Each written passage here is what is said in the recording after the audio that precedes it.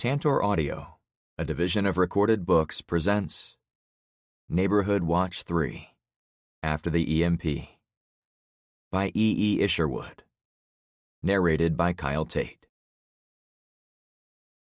Chapter 1. After putting on a fresh shirt, giving my AR a once-over, and topping off the ammo, I slung my trusty rifle over my shoulder and headed out to the driveway, where my neighbors had gathered. I'd given them half an hour to decompress after our trip from hell, but they'd all come over early, which I couldn't deny was pretty cool. "He's alive!" Luke cheered the moment I emerged. The rest of them clapped. "You thought I was dead?" I asked with mock surprise. "When Penny came out without you, we all thought the worst," Luke said with dramatic flair. The young mother had visited me for a bit while I took my 5-minute break, but she'd left me when I assured her I was coming out. I could have spent a lot more time in her calming presence, but she'd informed me the others were already waiting for their next chores, so I needed to get to it. She stood in the grass next to my driveway, holding the hand of her cute toddler, Daisy. She gave me a wry smile, as if she had gotten away with a prank. Daisy beamed when she saw me looking at her. "Hiya, Frank." "He's Mr. Frank," Penny scolded in a kind way. "Mr. Frank," the girl mimicked. "Just Frank," I replied. "For the time being, we're all going to be living in tight quarters, depending on each other for everything. You all are the neighborhood watch for our street, but if we want to do this right, we have to treat each other like family." I smiled at Daisy. "So from now on, you can call me Frank." "Frank!" she clapped. That seemed to make Penny happy too, which was the intended effect. Though I'd read a lot of books about the end of the world, they still couldn't compete with the real thing, nor did they provide anything specific to the dynamics of my group. Based on what I knew of my neighbors, they would not respond well if I was a drill sergeant barking orders and constantly warning them how every task was now life and death. They knew it. I knew it. There was no point repeating it. "Is everyone here?" I continued. I counted off in my head, going in order of their houses.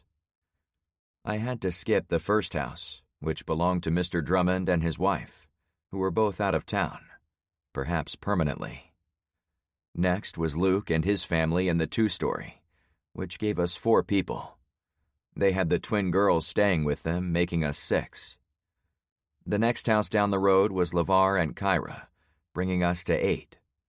The last occupied house on that side of the street was the older couple, Ben and Evelyn. 10 people. 2 pairs of empty lots were on both sides of the street beyond Ben's place. 4 partially completed homes were next to the 4 empty ones, 2 on each side. After those, Clownfish was grass all the way to the corner with Poseidon Pier.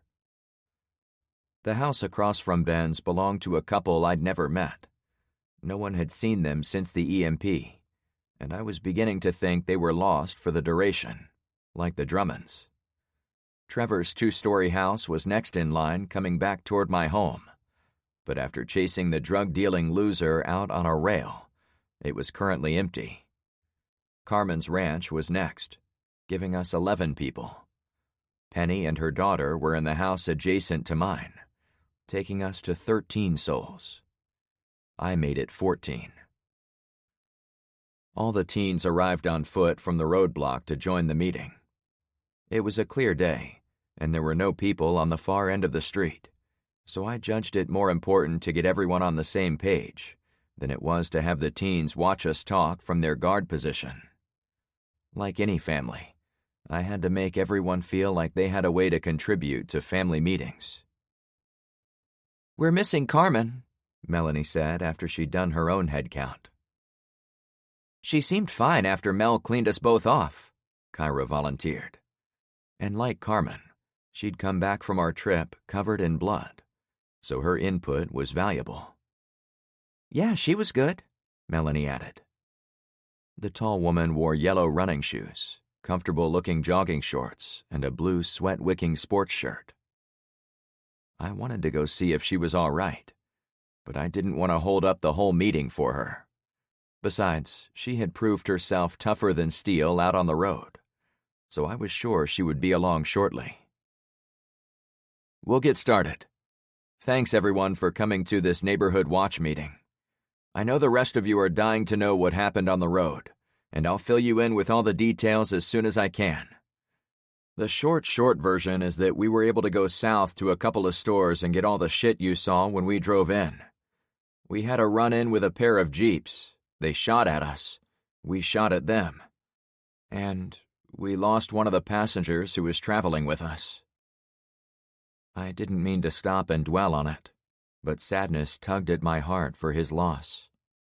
However, his death could serve a positive purpose. He died because he tried to do things his own way. I told him to keep his head down like the rest of us, but he decided to engage the enemy anyway, and they promptly shot him dead. "He's not lying," Kyra exclaimed. "I brought some of that guy's brains back with me." "I'm glad you're all right," I said with respect to LeVar's wife. "Thanks," she replied. "I don't want to make you afraid of your own shadow, but there are bad people out there. Did they follow you back?" Evelyn interrupted. "Is that why you're holding this emergency meeting?" Always her. "I can't give you any guarantees," I said in an even tone. "But we took our time driving home once we escaped them, and we constantly searched for anyone trying to follow." "So they could have followed you," she shot back. "Right?" "As I said, we can never be sure. We knocked out the first Jeep and we lost the second one, but the first had a CB radio. We were pulling a trailer, so they probably didn't get our license number, and the police computers likely don't work to look up my address, so the odds are close to zero. But as you've probably figured out, I don't assume anything when it comes to our lives." "So you can't promise they didn't follow you?" Evelyn pressed. I cracked up, though she wasn't trying to be funny. "All I can promise is we did everything we could to minimize the risk, but we can never make that risk 0%. Once we drive out of the garage—" "Car closet," Tyler chimed in. I fought my urge to slap my forehead at the crazy teen's timing. "Yes, once we take the El Camino out of the car closet, we might as well have a PA system on the roof which calls out to everyone around that we have a valuable ride. It might not be the Jeep that followed us home, but someone at some point in the future almost certainly will. This is the point I intended to make, and is why you're all standing here." "We have to assume bad guys are coming to take it," Penny suggested, since I'd mentioned the possibility earlier when the two of us were alone on my patio. "We're at a dangerous time in this disaster. I had hoped civil society would hold itself together for another day or 3, so we could go out in our truck and collect the resources we're going to need to survive. But having been out there all day today, I can say with some confidence the collapse is accelerating. Even the difference between this morning and afternoon was noticeable. I would be a fool if I came home from all that and told you it was business as usual here on Clownfish." Ben pointed to the circle, where they'd already unloaded some of the pipes and the wellhead pump handle. "So, we aren't digging the well today?" "No," I replied. "For now, at this minute, we still have water coming from our taps, so getting the well in the ground is not our priority. If we get to a better position tomorrow, maybe we can spare a small team to start on it." I ran the numbers in my head. We only had 14 people, minus Daisy, so there weren't a lot of ways to split up the workload. "So tell me the truth," Evelyn came back at me hard. "Are there bad guys coming or not?" "That's the million-dollar question. My advice is to assume they or someone like them is coming to do us harm, so we can get busy preparing for them. But if anyone has a different plan, I'm all ears." I lobbed the softball question to the group, so Evelyn knew everyone else thought it was the correct course of action. No one said anything. Well, here's what I propose. I came up with 3 things we need to do as we head into the evening. 1. We need to extend our borders so we know where we are weak and where we are okay. 2. We need to harden a few of our homes in case bad guys do show up. And 3. We need to make sure we have fresh minds in the middle of the night. I looked around, waiting for a response, assuming it was a bit like an army squad might do before going into battle. No one made a peep, not even Evelyn, so I continued. Luke, how are things going out in the woods? I turned to my second in command. That's the border I'm most concerned about, since it is the biggest. The kids really helped me out there while you were gone. I haven't had time to scout out much beyond the tree line, but there are definitely some trails zigzagging throughout the forest. We toppled some smaller dead trees, blocking the more obvious routes where off-road vehicles might go, but we really need a chainsaw to knock over some bigger ones. When I came through the roadblock, I said, Tyler mentioned you guys had a sniper nest picked out. Yep, I think I can nail in some 2x4s to make a ladder, then place some boards across a couple of high branches to make a perch. I'm not the best at construction, but even I can do the basics. All right, let's hold off on the nest for now. Your time would best be served by scouting deeper into the woods to see what we're dealing with on those trails. Don't go alone, of course, and make sure you're armed, but we need to know if there are any paths that could bring vehicles to our back door. Will do, he replied. I'd like to see the woods for myself, so I'll join you as soon as I'm able. Sounds good. So if an enemy comes, I went on, we have to assume they'll get closer than the woods. How much closer? Evelyn pressed. All the way up to the houses themselves, I deadpanned. We have to plan for bad guys walking right up to our back doors, especially those who live on the side with the woods. For those of you who live with a canal at your backs, it's less likely anyone would come by boat, but we shouldn't discount it totally. How do we protect our homes? Melanie asked. I need a crew to go to the 4 houses under construction and start ripping them apart, so we can use the wood to put over our windows and back doors. Is that allowed? Kyra asked. If the shit continues to hit the fan, I answered, someone is going to swoop in and take everything from those houses, so it might as well be us. At least then the materials will stay here on our street.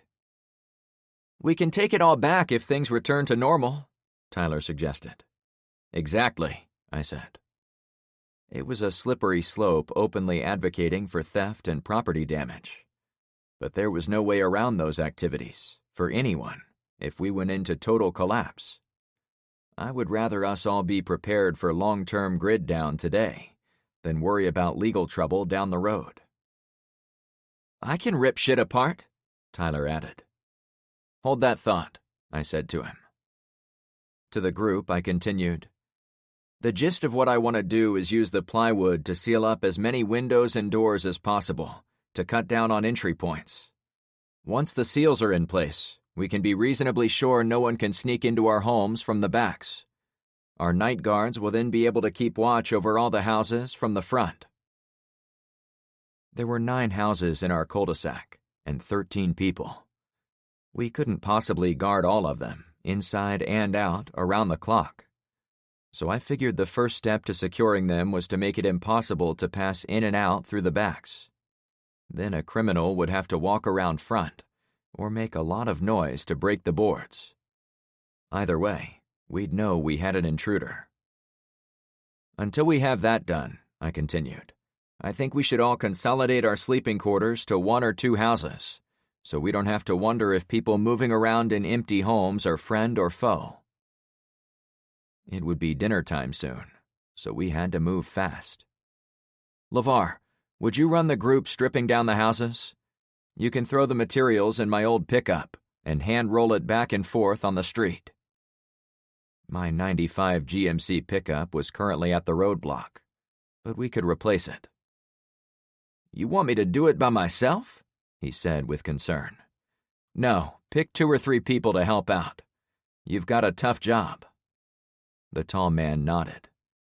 I was certain he would pick his wife as one of the helpers, but he would need at least one other person with strength to carry out heavy lumber. We were desperately short of muscle. "Until we get those boards in, a third group should use existing stuff inside each home to harden the defenses in the rear of the homes, starting with the ones we are using tonight for sleeping quarters." "Which ones are those?" Melanie queried.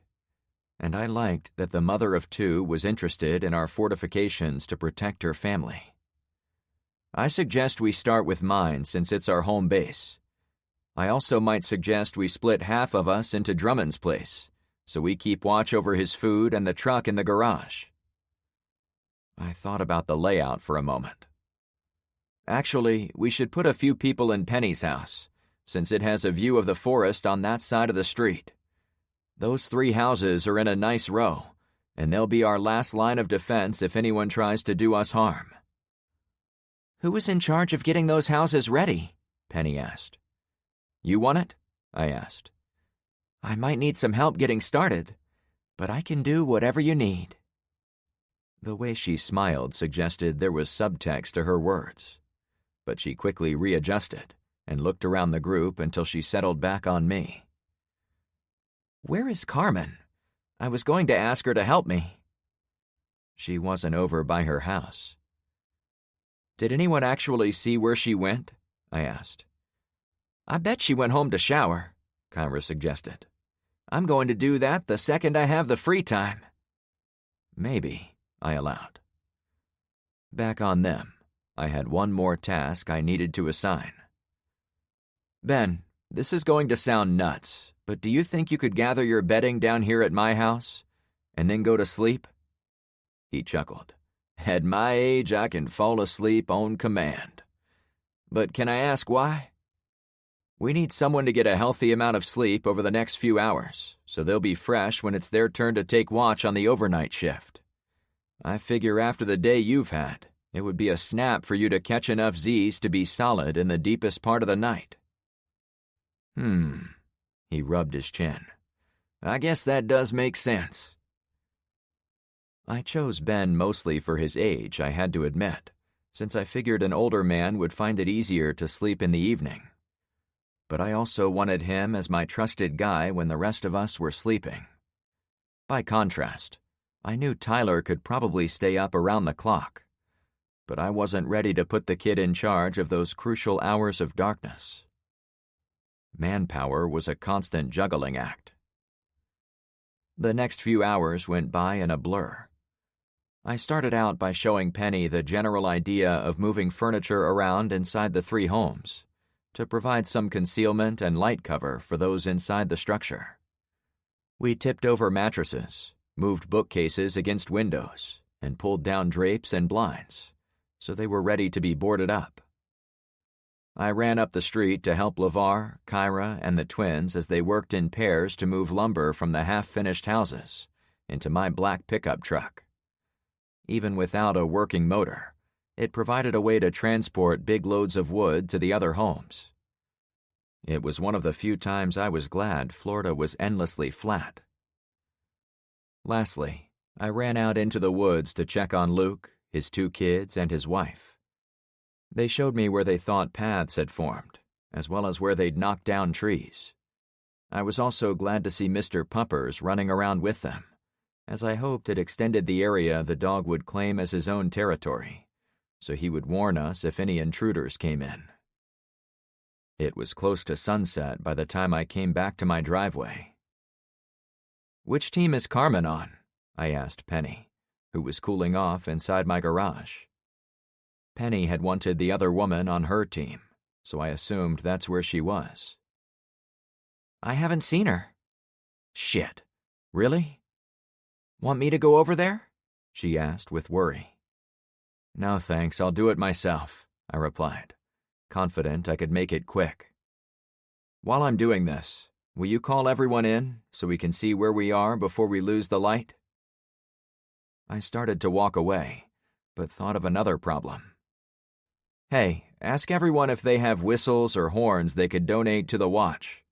We need to be able to signal everyone to come home using one simple method, you know?" Penny gave me a thumbs up. I hurried over to Carmen's place with a million burdens on my shoulders.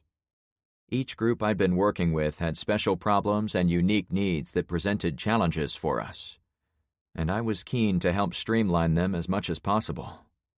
However, the closer I got to her open garage door, the more my mind zeroed in on my missing friend. "Carmen?" I called as I went inside the empty garage. Her Mercedes convertible was on the roadblock, and the woman hadn't put a single household item in the 3 bays. The door to her house was slightly ajar, as if she'd only made half an effort to shut it. I popped my head inside and spoke louder. "Carmen!" Still no reply. I shoved my way inside, but hesitated for a moment. It didn't seem right to pull out my Springfield XDS, but Carmen had been absent for too long, so I went ahead and unholstered the weapon. "Carmen," I said again, quieter, as if maybe someone else might be listening. "I'm in here," she replied, but it was barely audible. I waited for her to say more. "Are you all right?" I prodded. "Yeah," she said plainly. "Is it just you?" I asked to be sure. "Yeah, I'm in my bedroom." I left the kitchen and crept through the cat apocalypse that passed as her living room. When I'd been there before, I was overwhelmed by all the cat pillows, pictures, and figurines. This time my only interest was the woman down the hallway. "I'm coming back there," I said, again waiting to hear if anything in her voice gave her away as being in trouble. "That's fine." She sounded down. When I came around the corner of her giant master bedroom, I was surprised to see her sitting naked on the floor. Not in a "Frank, I've been waiting for you" pose, but a "I'm not doing good, Frank" posture. She sat next to the bed, with her legs drawn against her chest. Her long curly hair sat flat on her shoulders, and her honey-toned skin was still dripping, as if she'd come right out of the shower. "Holy shit, Carmen.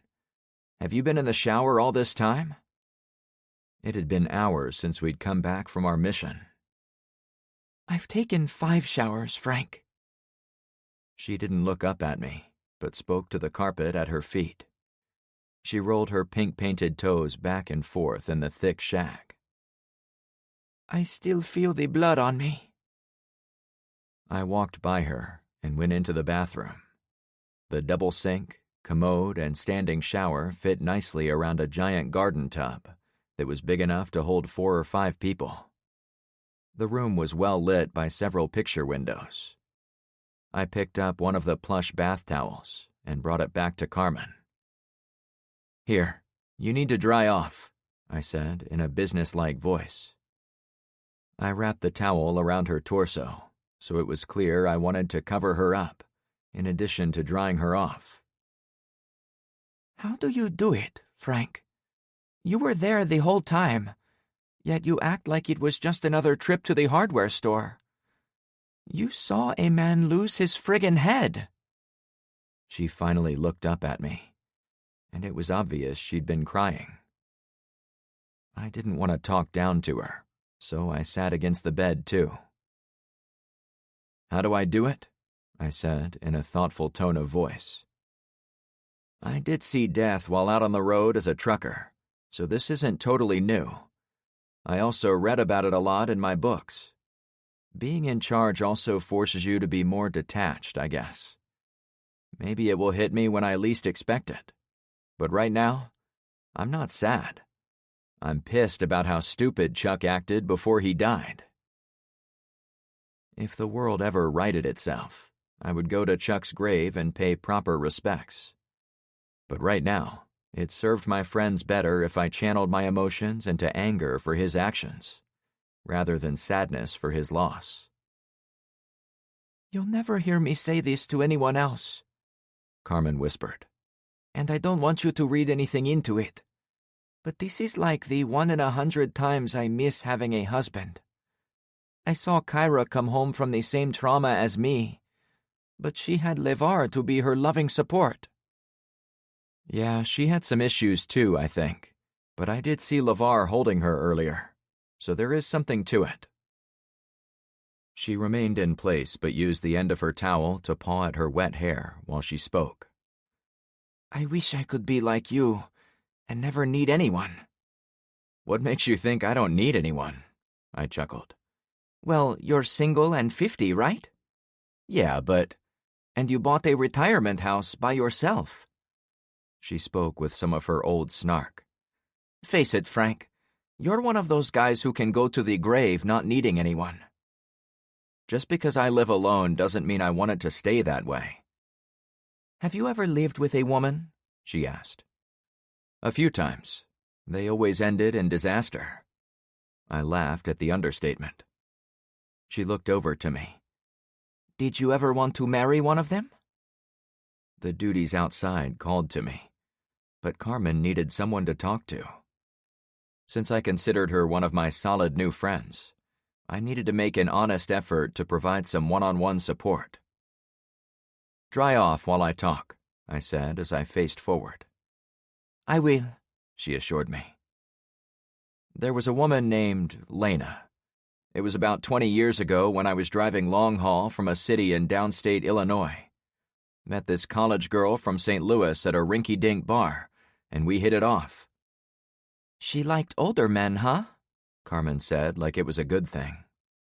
I was in my late 20s, I think. She might have been out of college. I don't remember. I wasn't that much older. Go on, she poked. So anyway, I saw her a bunch of times when I drove through St. Louis, and it became more than a casual thing. I met her parents, stayed over at her apartment when I passed through. That one summer was probably the happiest I'd ever been. What trucker wouldn't like frequent layovers with a hot babe who spent her days at the community pool sunning herself in a tiny bikini while texting sweet nothings to her over-the-road Bubba boyfriend? However, I left that part out of my story. But it didn't last? No. She wanted more of me than I was able to give, because I spent all my time out on the road. That's been a pretty common thread with all my relationships, if I'm being honest. Carmen hopped up, surprising me. The towel swung away from her, but I looked away before I caught an eyeful of primo Cuban real estate. It wasn't that I didn't want her to know I found her attractive, but I had a thing about taking advantage of anyone who was having an emotional breakdown. She brought the towel around her torso like a vampire sweeping a cape. Thanks for talking to me, Frank. I think I just needed to hear I'm not alone being alone, if that makes any sense. It does, I assured her before continuing. But I need to clear the air on one point. Sure, she said. I retired and settled down here in Florida because I wanted to put down roots. Finally.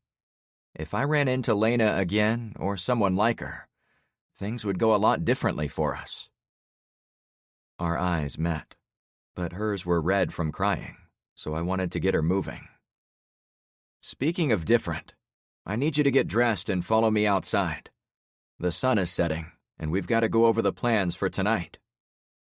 She flashed a wide smile, but it faded. You never stop planning, do you? Never take a second for yourself. I can't, Carmen, or people are going to get hurt. It must be a heavy burden, she said dryly. I know what we're facing. The odds are against all of us making it through this, but I want to give each person on this street a chance to beat those odds. Yeah, it sucks, but I can't let it drag me down. You handle it well, she allowed. The good news for both of us is we aren't alone anymore. Aside from the incident with Chuck, I thought today went great. You and I made an awesome team. I can't stop being impressed at seeing you standing over me with your pistol from the bed of the truck when you told Steve and his goons to back off. That was Annie Oakley-grade badassness." Carmen swished the towel around her midsection, keeping herself covered. The activity suggested she was coming out of her funk, at least for now. Mental health was going to be an important issue to keep on top of for all of us. "I promise I'll pull it together. You've really helped me out, Frank." "Well, that's why I'm here. Are you coming out soon?" She hurried toward the bathroom. "Wait for me in the garage. I'll be right there." "I will." She dropped the towel as she rounded the corner. I was looking right at her, since we'd been talking, so I caught a glimpse of her naked backside for half a second as she disappeared. It was impossible to know if she'd done it out of haste, or if she wanted me to get an eyeful. I waited for a second to see if she'd say anything. "See you in a bit," I added. "Okay," she replied with a definite snicker. I went back through Kittyland and made my way to her garage. I went to the threshold of the raised doors to get out of the sweltering interior, and Penny saw me the second I emerged. "Is she all right?" Penny asked from across the street. "Yeah, she's good. Or she will be," I answered. True to her word, Penny had assembled the neighborhood watch on my driveway, exactly as she had done the last time. I was coming to appreciate her skills in wrangling people quickly, which was not to be scoffed at in our current situation. It only took a minute or two before Carmen rushed out her door. The woman had barely dried her hair. She'd thrown on some designer jean shorts, a white t-shirt, and a pair of black work boots. Her wet hair was pinned in a messy ponytail. "You came to play," I said with approval in my voice. "I've never gotten ready that fast in my life," she replied. "That's one advantage of not having a husband scrutinizing every outfit you put on." "I think you look just fine," I said. No makeup, wet hair, disheveled clothing.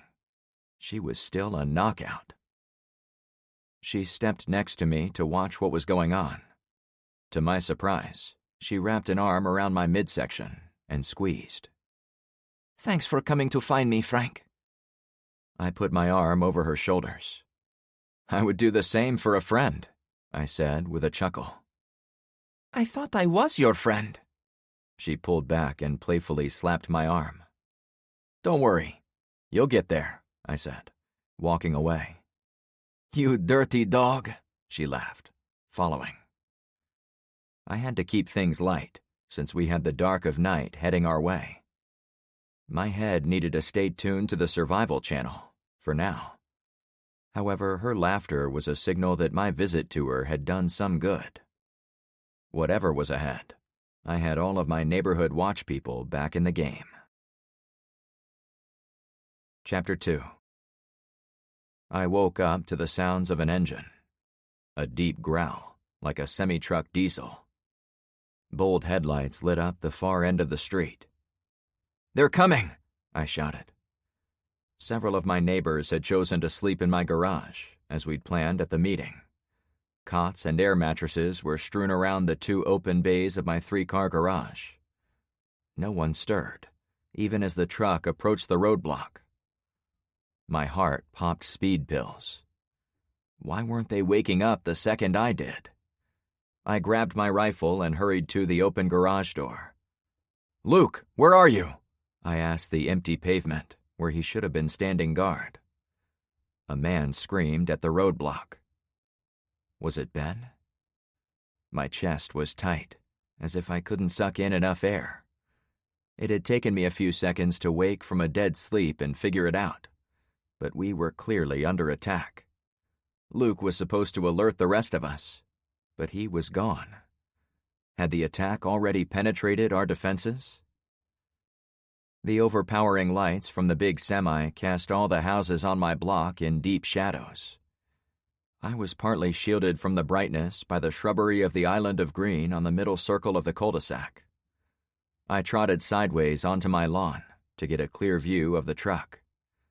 Behind it, a row of other vehicles lurked in the darkness, headlights off, as if using the first big rig as their blocker. "Wake up!" I yelled into the night, praying my people would respond. "Shoot to kill!" The truck smashed into my Corvette on the blockade. At first, the tires of my sports car barked and chirped as it was pushed by the 40-mile-an-hour wall of metal, but then it scooted sideways. The kids had assembled the cars in a wedge, as I'd asked, but the truck still broke through. The path was clear. "Then, get out of there," I said to the night. Without walkie-talkies, there was no way to communicate my sentiment to the man I put on night duty. In seconds, the truck arrived. It had given me only enough time to wonder if we could have seen it coming. Was anyone in the sniper's nest out in the woods? I didn't hear the big Lynx sniper rifle banging away. It was up to me. I brought my rifle to bear, intending to put rounds into the driver's spot, knowing it was the only way I was going to stop the threat. But my hands were rivers of perspiration. The humidity of South Florida didn't turn off with sundown. It took a second away from my reaction time as I wiped my hands. I squeezed the trigger, but nothing happened. "The safety," I wheezed. The rig approached the circle at high speed, and it didn't make any course corrections as it plowed into the unfinished well we'd been working on. The poles went flying in random directions as the beastly 18-wheeler plowed over them. I again raised my rifle and aimed it, but the magazine was loose. My heart bounced against the roof of my mouth as the mag fell to the grass. The truck and trailer roared by, not 20 feet away. I knew the chase vehicles were seconds behind, but I only had eyes for where those spotlights aimed. "Why is everyone still sleeping?" The truck shot up my driveway. 2 seconds from impact, I saw Carmen pop up from her sleeping bag. "I'm sorry," I yelled. The second the truck shredded my garage, I jolted awake. "Shit!" I yelled, falling to the hard concrete next to my cot. I was swarmed with concerned call-outs. "Frank, you all right? Frank, you okay?" Luke came running inside the garage, first on the scene. "Frank, you must have had a whopper of a dream. I saw you moving on your bed for the past minute or so. It almost looked like you were holding a gun, trying to load it or whatever." I'd been dreaming, thank God. But I did bring one thing with me out of my nightmare. My heart thumped against my ribcage, as sure as if I'd been watching the truck roll over all my friends. To calm myself, I stayed on the floor for a second, looking up at Luke.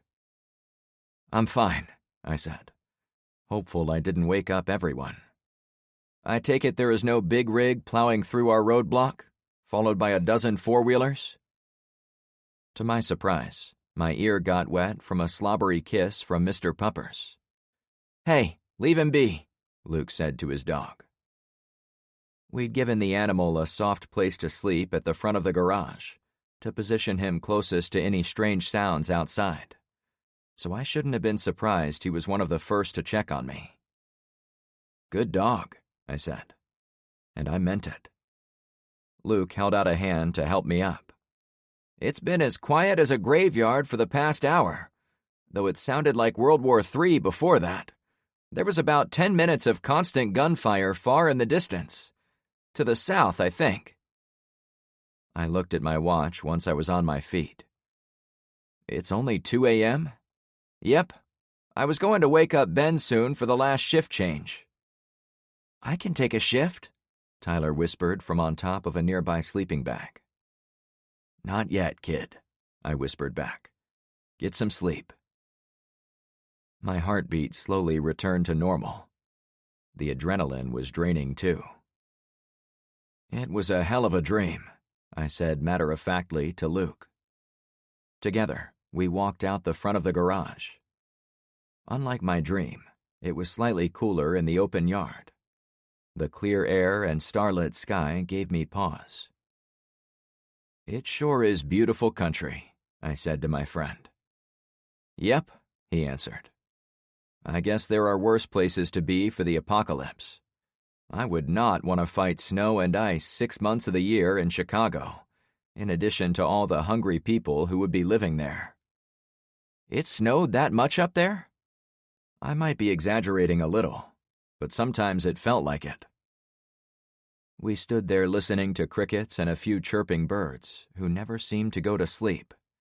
But I was most interested in the lack of any engine sounds.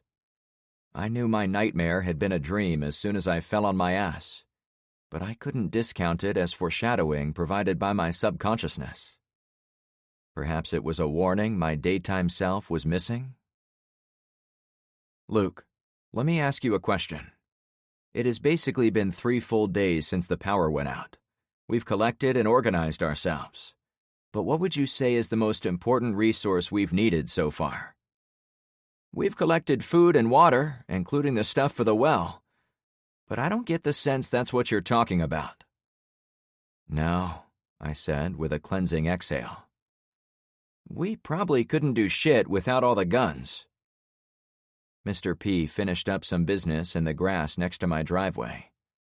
One more item on our list was going to be dog care and cleanliness. Agreed. Anyone caught out here without a weapon is basically a victim in waiting. There's an old rule that you can never have too many guns or too much ammo. But I think we have a passable amount right now. So, what is it? He said with some frustration. Bikes? We've used them a lot. Essentially, yeah. I was thinking about the El Camino, but anything that lets us get around town gives us a huge advantage over the bulk of the population. In my dream, we were overwhelmed by an 18-wheeler and a bunch of cars. Big rigs still work? He asked with surprise. Sure, there are still classic semi-trucks on the road, same as the old Chevys and Jeeps we've seen out there. They'd be a lot harder to find, but anyone who got one would be living large. So let me guess, you want to go out looking for one? Luke chuckled. My friend still had his hair gelled back and styled, but the days of wear had taken some of his clean-cut look away. He now carried a face full of stubble. His navy blue t-shirt had a cartoon picture of a cyclist named Lamond. No, but if I saw one while out on the town, I'd seriously think about bringing it back to the street. What I've come to realize is we need to be scrounging for as many working vehicles as we can find. Partly so we have redundancy in our own crew. But I have to admit, I wouldn't mind taking away extra cars from guys like those Jeepers. The more we grab, the fewer there are for the bad guys. Bingo, I replied, once again looking up to the sky. The window is rapidly closing for us to get out there and secure all the basic shit we're going to need to stay alive. Medical supplies, cleaning supplies, tools, maybe a few more guns. We both chuckled. Can never have too many, he added. We'll never have enough of anything ever again, I'm afraid. If things go the way I think they will, every street, block, and building is going to fortify itself against outsiders. So driving from here to North Point might become impossible. Eventually, as people... I paused for a moment, since what I needed to say was distasteful, but I like to speak frankly with my second-in-command. As people die off from disease, starvation, and tribal warfare, the streets might open up again. By then it won't really matter, since nothing will be out there for us to acquire. Damn, that's a raw take on our situation. You know I don't mince words with you, right? I do with some of the others, especially around the kids, but I want at least one other person to know exactly how bad I believe this might get. You know, in case I understand, he interrupted. We shared a moment of appreciation for the gravity of our new life. Bottom line, we have to make our move while there's still time. My mind drifted for a few moments, as I fought the tiny but desperate part of my brain still hanging its hat on the notion the EMP disaster wasn't going to be as bad as I feared. Out loud, I'd been clear to my friends how I believed it would be worse than anyone expected, and I wanted to stick by that prognosis, since there was no point in playing for second place when lives are on the line. "What are you saying?" he asked. I smiled at him. "You up for a nighttime car ride?" "Tonight?" he asked with shock. "Before sunrise, yeah. I've been thinking about getting a second working vehicle, and every single one we've seen out on the road has been taken by someone else. Except for one." It took him a few seconds to think about it. "That red car on its side?" "Yep. I looked it over while we were there, and besides the bullet holes and the fact it was tipped on its side, the car itself seemed intact." "Don't forget the dead people inside," he said with a shudder. "I couldn't if I tried," I replied. "You sure you want me going?" he asked. "I know you like me here on the street." "You ever tried pushing a car over?" I replied. "No. It's going to take some strong men. I figure you, LeVar, and myself can probably knock it over if we use the El Camino to do some of the pushing. But being there might draw attention to ourselves, and I might need to do some engine work if anything got knocked around during the crash. So we'll need enough gun hands to provide security for the recovery site. Hell, we should probably add Kyra and Carmen, too." "That won't leave many people here on the street," he cautioned. "No, it won't." I thought about it for a bit. "But you've hit on the second item high on my list. Survival is all about the basics of life: water, food, shelter, security. But I'm coming to appreciate you can't discount the importance of good people either. If we're going to be out and about, we have to get our neighbors on the other 2 streets involved in this. We used Zen's crew yesterday, but I'm hoping that was a one-time deal. I could send my wife to Barracuda right now to knock on doors if you'd like. Let's talk about this at sunrise, hopefully after we bring home the red car," I answered. In a perfect world, I wanted to go with whatever group talked to the other streets the first time. But I couldn't do everything. If someone else had to do the talking, I thought Melanie would be a good diplomat for us. However, no one was going door to door in the middle of the night, so we had time. Luke and I talked for a few more minutes about the logistics of our planned excursion and how to assemble our team. We would also need to unload the sand and rock from the bed of the truck, gather guns and ammo and our traveling packs, then move one of the cars at the roadblock so we could get out. From there, we would have to wing it. Chapter 3. There was no way to plan our trip out of the subdivision without waking everyone on the street. Luke's family, plus Mr. Puppers, slept in my garage. Most of them were already awake from my tumble out of the cot. To my surprise, everyone who heard what we planned to do wanted to go, except for Evelyn. I had discussed my ideal team with Luke, and for the most part, I got what I wanted. But the big surprise was Penny. After I explained why we were going to North Point and how we wanted to scavenge while we were there, she insisted on taking us back to Daisy's daycare, since it would have a ton of the items on our list. Ben, somewhat fresh after getting to bed well before the rest of us, was in charge of the street while we were away. After 30 minutes of prep work, we rolled out. We headed through the roadblock with Penny and Carmen in the front seat with me. Luke, LeVar, and Kyra rode in the back. In my evolving threat matrix, I knew we were taking a solid majority of our firepower on the road, but everyone left on the street had at least practiced with firearms, leaving 7 armed citizens to defend our turf. Daisy was the only one who wouldn't play any role in protecting the group. Even Evelyn had been willing to take a pistol when told everyone had to protect the little girl. Once underway, and the adrenaline of starting the loud truck and rolling past the roadblock ebbed out of me, I listened out my window and appreciated how loud the El Camino's engine was in the night. "I guess we can't surprise anyone," I said to Penny, who sat next to me. She kept my loaner revolver holstered on her right hip. "Can't you make it any quieter?" she asked. "If I had the right tools, yeah. I would take off these glass packs and try to replace them with mufflers that aren't designed to annoy the neighbors. You mean someone put them on to be louder? She said with shock. That's nuts. You obviously don't know motorheads very well. I cracked up. Some good old boys take off the muffler system completely and run what they call straight pipes. By chance, did you ever go to a stock car race? I sensed her rolling her eyes. Well, you'll never hear louder cars, I explained. Some fans wear earplugs. That doesn't sound very fun, Carmen interjected. Different strokes for different folks, I suppose. I'm not the biggest fan, I'll admit, but I've been to a few races in my day.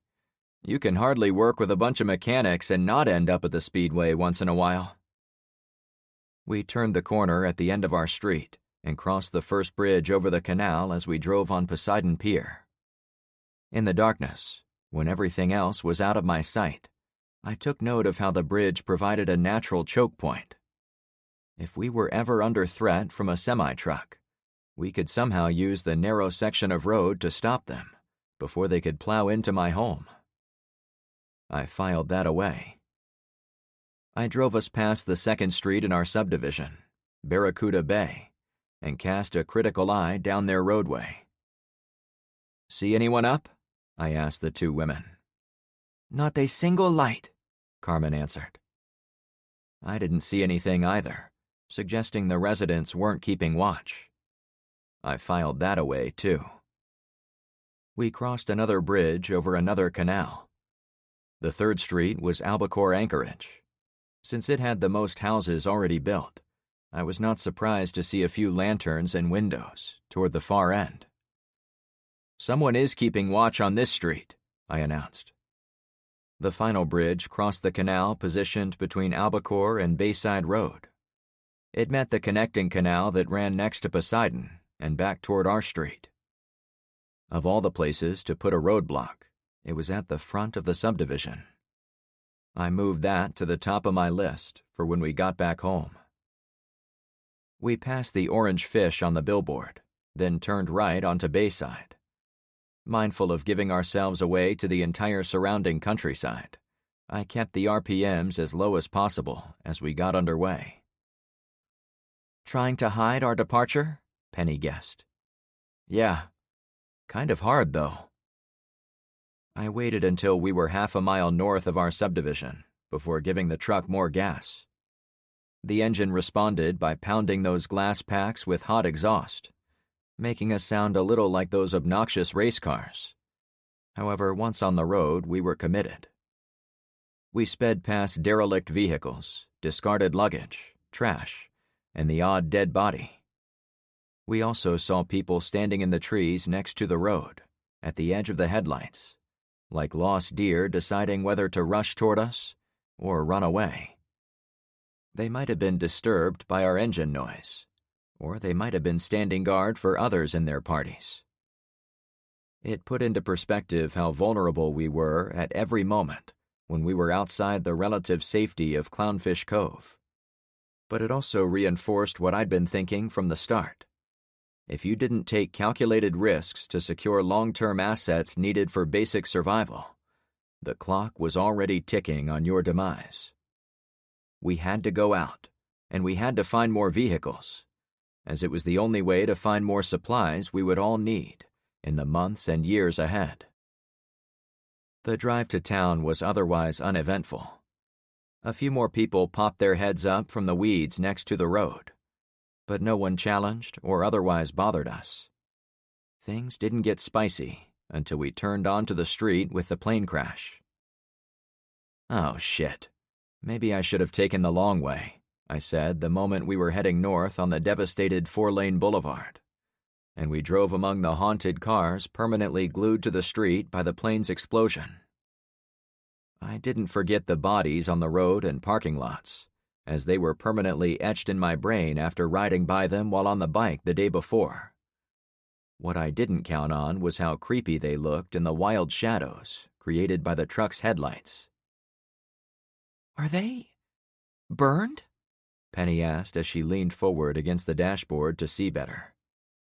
Yeah, I don't recommend you look inside any of these wrecked cars coming up. I pointed ahead.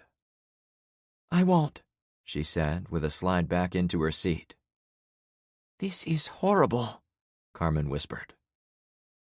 For my part, I ignored the poor people burned on the ground, and I didn't look inside any of the torched vehicles, including the minivan with the charred family. We're here, I said as we reached the Charger. Its cheery red paint seemed alien, so close to the horrible tragedy smeared on the rest of the street.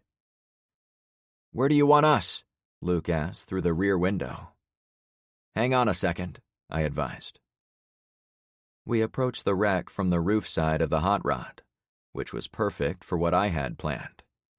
I brought the El Camino into a slight left turn, so the hood was flush with the roof of the sideways car. Okay, Luke and LeVar, I need you on our hood. I put the truck in park and hopped out. I met them in the back to grab the supplies I'd brought with us. Come again? LeVar chuckled. I need you two to stand on our hood so you can push the other car from higher up. If I ram into it, we are more likely to push it sideways. You two are going to give it the extra leverage we need for it to topple over. I pointed to the 2x4s. You both need to stand these against the front bumper of the truck, as well as against the roof of the Charger. It will give you solid leverage. If I had unlimited time, I would take care to use tow straps or cables or whatever I could find to ease the Charger onto its wheels. Even stacking lumber under where it would fall could take the edge off the impact, and thus save it from being damaged. However, lacking the time or materials, I had to risk the underside in order to do it quickly. The two men did as instructed. Carmen got out and stood at the back of the Charger, while Penny did the same at the front. I asked everyone to check around them, in case strangers thought to sneak closer to our operation. I got a pair of thick ropes from the back and gave one to Penny and one to Kyra. I got these from Ben, since he's got a lot of boating stuff. You'll each want to wrap them around the tires off the ground, then stand far back and pull when I say. Got it? The concept wasn't complicated. I planned to use leverage on both sides of the tipped car, while also using the horsepower of the El Camino to get it done. I'd never tipped a car in my life, but the old-school Charger was almost shaped like a box, and it was a large model vehicle to begin with, so I knew we needed some oomph on the top. Here we go, I called out. I gave the truck a tap on the gas pedal, which was the cue for everyone to push or pull at the Charger. Now, I yelled. More gas upped the momentum. Luke and LeVar shoved against the other roof, and the boards immediately leaned away from them. I let off the gas, afraid I would shove it too hard, but the Charger lost momentum and swung back to its original position. We almost had it, Luke pleaded. Here we go again, I cried out my window. This time I'm not stopping. We were disturbing the peace way more than I'd wanted. If there were people sleeping in the stores and fast food restaurants surrounding the burn zone, they weren't asleep anymore. This time I steadily increased the gas as the other car wobbled and then tipped beyond the point of no return. Both men jumped backward, the support board snapped off, and the Charger fell heavily back onto four wheels. Woohoo! Carmen yelped, now that I could see her. I shut off the engine and hopped out. I grabbed some beach towels I'd tossed in the bed and walked them over to the Charger. Guys, listen for trouble out there. I need one of you to help me with the occupants. I'll help, Penny gulped as she went toward the far door. Looking inside, the interior was a mess. From my previous visit, I knew a pair of men had been shot to death in there, and whoever did it had not spared any bullets in doing the act. Between the accident sending the heavy vehicle onto its side and the shooting itself, there were multiple bullet holes and tears in the seats, and lots of broken glass. But no bodies. Where'd they go? I asked. I tried to open the driver's door, but it had been crushed beyond usability. Instead, I had to rush around to Penny's side. She had her door open, but hadn't moved to get inside. Did someone take them out? She wondered. They must have been really committed to the project, I suggested. Lifting dead bodies out of a tipped vehicle wouldn't be easy. There was a large pool of dried blood next to the driver's door, but I also found some on the pavement behind the car. Lots of shattered glass was back there, too. Looks like they broke the rear window and dragged them out, I said, playing the part of a police detective. Why would they do that? Carmen asked. I don't know. Maybe the family came and got them for burial. Maybe the mayor wanted to clean up this street. Right now, all I can say is thank you to those people, since it would have been nasty to deal with corpses that had been in the hot sun for this long. Carmen made the sign of the cross. Looks like most of the blood went out the window while the car was on its side, but let's put down some towels anyway. I tossed the beach towels onto both front seats. I'd read a fair bit about corpses in my survival books. If we'd gotten to them early, when rigor mortis set in, we might have been okay moving them like stiff boards. But those dead men would now be bloated, squishy, and probably loaded with maggots. In fact, the inside of the car might have been a total loss if they'd been allowed to decompose in there. Hey! A man's voice yelled from a nearby parking lot, pulling me out of my dark thoughts. Luke, on watch, replied, Can we help you? Does that belong to you? The man asked. I chuckled to myself. What idiot confronts an armed group in the middle of the night? Either he wasn't aware how much danger he was in, or he had balls that required a forklift to haul around. We're getting it off the road, Luke said in a reasonable tone. At 4 a.m? The man asked as he came closer. The gentleman was older, say 60, with faded khaki shorts and a blue denim button-down shirt with a name badge on his left pocket. Now that I had a better look at him, he was armed with a handgun held tight against his far side thigh. That was my cue to unsling my rifle. My heartbeat sped up to match my adrenaline. I motioned for Penny to slip into the Charger. See if she'll start up. The car had been tipped over while it was moving, so it was no surprise the keys were still in the ignition. I had to know if the vehicle would roll out before I made any move on the intruder. The younger woman scrambled over the damaged passenger seat and hopped into the bucket seat on the driver's side. Luke and the man spoke back and forth as she prepared to turn the key. She looked over to me one last time. Do it, I whispered. She turned the key, but nothing happened. Shit, I grumbled. Pop the hood. I walked around the open door and sprung open the hood as the nosy man came up to Luke. I desperately wanted to check out the engine bay, but I couldn't leave Luke hanging, so I continued around the car until I was next to Penny again. I need your help, I said only to her. Whatever you want, she replied. Get out of the car and go back to LeVar. Tell him to look for me to put my hands up when I greet this asshole. I want him to draw his Glock on the guy at that signal. This is the moment I'd been fearing since the day I walked out of my house after the EMP. My choice was to talk down an armed stranger, risking a gunfight and possibly allowing harm to come to one of my friends. Or I could put an end to the threat before it started. Now that the world had gone to shit, my options were black and white, with little gray in between. As she scooted back over the seats, I turned around to face the guy. Hey, I'm Frank, I said in a cheerful voice. I don't care who you are. I don't think you belong here. I strode up next to Luke, conveying an image that I didn't have a care in the world. One look over my shoulder confirmed Penny was giving my instructions to LeVar, so I tried to keep the guy's eyes on me. "I think there's been a misunderstanding. Are you with the police?" "I'm with a group patrolling North Point to keep riffraff like you from destroying our community. I've caught people looting all over the place. I just didn't think anyone would be here for the cars, too. If you don't tell me what I want to know, I'm going to take you all back to my headquarters." His arm wavered, as if he was thinking about whipping out his gun. I put up my hands. "I'm sorry, mister, but we mean no one any harm. This car doesn't belong to anyone but the 2 dead men who were in it, and we can't let it fall into the hands of criminals, so we're taking it. If you look over to my friend, you'll see how we're going to defuse this situation."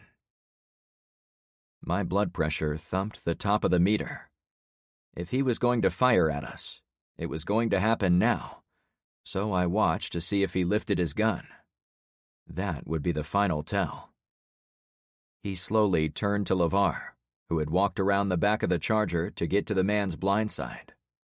The man's pistol hand stayed at his side. Even with flashlights, I saw the blood drain from his face. "Set your pistol on the ground," I advised. While he'd been looking at LeVar, I drew my Springfield and had it pointed at him. I wanted it to be extra clear we were in control of the encounter. He stooped down and set his weapon on the pavement. I don't want any trouble." "Take 3 steps back," I commanded. As instructed, he went backward. I'm working for the city," he said without conviction. "You won't get away with this." "Mister, I know it doesn't seem like it to you, but we're the good guys. If we were the bad guys, we would have shot you dead for approaching us in the middle of the night. No questions asked." The day might come where we would shoot first and ask questions at the funeral, but I was still of the mind we could keep the violence to a bare minimum if we played it smart. If we shot the guy dead, the loud blast would likely bring others. No matter if we outmanned and outgunned them, it would up the danger of being injured. Being shot, even a graze, could lead to death now that doctors weren't on call. "Whatever," he spat out. "Gents, keep an eye on him," I said to Luke and LeVar. I hurried over to the engine while waving Penny back into the driver's seat. The engine bay was cleaner than I expected, and I only needed about 30 seconds to figure out what was wrong. The owner of the old car hadn't taken care of the battery tie-down, and it had launched up during the tip-over, ripped open the positive cable, then slammed back into its cradle. I ran over to the El Camino and grabbed my toolbox. "Carmen, can you come over here?" I said to the Cuban woman. We met at the engine bay. "I need you to get in the truck and be ready to start it up. If someone comes looking for this guy, we might need to skedaddle." I handed her the keys, which I told everyone would never be left inside the vehicle while we were away from it. "I can't drive a stick, Frank. Remember?" "Get Kyra, okay?" I knew Kyra could drive it from her short stint behind the wheel. "But you and I are going to have private driving lessons as soon as we have the time." "I can't wait," she whispered to me. She sped off, and I got busy splicing the frayed wire back into the clamp on the battery terminal. I had to undo the negative wire, so I didn't cause a spark show, but it wasn't a complicated fix, as long as there were no other issues. After a minute of toil, Penny hung her head outside her window. "Frank, I hear an engine." I lifted my head and listened. "That's the Stallion crew," the man bragged. "They'll put you straight." "Give me another minute," I said to my team. Then, as I continued to repair the posts, I called out to Luke and LeVar.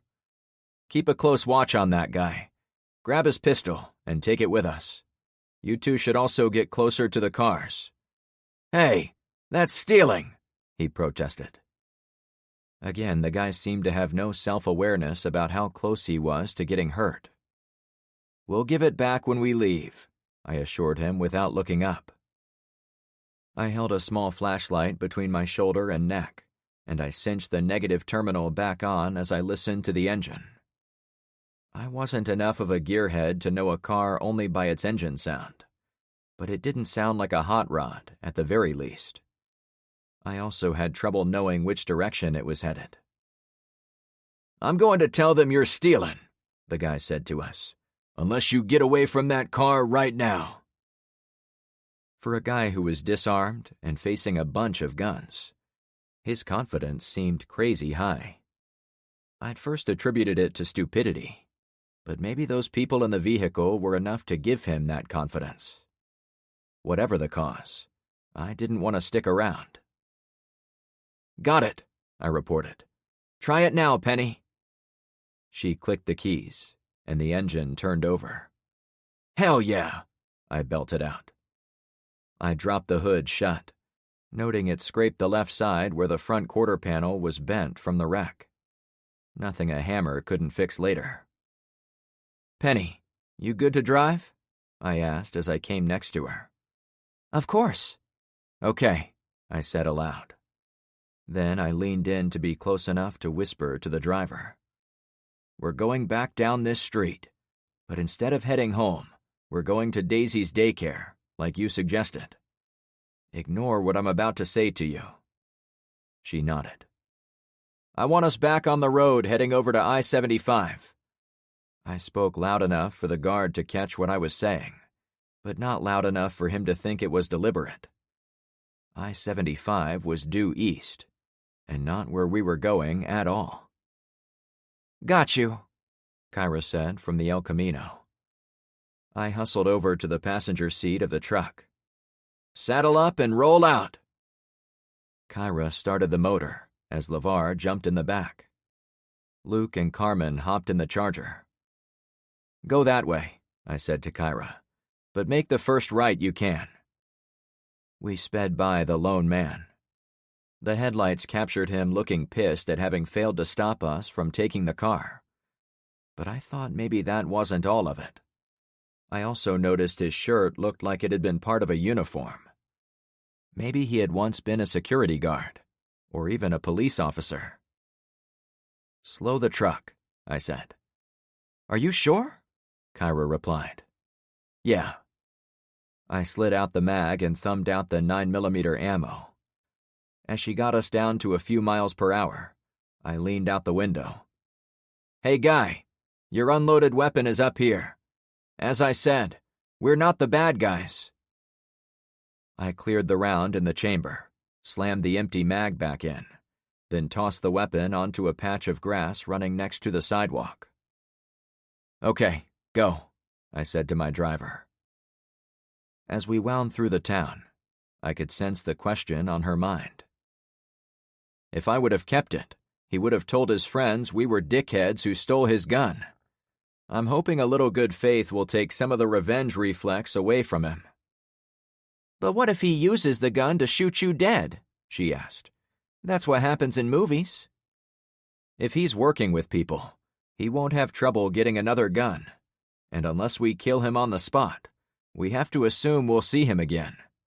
I want him to know me as the Robin Hood guy who lifted someone else's Charger, but kept his word about his personal property." "I guess that makes sense," she allowed. "I'm working hard to not make enemies for us," I chuckled. "Now, just focus on the road and make the next right. While Tweedledee back there tells his buddies we're heading for the interstate, we're going to take a detour to the south for the supplies we came here to get." "All over it," she said as she took the corner. Behind us, I didn't see any headlights chasing our brake lights. Ahead, far to the east, the first glimmer of sunrise appeared on the horizon. It had been a calculated risk to grab the car, but my whole life had become a series of risks. The next one was just ahead. "Pull into that daycare," I advised. Chapter 4. "Why come here?" Kyra asked as she pulled the truck onto the parking lot. The sign Corky's Daycare greeted us from the blue roof of the lone building. "Penny," I replied without hesitation. She gave me a sideways glance. Penny and I came here on day one, and I had a chance to look around inside. While it's tempting to go big and hit a food store, we know that's where everyone else is headed. However, I figured a daycare would go under most people's radar. It should have a little food, some medical gear, and the like. I bet they'll have a shitload of cleaning supplies, too, for the little monsters. I know that's on the supply list we talked about last night. You don't sound like kids are in your future, I mused. She cracked up. Now? Hell no! I'd come to appreciate the weight of protecting one's children after spending so much time with Penny and Luke, and I understood the impulse to avoid having kids so soon after the EMP. But I had to admit, I wouldn't mind having a little monster or two down the road. Pull around back, please, I suggested. The daycare was in its own structure, a bit like a typical fast food place, with a parking lot in the front and a paved throughway to a small loading area at the back. I figured a small box truck would deliver supplies on normal days. The right and rear of the building was a large playground, lined with fake turf and surrounded by a small chain-link fence. A bank was located across a grassy area to the right of the playground. I watched the road behind us as we drove to the rear, noting there were still no headlights on our tail. Wherever that vehicle was, I said to Kyra, I don't think it saw us pull in here. Let's hope, LeVar added through the window. We couldn't rely on hope. Pull us as far around as you can, Kyra, then back up to the door. Unless it's unlocked, we'll have to bust in. I'd brought a toolbox for repairing the charger, but it would also serve us well when encountering locked doors. The seconds ticked by as the two drivers maneuvered to get close to the backside of the building. The structure wasn't quite long enough to hide both cars completely, but we got them out of sight as best we could. As the motors shut off, I was once again faced with a logistical dilemma. Who should stay out, and who should go inside? Gather round, I said to everyone as they approached. Penny hustled over last, since the Charger's driver's side door was bent shut, and she had to slide out the passenger side. Now that we have two cars, the target on our back just doubled in size. During the day, I might suggest the drivers do loops to keep moving and avoid someone walking up to ask questions. But not tonight. We'll have to post guards while the others go in. I snapped my fingers as if a light had gone on in my brain. Shit! We need to install kill switches on these vehicles. That would free us to leave them for a short time. I made a mental note to revisit the idea when we got back to Clownfish. But for now, Carmen, will you and Penny keep watch out here? Sure thing, Frank, Carmen replied. Don't you want me to help inside? Penny asked. I've been in there a bunch of times. I appreciate the offer, I answered. But you two make a good team, so I'd prefer you be out here watching out for each other. Okay, she said in an upbeat voice. I can live with that. If you see trouble, honk 2 short bursts. I thought about it for a second. Actually, Penny, can you drive a manual transmission? Yep, she beamed. Good to know, I said as I gave her the keys. When we had time, I was going to train every driver how to work a clutch. Carmen can stay out here and look around, but you should sit behind the wheel of the truck. If things look bad, start the motor and get Carmen and yourself back home. Frank? Both women said as one. That's worst case, I assured them. The woods are right there. We can run into the forest and lose any pursuit, and then walk home. It would suck, but we could do it. And the most important thing right now is preserving our transportation and their drivers. I smiled in the flashlight beams. My heart skipped a beat thinking about splitting up, and it was a last resort. But I had to prepare them to think outside the box when lives were on the line. Retreat in the face of overwhelming odds wasn't failure. It was smart. If the collapse continued, there would be no surrender allowed, no jails to wait out the disaster, no second chances. "Say it with me," I coached. "If we need to drive away, Frank and friends will be okay." "Frank and friends will be okay," Penny answered. Carmen looked sour, but she nodded to me. "Also, here's a lesson I learned from the dad of my first serious girlfriend. Make sure you keep your feet off the brakes while you sit there, or the red glare of the brake lights will give you away." "I'd love to hear that story," Carmen giggled. "Me too," Penny added.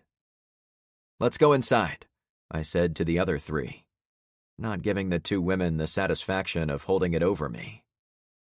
I grabbed a crowbar from the back of the truck and went inside the fence.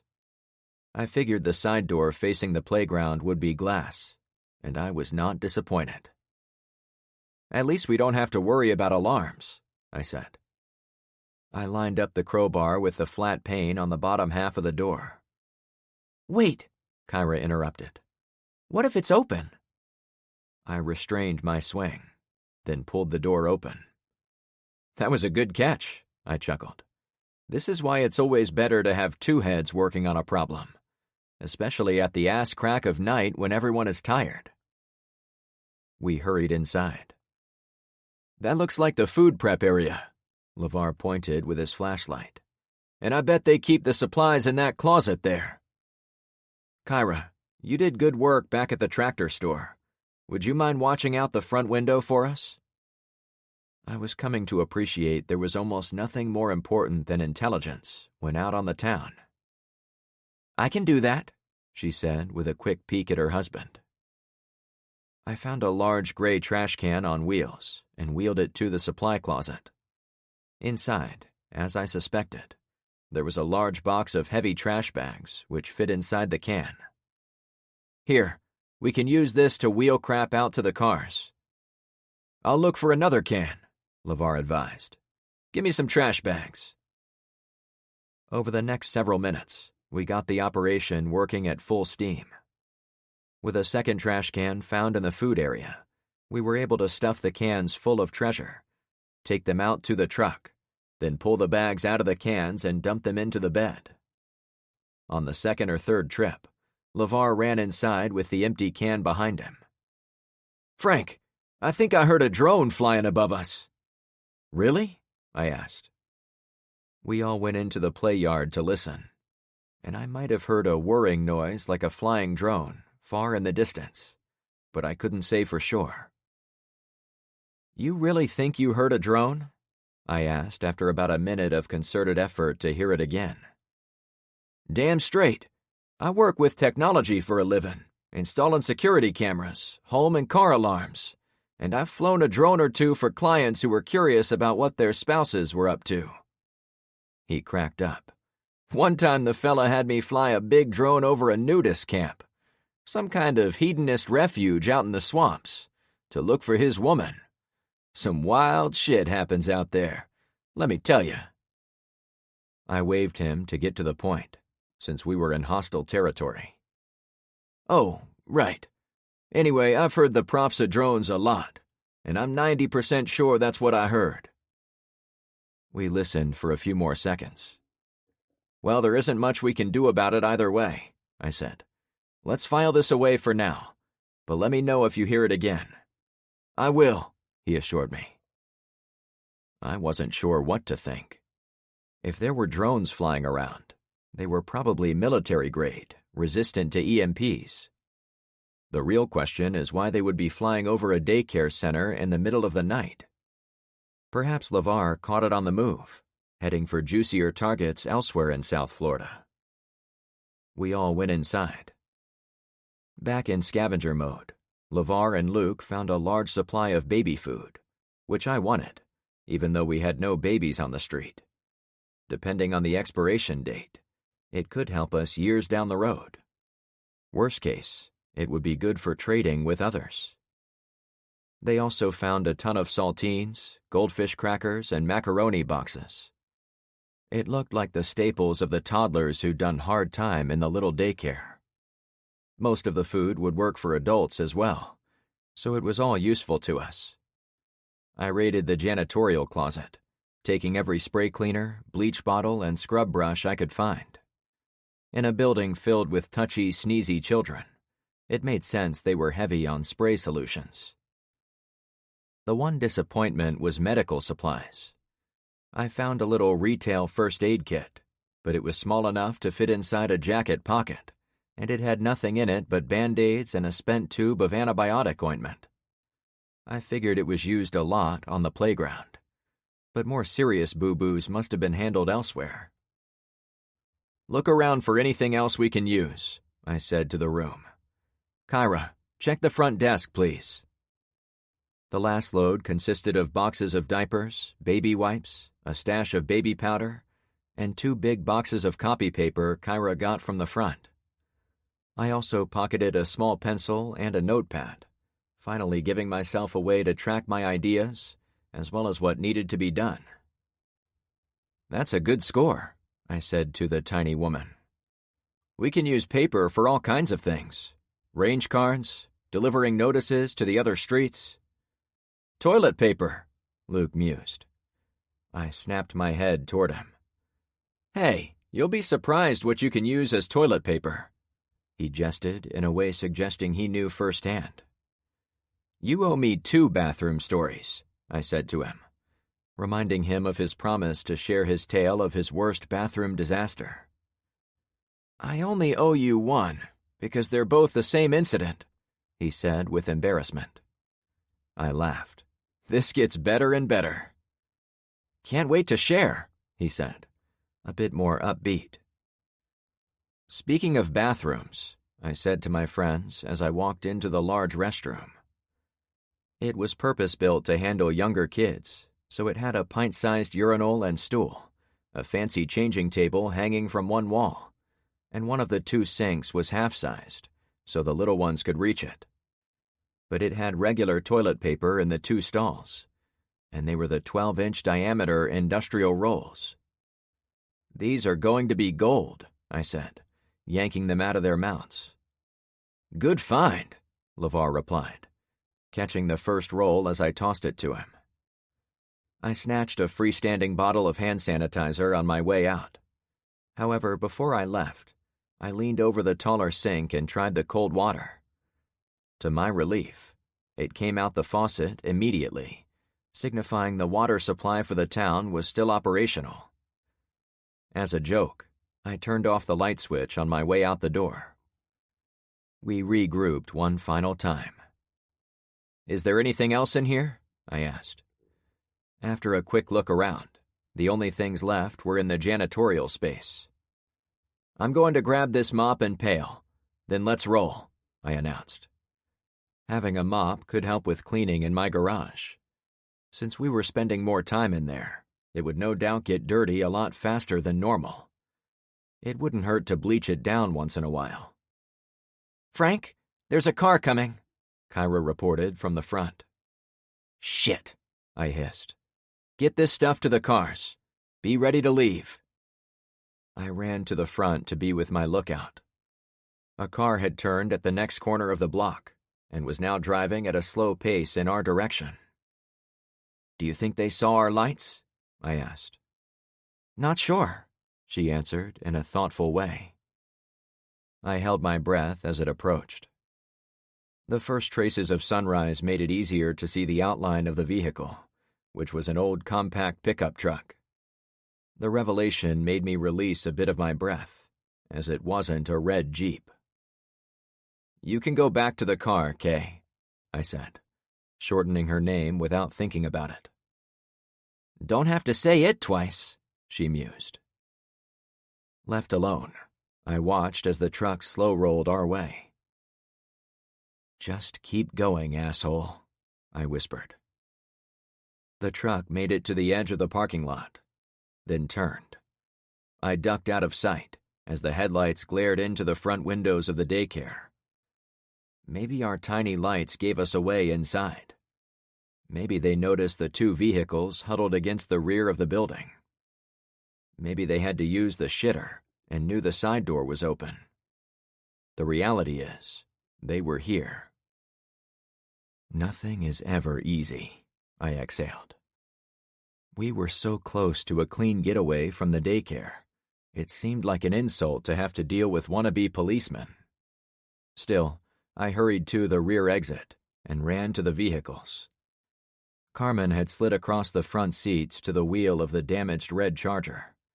She signaled to me when I looked her way, as if to let me know she was driving and was confident about her choice. "We saw them pull in," Luke said from the bed of the El Camino, now stuffed with big black trash bags. "Maybe we could convince them we're the cleaning crew," I joked, as I added the mop bucket to our haul.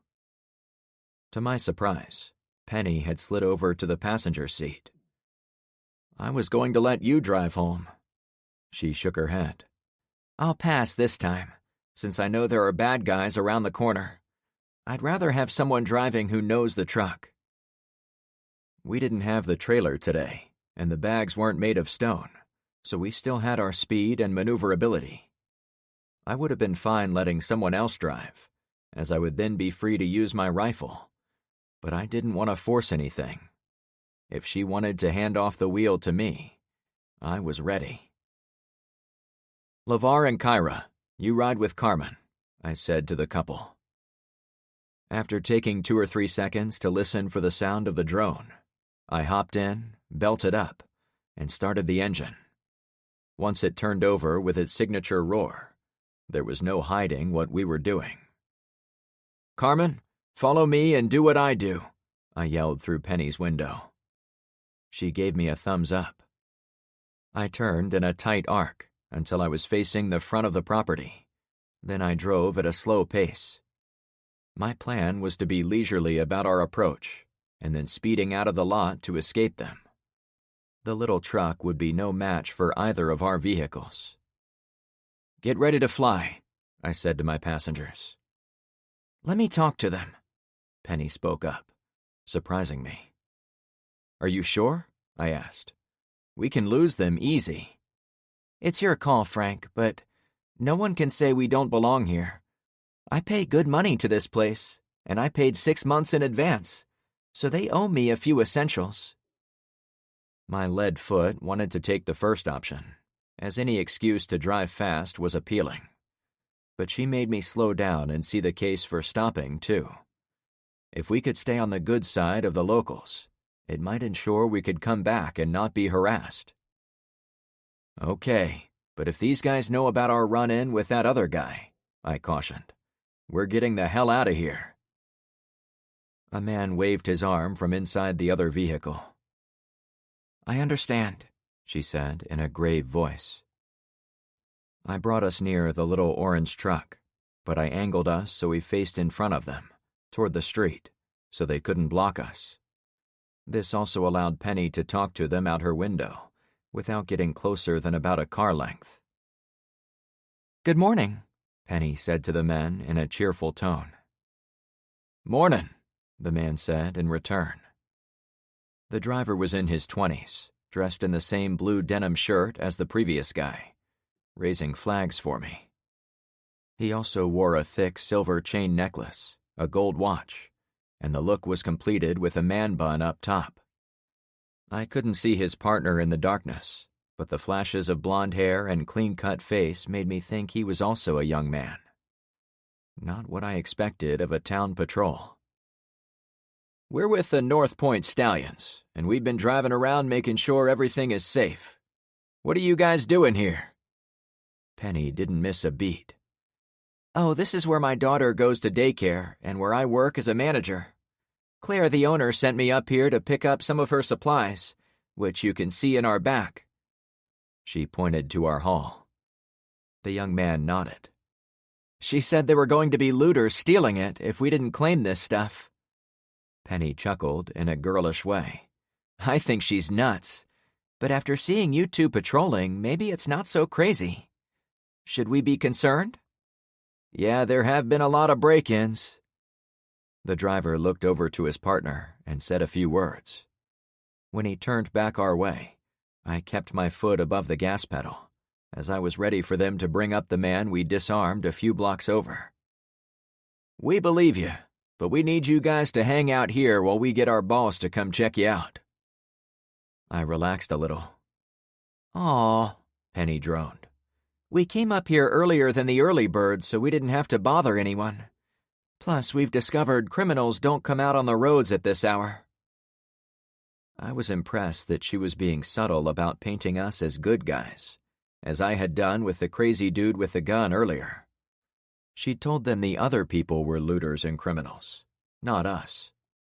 I would have to ask her what she'd done before she got married, as I was beginning to think it had to do with human behavior. "We wish we could—" Penny opened her door. "Do you mind if I come over to chat?" The guy shrugged. As she got out, Penny hiked her shorts as high as they would go. She wasn't wearing her tiny yoga shorts for a second day, but the black pair of shorts didn't cover much more of her body.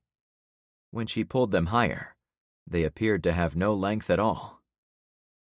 "I can show you everything we've got, if you'd like to see every bag of supplies."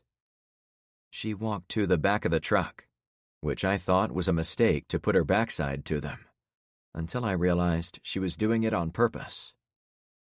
The man suddenly had a flashlight in hand, watching Penny. "No, we don't have time for that," the guy answered in a dreamlike state. Penny came back to the door for a second. Now her shirt was tied off below her breasts, revealing her abs and midriff, and a lot of her cleavage. I already knew she was ripped from spending a good portion of her marriage staying fit and trim for her demanding husband. But I had no idea she had created a work of art in the process. She gave me a wink, then walked for the truck. "I'm so sorry, boys, that I'm making trouble for you." She giggled as she leaned into the man's window, no doubt giving them an eyeful.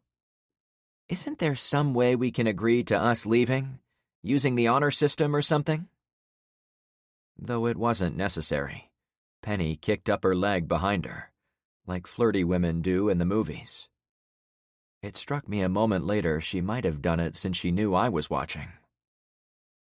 I had no idea she could turn on the charm like this, I allowed. "Well, stallions have strict rules. I'm not sure we—" The driver hemmed on making a decision. "You two look like you went to college. Where did you go?" The guy's grin spilled open. "I went to Alabama." "Ew," she teased while pulling back a bit. "I went to the University of Florida. Go Gators. So officially, I'm not really supposed to be talking to you." I didn't know much about colleges, but I did know enough that Florida and Alabama were mortal enemies on the football field. More importantly, Penny's reversal gave the guy a better look at her toned canvas. They seemed dumb to her game, much as a siren might lure in her prey on the high seas. "Whoa," Man Bun reached out to bring her back. "We aren't all bad. But you're gonna hassle me," she said in a timid voice, allowing herself to be drawn in again. No, we're not like that." The other guy leaned over. "I think we can make an exception for you, sweetie. What do you say you drop your top and we'll be on our way?" "Pete, come on," the driver snapped back. "What? It's not a big deal for a babe from Gator Nation, right?" The guy kept leaning over, as if to get a good look at Penny's display. Unlike the first guy, who seemed genuinely enamored by the interaction, the second dude acted like he was easing up to the stage at a strip club. "You really want me to?" she answered, now with a touch of hesitation. The escalation made me want to get out of the truck and yank the asswipe right out of the front seat, but I trusted Penny had a plan. "Well, I don't know," Bun Guy answered in a wishy-washy way. "Yes, please," the second man insisted. "If it's not too much trouble." The driver finally relented to the temptation. Penny messed with the front of her shirt, and I couldn't see what she was doing beyond that. I was again on the verge of calling this off. I was fine with her jumping out to play the part of a distressed mother, a role I expected from her. But this was a side that came out of nowhere, and I wasn't going to sit around while she degraded herself. I had my hand on the door handle when Penny spoke to the driver. "That's a nice tattoo," she said dryly. "Who is Cindy?" The man recoiled and tried to hide his upper arm against the inside of the door. "She's no one," he complained. "I bet she's someone special," Penny lectured. "What would she say about asking a poor young mother to show her chest to you?" The guy banged on the steering wheel with frustration. "Fine, just go." "F me," the second guy complained, throwing himself back into his seat. Penny stepped away from the door, but spoke with sympathy in her voice. "Cindy is lucky to have you." "Yeah, I guess," the driver said with a little more conviction. "Get home safe." "Thanks," Penny replied. She really pulled the rug out from that guy, I chuckled to myself. Penny hurried back to the El Camino, shutting the door with great care, as if doing any violence would negate all the effort she'd put in. "Drive away slowly," she said to me while smiling and waving at the other driver. "And don't you dare ever tell Daisy what Mommy did to bring her a truckload of animal crackers." "Believe me, your alter ego is more than safe with me," I said, wondering what other secrets this amazing woman had in her repertoire. "Your negotiating skills are next level." "Amen," Luke said from the back. "I did my share of sorority car washes back in college. It required the right amount of flirting and teasing, so frat guys would give up that extra 20 in tips. I guess you could say I was pretty good about making bank." She stopped herself. "I didn't mean it like that." Luke and I cracked up. "What I meant was, I used to be pretty good at figuring out a guy's weakness, without actually giving in to them." She again halted. "I did it again. I'll just shut up now." She crossed her arms over her chest and looked out her window, as if finally embarrassed. As an afterthought, she propped herself up and pulled her shorts back to their regular length. She'd taken off the revolver before doing her display, but now she situated it back in her waistband. Penny had walked a line in blinding those men with her looks.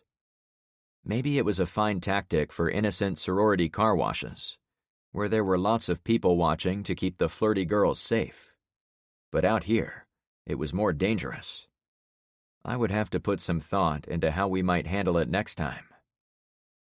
We'd gone a few miles south before the first rays of light appeared at the tops of the tallest trees in the forest to our left. I checked behind us. Carmen's brown hair blew wild out the driver's side window as she followed in the Charger. The pocket-sized woman was also a work of art. I'd gotten more than an eyeful of her the previous evening, so I wondered if she was thinking through these same possibilities after seeing Penny play those guys like fiddles. It wasn't until I saw the Yucca Reef subdivision billboard that I came out of my thoughts. "Home sweet fish," I remarked upon seeing the orange clownfish. The first person we passed was the brunette woman with the stroller. After talking to Kyra about kids, I could appreciate how a mother might need to take her little one for a walk first thing in the morning. I suspected infants weren't sleeping too well, with no fans or air conditioning to keep them comfortable. "Morning," I yelled over the loud motor. She waved as she walked near the end of Albacore Anchorage. We'd scored a great victory retrieving the second vehicle and stocking up with more supplies. But it was good to come back to safety. As long as Clownfish hadn't fallen apart while we were gone. Chapter 5. "Mommy!" Daisy came running out of my garage to meet her mother as I backed the El Camino into Drummond's garage. It was sunrise on the 4th day since the EMP, and I was pleased to see my friends and neighbors already up and moving around. Ben had let us in the roadblock, Tyler and the twins came running from the woods when they heard us return. Melanie and Rainey tended the table of granola bars and jerky in my garage we'd soon eat for breakfast. I let some of the tension drain out of my bones as I shut off the motor. I pulled out my notepad and scratched a word on it. "Chickens?" Penny asked as she peeked. "I'll eat what the girls have for us over there," I replied without looking up. "But wouldn't you rather have some fresh eggs?" "Yeah, I guess." A few quiet seconds passed. "Are you mad about what I did?" she continued, seemingly anxious. "You haven't said much on the way home." "I'm not mad at all." I realized I'd been staring at the notepad, so I hurriedly looked her way. "You were clever to notice the tattoo and call out his shitty behavior." "I just want you to know, I would have flashed him if I'd had to." "You wouldn't have had to," I said in a grim voice. "Frank, it's important to me you don't treat me like a fragile mother who can't contribute in this new world you say is coming. I love my daughter more than anything on this earth, and that's why I need to be out there learning how to survive, along with the rest of you. Is that crazy?"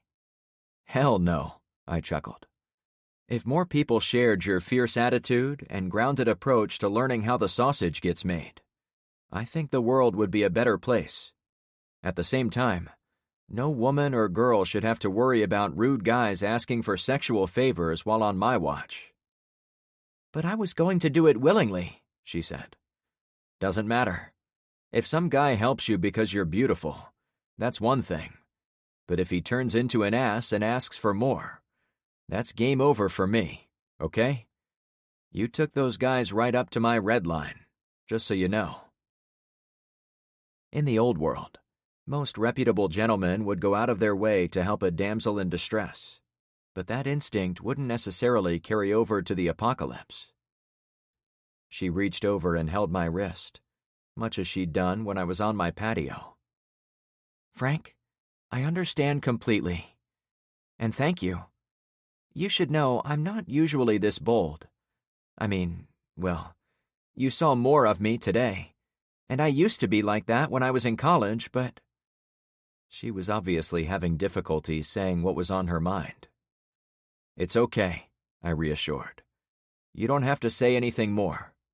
"No, I do," she said with haste, as the others got out of the vehicles. "It's difficult for me to say this, but I do have a husband. At least, I think I still do. He would not be pleased if he knew I was flaunting my body like I did." "I'll be sure not to tell him," I said in a good-natured way. "To be honest, I've never felt so alive." She sighed heavily. "It was great to be able to help us out of that confrontation for sure, but I've also realized the pride I experienced at doing right by you was way more powerful than what my husband might say." I already knew her spouse had been out of town, in Tampa, to the north, when the EMP struck. I was also well aware Penny worked hard to stay in shape for him, as he apparently took great pride in her looks, as opposed to her happiness or being the mother of his child. Whatever their situation, I recognized her concerns seemed to have less to do with her loss at him being away, and more to do with her fear of him coming back. That wasn't the formula for a strong marriage, as best I could tell. I knew enough not to be critical of any woman's husband, so I let her continue to see where she was going. "What I mean is—" Penny's eyes met mine, and a flutter took hold in my stomach, almost like being a teenager sitting in my dad's Mustang with my first girlfriend. The same one that taught me the lesson about brake lights. "What I'm trying to say is—" All the confidence she'd shown the two men in the truck was now gone, for some reason. Her pause went on for a few more seconds. We were interrupted when a tiny hand knocked on Penny's door. Daisy wasn't tall enough to look inside, so all I saw was her blonde locks. Her posture changed, and she let go of my wrist. "What I mean is, I'm ready to help you and the others, no matter what it takes. With the spell broken, we both exited the truck. Penny hugged her daughter the second she saw her. Carmen came running up to Penny. That was amazing, girl. You're going to have to teach me how to act like that. I'm not nearly brave enough to do what you did. I just had to pretend like I was back in college, Penny replied seriously. It's a lot like riding a bike.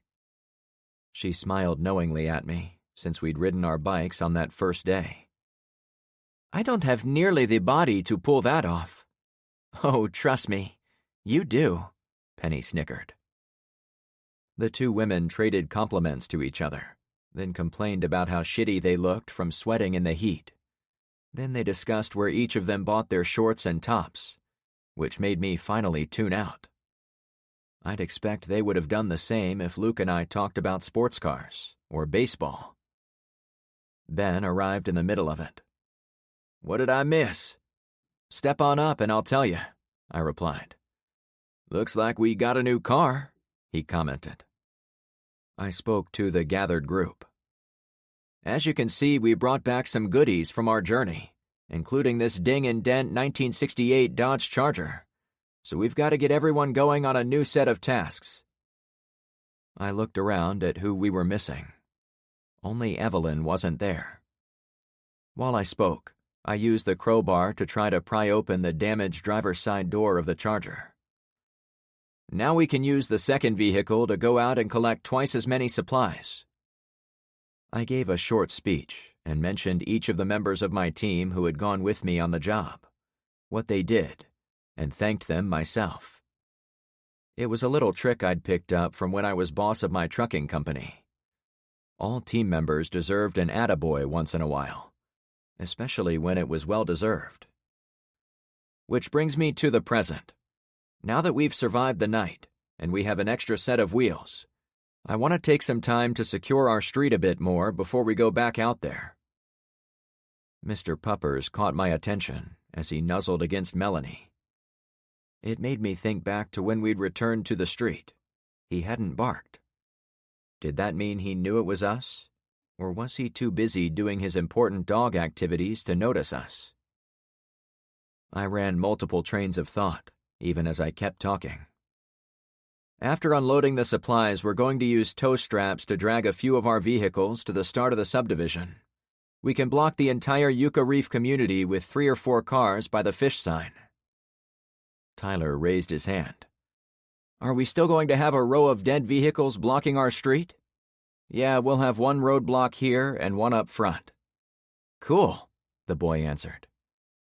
Did you find roads out in the woods that would allow someone to sneak behind us? Or come at us from the sides? I asked Tyler. There are definitely trails out there, but we've dragged small dead trees and branches over every route we could find. I don't think we can block all possible pathways unless we put up a fence or a wall. Thanks for the update, I said to him. I spoke again to the group. In time, maybe we'll pull some cars off Bayside Road and make a wall of them along the backyards facing the forest.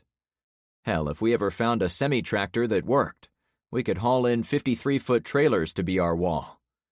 With enough people, we could build an actual wooden wall, like they did for forts in the old days. That all sounds like work, Ben said with half a laugh. I took a break from the crowbar. Nothing is going to be easy from here on out. We got lucky finding the Charger, and we had some more good luck getting out of North Point with our booty. I nodded at Penny. But each moment we delay is going to hurt our odds of getting more supplies before someone else does. So we have to go back out there before we get serious about walls. It's a zero-sum game, Tyler said matter-of-factly. That's right, I answered. There are no more supply shipments coming. Whatever you see on the shelves today, that's it. Forever. I caught myself. Or until the lights come back on, I finished. I'm ready to go get some more, Penny announced with hands on her hips. Hold up, I said in a kind way. Penny and Carmen, you did great this morning, but I want you to take 5. Driving is stressful as hell, I know. We can handle it, Frank, Carmen said with the same resolute posture as her friend. They stood together like two sisters, not willing to take shit from the mean girls. I absolutely know that. Believe me, I do. Both women had earned their places in my core team. But we have lots to do. Why don't you two help unload the supplies and organize them in Drummond's garage? Add the stuff to Ben's inventory list. Then we'll talk about what comes next. We can do that, too, Carmen said with acceptance. Penny smiled. Where are the twins? I continued, back on track. They'd been hanging out in the back of the crowd, but they stepped into the clear when I addressed them. When the vehicles are unloaded, we're going to use them to tow cars to a new roadblock at the front of the subdivision. I want you two guiding the cars we pull. Z and Alex nodded dutifully. Can I go with? Tyler asked. No, sorry. I need you and your dad, plus LeVar and Kyra moving wood from the construction houses to Carmen's garage again. I looked at the Cuban woman standing at the back of the truck. Is it okay if we use your clean garage as our woodworking operation? The night before, I'd had them unload the materials from the construction houses in my front yard, but I'd neglected to take the sun into account. Using the spacious garage would give my friends shade while working with the wood. Of course. That's the plan, I finished. I picked her garage since it was empty. Not only could we build defensive objects there, but we could also store wood, nails, and tools out of the elements. It was also on the cul-de-sac, near the base for the neighborhood watch, so it was always under a watchful eye. So, who is going to drive the second car while you are towing? Penny wondered. I pointed to my target. Me? Melanie asked. Kyra, Penny, and Carmen have all had a turn behind the wheel. You're next. Carmen clapped. Yeah, you got this. Let's get moving, I said to close the meeting. Penny and Carmen headed toward the truck to start the unloading process, again talking about Penny's performance. Walking away, I heard Carmen mention her ex-husband, and I got the feeling those two had more in common than where they bought their clothes. Melanie didn't jump with excitement at first, but after all the supplies were unloaded, and the rest of the neighbors were on to other tasks, she came up to me with excitement in her eyes. Ready for driving duty, she announced. After hooking up the tow strap to Ben's Subaru and putting Alex behind the wheel of the dead car, Melanie entered the passenger door of the Charger, crawled over to the wheel, and then hauled the disabled vehicle away. I gave her a high five as she went by. Me and Z followed with Trevor's Ferrari in tow. When we made it to the front of the subdivision and got the two cars into position on the bridge over the canal, they blocked enough of the two-lane street that there was only room for a single car to squeeze between them. My plan was to get a third car to act as the swinging door behind the first two, picking from one of the many abandoned vehicles on Bayside Road. A small crowd came to watch us when they realized what we were doing. A couple little dogs ran free among the people for a bit, and they sniffed around where we were for a short time, but they soon ran back down the street. Melanie, will you and Alex go grab that silver Lexus? I pointed to the nearest vehicle on Bayside. And bring it back here. Don't you want to go? Melanie asked. No, I'll be right here with Zoe. I want you two to do this on your own. The two ladies hopped in the Charger and drove 100 yards to their target. I watched for a few seconds as they got out and began hitching the tow strap to the other vehicle. But Zoe got my attention. Uncle Frank, this is going to go on forever, isn't it? I focused my attention on the young lady. I honestly have no idea, but it doesn't look great right now, does it? I guess not. You anxious to get home? Maybe. I mean, you brought back a second vehicle this morning. Do you think if we found another one, me and Alex could drive ourselves home? Is that why you were testing me and my sister? I instantly saw how she could think it. But my reasoning wasn't related to their departure. Quite the opposite, actually. Not sure if this makes me sound a little sexist, but the reason I've been getting all the women of the street behind the wheel is so you won't be afraid to go out there and hold your own. I don't want it to only be me and the menfolk going out, leaving you ladies back in the homes like helpless fawns. I can't afford to run our street like that. Everyone wants to fight to stay alive, right? That doesn't sound sexist at all. My mom and dad would shit their pants if they knew you had us out here doing stuff like this. But I kind of like it, actually. It will be our secret, I answered. The EMP had not only frayed the bonds of civilization, but it was also exposing the bare wires of personal relationships up and down the block. It amazed me how many of my neighbors were influenced by the opinions of their loved ones, even when they weren't around. A man walked to the curb nearby and yelled over to us. "Hey, this street needs to stay open for emergency vehicles." That didn't take long, I whispered to Zoe. "What didn't?" she replied. "For trouble to find us," I snickered. I stopped in my tracks with recognition of the short, balding, 40-ish guy supervising us from nearby. "Oh, God, it's my principal," Zoe gasped. "What the hell is he doing here?"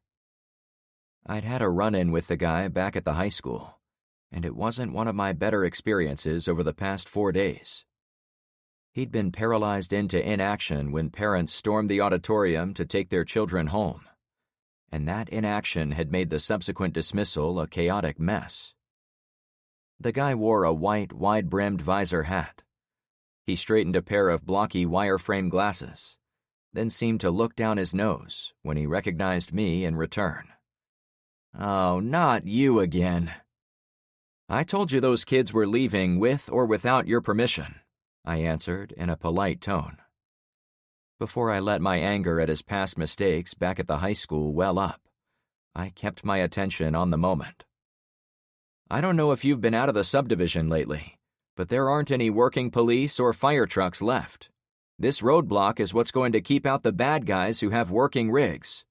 Those are the dickwads who want to come in and liberate you of your food and belongings." "I'm sure," he said in return. "My name is Dr. Sterling James, principal, educator, and administrator of the South Point education system. I've been advising the good people of this street for the past several days, and I can assure you we don't need your help to put those ridiculous cars in the way." I took stock of my surroundings. The small bridge sat above a north-south canal that ran alongside Bayside Road going north. Albacore Anchorage, where Dr. James had come from, was a duplicate of Clownfish Cove, except all the houses were completed and presumably occupied. James had a trailing group of 10 or 15 people standing behind him, a few armed, as my people were. "I'm Frank Douglas. I live 2 streets over. I'm a nobody with a degree in staying alive. For any of you people who are interested, I can tell you all about how well Mr. James—" "It's Dr. James," he stressed, "or Principal James when I'm in school." I sighed heavily. I'd been fortunate to not run into many of the types of people who wore their educational level on a neon-colored sandwich board wherever they went, but I had encountered a few. To a person, they were insufferable. "I'll tell you how this guy behaved when I saw him at the school on day 1. Then I can share all I know about driving on the roads from North Point down to South Point, and a long drive I took yesterday around the entire circumference of the Yucca Pens wildlife area. I'm telling you, this roadblock is absolutely necessary." Behind me, I heard the Charger approaching. "Look, more trouble coming our way." James pointed to Melanie, now towing Alex's vehicle behind the Charger. "I want that mess off our street." Many residents of the first street were older, as if a flock of elderly retirees had come to the subdivision when it was first being built. However, there were also a few younger people around my age. "The street doesn't belong to anyone," I informed them in a polite way. If you want to go out and find a vehicle to deconstruct what I'm building, then be my guest. I think you'll find it harder than it looks." I turned my attention to the folks behind James. "If there are any of you who want to contribute to what we're doing to protect everyone, we could really use some help manning this blockade around the clock. That's how we are going to prevent future bloodshed. We have to convince potential criminals to go to other streets that are easier pickings. It's really that simple." Melanie arrived and I waved her through, so the trailing Lexus came to a stop a short distance inside the gap between the Subaru and Ferrari. I had Alex cut the wheel, so it soon faced the canal that ran alongside Poseidon. The four of us worked to get the car backed up and parallel with the two other vehicles. Then we rolled it in front of the opening, so it formed a crude gate. When we were ready to go out into the city, someone would have to push the third car out of their way, then roll it back in place when the powered vehicle went through. With more time, we'd add cars, including a few more in front to create a defensive serpentine pattern. "You have no right," James said as he came in for another snipe at me. "It's a free country," I said without even looking his way. "I know that," he snapped. "I've been upholding the standards of this nation for 25 years, in ways you can't even begin to appreciate. I've made sure our HOA has the correct mix of Latinx, African American, gay, and lesbian." I finally looked over. "I'll stop you right there. I don't give two shits about any of that. No one here does. The only thing that matters is whether they can help their neighbors stay alive." The principal puffed out his chest like I'd slapped him with a glove to initiate a duel. He glanced over both shoulders, as if to size up his audience. But he must not have found enough support to continue our discussion, since he instead spun around and walked away. Most of his residents followed him, but a few others stuck around to help with the roadblock. "They say wisdom comes with old age, but in his case, age arrived by itself." An elderly man spoke the words as he stood next to me. "What?" I asked with surprise. "Mr. James," the guy clarified. "He's not too bright."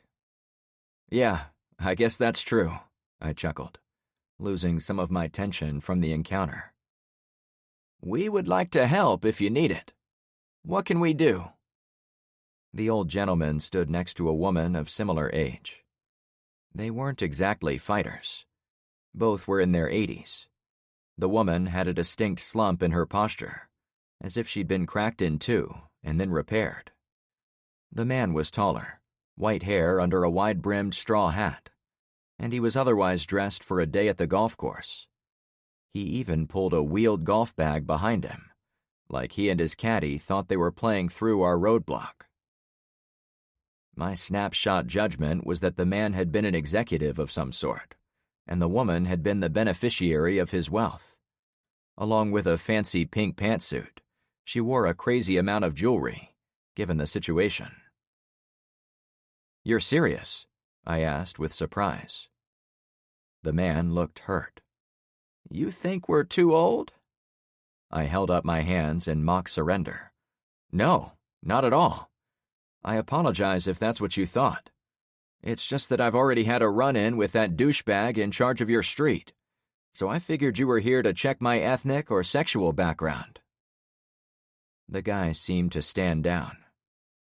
"We don't work for nobody," the woman said in a calm tone. "But we've got eyes. Dr. James is good at rousing everyone, making everything about politics, and telling us things are going to get better with him around. But you're the first person in 4 days who is actually doing something. We may not look it, but you'll never find two people who want to make it through this mess more than we do. We've got 25 grandchildren to live for." "Holy shit," Alex blurted. "Yeah, holy shit is right," the woman responded with a laugh. "And several of them are about your age, dear. So that's another reason I insisted we come over here." "We aren't too smart about roadblocks," the man admitted. "But we're here to learn." I really appreciate the offer, but you might not be safe up here, especially if you don't have a weapon. I figured it was better than nothing to have them facing the outside world, but if I could get someone a few decades younger, it would be more of a deterrent. Will these do? The man inquired as he rolled his black golf bag over to me. Clubs aren't really what I had in mind, I said in my polite but no thanks voice. He wheeled it next to me, then pointed among a small number of clubs. Everything is not as it seems. I looked where he wanted, and saw the butts of 2 long guns. You carry them in this? Dr. James thinks so little of me. He assumes I'm toting these clubs around because I believe I'm making important business deals out on the links. But I've seen him yell at other residents who try to carry guns outside their houses, and I want none of that. So it's easier to play dumb than to get on his bad side. I had to chuckle, as it was quite clever. Well, I run a neighborhood watch over on Clownfish Cove, and I can tell you with all honesty we value people like you. There is nothing more important than facing the reality we live in, so we can make it to the other side. Pencil us in, he said as he pulled his card up to the Lexus. My name is Regis. This is my wife, Francine. Francine? It must be fate. My name is Frank. I held out my hand to the woman. She took it with a kind smile. After shaking hands with Regis, the man put his arm over the shoulder of his lady. Where do you want us? Gunfire rattled in the distance. It rose in pitch and frequency for about 10 seconds, as if a big gun battle was in progress. Then it petered out and stopped. We all looked at each other. You sure you want to do this? I asked with sincerity. The old guy smiled. We've got nothing else going on. All right then, just hang out behind these cars, I commented. Easy enough, he answered. You are a bit on your own for now, since we don't have a way to communicate between here and the neighborhood watch desk, which is in my garage way the hell over there. I pointed to the back of the subdivision. From our vantage point, it was possible to see the green street sign at the beginning of Clownfish Cove, but it was all empty lots. The homes by the circle were blocked from our view by the dwellings on the middle street. But we'll work on that today. I was expanding our defensive perimeter by putting the roadblock at the beginning of the subdivision, but my manpower shortfall was even more obvious now. Until I found a second radio, I'd need a checkpoint or two between the roadblock and my house, so any emergency messages could be relayed by bike, foot, or even through whistles. I also wanted to keep someone at our own blockade, as I wasn't ready to abandon it and only depend on the more distant one.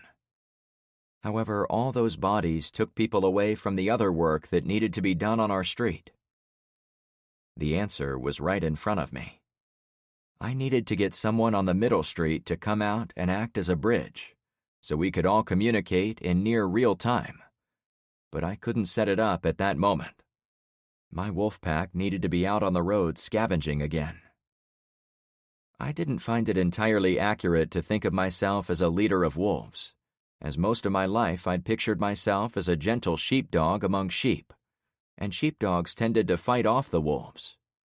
However, the more time I spent out in the broken world, the more it seemed appropriate to assume the identity of wolves.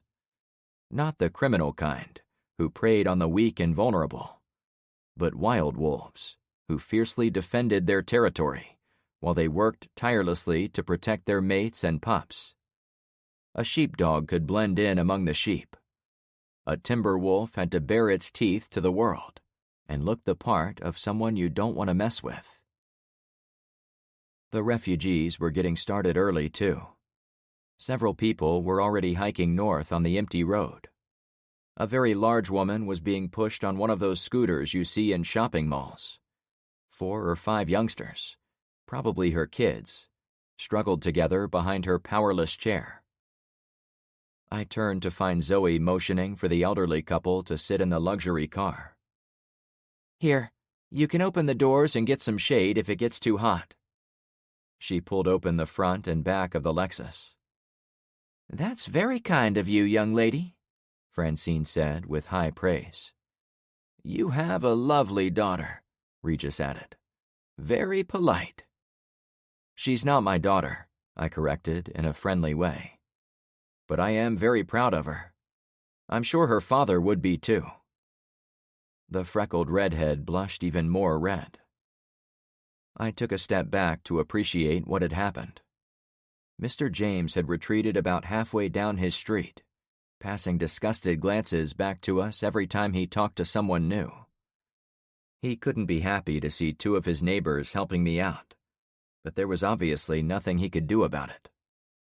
In the meantime, that burst of gunfire had suggested the new day was going to be a violent one. Ironically, it pushed me to go back out into the chaos. We needed to hurry before it got even worse. Chapter 6. I drove Zoe back to the cul-de-sac and stopped in the middle of the street when we arrived home. Gather round, I said to those who were close. We're going back out. Right now? Penny said from her garage. In a few, I allowed. There was one task I absolutely needed to complete before we went anywhere, and it was electrical. I'm going in the El Camino. I know you girls would like another crack at driving, and I promise you there will be plenty of opportunities. But for this mission, I think I'm going to have Luke drive the Charger. Melanie, can you come with me for a few? I'd been cycling through the list of my neighbors as I tried to get to know them and their capabilities. I'd been meaning to talk to Melanie for an important reason I couldn't put off another day. She joined me as I walked into Drummond's garage. Thanks for letting me drive to the roadblock, she said to break the ice. It's important to me that everyone on the street has a chance to do all the critical tasks. And of course you did awesome behind the wheel, so that's all good. I did have another reason for taking you out, but Mr. James ruined my chance to talk to you. Uh-oh. What did he do? Who? Tyler. He pulled one of his stunts, didn't he? No, I chuckled. I really like your son, despite him not taking much seriously. In fact, I like him so much I want to get your permission to put him into situations that are a little more on the dangerous side. She stood tall in the garage, like a mama bear sniffing for danger. What do you mean? She finally asked. Melanie, we only have 13 adults on our street, and I'm including the 4 teens in that number. We are probably going to need at least 2 of us sleeping during the daytime, so we have people awake and alert in the overnight hours. Between the roadblocks, patrols, and labor, there isn't much to spare in terms of who does what. The next place we're going is the high school, and I'd like Tyler to go with us, as a trial of sorts, so he can help us there. While chatting, I scoured the walls of the garage to see if anything jumped out at me that would work for my electrical needs. I spotted an old box fan that had the switch I was looking for. However, once I had it scoped out, I gave all my attention to Melanie while she considered my proposal. My heart wants me to lock my kids in their rooms until this all blows over, but I've pretty much come to the conclusion that wouldn't do them any good, would it? Not these days, I answered. They'd probably sneak out anyway, she chuckled. Teens are unpredictable, I'll give you that. That's why you asked Luke to drive, isn't it? She asked. Yes. I know this is a tough call for you to make, but I want you to know he's in good hands. Luke is my number 2 guy on the street, in case you didn't know that, and normally I'd have him hang back and keep watch here. Instead, I'm having him go out to keep watch on your boy, if you say it is okay. She leaned against a workbench, deep in thought. Excuse me, I have to grab a part. I ran over to the fan and confirmed the on-off toggle switch was what I needed. Once I had it on the workbench next to her, I found a screwdriver and started to take it apart. "I have a compromise," she said a minute later. "I'm all ears," I said. "Take me instead of Luke, and I'll take Rainey instead of Tyler." I stopped what I was doing. "What?" she asked. "Is that too much change?" "No, you would do fine out there." My problem was related to the proper mix of manpower. If I could get the fan apart and find a second switch, I intended to put kill switches in each of the vehicles. That was going to allow us to drive with 2 people per car, since I wasn't going to spare one to watch them when we scavenged in buildings. However, if she took Rainey, it would be 2 unskilled shooters in 1 vehicle. I looked outside at the early morning sunshine. It was such a beautiful day, it was hard to understand what we were talking about was even real. What would you think if all 4 Farmingtons went out? You could drive the Charger, Rainey could ride shotgun. I'd put Ben in the back seat for a little extra experience. "And Luke and Ty would ride with you?" "If that works for you." There was a fine line between dictating who should go and who should stay. I could be an ass about making sure only I picked who went. Or I could involve my neighbors in the decision. In the end, I didn't mind taking the entire family, since I had already wanted to take half of it.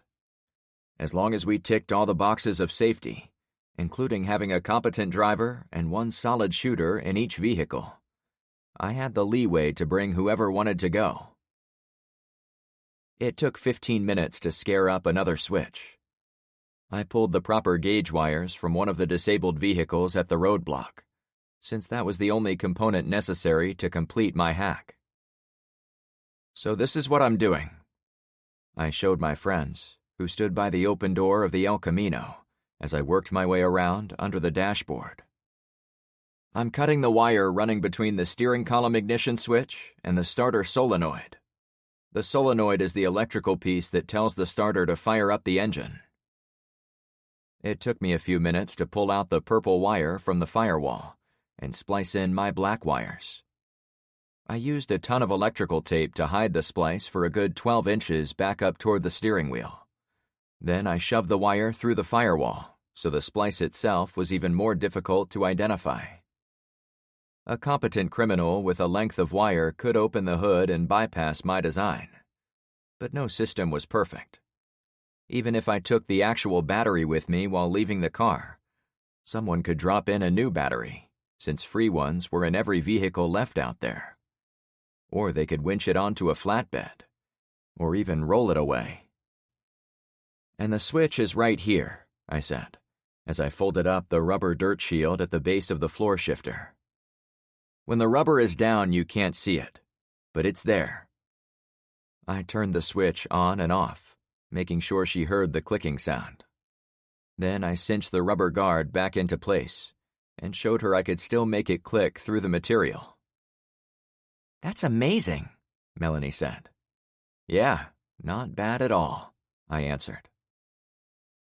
The Charger's kill switch was a little more primitive. I knew less about the old Dodge, so I ran a wire directly off the starter to a switch I hid under the driver's seat. If someone popped the hood, they might find the splice faster than on the Chevy, but it would still take time. To complete my defensive system, I had Penny tape some Post-it notes next to each ignition. "Steal this car, win a bullet in the head." Tyler and Rainey were ecstatic to go. "This is like being picked for dodgeball," Tyler crowed. "You never get picked, I bet," the more athletic Rainey taunted. "Dodgeball is the worst," he agreed. "But, can Zoe come too?" "Absolutely not," Melanie answered immediately, saving me the effort. "Frank asked for you and Rainey, plus me and your father, so we need the girls to hang back here at the street to keep working." Tyler motioned for Zoe to follow him up my driveway. "Where the hell are they going?" Melanie whispered to me. I had an idea. "You have 60 seconds, I yelled. "Where are they going?" she asked again. The kid slipped into my kitchen through the garage, then disappeared. Oh, I get it, she finally said. Luke chuckled from nearby. We're trying to get out of here, and he's worried about swapping spit? The mom really came out of her. Before we left, I asked permission from Carmen to start carrying the self-defense weapon she'd left at my house days earlier. The Smith & Wesson Model 500 was a giant 5-shot revolver with an 8-inch barrel that would put the unmistakable look of wolf in my attire. The .50 caliber Magnum shells seemed as big as my thumb. I still intended to carry my Springfield XDS in my hidden inside-the-waistband holster, but the shiny hand cannon would be my public criminal deterrent. I checked my backpack for ammo, snacks, and water, and shoved it in the cramped space behind the El Camino's seat. Ben had a similar bag in the back seat of the Charger. Tyler came sprinting out of the garage just as we all settled into position, and he jumped in the front seat as I started the motor. "You've got lipstick on you," I said to Tyler to razz him. "She wasn't wearing lipstick," he replied, still wiping his lips anyway. "It was chapstick." I realized he was without shame. "Let's roll," I announced. LeVar stood at the first roadblock. He flagged us down to let us know Kyra was taking an extra hour of sleep, so she'd be better rested for guard duty overnight. His goal for the day was to begin making some of the defensive props I'd requested from the construction materials. "Take care of Mr. Puppers," Tyler said to LeVar. The golden dog stood in the grass behind the roadblock, watching us go, wagging his tail with excitement as if he would soon be invited on board. "We're good friends," LeVar assured him. At the front roadblock, my people got out and pushed the silver Lexus out of the way, since Regis and Francine weren't capable of moving the heavy object. I reminded myself to find more people to help them. We turned left on Bayside Road. The morning light brought out the walkers. As we drove south, more and more people appeared on Bayside Road, always going north. They were the same type of travelers I'd seen the day before, with roller suitcases and wagons filled with personal belongings trailing behind them. But there were more of them. Since we were going in the opposite direction, none of them tried to flag us down, though many gave us crazy looks, as if the image of two working vehicles put them in a state of bewilderment. The drive south was instructional. A few streets had already put their roadblocks at Bayside, blocking off those subdivisions from outsiders. A few had armed guards standing at the exits.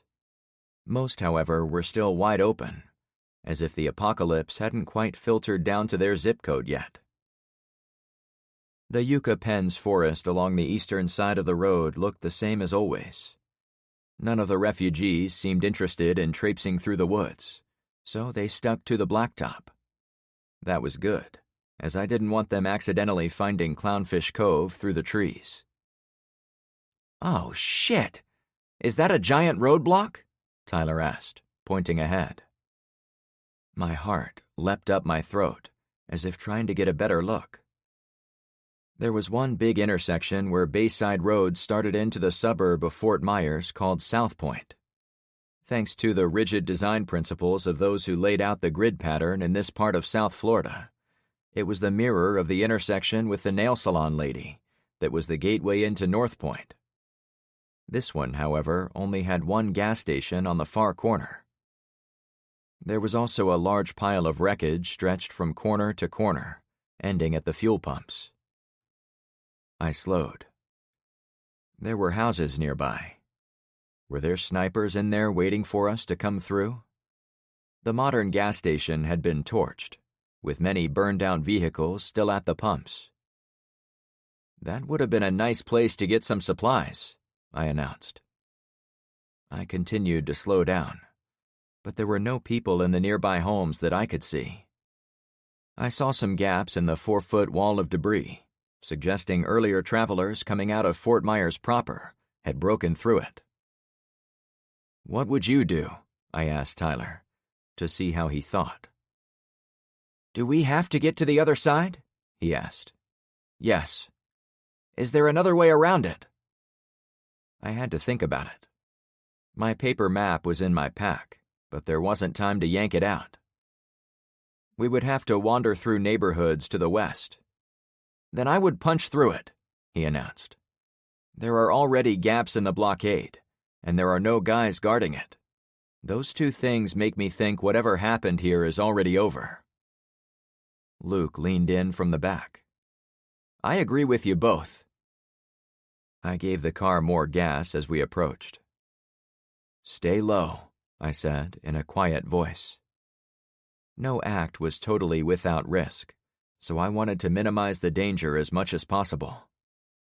I turned to my friend in the truck bed. "Luke, stay sharp." "Roger that," he replied. I found the gap between an old camper shell and a refrigerator-sized cardboard box that I discovered was empty. As I slid through the mess, I realized much of it was for show. In addition to the box, there were several big rolls of pink insulation. Almost nothing that would stop a bullet.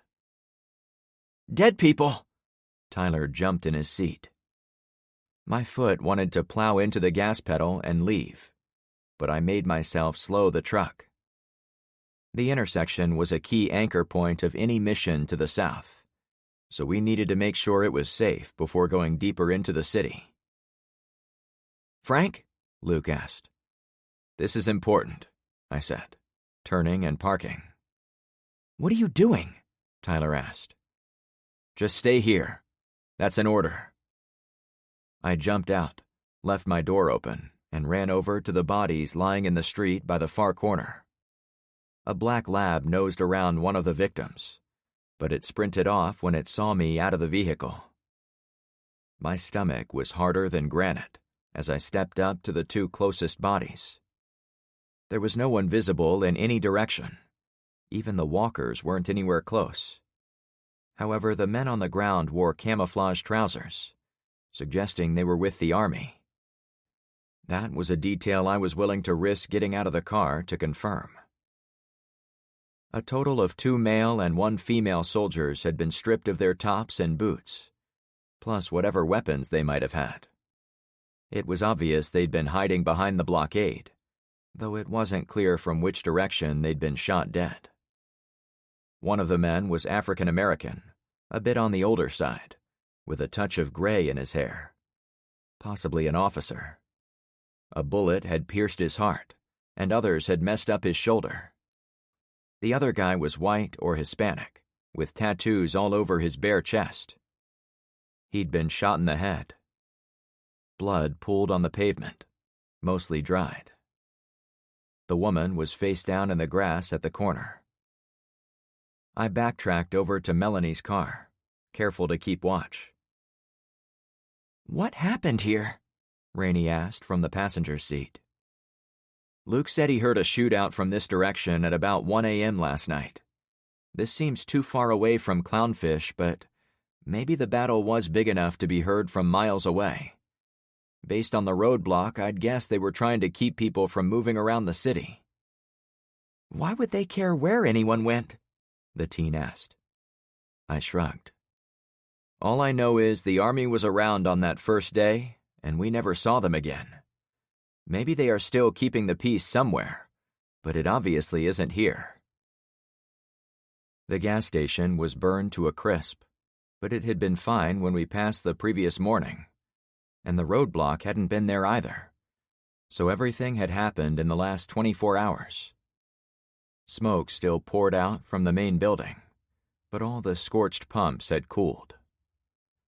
Assuming the soldiers were armed for battle, some group out in the suburbs now had at least 3 select-fire battle rifles that would put our ARs to shame. I locked eyes with Melanie. She had trusted me to take her kids out into the apocalypse, but this was the first test of how far she wanted to take this. If she needed me to turn around and switch out crews, I was prepared to do so. Keep us safe, Frank, Melanie said with deliberate coolness. Yeah, keep us safe, Uncle Frank, Rainey joked with none of her mother's worry. Ben gave me a knowing look from the back seat, as if he knew I was playing a dangerous game with the two ladies up front. For my part, I nodded at them all, then ran back to my open door. What did they say? Tyler asked the instant I touched my seat. Did Mom want you to turn around? Please don't tell me she did. We haven't even done anything yet. Oh, man. And I don't want to go back without seeing anything, you know? I looked over to him with a bemused smile.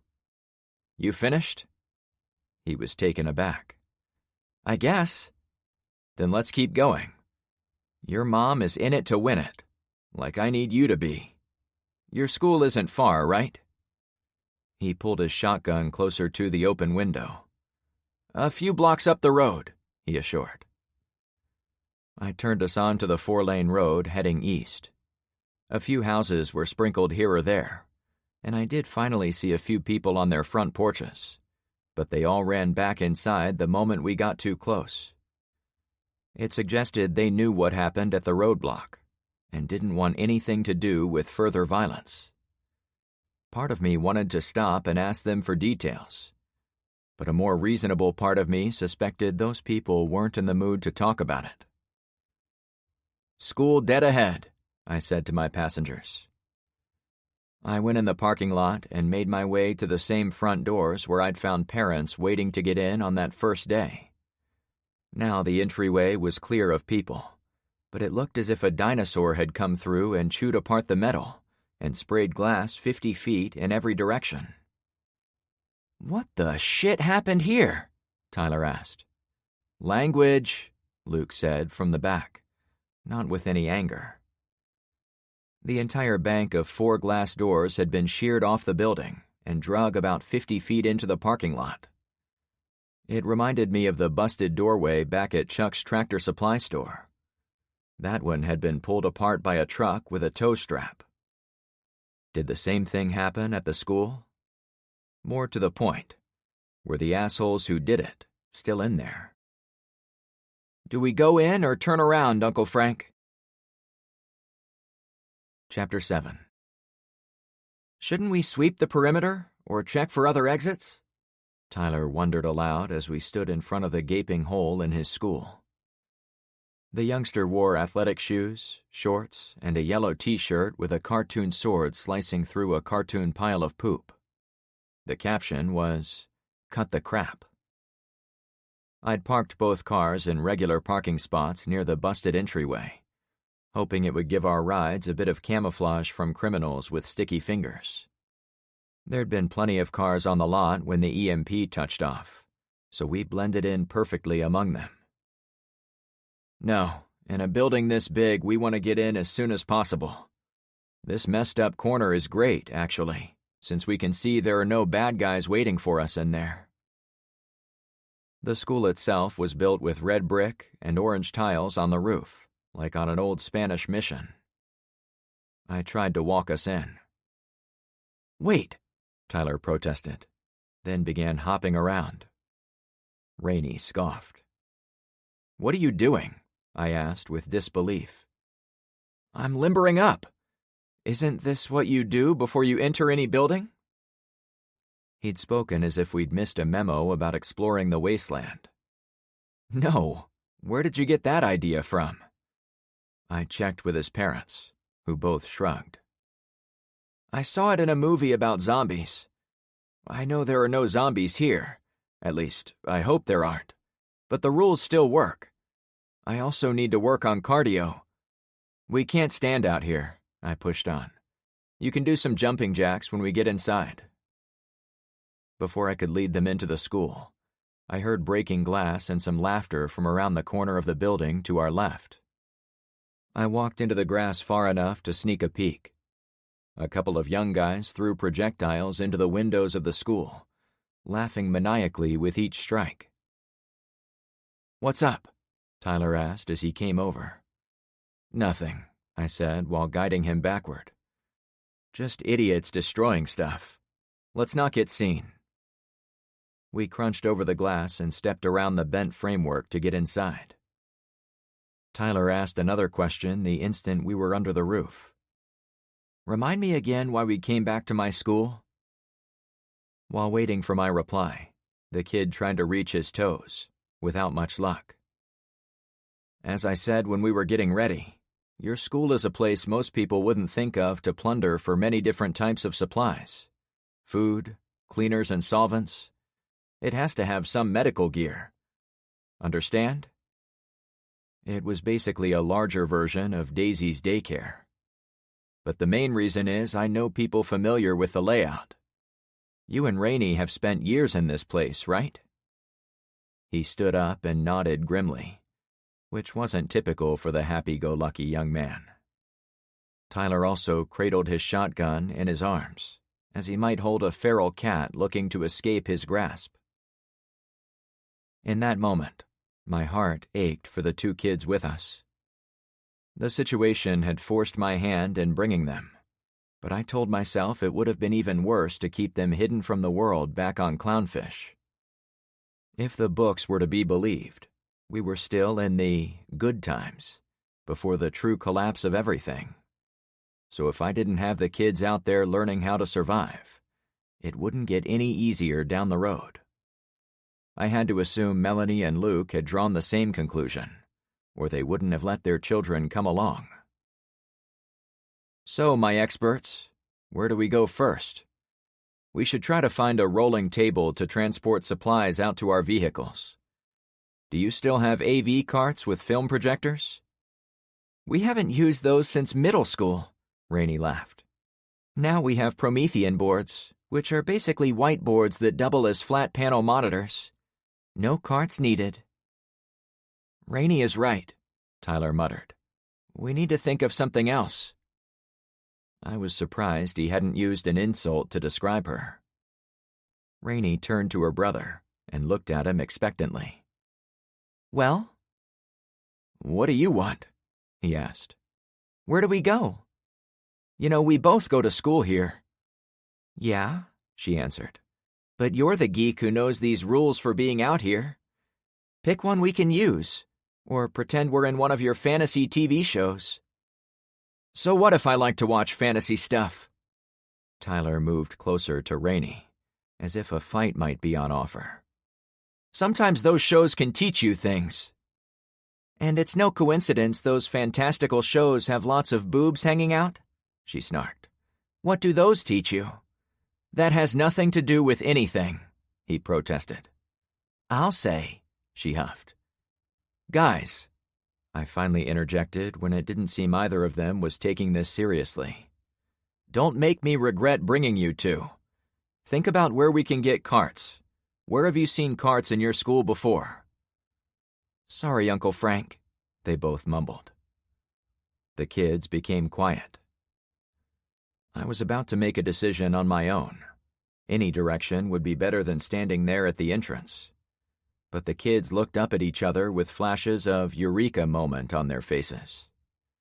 "The kitchen," they said at once. "There are food carts in the kitchen." Tyler turned to the adults. "They use them to move stuff around back there. Plus, one of the lunch ladies sometimes brings out rolling carts when they are selling certain snacks during assemblies in the gym." "Take us there," I suggested. "This way," Tyler declared.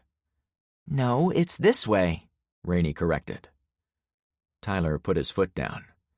"I think I know the way around my own." The boy looked over his shoulder for a second. Then his face turned beet red. "Oh, I thought this was the east entrance. That's where I normally come in. And it looks a lot like this one."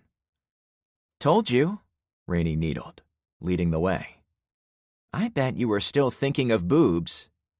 "Well, you did mention them," the boy laughed, recovered already from her earlier barbs about the subject. "Hold up," I said, trying to ride herd over the teen chaos. "I'll take point. You tell me where to go." The girl pointed. "We go through admin, then we reach the cafeteria." "Stay close. Keep your weapons pointed at the ground as we walk, and fingers off the trigger, unless you need to kill something, okay?" Just like you taught us, Uncle Frank, Tyler said in a sheepish voice. Despite all the bluster, he and his sister were obviously scared. I was starting to understand that fear is what made them sometimes act like 6-year-olds. Hey, guys, take a deep breath. We'll do it together. The 6 of us took a series of deep breaths. While that was going on, I slipped next to Ben. Hey, would you mind hanging back at these doors and keeping an eye on our rides? You don't trust the kill switches? He asked right away. No, I think they'll be fine, but it wouldn't hurt to have someone watching our getaway rides. If someone messes with them, I want you to come get us, and we'll deal with the problem as a group. We really need walkie-talkies, he said. Agreed. I wonder if radios even work anymore? At face value, it seemed as if anything with a circuit board had been fried. But I hadn't taken apart a walkie-talkie lately. Maybe the new ones were built to survive such events? Old ones would, for sure, he commented.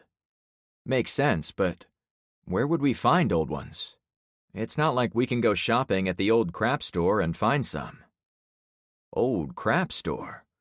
You mean like a thrift shop? That's the type of place Evelyn likes to frequent. Our house is full of 10-cent junk she, quote-unquote, rescued.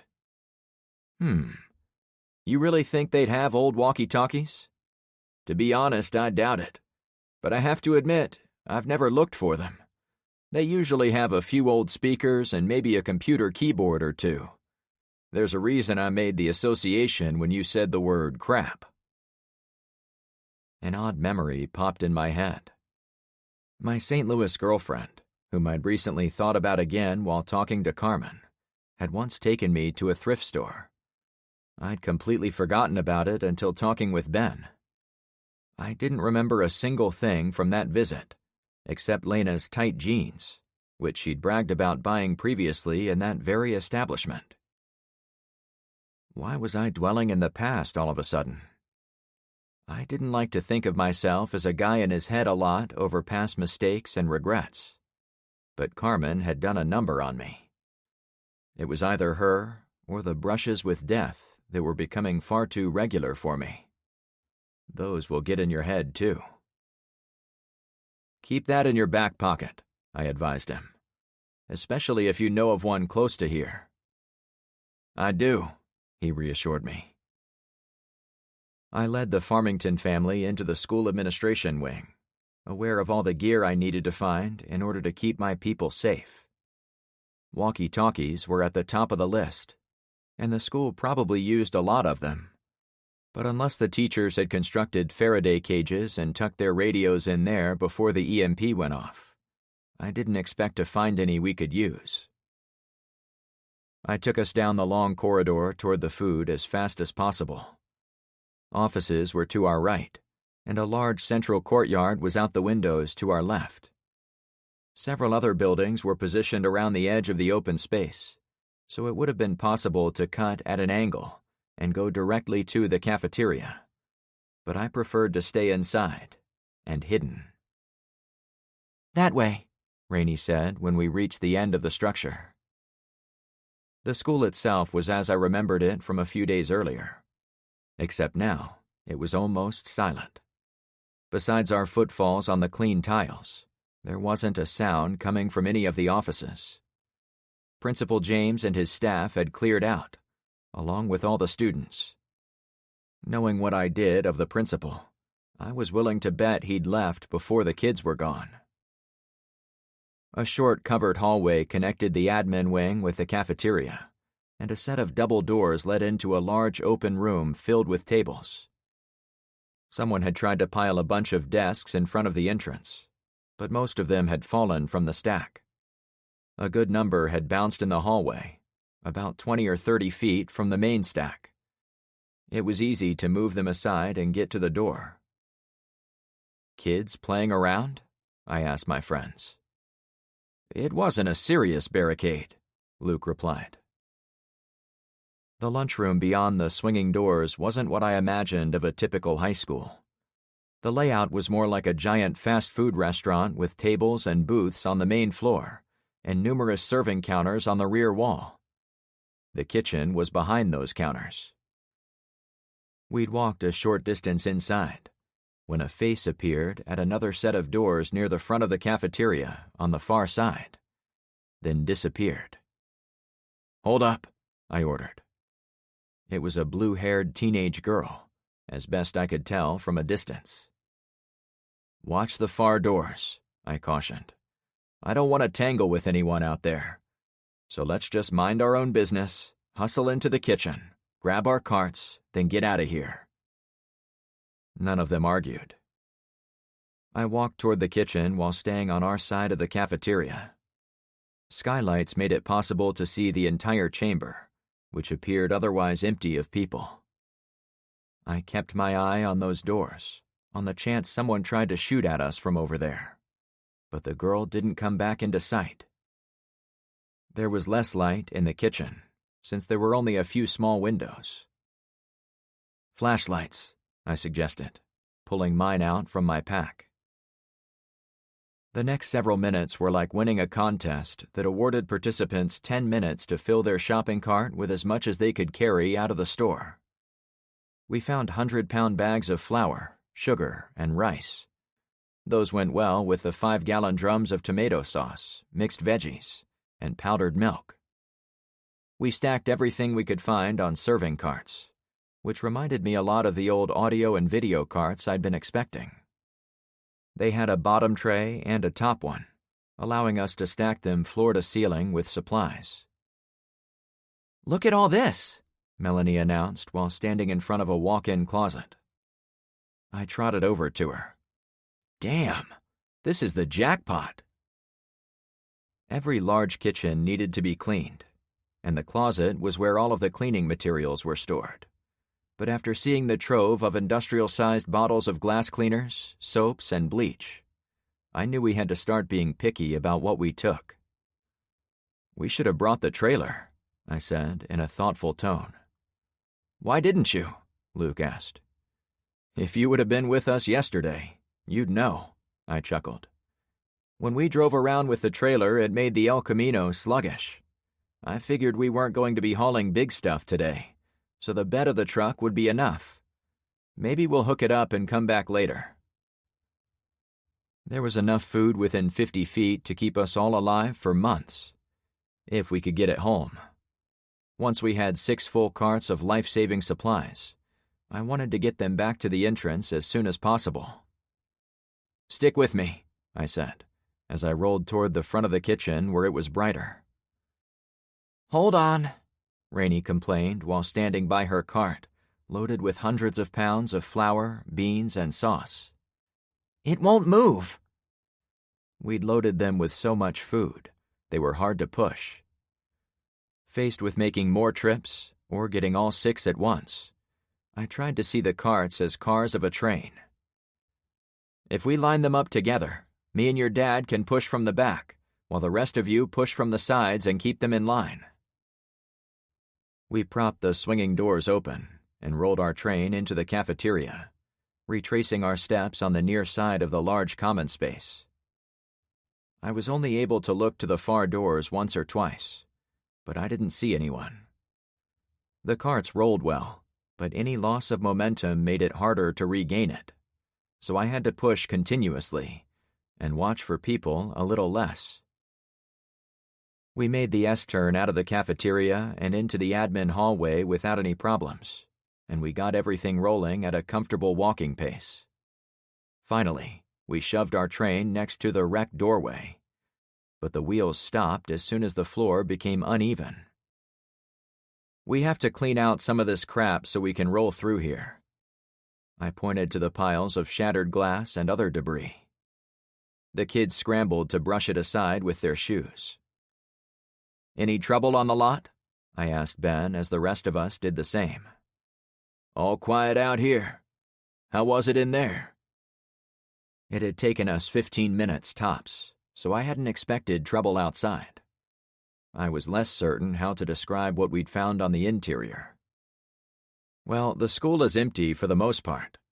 But there is someone watching us from afar. Not sure what that's all about. Once the path was cleared, we rolled our train of bounty onto the parking lot and dumped it into the back of the El Camino. With 6 people working together, it didn't take long to completely fill the bed. "Wow, this is incredible," I remarked when we were done. "Should we go back in?" Rainey asked her mom. "We still have your car to fill." Melanie looked to me. I, in turn, looked to Luke. It would be a shame to drive home with extra space, but I'm happy with what we've got already. I tried to put myself in his shoes. Yeah, I was responsible for the whole group, but he was responsible for his entire family on this mission.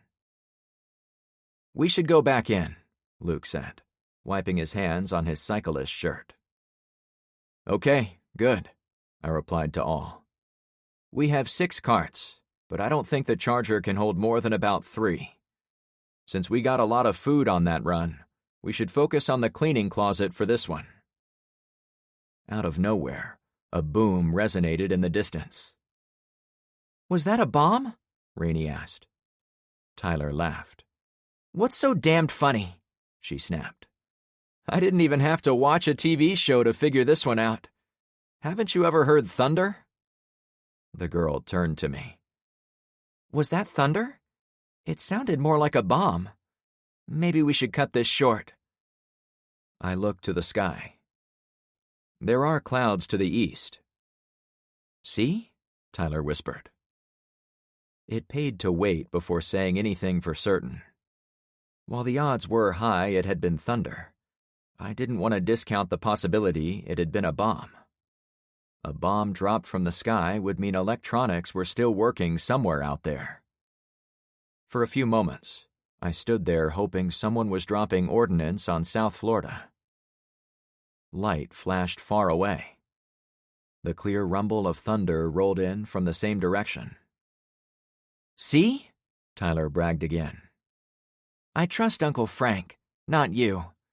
Might I remind everyone you were the loser who stood at your closet this morning and picked that shirt out of all possible t-shirts you own?" Tyler pulled at the bottom of his shirt to show off the smiling pile of poop. "This one?" he laughed. "It's pretty cool. Right, Uncle Frank?"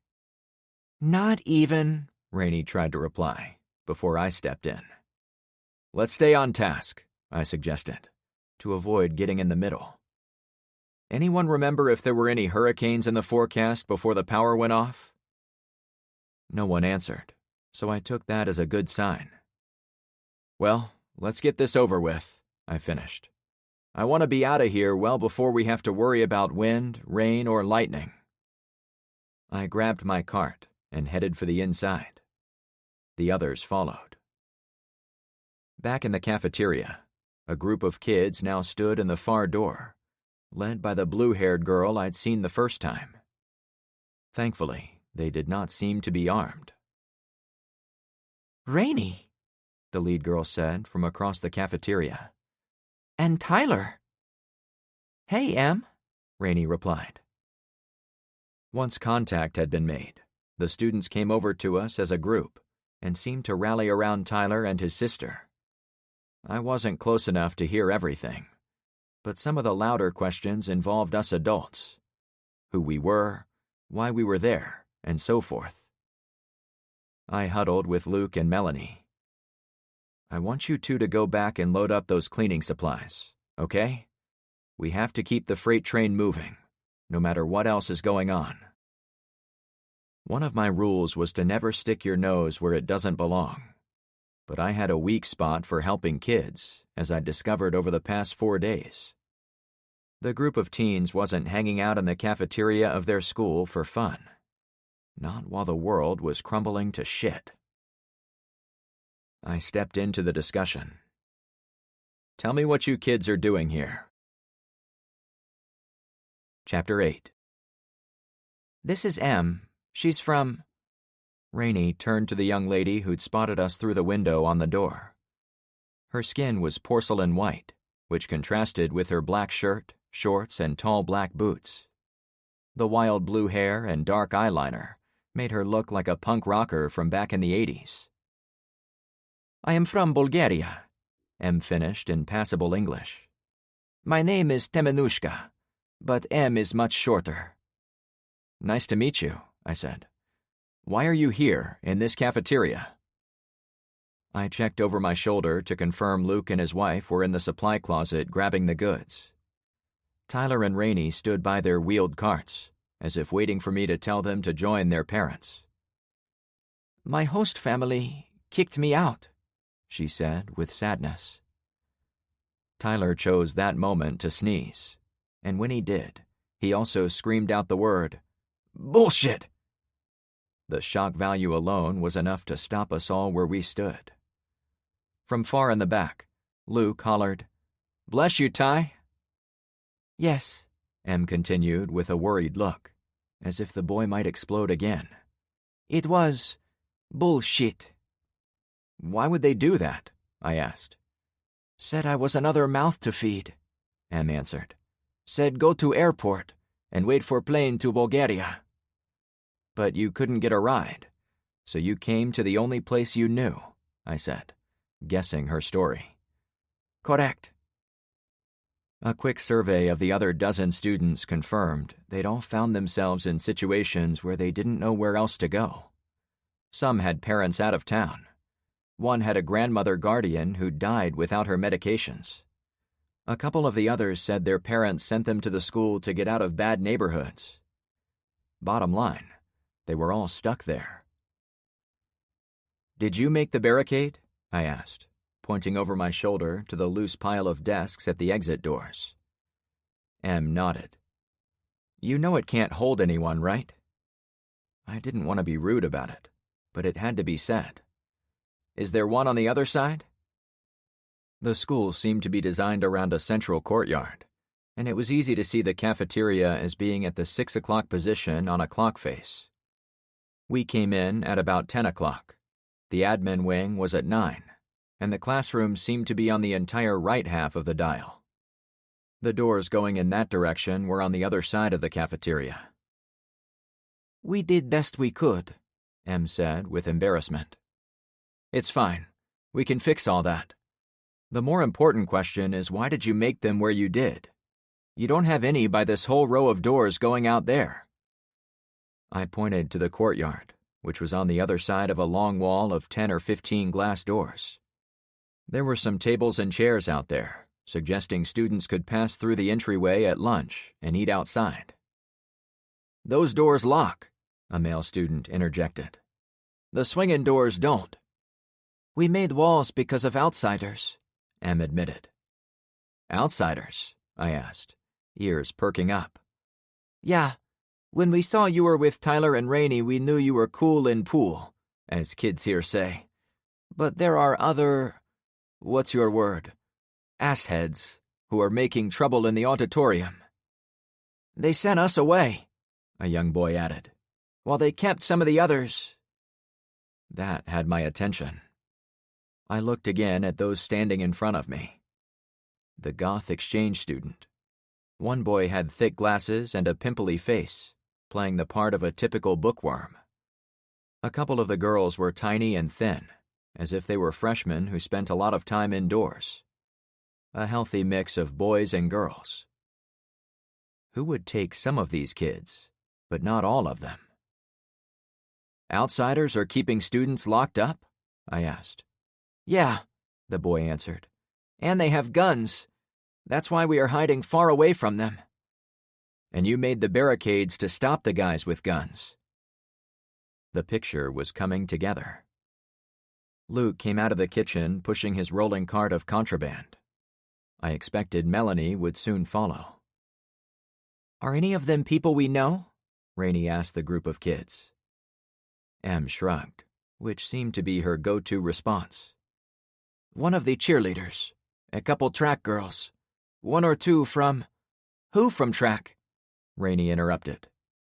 M didn't know, but one of the thin girls did. Lena and Molly, I think. Yep, Lena is in there for sure, the pimply kid added. Uncle Frank, We have to go get them. Rainey turned to me. Lena is a good friend of mine from cross country. I have to help her. I was less concerned with the names than the gender. It sounds like they are only keeping girls in there, I suggested in an offhand manner. Only the good-looking ones, Em suggested, and I tried not to read anything into the statement. Don't say that, Rainey said as she walked closer to Em. Luke's oldest wore running shoes, similar to the style worn by her mother, pinkish-red jogging shorts, and a sporty gray shirt with the mascot for her track team on the front. We'll at least check it out. I didn't have to let Rainey commit us to action, but I saw a larger picture developing. If some assholes were already in the school and hassling students, it wouldn't take long for them to spread out and find the jackpot sitting in the back room of the kitchen. Then they would have no reason to leave, and every reason to continue hurting children. Further, if assholes took over the school, we wouldn't have it as a fallback resource, and I had to look months into the future as part of our survival plan. Though I didn't know for sure what was going on, I didn't need a map to arrive at the conclusion of what malicious designs the intruders had on the good-looking ones. Without the ability to call the police, justice was in the hands of whoever carried the biggest guns. The students were severely disadvantaged on that score. I waited until Melanie came out of the kitchen. Okay, guys, I think we have to help these kiddos before we leave. Is there a problem? The mother inquired. Damn right there is, Rainey said immediately. Some douchers have my friend Lena and some other girls in the auditorium. We're going to put a stop to it. Lena McCall? From track? Yep, Rainey answered her mom. She's a nice young lady, and I've met her mother a few times at meets. I would hate for anything to happen to her. Melanie turned to me. Do we have time for a detour? I could tell by her posture she expected me to say yes, but it was nice of her to give me the option. And same as I had no intention of saying no to doing a good deed for Rainey, I wasn't going to turn down a request of my neighbor to do a good turn for her daughter. It was easy to think of myself as the leader of the neighborhood watch back at Clownfish, but I was also part of a larger team. Individual members had their own agendas I had to respect. As long as everyone knew my job was to keep an eye on their safety. The barricade on the far side was as useless as the one we'd walked through coming in. If we got to that point, I would offer some ideas of my own on how to improve them.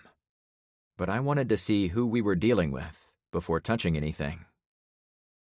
While we rearranged some of those desks to get around them, the sound of muffled gunfire erupted from deeper in the building. One of the boys immediately turned around and went back into the cafeteria, but Em stayed close to Rainey and Tyler, and their shotguns. I made a signal to Melanie with my eyes. Okay, kids, I'm going to need the rest of you to stay here. Most of them didn't need to be told a second time. They reversed course immediately, but Em remained where she was. It's okay if you want to go with us, I said with compassion in my voice. But it is also fine if you want to hang back. I did not help the girls the first time, but I will help second time. She pointed to the nearest shotgun. With guns next to me. I took point and made sure Luke was in the back, keeping watch. Much of the learning part of the school had hallways lit by windows and the doors leading to each class, so it was easy to navigate. It wasn't long before we came to a set of double doors I immediately recognized. The auditorium on the other side was where Luke and I found his two kids back on day one. We'd come from a different direction, but the map in my brain realigned once I knew for sure where we were. A gunshot came from inside. I silently pointed at the door. The others waited while I crept up to it. Safety was foremost on my mind, and the best way to ensure safety was to know what we were dealing with in there. I made a slow approach to the little window in the door to take it all in. I held my breath as I moved up. 3 rows of windows along the top walls provided enough light to see the entire interior. 2 guys stood on the far side of the basketball court with their backs to me. A row of 6 young ladies were lined up under the far hoop and were moving in a weird pattern. It took me a few seconds of watching to figure it out. These bastards are making them dance, I think. Rainey hurried to the window in the adjacent door. The guys were dressed in white loafers, tan pants, and pastel silk shirts. The man on the left held up an AK-47 and fired it twice into the ceiling.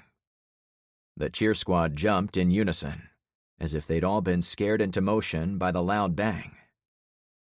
"We have to stop them," Rainey said from the other window. "Get down," I insisted, as I also got out of the blocky window.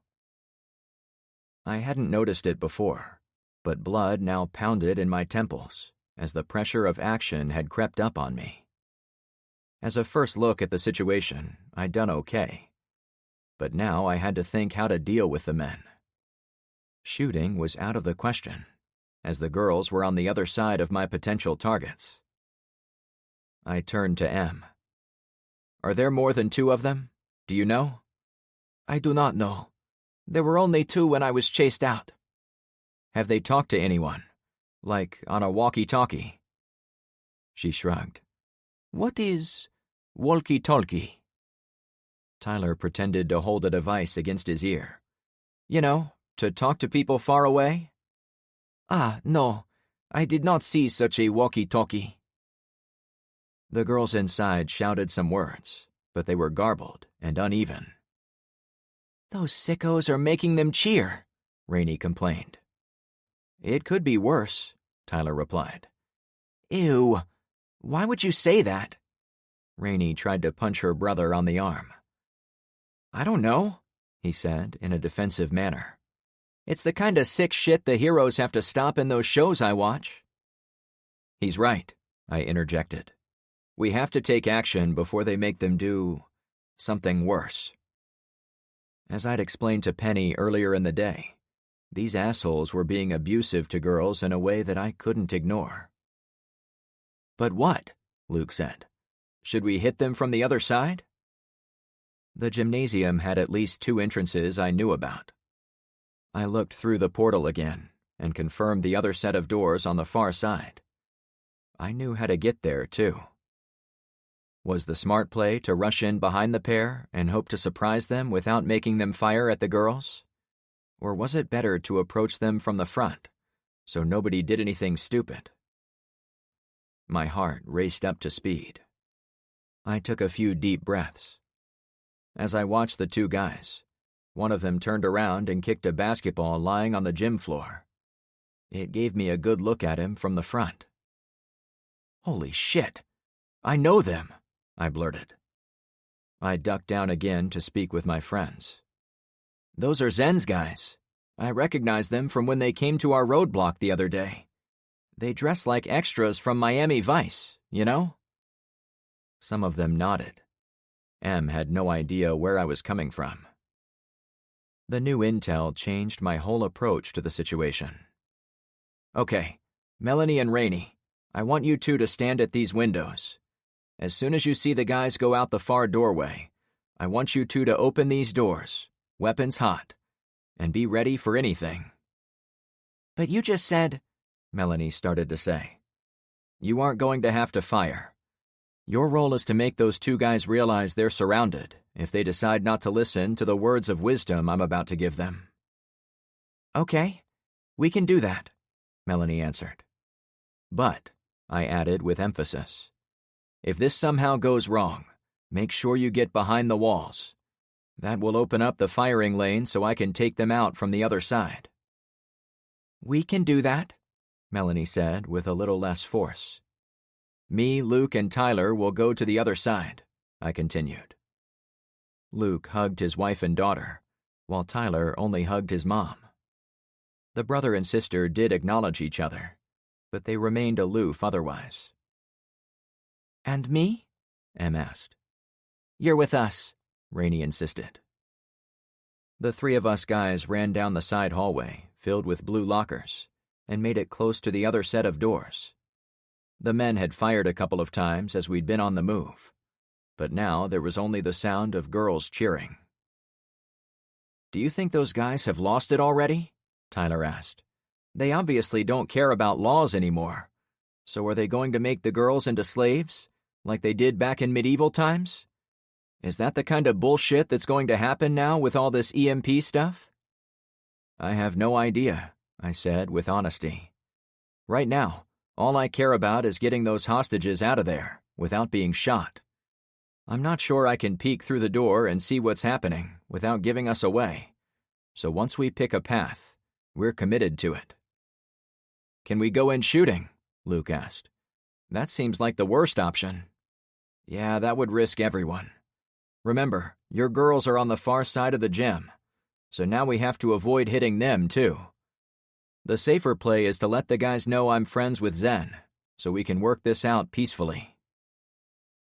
I looked around, then pointed to a pair of double doors across the hall from the doors to the gym. "Tyler, you and your dad go in there and stand to the right of the doorway. I'm going to wait at the door too, and call out to those guys. If shooting starts, make sure I'm not in your way." They went in as instructed.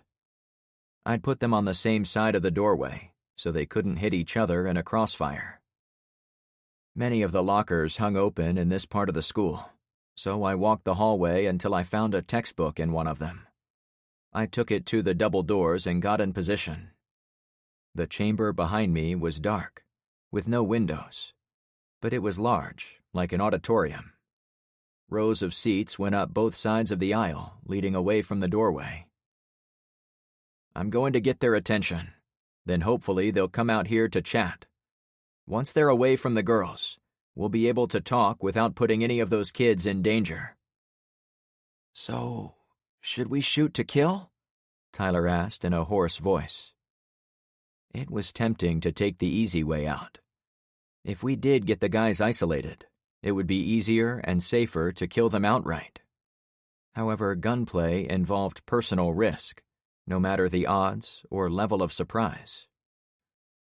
I'd like to think they'll be cool about this, but we can't assume, right?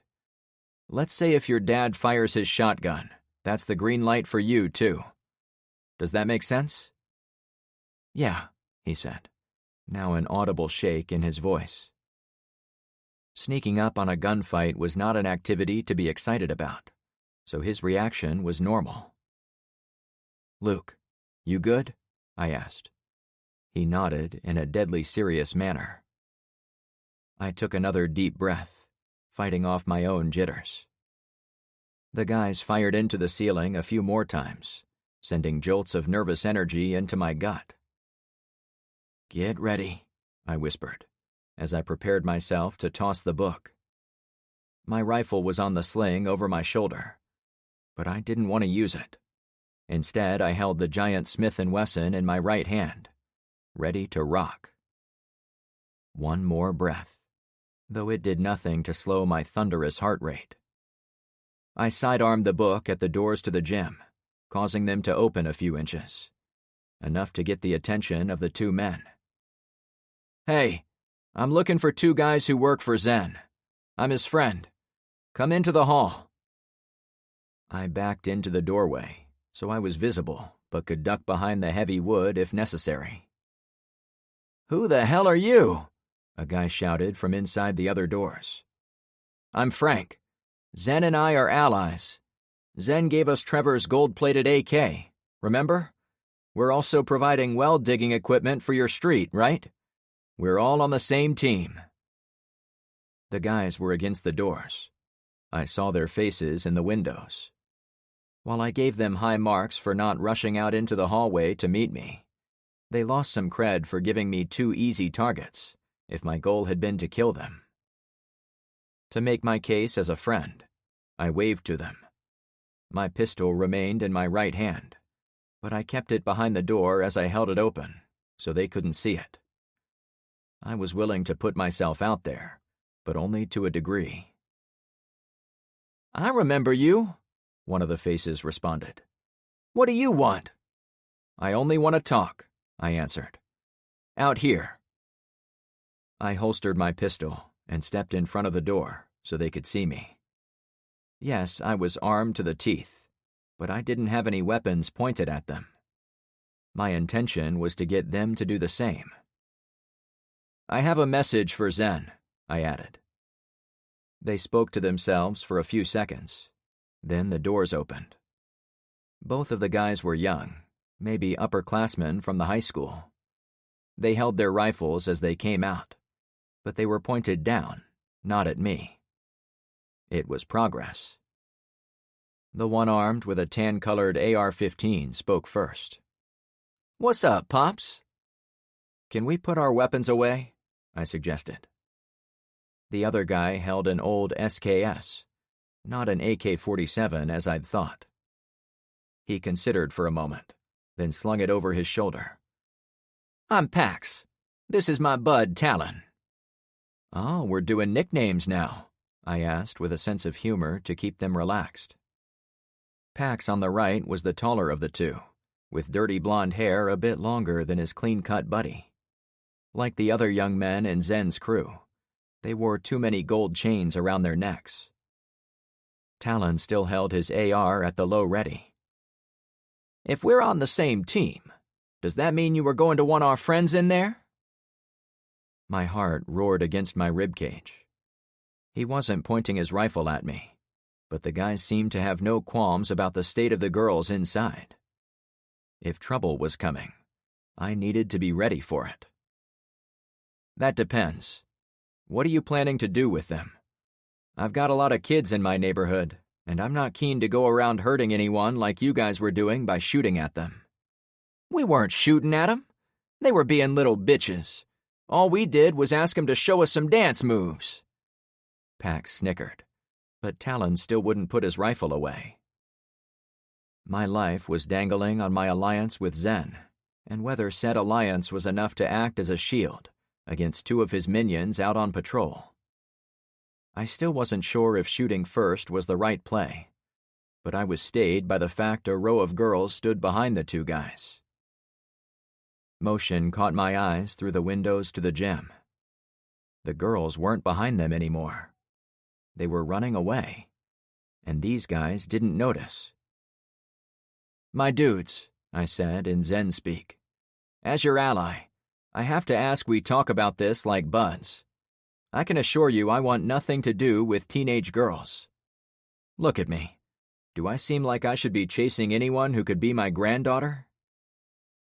I wanted to keep their eyes on me, as the girls in the gym were making their move. You'll leave us alone? Pax asked. Well, actually, this school belongs to the students now. I think they're arming up to defend it from people like you and people like me. I had to be diplomatic about the big picture. I'm walking around to inform others like us that we have to clear out and never come back. That's crazy, Talon replied. There's nobody in here except these juicy cheerleaders. He nodded over his shoulder, but didn't look back. Are you sure about that? I asked. I don't think they wanted to be a part of your routine. Talon hurried over to the window. Shit! They're gone! Damn, dude, you made us lose our chickies, Pax complained. Talon finally slung that rifle. I couldn't have asked for more. The disappearance of the captives had diffused the entire reason for Zen's guys to be there. No, it's all cool, I said in a friendly manner. It's for the best you didn't mess with those ladies. Never know who their dads are, you know? Guys, let's agree to leave this school alone, unless the students invite us back in. I had to leave myself an in, as I planned to help the students, and I didn't want to lie to Zen's people, since I was sure the crafty leader would later use it against me. We can't make any promises, dude, the taller Pax explained. We'll have to talk it over with Zen. He might not be happy to hear you interrupted our exploration of all the riches this place has to offer.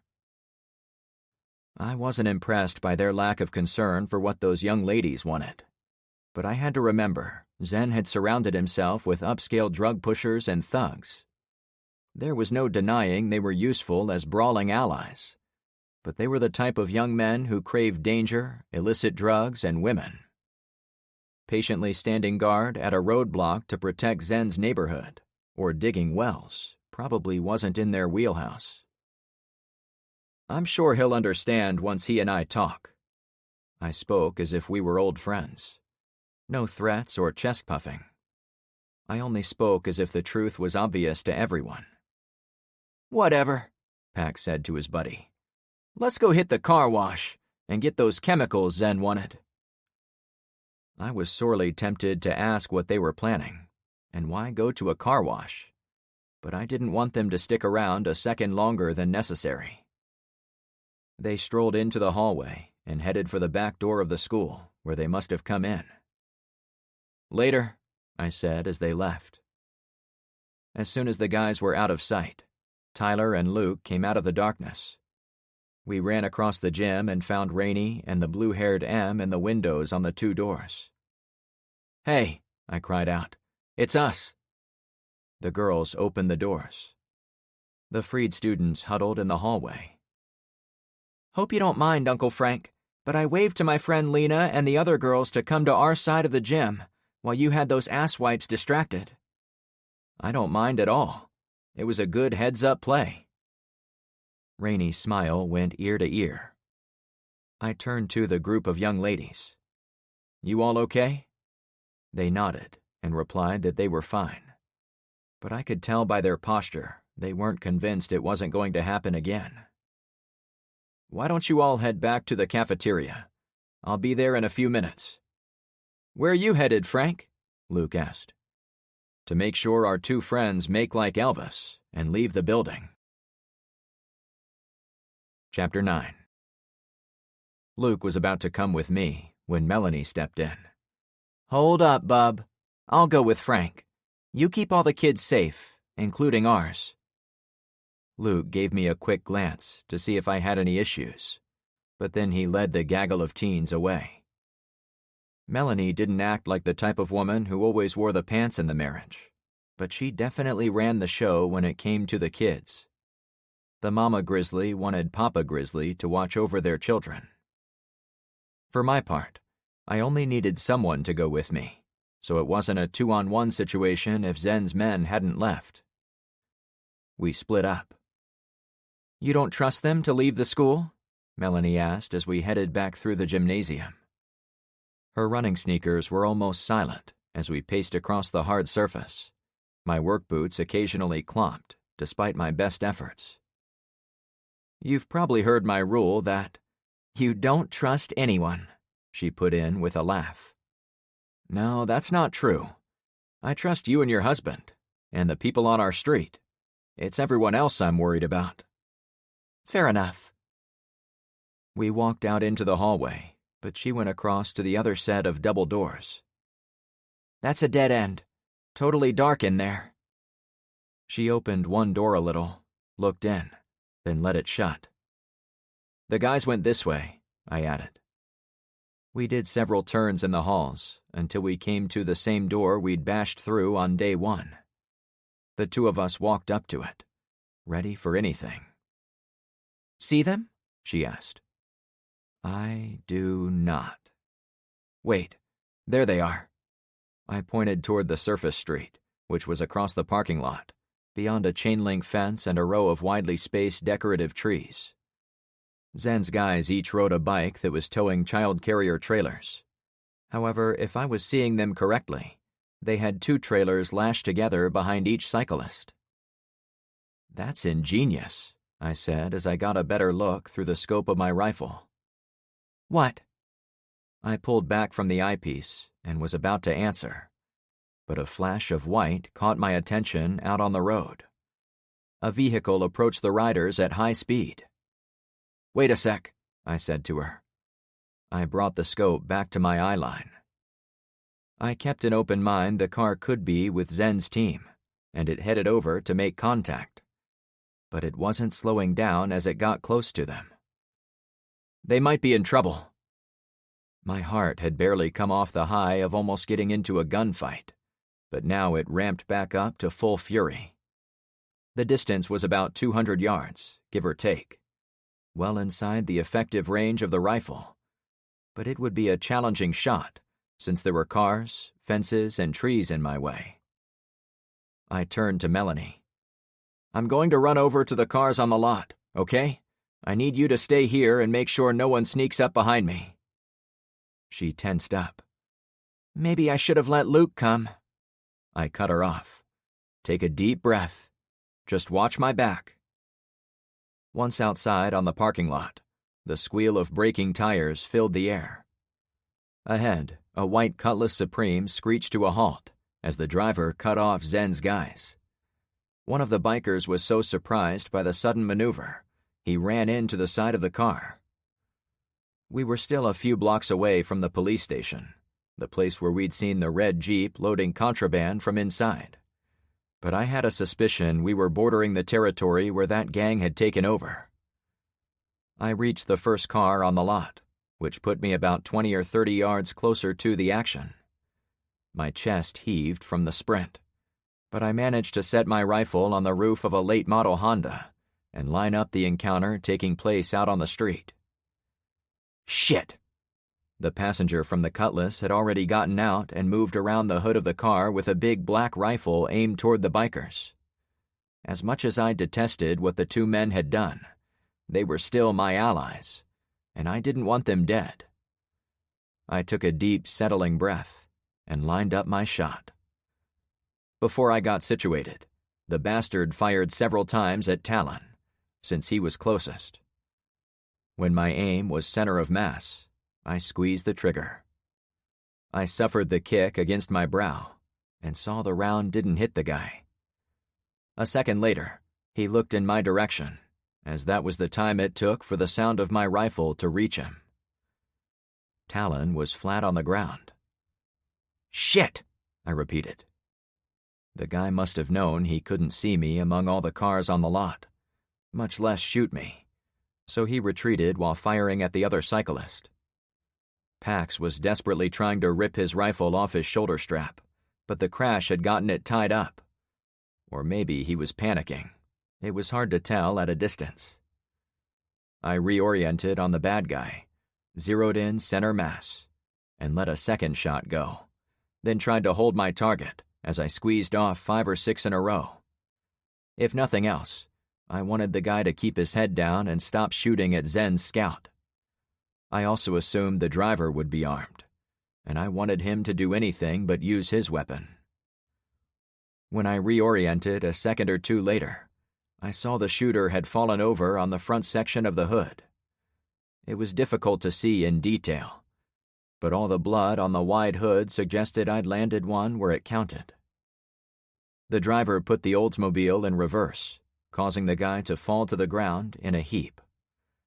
I knew I had to take him out, or he could have reported to his leaders that I'd ambushed their ambush. But I had to wait until it was well clear of Pax. I lined up the driver's door, intending to douse the guy with bullets. But I was surprised to see tall Pax finally get his shit together and fire at the dude from mere yards away. I watched as the guy lit off the full magazine on the car from about 40 feet. The driver had been in the process of reversing when he was caught in the hailstorm of bullets, and he never got a chance to put it in a forward gear. While the driver continued to eat lead, the car rolled backward until it hit a thick tree on the other side of the street. Then a fire sprang from underneath the trunk. When he was out of ammo, Pax shouted in anger and threw his SKS toward the wreck. I heard him from across the parking lot. The driver never came out of the growing fire, suggesting he'd been killed before being burned alive.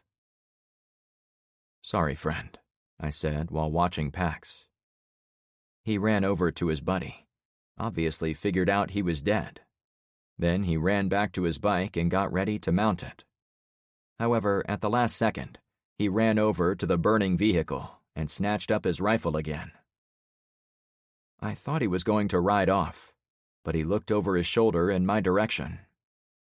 It crossed my mind to keep him guessing, so he couldn't tell the group behind the white car who had helped him.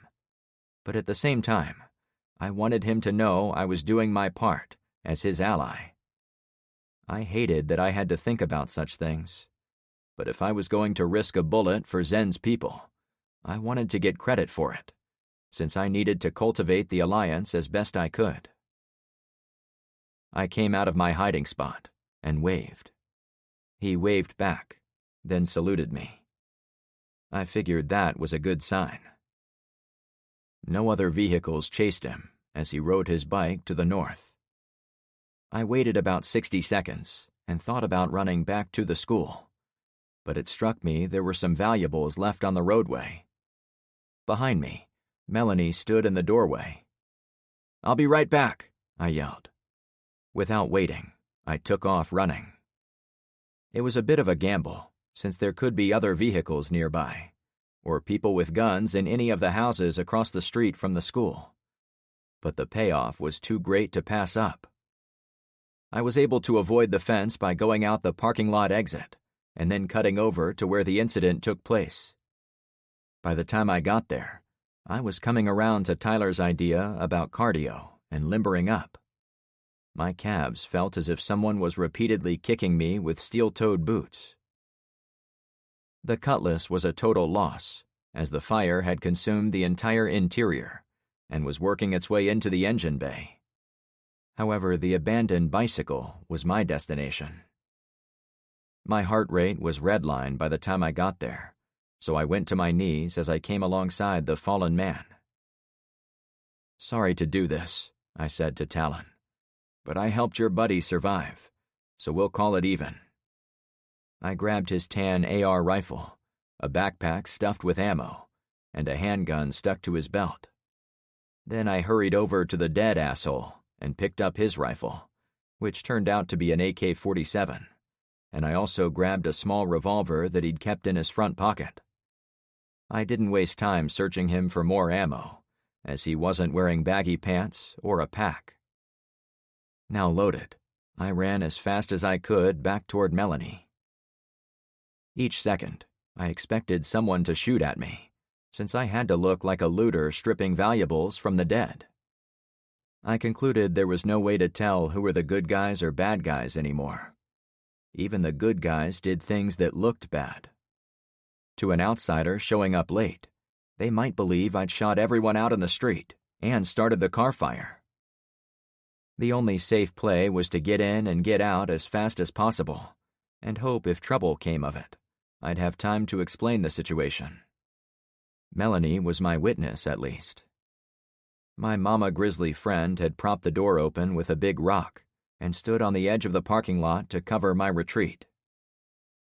"Impressive, Frank," she mused. "I didn't know you could run that fast." Wanting to not get shot is a wonderful motivator. Trust me. "Can we go yet?" she asked as we fell back toward the doorway. "Yeah, let's get all this back to the kids," I said, already hustling. Once we got back inside and returned to the cafeteria, I set the guns on a table, then tossed the pack of ammo next to them. The group of lost kids gathered round. "Do any of you know how to shoot guns?" Em was the first to raise her hand. "My father had one of those in the house, and he taught me how to shoot it. He said I needed to know this in case the Communist Party ever took control of our country again." "Well," I said with a deep breath, "you'd be perfect to give this to." "You want us to fight?" the pimply kid asked. "Hey, what's your name?" I asked him. "Charles," he answered. "Well, Charles, I think you should ask Em that question, or these girls. After what I just saw with those pricks with guns, I can tell you there are no police coming to help. There are no teachers coming back. I'm sorry you all find yourselves stuck here, but I'm laying it out straight that before too long, more of those assholes from the outside are going to come in here and make your life miserable." One of the young ladies from the gym picked up the AR. "I know how to use this." "Good," I said. "It has the most ammo, so make sure the person firing it is competent." "Lena knows what she's doing," Rainey added. "I guarantee it." "Oh?" Melanie interjected. "You've seen her shooting guns?" I'd remembered Melanie had been a bit hesitant about guns at the beginning, though I was certain her attitude was the exact opposite now. Still, any parent would be curious what their kid had been doing while unsupervised. I saw some videos of her and her brothers shooting rifles. It was on her story. I wasn't sure what that meant, but it was enough that the girl was a shooter. Listen up, I said to the room. There's one important rule you have to remember from here on out, or at least until the power comes back on. How could I summarize all the books I'd read on EMPs and what they should expect of this catastrophe? There were endless pieces of advice I could give them, if I had the time. But I had to summarize it, so my people didn't spend too much of our time out on the road. Never, ever, ever let someone take your guns. I picked up the revolver. In fact, I would recommend you send a team out to find more weapons. You can't have too many. You can't have too much ammo. And you can't practice shooting them too much. Once you lose these, anyone can walk in here with their guns and ammo and take everything you've worked for. They can take your dignity, like those assholes tried to do with these ladies. And, of course, they can take your life. I purposefully looked at each one. Do you all understand? If there were no guns, we wouldn't have been in that situation. It was one of the girls we'd rescued. One of the last people I expected to complain, after using my gun to disarm Zen's guys. Not gonna make it, Tyler said under his breath. I didn't have time to get into a political discussion. Look, do whatever you want. But I do have a few quick suggestions that might help you stay alive a bit longer, if you were interested. The kids all gathered around me. Message clear. Okay, you've got the right idea being here in the cafeteria. You've got plenty of food for sure, and water as long as the municipal supply stays on. Might want to fill up pots and sinks with more, if you can. When it goes out for good, you'll need to collect it from somewhere, like the roof or downspouts. If that fails, you can collect it from the canals and boil it. But to go outside, you'll need guns to protect yourself. We understand, Em answered. You can strengthen your blockade of desks by using packing tape to basically glue the desks together, creating a wall that would be difficult to take apart without being discovered. But you'll need to collect even more desks to make it impassable. We can do that, a boy replied. If you need to go out, use the doors with the keys. Go into the courtyard, then go where you need. That way the barricades can stay in place. I pointed nearby. And you can stack desks in here and put hardbound textbooks and other heavy things between you and potential shooters, so you have some safety from them. Books can stop bullets? Tyler asked. I thought that was an urban myth. Sure they can. Bullets slow down or deflect on anything they hit. So if you stack enough books, I guarantee they'll help protect you. You might need 6 or 8 thick books to get the job done, but you should have an entire school full of them. You could build 3-foot thick walls of them, I'm guessing. Then what do we do? Lena, the gun handler, asked. That was the billion-dollar question. Well, I can't tell you what's going to happen since I don't know. But I can tell you me and my friends, including Tyler and Rainey, are pretty much assuming no one is ever coming to help us. We've created a neighborhood watch organization, so we've got order back at home, and we've got a couple of vehicles we can use to go out and gather the supplies we need. I was finally catching my breath, but I wanted to pick up our pace, since Ben would likely be wondering if we'd gotten into trouble. If I were you guys, I'd operate out of this cafeteria as your base. If you go outside, go in pairs, and have one of you armed, but always keep one gun here at your base. If you don't have a vehicle, it would probably be better to go out at night, so you aren't hunted down by gas-powered engines. I knew this had always been a possibility, but seeing it happen with Zen's 2 guys brought it home in a way imagination never could. This sounds complicated, Lena complained as she turned to Rainey. Can you and your parents stay here with us? All eyes fell on Luke and Melanie, but Luke spoke first. We have to go back to our street, but I could tell Luke was being careful about his words. Even so, mention of leaving them alone had sent a visible ripple down the spines of many of the kids. Hold up, I advised, now breathing and thinking normally. We're going about this all wrong. Rather than telling you kids how to tough it out here, or leaving some parents with you, why don't you all come back to our street? It would be much safer there, and we could really use the extra hands. You would take me? Em asked with surprise. Especially you, I answered with a smile. I think it's really shitty what your host parents did to you.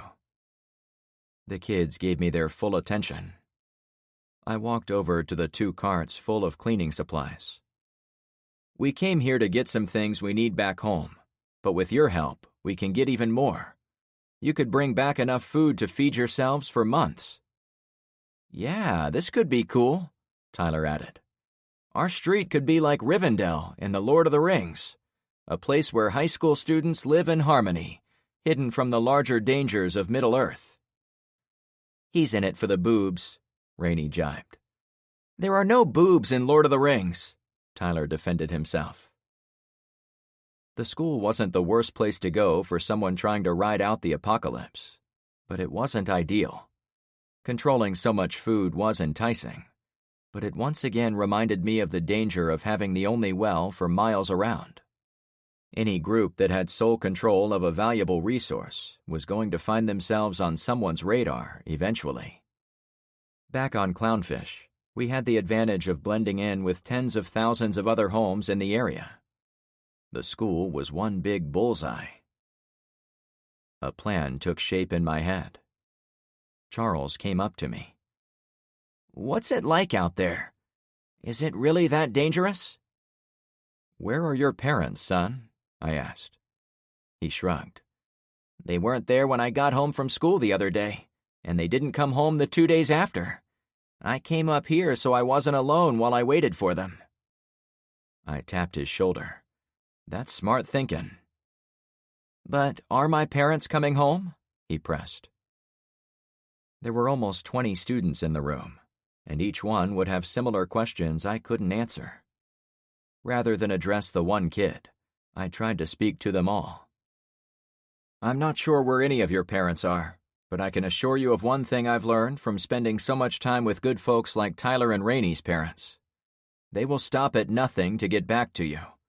They'll spend every last ounce of energy finding their way home. The best thing you guys can do in the meantime is stay alive. And the best way to stay alive is to come with us. I go where you go, Em remarked, since I have no parents coming for me, and nowhere to go here in this city. Don't count out your real parents, I said in a sympathetic voice. I'm sure they'll do everything in their power to rescue you. I had no idea what capabilities someone in Bulgaria might have. I didn't even know if Bulgaria still existed. Therefore, it was okay to give the girl hope. Thank you, Em said with a tear streaming down her cheek. The teens took Em's cue, and all soon agreed to come with us. Their only condition was to leave personal notes about where to find them, in case their parents came to the school. I pointed to Luke and Melanie to grab the pair of carts, but I spoke to the kids. I need you all to go around the school and find anything with wheels. There are some carts in the kitchen already, plus the 2 you see here, but there may be more. Once we fill them with the food still left over in the kitchen, we're going to roll them back to my house. No one was more surprised than Luke and Melanie. Frank, are you sure about this? Luke asked as he pulled me away from the kids. The alternative was to toss the food to make room in the vehicles for the kids, but losing all that food would endanger my whole street in the longer term. We could come back for the dumped supplies, but there was no way to know if anything would still be here by the time we got to it. There hadn't been any immediate threats on the drive to the school, so walking them home seemed a rational option. It's a long way, Melanie whispered. They can make it, I assured them. We walked your kids home on that first day, so I know these others can make it. Plus, they'll have us providing protection." We rushed through the admin wing and ran into Ben immediately. We explained the last half hour as we loaded all the cleaning junk from the 2 carts into the charger. Then we went back to help the kids get ready to go. A half hour later, all the teens stood in the parking lot paired with rolling carts, loaded with sauces, flour, sugar, and other cooking supplies we'd liberated from the school cafeteria. One of them had discovered a treasure trove of parachute fabric in the gym that we sliced apart to cover all the carts, so the food wasn't out in the open. "You start them for home," I said to Melanie once she was behind the wheel of the red hot rod. "I'm going to go swing by the car crash one last time." I led them out of the parking lot and onto the roadway as if heading home. But I made an extra turn and drove east along the north edge of school property.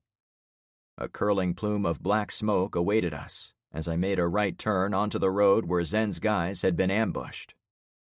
To my shock, there still weren't any scavengers cleaning the place out.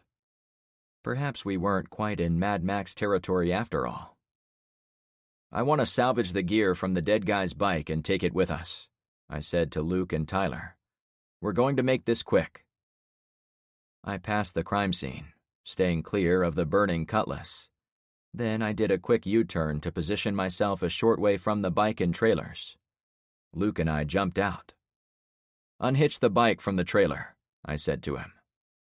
With a little time, I got a good look at what Zen's people had designed. It was the same bike and trailer system I had used, but they lashed a second trailer behind the first, and had cut down the tops so they were essentially one long flat trailer. A tarp had been weaved into the supports to give it strength, and so little things didn't fall through the gaps. They talked about going to a car wash to get chemicals, but the cart was already loaded with about 10 car batteries. While Luke detached the bike and tossed it on top of the pile of stuff in the bed of the truck, I used some of the retrieval ropes to secure the trailer to the hitch. It wouldn't come close to passing inspection if a cop came along, but I deemed it strong enough to go a few miles toward home. For half a second, I considered bringing the dead guy with us, so we could give him to Zen for a proper burial. But that invited all kinds of problems into our lives. For all I knew, Zen would refuse to take him, and then I'd be stuck with a corpse.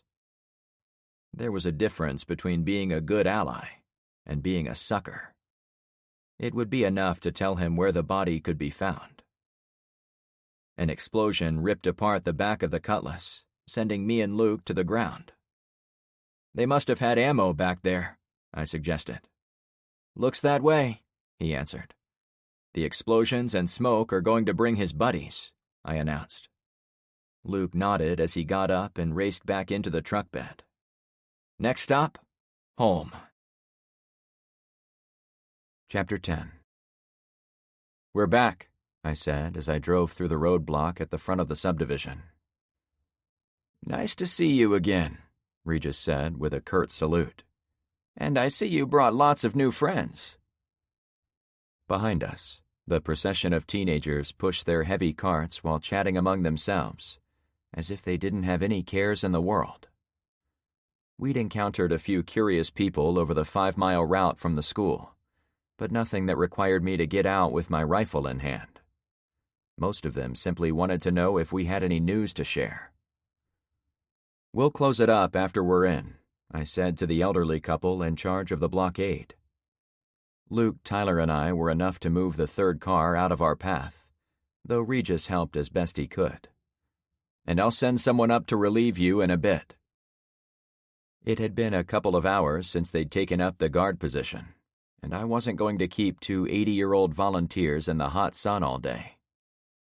The clouds had moved in over the past few hours, though we hadn't heard more of the distant thunder, which was fine by me. Still, they needed a break. I put the El Camino in park, took the keys out, and ran back to Regis.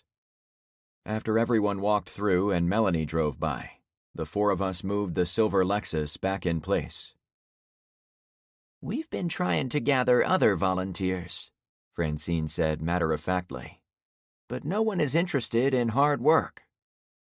"Thank you for trying," I said, already heading back to my ride. The roadblock was one more shortfall I needed to rectify before too much time went by. The White Cutlass attacked Zen's guys without warning, and it was close to the sacked police station where the Jeepers had been operating, suggesting forward-thinking groups were foraging out as far as they could to secure resources. It wouldn't be long before one of those groups probed our roadblock to see what we were all about. If all we had to show for ourselves were a pair of tired retirees, it might make us a target. "See you soon," I said out my window. I parked the El Camino on Drummond's driveway, with the bed partially inside his garage. "All hands on deck," I shouted. "We need this unloaded as fast as possible. Put the bike and trailer next to the house." I didn't want anyone to touch the battery-laden property that belonged to Zen's crew. Not yet, anyway.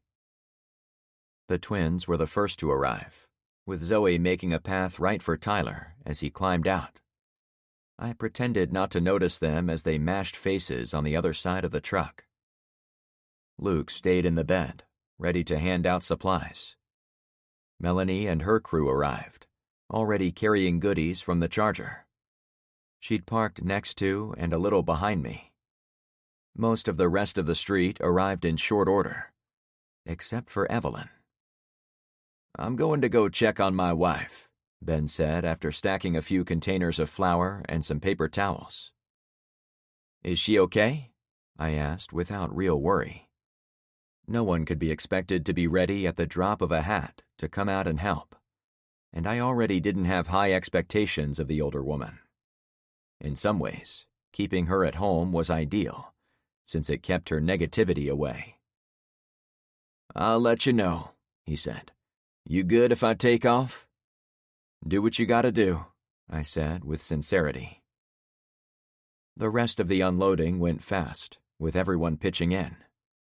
I instructed the high school kids to push their carts into Penny's empty garage, as a way to spread our supplies into different houses. The only person who had an excuse to be away was Kyra, since she was watching the inner roadblock for us. But LeVar carried her weight, since he did the work of 2 or 3 people. "What projects have you guys completed while we were out?" I asked as we neared the end. Carmen stepped closer to me. "LeVar has been a beast. He's gotten a ton of wood stacked in my garage, along with a bunch of nails and shit." "That's awesome. Let's go over and see what we've got." I pointed at LeVar, Carmen, and Tyler. "You want me?" the boy asked with surprise. "Yeah. Why not?" Tyler looked at his dad, who shrugged with indifference, as if the choice was his. He hopped out of the truck bed and took a few steps in my direction before stopping. "Can Zoe come?" he asked. "Sure. Just hurry." It was comforting to spend time on the street, with the million things we needed to do. But I wanted to get back on the road the second I knew everyone was set to productive tasks. We all arrived at the garage as a tight-knit group. "This is exactly what we need." There was one neat pile of 2x4s and a messy pile of plywood next to it. The plywood was frayed and pockmarked in places, where it must have given LeVar problems ripping them from the walls. "What the heck are we going to do with this?" Carmen asked. "Let me show you." I grabbed a hammer and a box of 6-inch construction spikes, both brought over from the construction site, and picked up about a 4-foot section of 2x4. I drove in 4 nails at different angles, making sure they were fully seated, so they would stick out about 4 inches on the other side. I did a couple extra on the sides of the board, still making sure the heads all faced to the one side. I did them at angles, see? I wanted them to catch a car tire no matter the direction. And we want to fill this with a nail about every 4 inches, with the same number on each skinny side. When I had their attention, I picked up a second board and drove in 4 random nails in various directions. To complete the demo, I mated the two flat sides and held it there. The last thing you want to do is drive a few nails in straight through, so the two boards are held together. Can't we use each board separately? Carmen tapped the demonstration boards. It would give us more. I'm worried that the nails will back out if a tire runs over the board out in the soft ground, so by joining the two flat parts, it creates a solid barrier. Another option would be to put kinks in the nails so they don't push out when a tire hits them. But we may need these nails down the road, so I don't want to waste them. We had plenty of 2x4s to use, so it didn't seem necessary to be stingy with them in the face of a probable attack. Maybe if we have time, we'll run some tests on the tires of one of the dead cars. That sounds awesome, Tyler declared. Okay, stay with me, I continued. We have 1,000,000 8-foot 2x4s and tons of nails, so I want each set of boards looking like porcupines. That will ensure that no matter how a vehicle runs over the spikes, they will get stopped. In a future day, when time wasn't a factor, we could cut copper pipes out of the construction homes, trim them down to 4-inch pointed segments, and hammer them into the wood. They would pop and drain tires way faster than nails, but they would be much harder to make. Won't they get seen? Carmen asked. I ran through the situation from the point of view of an attacker. What would it take to hide those boards so I wouldn't see them while driving in? Black paint would probably hide them best, but we didn't have time to build them and then paint them. Plus, I had no idea if we had enough paint to go around. The next best way would be to use a natural paint. Okay, here's an idea. When you have these done, run them over to the canal and dip them in. Find some dry dirt in a garden and get these strips nasty and dirty with mud.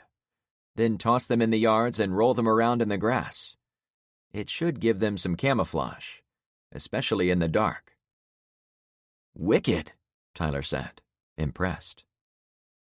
After reading numerous books on the subject, I'd spent considerable time thinking up ways to stop enemy vehicles. The easiest method was a bullet through the head of the driver, but that wasn't always practical. Another good way was using big objects to limit or stop movement, like cars at the roadblock or fallen trees in the woods. However, a big lesson in all my books was to prepare multiple layers of defense. Assume a vehicle is going to weave around fallen trees or punch through a roadblock. Assume they have a bulletproof cockpit. Then what do? How many do you want? Tyler asked with excitement. All of them, I deadpanned. There were probably 50 or 60 2x4s already in the pile, and a dozen boxes of the long nails. And more, if we have time. Figure each one is 7 or 8 feet, and we'll need about 10 to cover the border of one backyard. And we need to cover at least 4 houses for starters. So that's 40 pairs. I didn't intend to lay them in easy-to-see straight lines, but it at least gave us an idea. You really think someone is going to attack us from the woods behind my house? Carmen asked. I hope they don't, but it seems the most likely route they'd use.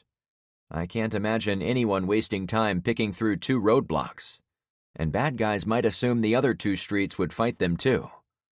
We're safe from the canal side. Unless...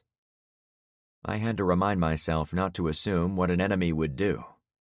We could stack our defenses to the max on the forest side, and a flotilla of canoes could come from the canals and surprise us. Unless they bring boats. We need to watch the waterway. Zoe picked up my thought. Yes. I needed to get some allies on the first street, since the canal came by their block before it came to ours. We can't forget to keep watch in 360 degrees. The same message I'd given the students in the cafeteria. And the sewers, Tyler suggested. Can anyone climb through them? I asked. Not really. I can fit in the opening, but not in the rainwater tube. Clownfish didn't have the types of storm sewers I was used to back in Chicago. Instead of elaborate manhole covers with ladders going into large tunnels, my street had little concrete boxes every 100 yards. The sewer company used a portable crane on the back of a pickup truck to lift up the lids so they could service the lines. How? I started to say. I probably don't want to know.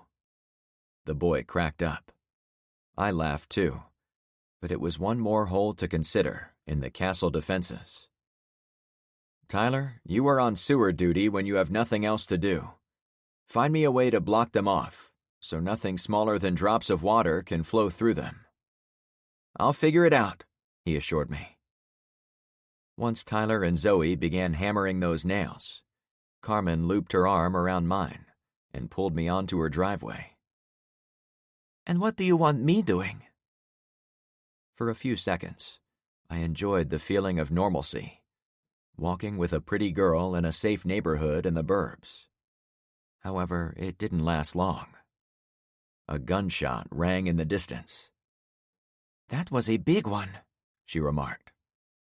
That was a 200th anniversary edition of the Remington 870 Tactical 12-gauge shotgun, I answered, as if we were only talking about the weather. You could tell all that from the sound? She said, impressed. I stopped and turned to face her. No, I'm having some fun with you. Oh, Frank, she chided, smacking me lightly on the arm. She waited for a few seconds before continuing. Did Melanie do all right out on the road? Yeah, the kids did great too. In fact, I think they've got a new understanding of their roles in our community after bringing home those students from the high school who have nowhere else to go. The 4 teens have been doing great work so far, but it never hurts to see people who have it worse than you do. We both glanced back to Tyler and the red-haired girl. But this project is super important for all of us, so I'm going to leave the kids here on this next outing. In fact, I'm going to leave most everyone here on the next one. I want to keep the charger at home now to pull down trees at the edge of the woods and save us some labor. Having 2 cars out on the road was nice for getting more supplies, but it also put more of my people at risk, as well as upping the odds of losing 2 cars at once. Can I be your +1 in the truck? She asked in a teasing way. As the day grew hotter, Carmen had stripped out of her heavier t-shirt from this morning and was now sporting a frilly aquamarine spaghetti-strap tank top that was practically see-through. The irony was she knew I would bring her with me since I trusted her skills, which meant she was flaunting her wares simply for fun. Let me think about it, I said in a passable, I don't really care either way voice. I found it easy, almost necessary, to joke back and forth with Carmen. To add to the theater, I excused myself and headed back toward the rest of the group. All right, listen up. Rainey and Alex front and center. The teens hurried over. You've been doing great work, so I have a new task for you. Take a few minutes of break if you want, but then I'd like you to take the bike and trailer to the edge of the woods, armed to the teeth, so you and the high school kids can collect firewood. From now on, we need to keep a fire or 2 burning every night, so we can see the street and empty lots. I wanted to get the new kids involved in our chore rotation as soon as possible, until I could think of a proper place to house them. That sounds easy, Alex said, whipping her long ponytail as she turned to go. While Zoe had her hair in a tight ponytail, Alex's was always wilder, even when tied off. Hold up, I exclaimed. They stopped and turned around. When you were done collecting 2 big piles of wood, I need you to help Tyler and Zoe put nails in all the 2x4s. You'll have to scrounge hammers from garages or up in one of the construction houses. Maybe the other teens can help with that too. They turned to go, and I stopped them again. Man, you 2 are go-getters, I chuckled. But there is one more thing. When you are done with those tasks, I need you to get 5-gallon buckets or some other way to carry heavy objects, then gather up rocks from around Trevor's pool.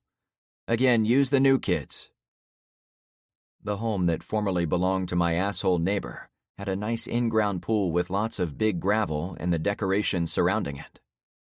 The other houses also had similar rocks in their gardens and along the front of their homes, but Trevor's place had the most. Alex turned her lip up. Why would we want rocks? Do you know the difference between cover and concealment? I asked, pulling directly from my books. No, she admitted. Take as many rocks as you can to the second floor of Trevor's house by the back window. Then make more piles near Penny's and Carmen's back windows, and I'll show you what I mean. I wanted to be sure the kids wouldn't run out of activities if I was out of the subdivision for an extended period. Moving rocks would be hard work. There is also a wheelbarrow in Trevor's garage. Both young ladies looked as if they were going to turn and leave, but this time they were ready for me to add more work for them. That's enough for now, I said, easing them off the hook. I was tempted to add the task of siphoning gas into containers, but that was a want, not a need, at the moment. The kids would be jam-packed busy with what I'd given them. After the girls cleared out, I was left with a few of the adults. What do you want the rest of us doing? Luke had come up next to me. I assume you have more than enough to keep us busy, too. Let me make you a list, I joked. That was cool of you to help those wayward teens, Penny said as she came over from her place. Now I need to figure out where to put 'em, I said while rubbing sweat from the side of my neck. I was thinking Trevor's place, since it was already a kind of frat house, but I don't think it would be smart to mix boys and girls without supervision. Definitely not, Luke answered. For tonight, the girls can stay with me and Daisy, Penny suggested.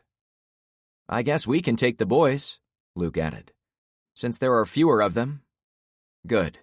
That's a relief to have a plan. Who is going with you out on the road?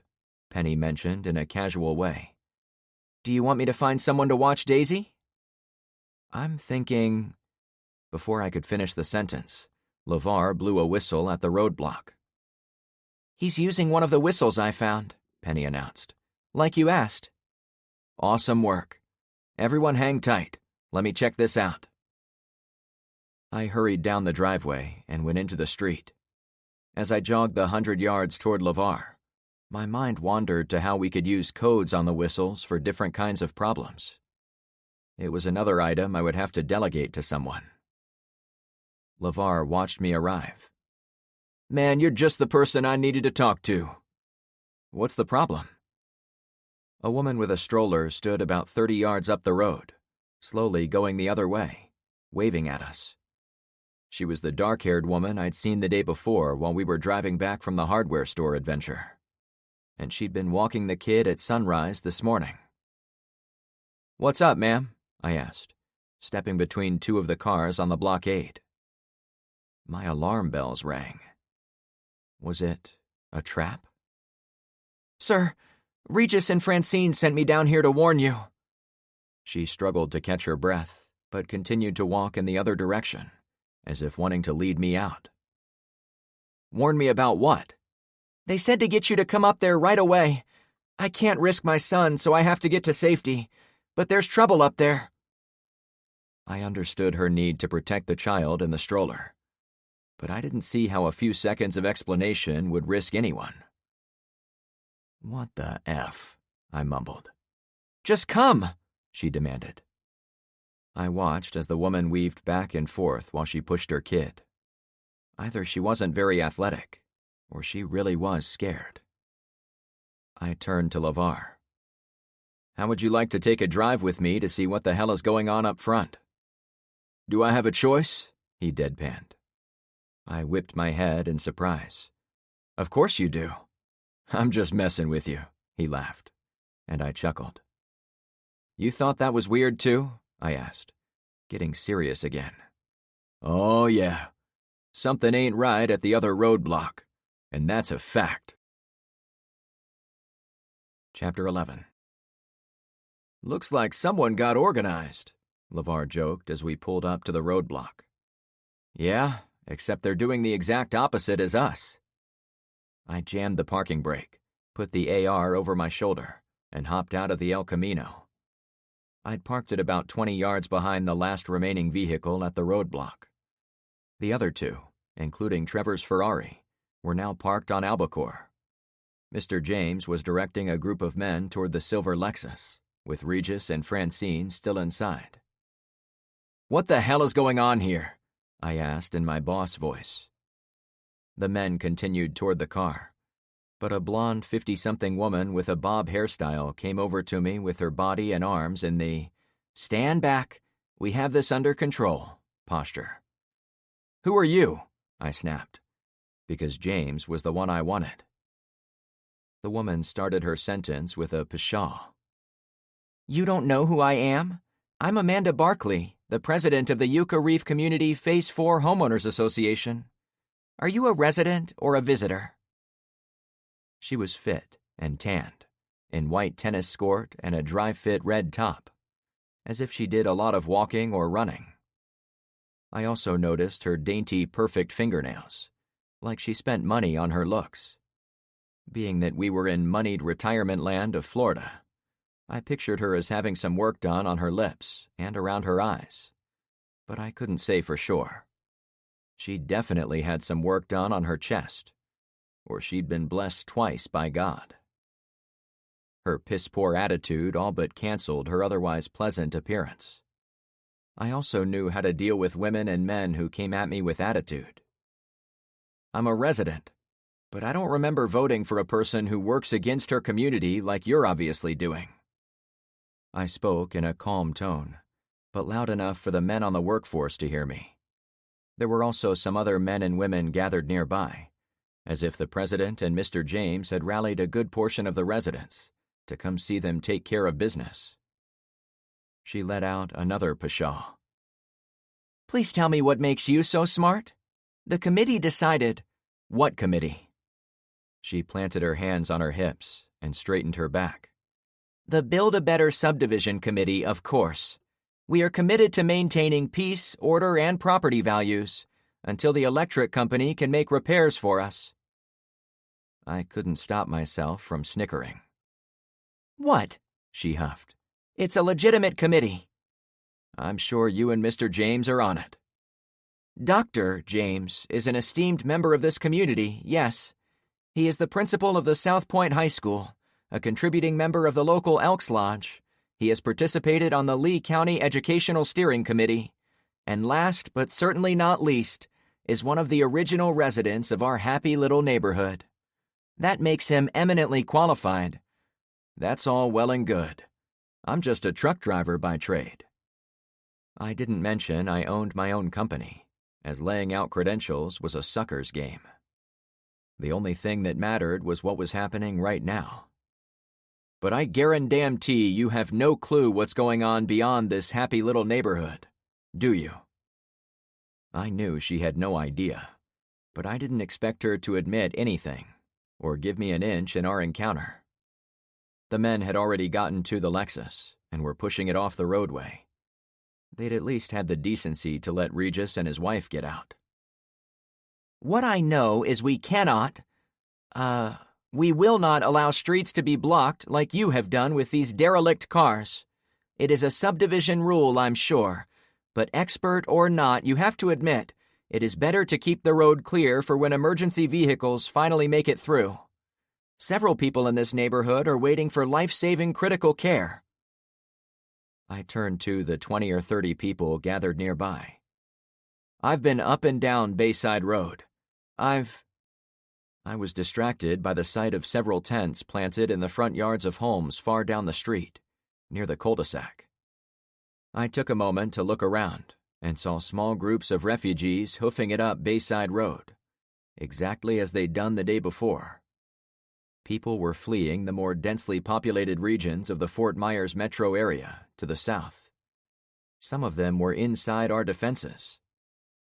I've seen men get shot, dead people in the streets, cars trying to run over innocent bystanders. I've also been in several shootouts with criminals. I assure you there are no police moving cones around, or EMTs polishing the chrome on their ambulances. You, every person within the sound of my voice, are in charge of your own security and health. That's just the way it is now." Amanda let out one of her signature pshaws. "Tell these people what it's like out there," I suggested to her. "You must live on clownfish," she said with a sneer. "Well, I live on Barracuda Bay. All my residents are doing as instructed and are sheltering in place.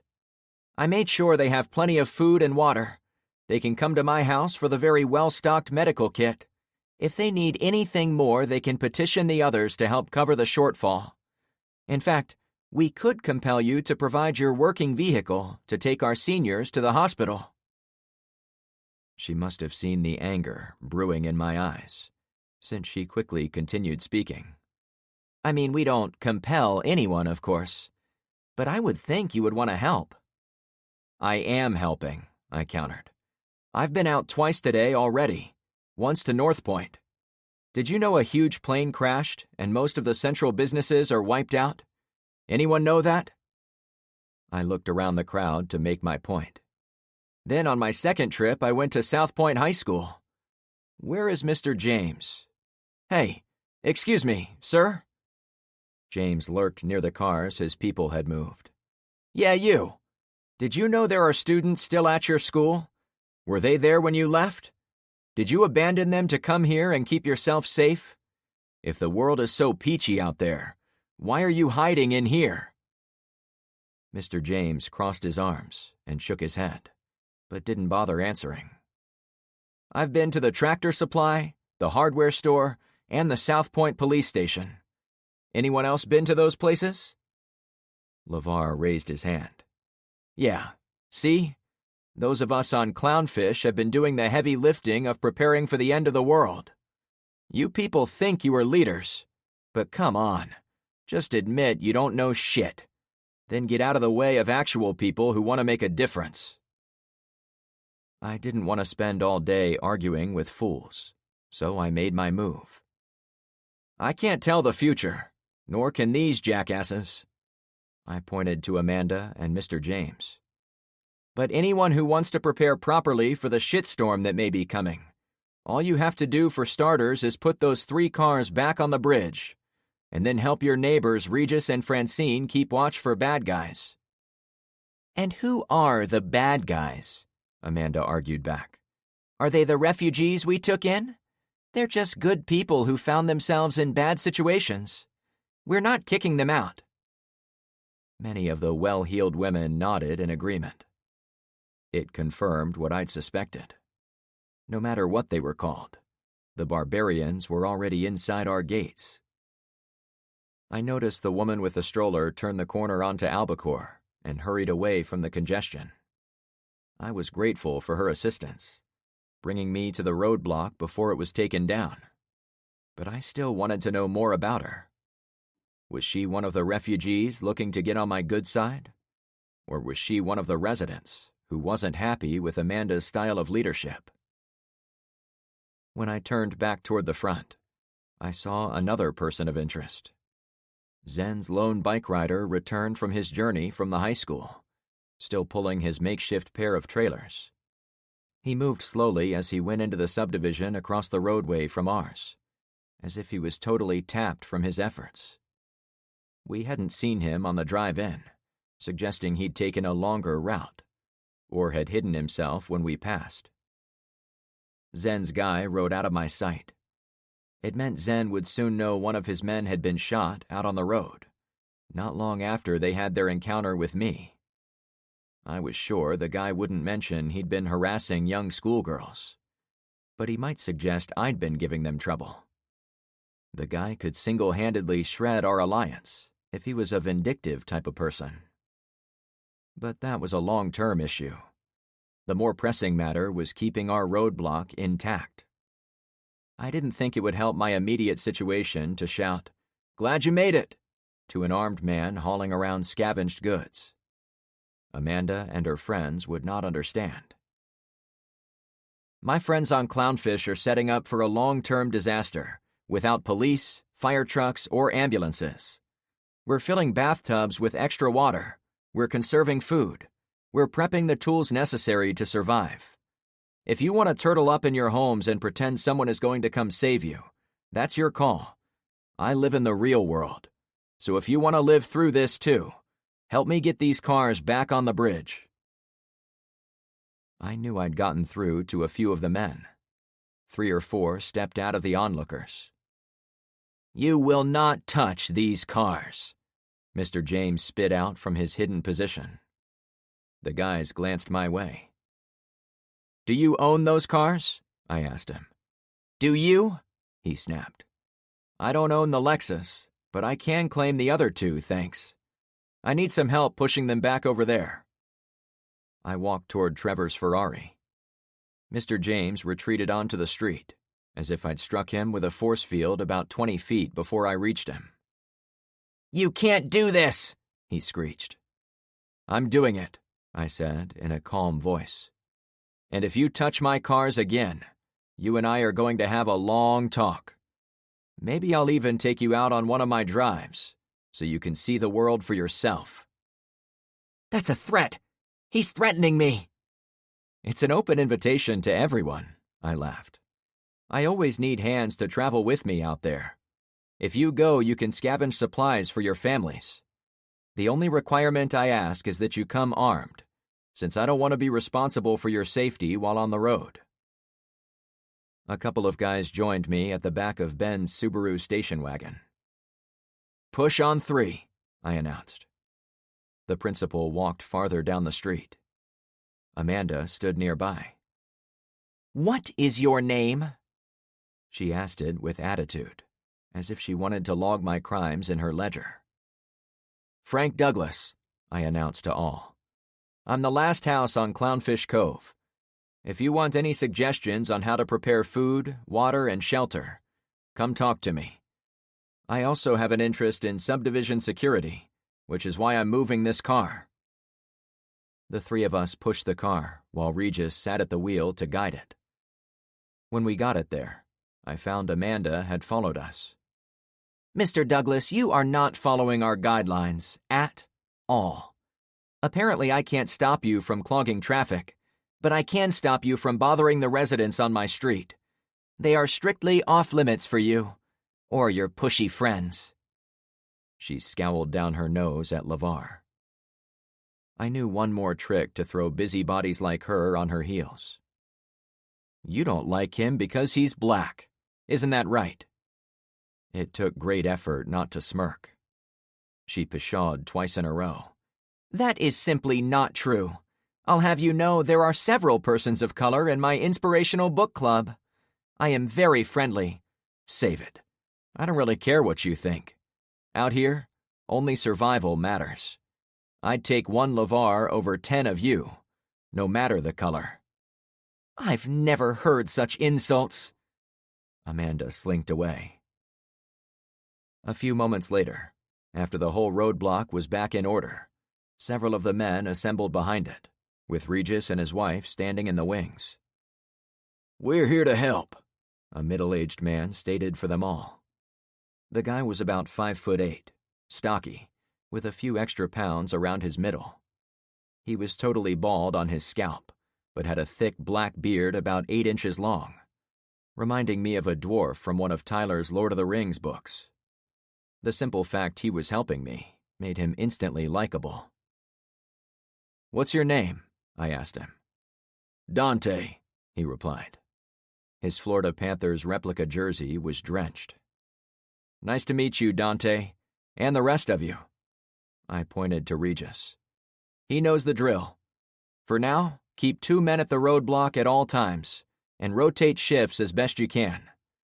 I can't tell you what to do, but I wouldn't let anyone in unless they live here." "That's fine," the guy replied. "You can tell us what to do. Anything is better than inviting in the whole world while we sit on our asses." Regis and Francine had also volunteered to get in the action, rather than sit around and wait. My message was resonating with those still on the sidelines. "Don't let them take down the roadblock again," I suggested, walking away. "We won't," Dante called out. LeVar and I got back in the El Camino. Looks like we're safe again, LeVar suggested. Yes and no. This is great that we have more help up here, but we won't keep those idiots down for long. I knew we had to watch out for snakes while out on the road, but now we've got two lurking among us. I pointed to the tents far down the street. And we've got a street full of strangers already in here. Okay, we're not as safe as I thought. Nope. We'll never be safe again. Chapter 12. I'm ready to go whenever you are. Carmen sat at the neighborhood watch table spooning fruit out of a can. She wore the same aquamarine top, but had put on a new pair of jean shorts, enabling her to hang her holster from the belt. She'd also put her hair into a ponytail that stuck out from the top of her head, probably so nothing was touching her neck and shoulders, due to the intense and sticky heat of midday. I'm done, I replied, setting my empty can aside. We'd eaten an early lunch, so we wouldn't be thinking about food while out on the road. The brief downtime had also given me time to think of about 10 more things we needed to do, including one that was food-related. I hate to bring up the basics, but it wouldn't hurt to pick up some fiber and stool softeners while we are out there. Our diets aren't going to be normal for a long time, and we can't afford to ignore our plumbing. And birth control. Can't forget those basics either. The way she'd paused made me think she was going to say more, but she went silent. Soon she tapped her can with the spoon, as if thinking. Carmen? I prodded. Yeah, I was just thinking. Is it funny that fiber reminds me of mi madre down in Miami? I hope someone as thoughtful as you is in her condo complex, helping all the old ladies with the essentials. I reached over and put my hand over hers. I hope she's okay. I really do. As I've said before, larger retirement communities like hers are probably going to take care of each other. For us here, the only people who can take care of us are on this street. I motioned toward the El Camino. We should leave, she said in a dry voice. Agreed. Hey, did I hear you mention stool softeners? Luke asked. Yeah, what's it to you? I mused. Oh, not much.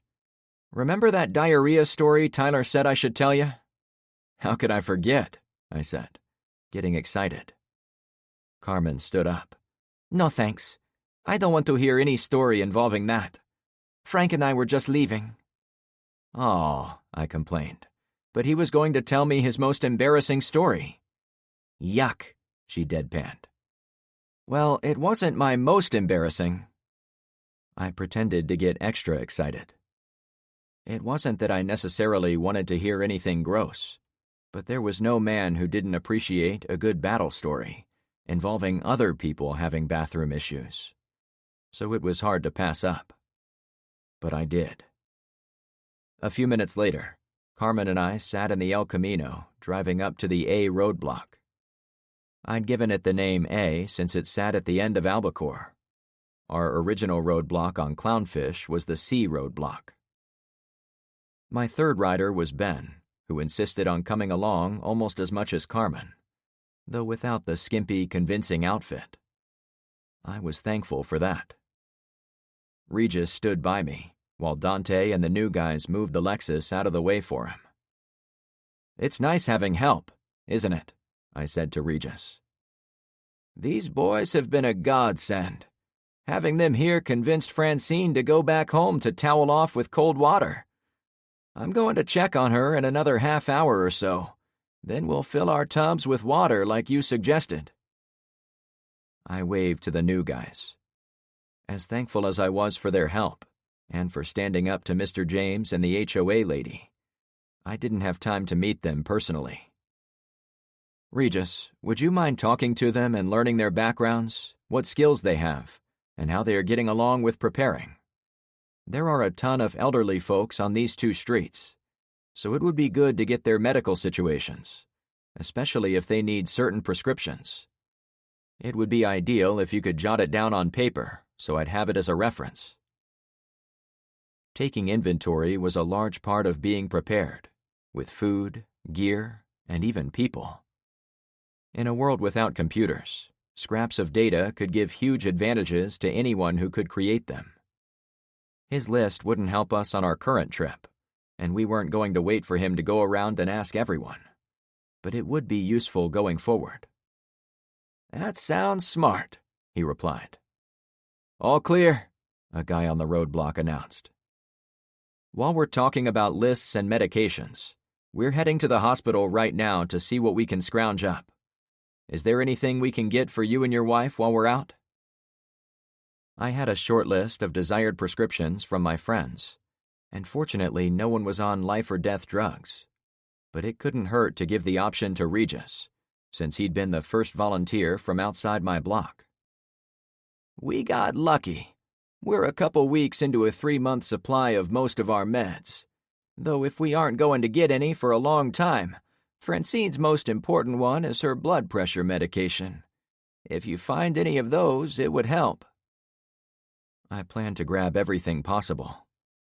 "We will," I assured him. After a brief farewell, we rolled through the open roadblock and headed to the intersection with Bayside Road. I put my blinker on, another old habit. However, Carmen jostled me when I didn't make the turn. "What are you thinking about?" she asked. Poseidon Pier went directly across Bayside Road and continued into the larger tangle of developments on the west side. Our 3 cul-de-sacs were like tiny, inconsequential branches on an ancient sequoia redwood tree. The streets, canals, and developments on that side sprawled west, north, and south for miles. I was looking ahead, toward the nearest subdivision, where Zen lived. It was a passing thought of I should go meet with Zen and try to explain what happened to his men. You know, tell him it wasn't me that got his dude killed. "Could lead to more problems," Ben cautioned. "Why?" Carmen asked. "He might not believe Frank, for one," Ben answered.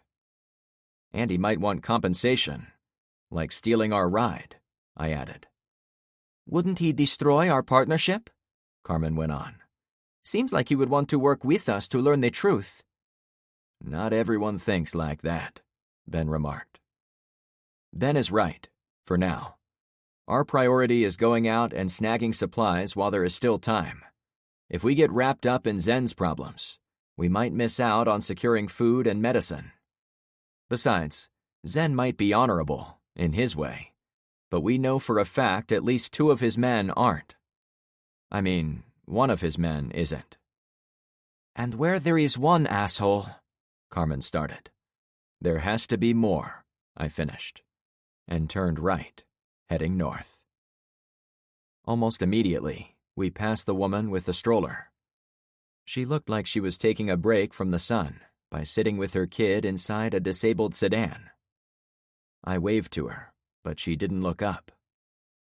We drove in silence for a few minutes. It was the same street I'd gone up and down half a dozen times since the EMP.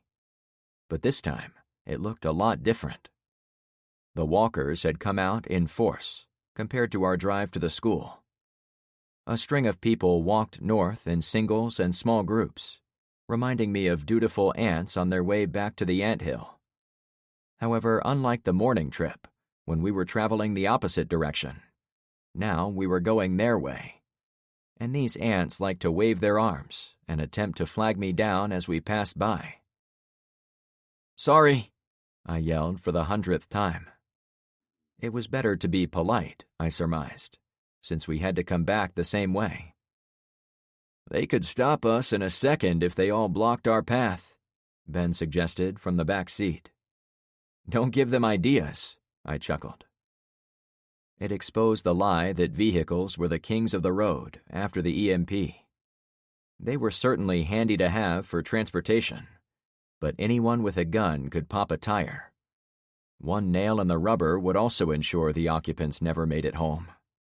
Obviously, a bullet to the noggin of the driver was also a trip stopper. "Sorry," I yelled a bit louder as we passed the raised thumbs of more walkers. Most of the people seemed resigned to missing their ride, but sometimes a man or woman would try to block us or chuck objects as we went by.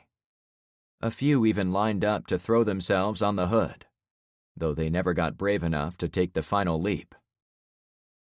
"We may need to consider side streets the next time we go out," I said in a quiet voice.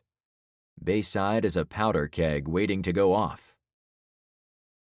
We made it to the first intersection at the edge of North Point. This time the nail salon owner was outside her shop, but instead of guarding it, she was boarding up one of the large windows. I also noticed the orange pickup truck half a mile ahead, in the central area of the business district.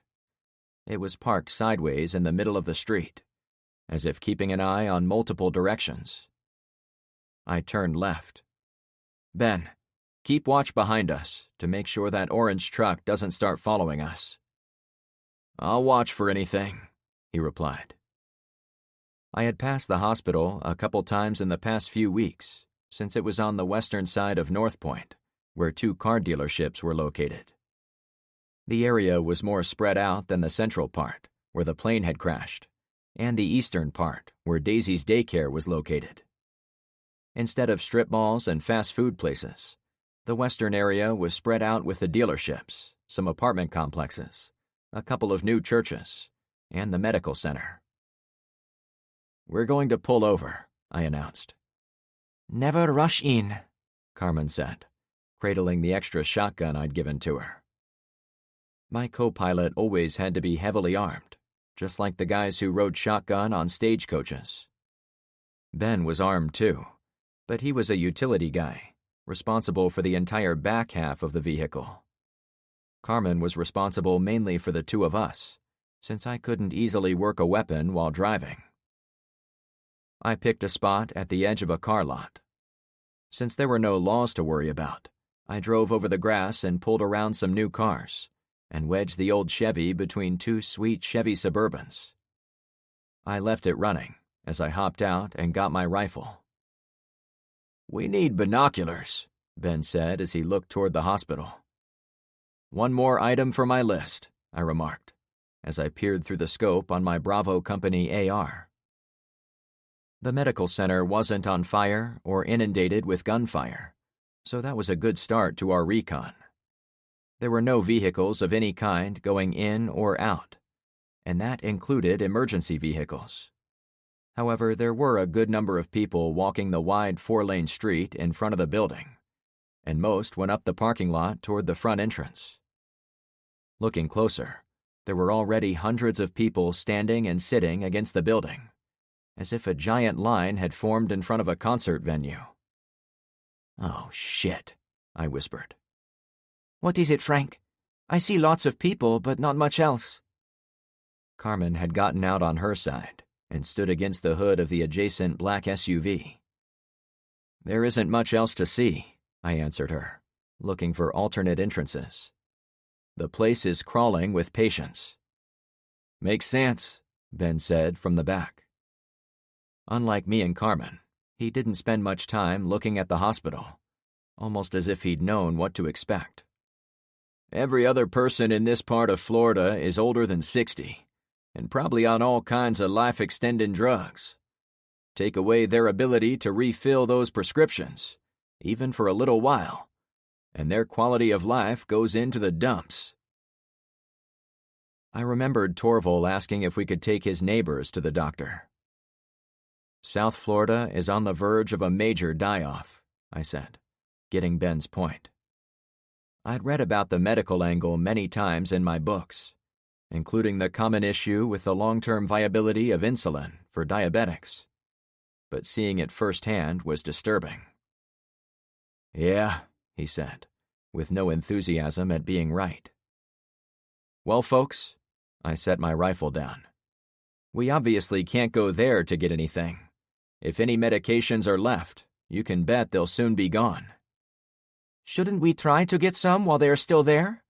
Carmen said as we looked at each other over the blue hood of the El Camino. "I wouldn't," Ben replied. "Or maybe just send me in by myself. I can blend in with the other old codgers." "No," I replied. It's way too busy for anyone. I thought of the South Point police station. It had been taken over by looters who had stripped everything from inside and chucked it on the lawn. I hadn't seen anything that led me to believe the hospital was being looted, but with so many people heading there, I was willing to bet the looters were already picking around the edges. It would be a suicide mission to get involved. Well, everyone in my books goes to veterinarian clinics for medications, so maybe that should be our next stop. I might have gone there first if I knew where to find a vet clinic. Don't look at me, Carmen remarked. I only keep fake cats, not real ones. We turned to Ben. Evelyn and I haven't had a dog or cat for 20 years. I know there is a clinic here in North Point, based on conversations with some of Evelyn's friends, but I can't recall ever driving past it. We can't drive around blindly searching. I sighed at how difficult every little thing was in the new world. If I had a phone, I could look up the address in about 10 seconds. I saw that orange pickup truck guarding the middle of the town. And we don't have Penny to flash her tits, Carmen said in a cheeky way. What about you? I said with total seriousness. Want to get us by the guards? She pretended to be shocked.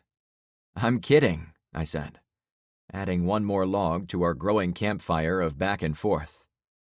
And for the record, I had no idea Penny was going to do that this morning. Uh-huh, Carmen said while winking at me. I clenched my teeth and drew in a breath. It was a pleasant pastime flirting with a pretty Cuban woman, but I couldn't afford to do it for more than a minute or two while we were out in the world. None of the people walking the streets had come over to bother us, but we weren't invisible. Someone would eventually wander over and ask for a ride, so we had to move on to Plan B. I have my map, I began, but I know it doesn't have vet clinics on it. Unless one of you has access to a working GPS with clinics plugged in, we aren't going to find it using any modern technology. We need to find a phone book and go old school. We can go right into the dealership, Ben suggested. I'm sure they'll have one. I glanced behind our parking spot. The big wraparound windows made sure passers-by would see the top-quality vehicles on offer from the dealership, and there were probably 10 phone books in the various offices inside. You are correct, of course, but I'd rather not risk more people seeing us moving around here at the dealership. That might bring them over to us. However, if we backtrack the way we came, so we're going the opposite direction as everyone heading for the hospital, we can stop at that gas station at the first intersection and avoid all the hassle. Works for me. Carmen climbed back in the truck. I backed out of the spot and drove slowly across the crowded parking lot. The engine sounds were impossible to hide, however, and I knew people would be interested in what we were doing. When I got to the far side, I drove across the grass again and went for the main road. A few people moved out of the way. I waved to retain my desired image as a friendly traveler. There it is, Carmen pointed ahead. The intersection with the nail salon also had 2 gas stations and a bank on it. The bank was on the right-hand side, while the first gas station was on the left corner. Only a few people were walking around at that moment. You want us to come with?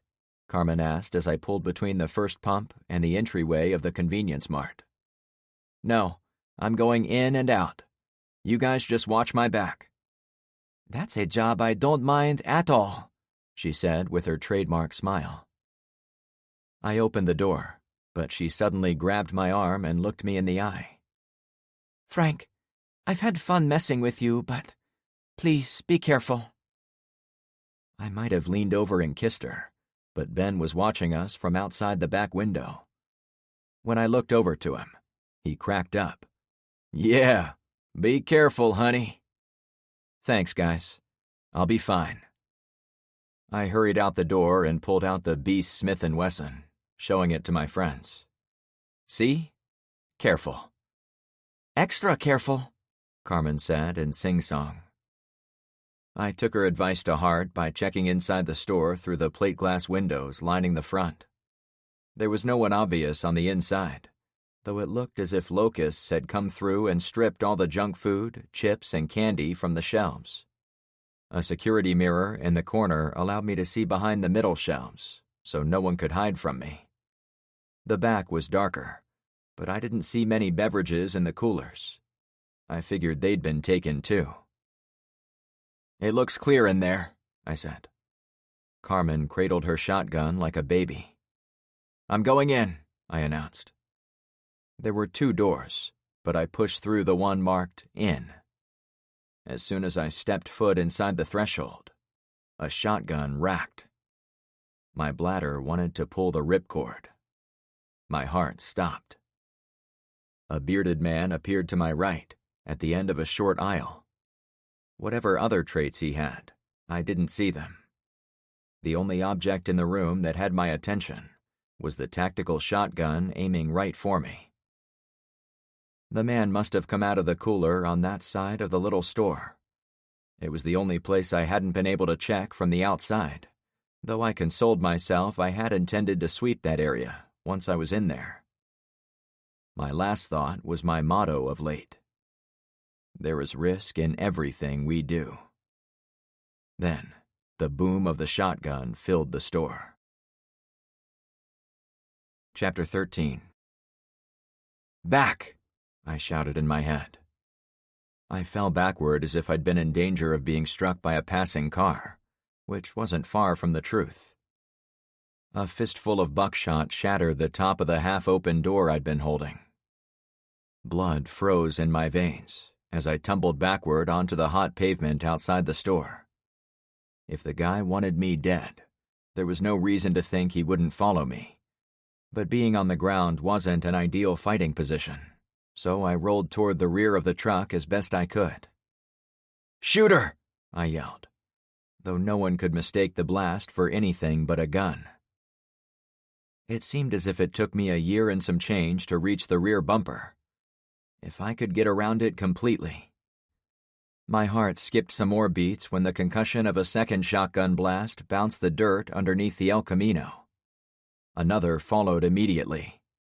Metal slapped metal as buckshot tore into the rear quarter panel, not 3 feet from my backside. A shotgun racked, then fired.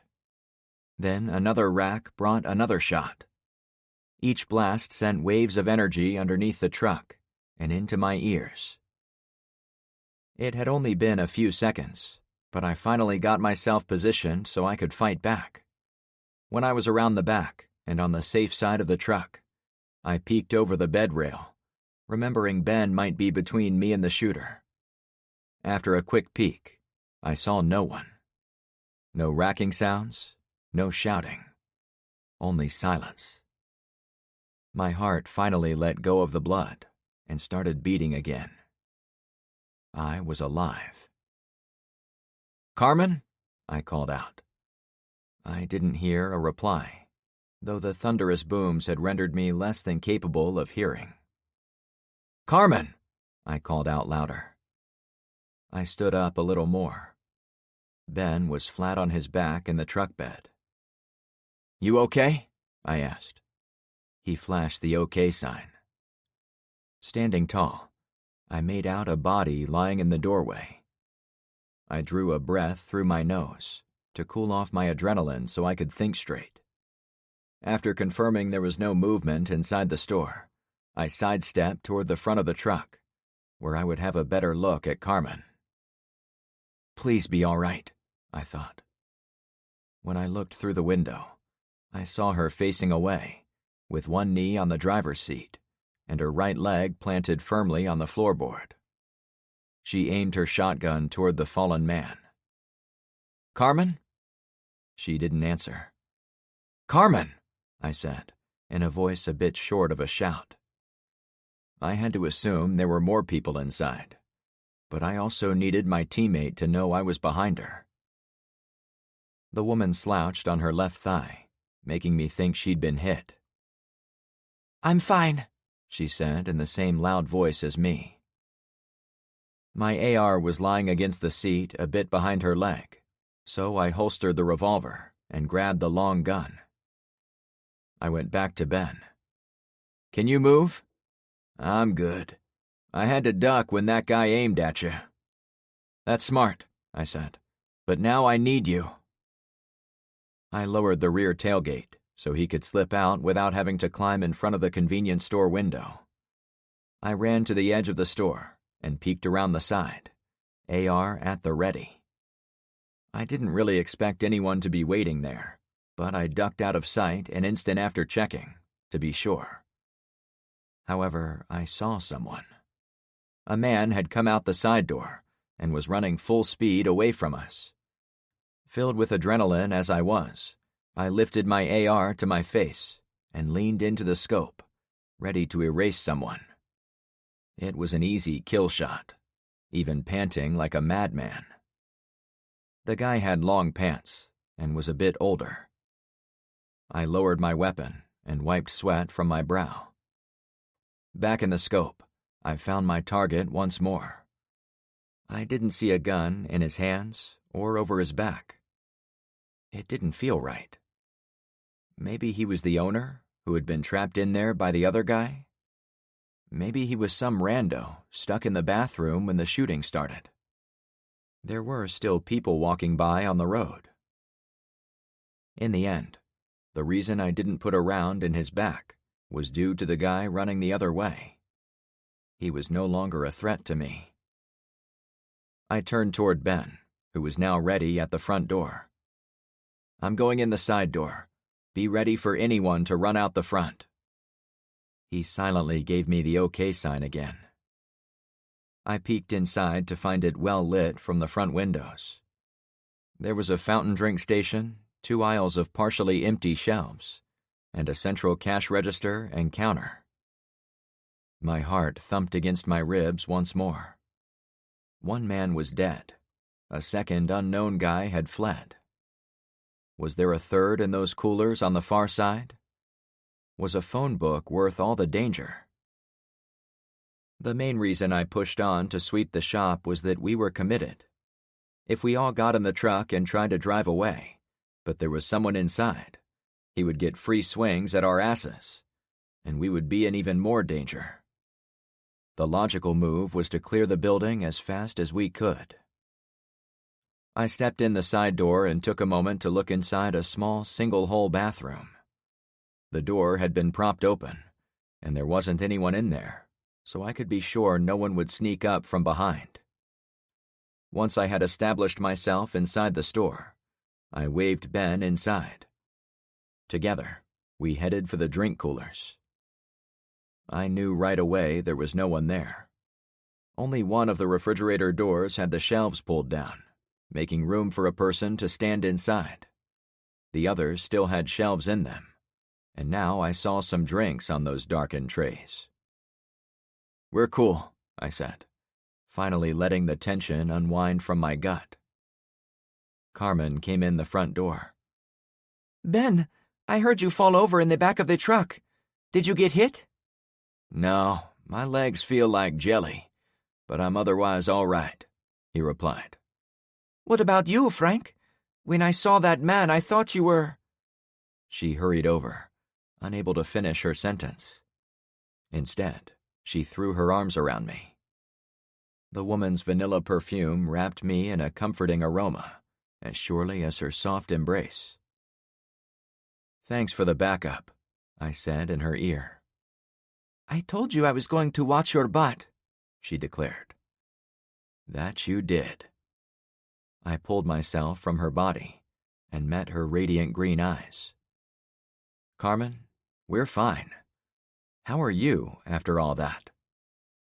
We stood a foot or two from the man she'd taken out, but she did not look down at him. "Like Ben, my nerves are shot from how close we all came to getting blown in two. But I'm not afraid or disappointed in myself for saving your life, Frank. I'm not having any of the issues I had when we spoke last night. I'm good to go." "I found the phone book," Ben announced as he joined us. "Look up veterinarians in North Point, if you don't mind. I suggested. Carmen and I stood aside while he paged through the yellow book, but I couldn't ignore the hundreds of pounds of food and drink littering the floor and still sitting on the shelves. Hundreds of cans and bottles remained in the now dim coolers, as if looters refused to take anything that had warmed over. You want to put this stuff in the truck, don't you? Carmen asked. Can you read my mind or something? I shot back. You have wanted us to go out and get food since the moment we met, so this was an easy call. But why are you hesitating, Frank? I haven't seen you so indecisive.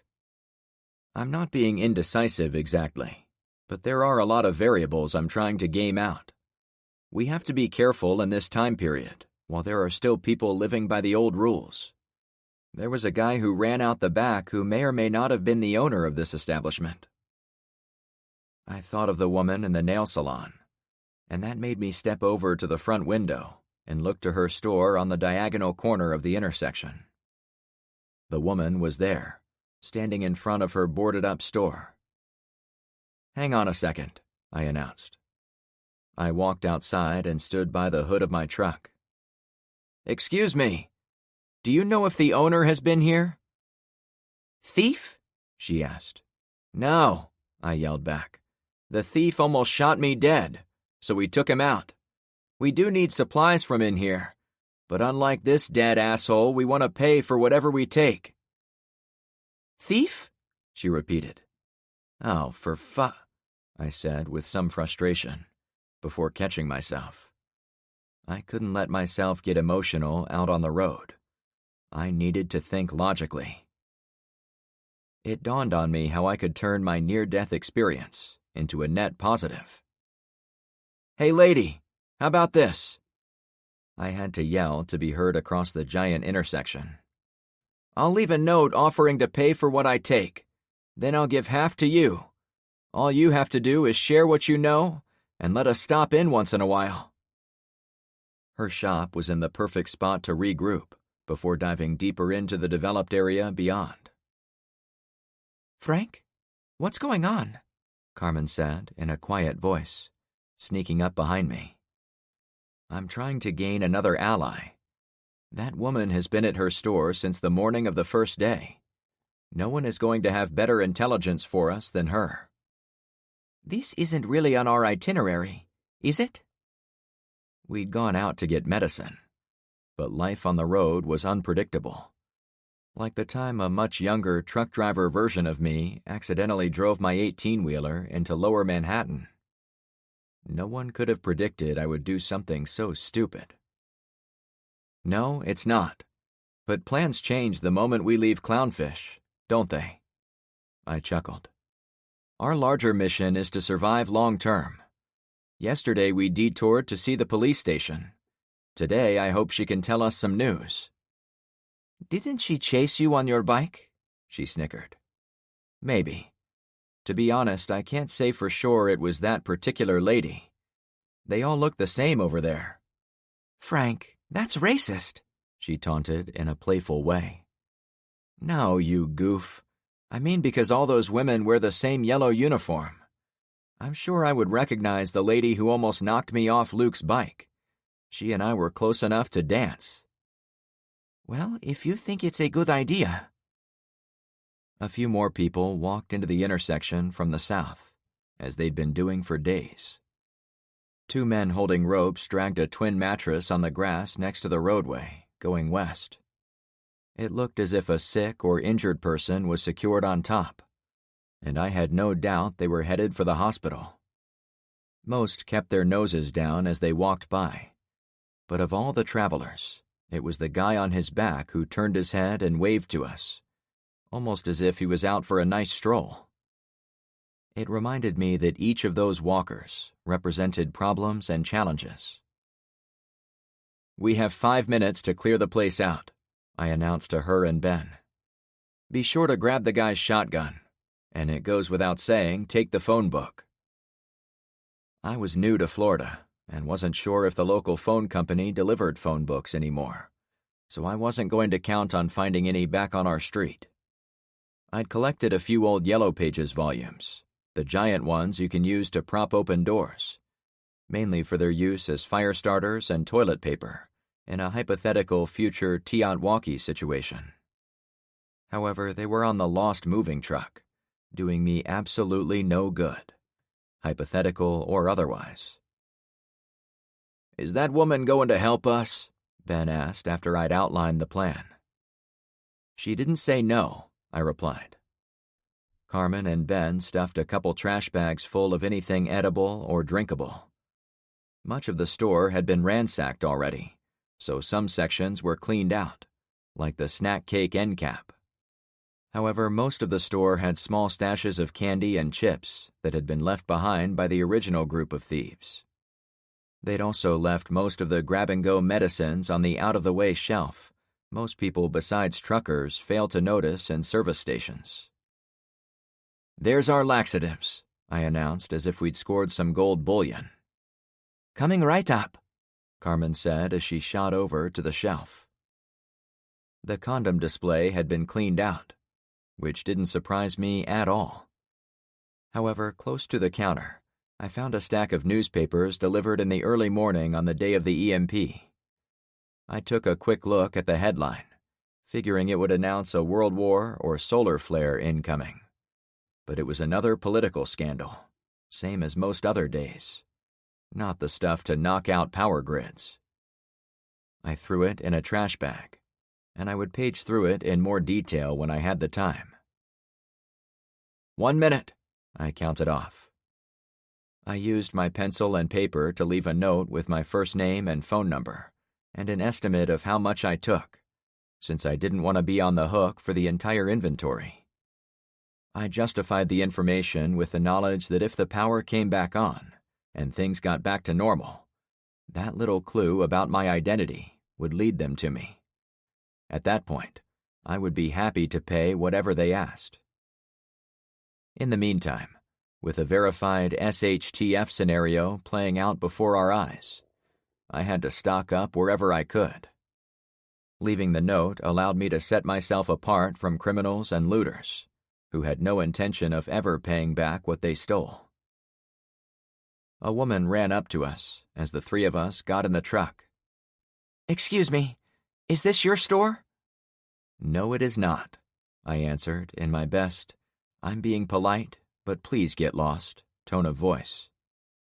"Do you think they would mind if I got a drink for my son?" The woman had a boy around 10 walking with her. "There's not much left, but take whatever you want," I replied. And she was lucky we didn't spend more time grabbing every item on every shelf. "But leave an IOU by the register so you can pay the owner back later." "Sure, whatever," she said, hurrying past the fuel pumps. I started the El Camino and drove in a slow, wide pattern across the sprawling intersection. "Which way is the vet clinic?"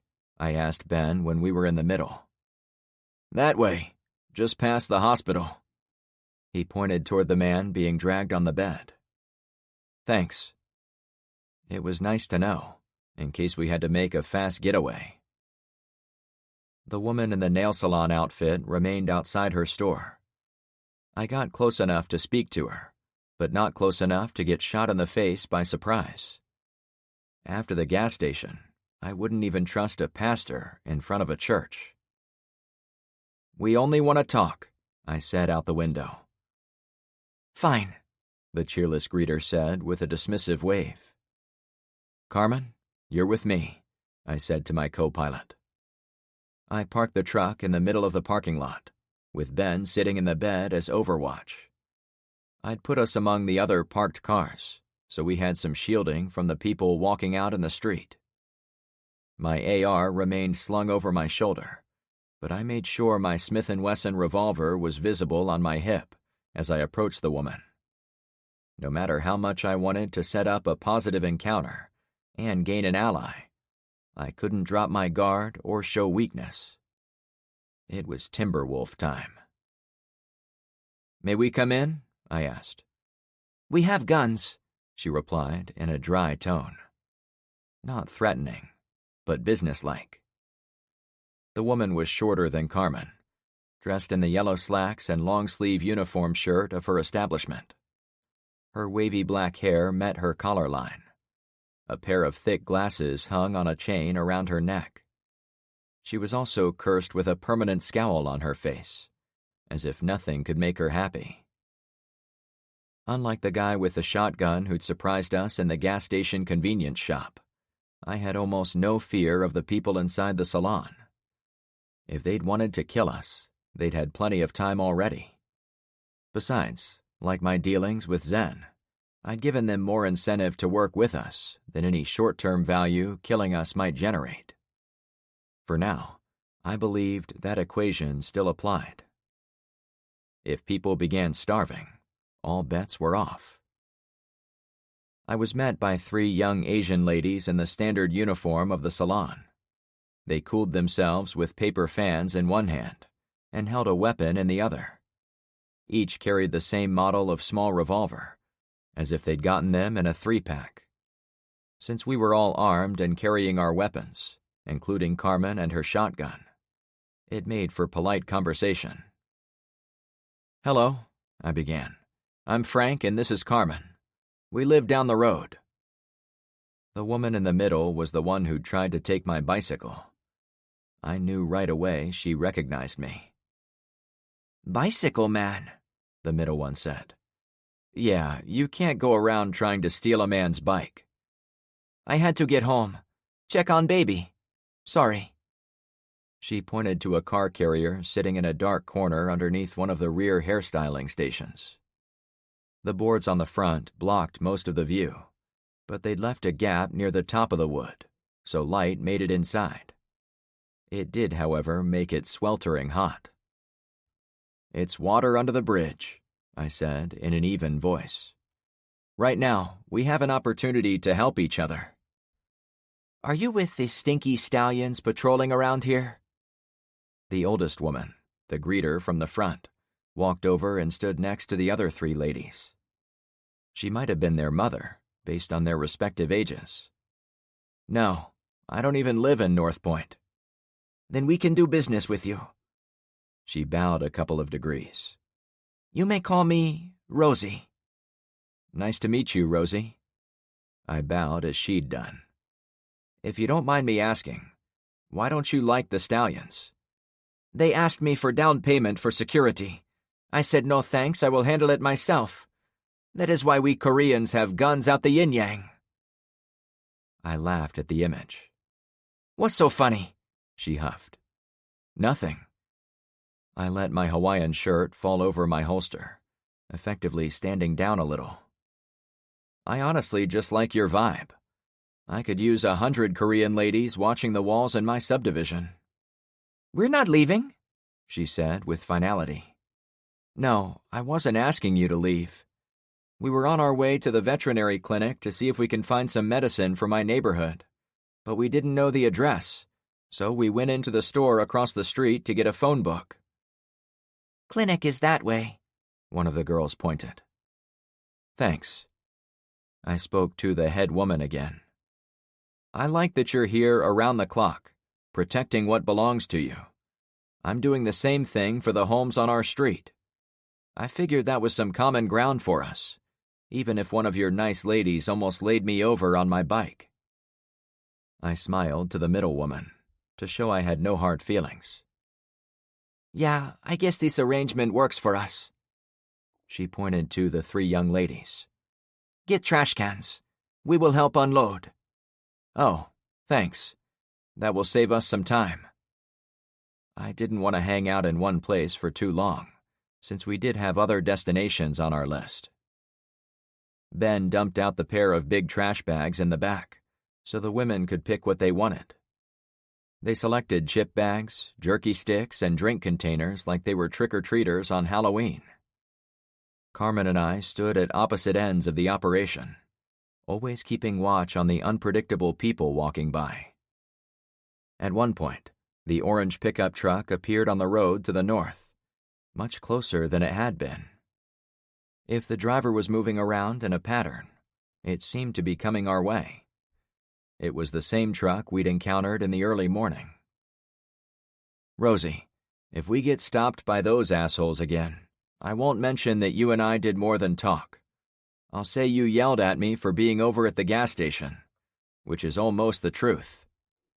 And I will say you are too stupid to understand, so I know nothing. That seemed harsh. She laughed to herself. See? Too stupid to know when I'm joking. Her helpers tittered with laughter. Do I have a sign on my back? I asked Carmen on the side. How are they ribbing on me right now? Trust me, they do it because they know you are one of the good guys, Frank. I was curious what reaction I would have gotten if I'd been a bad guy. But the unloading was over, and it was time to roll out. Wait. Rosie pulled me aside as we stood outside her shop. There is one thing. Go ahead, I said in a quiet voice. Thank you for the drinks, sir. The city already shut off the water to this building. I think maybe it was the stallions, because water still works in other stores around here. But it is dangerous for you to go out and get it, I finished. I go out for them, she whispered while pointing to her coworkers. But now, we have a baby in there. And if the water does go out, you will really be up the proverbial creek without the proverbial paddle. She looked at me with a confused scowl. Sorry, I'm just talking to myself, I assured her. The problem is a canal is right outside your front door, but you have no way to boil water to clean it. And we have waste, she said, embarrassed. Living in a commercial store for extended periods of time was not likely to work. But Rosie was obviously trying to make a go of it for as long as she could. It's your lucky day, I said. We're already planning for the water to go out all across the area. If you can scrounge up some gallon jugs, then the next time I come up here I will bring some water for you. We can swap the empties. You would do that for us? Rosie's face softened, and a smile tried to peek out. It struck me there was room for a more complicated deal between us, if this first trial worked out. If we supplied the water, and Rosie made a small rest stop out on her parking lot, it would provide incentive for refugees to continue north past our subdivision, so they could reach the watering hole at Rosie's. We could work together to keep strangers from becoming desperate enough to do us harm. If we're allies, you get A+ service from us. You help us, we help you. She shook my hand. We will help. We moved back toward the front door and the others. Bye for now, I said to the women. Yeah, see you, Rosie said, herding the other ladies inside her front door. At the last second, she turned around. Good luck, Frank. Don't be too stupid. She smiled for half a second, then was gone. Words of wisdom, I said to Carmen. Back in the truck, we prepared to move out. I pulled to the edge of the parking lot, checked to make sure the walkers weren't in my way, then pulled in to stop traffic. I'd been through the intersection enough to know the open route, and was in the middle of my turn to the left, when the orange truck appeared 2 blocks north. Hold on tight, I advised. I gave the truck more gas the second we got out of the intersection. The last thing we needed was trouble with the stinky stallions. Chapter 14. Did he follow us? I asked Ben, thinking back to how I'd asked him the same question when we were escaping the red Jeep. I don't think so. I can't say whether he saw us, but the truck was driving in the opposite direction without slowing or stopping. So maybe we're good. I'll take it, I said out the window to him. I shifted into third as we sped along the roadway, heading west and then north at the edge of the small commercial district.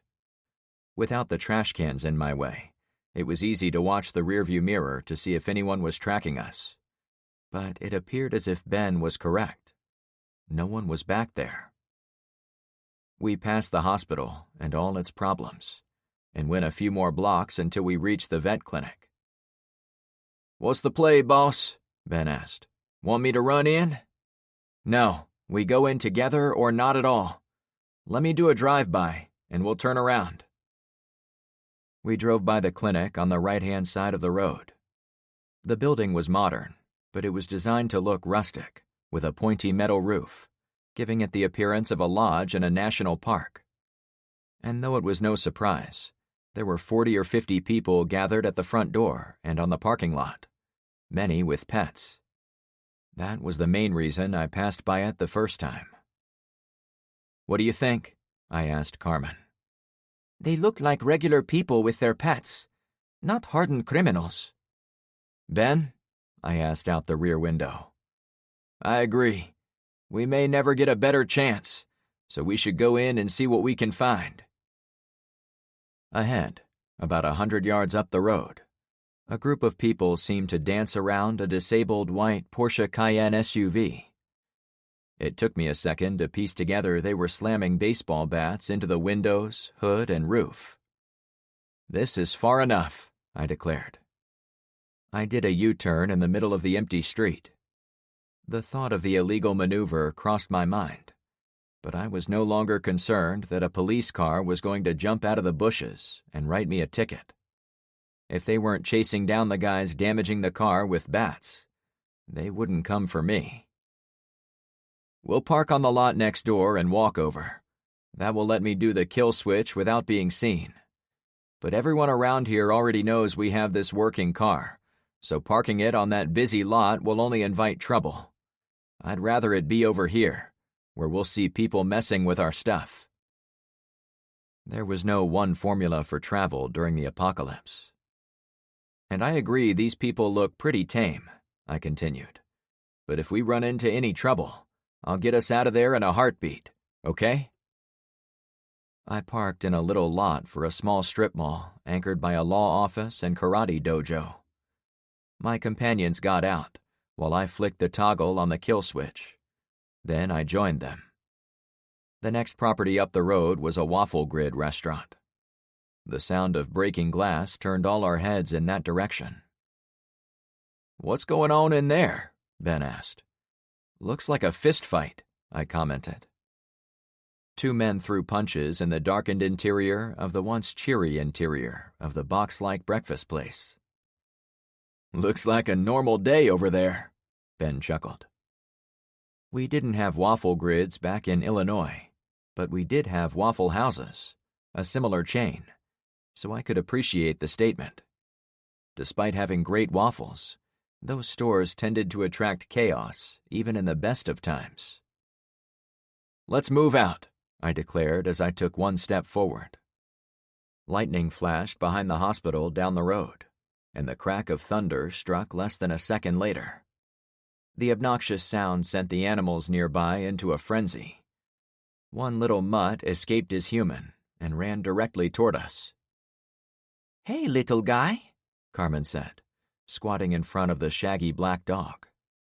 It sprinted across the lot for a second, then jumped into Carmen's outstretched arms, giving her a chance to grab the trailing leash. She stood up with the pup. "Hey, little one," she comforted the animal. "You're fine." A little boy ran over. "Darth, give him back." "I only wanted to stop him," Carmen answered. After an extra neck scratch, she dumped the dog into the boy's arms. His mother waved from nearby. I waved back. The clouds moving in from the south and west didn't seem like they were going to dump rain on us, but I wasn't yet familiar with the weather patterns in Florida. My best guess is there were a few rainstorms out over the Gulf, but it didn't appear as if we were going to get wet anytime soon. The clouds did blot out the sun, lowering the temperature a degree or two. Unfortunately, the humidity only increased, which made our sweat take on its own layer of sweat. "Frank, I should probably tell you," Ben started to say. "Hey, can you help us?" A young man held a cat crate as he ran over to me the second we walked onto the asphalt parking lot. Once the others saw the first guy do it, they hopped up with excitement, gathered their pets, and joined him. "I'm not sure what you need," I said as I hurried to the front doors.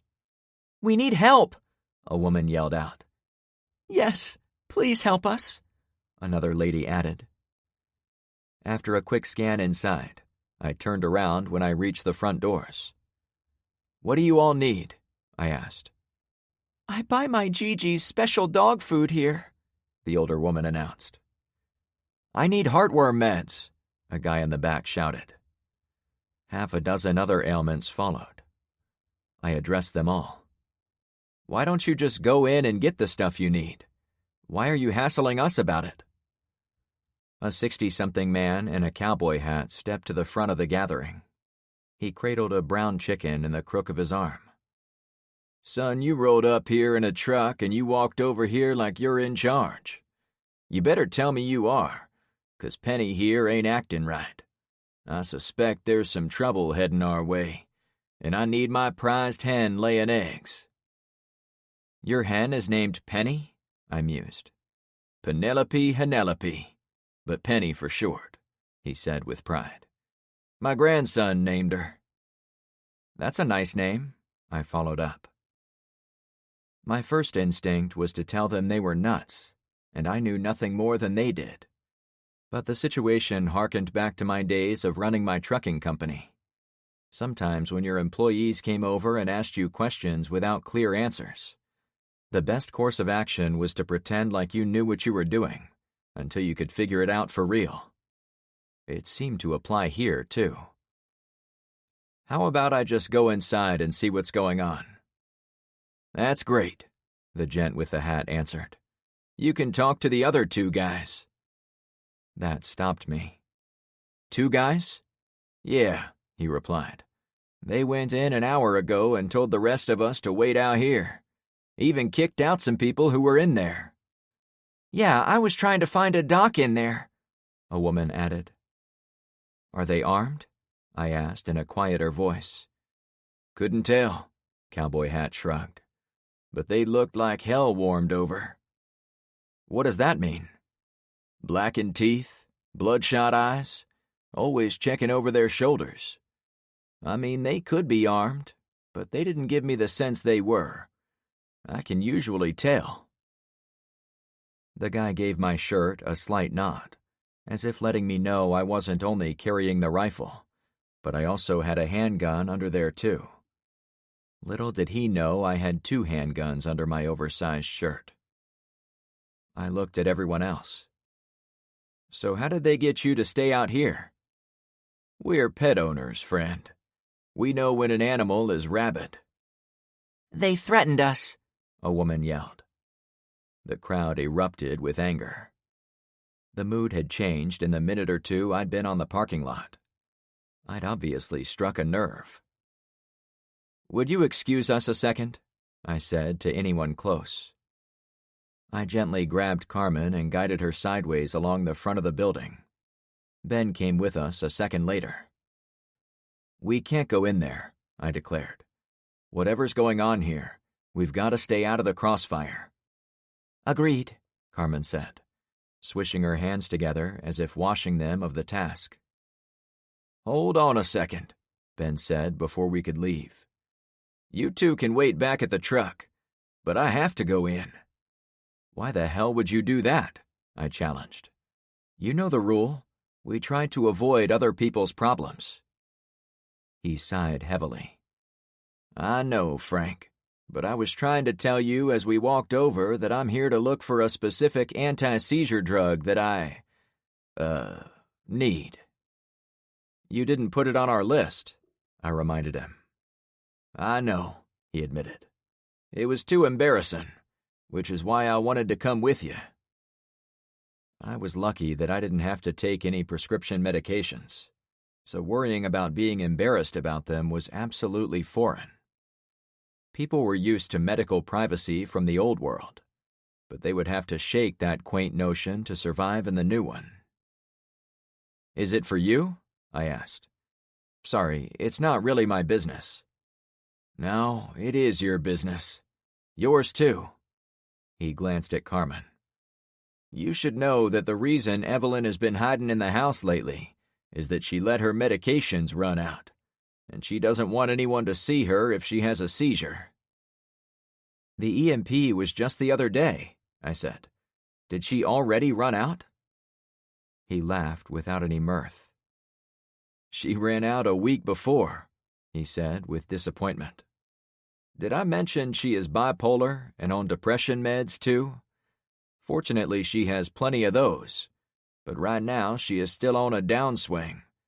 And she didn't tell me her other meds ran out until the day before the EMP." Ben was a proud man who could be a bit harsh when talking about his wife, but now he seemed genuinely upset to have to explain what happened.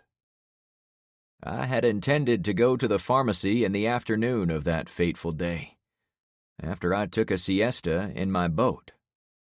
"That's what you were doing when we found you," I said with new clarity. "Yeah," he sighed. "It can take a couple of weeks before she gets bad, though she says she already notices the odd tremor here or there."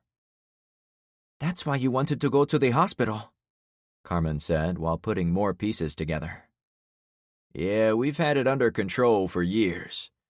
But in that time, I've picked up a few pointers about phenobarbital, her medication. It turns out they use the exact same thing for dogs." He nudged his head to the building next to us. "But if we're not going in here to get it, I have to go to the hospital, with or without you guys." "Whoa, one step at a time."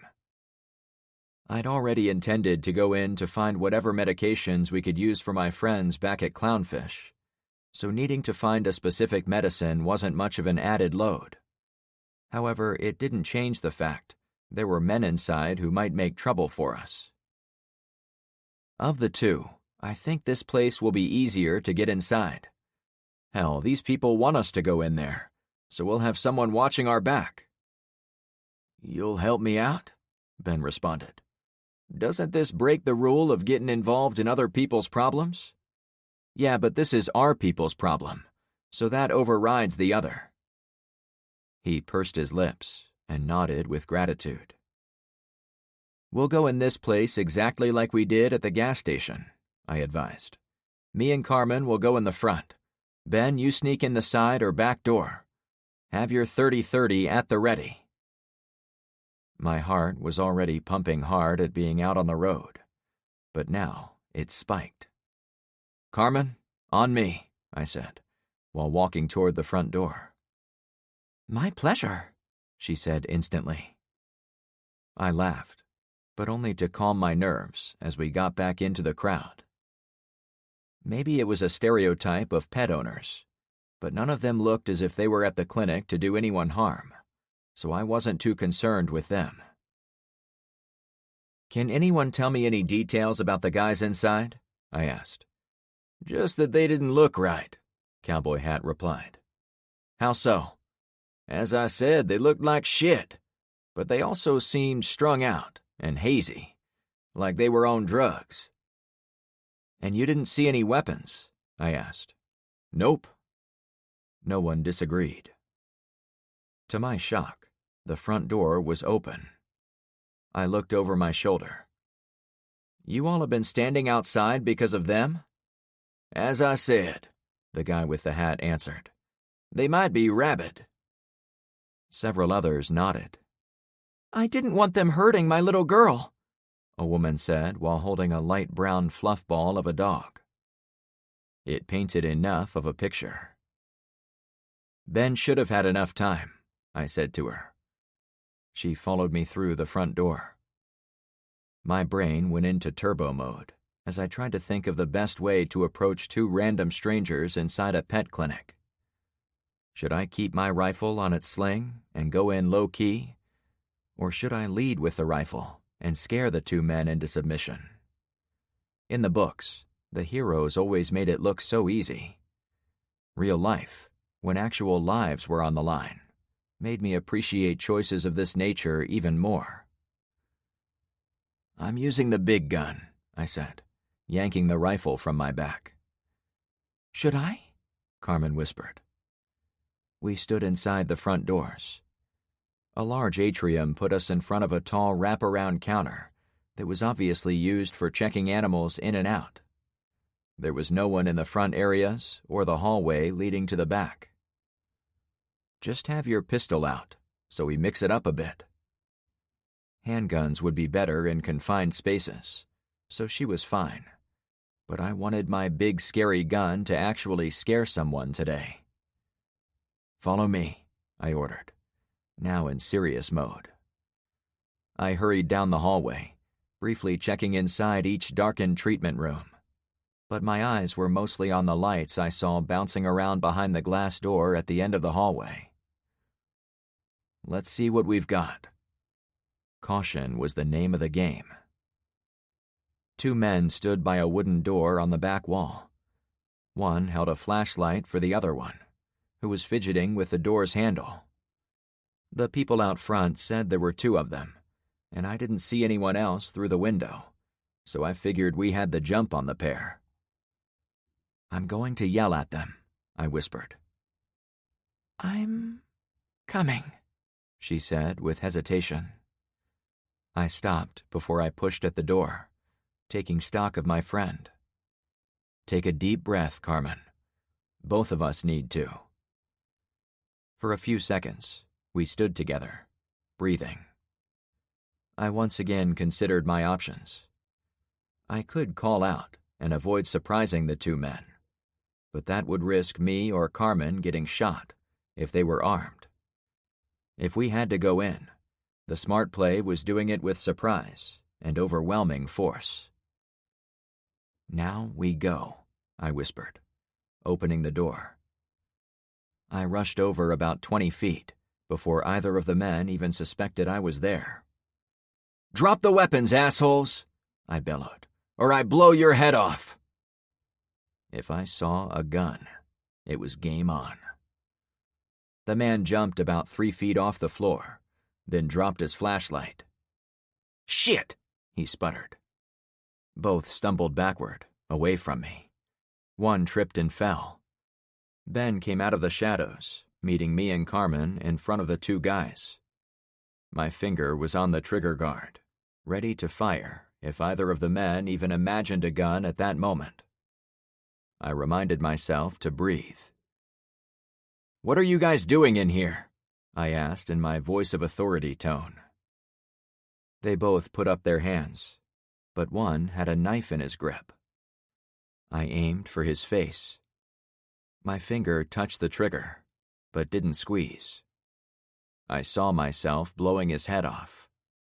Drop the knife, I ordered. Yeah, okay, man, he replied. The metal knife clanked on the hard tile floor. What are you guys doing? I asked a second time. And you better hurry. They were on their heels with surprise, as I'd intended, and I didn't want to give them a chance to get back on their feet. The door, man! The guy pointed to the handle where he and his partner had been working. Me and Madonna here are trying to open the door. What's back there? I asked. Drugs, dude. The guy on the floor laughed. Isn't that why we're all here? I took a moment to look around. The wooden door had a deadbolt lock that had to be opened and closed with a key, and it looked as if it had been attacked by a platoon of lumberjacks. Deep cuts and black smears on the wood surrounded the lock, and numerous broken items were on the ground beneath the doorway, suggesting they'd spent a lot of time trying to break through. The knife in the guy's hand had probably done a great deal of the gouging.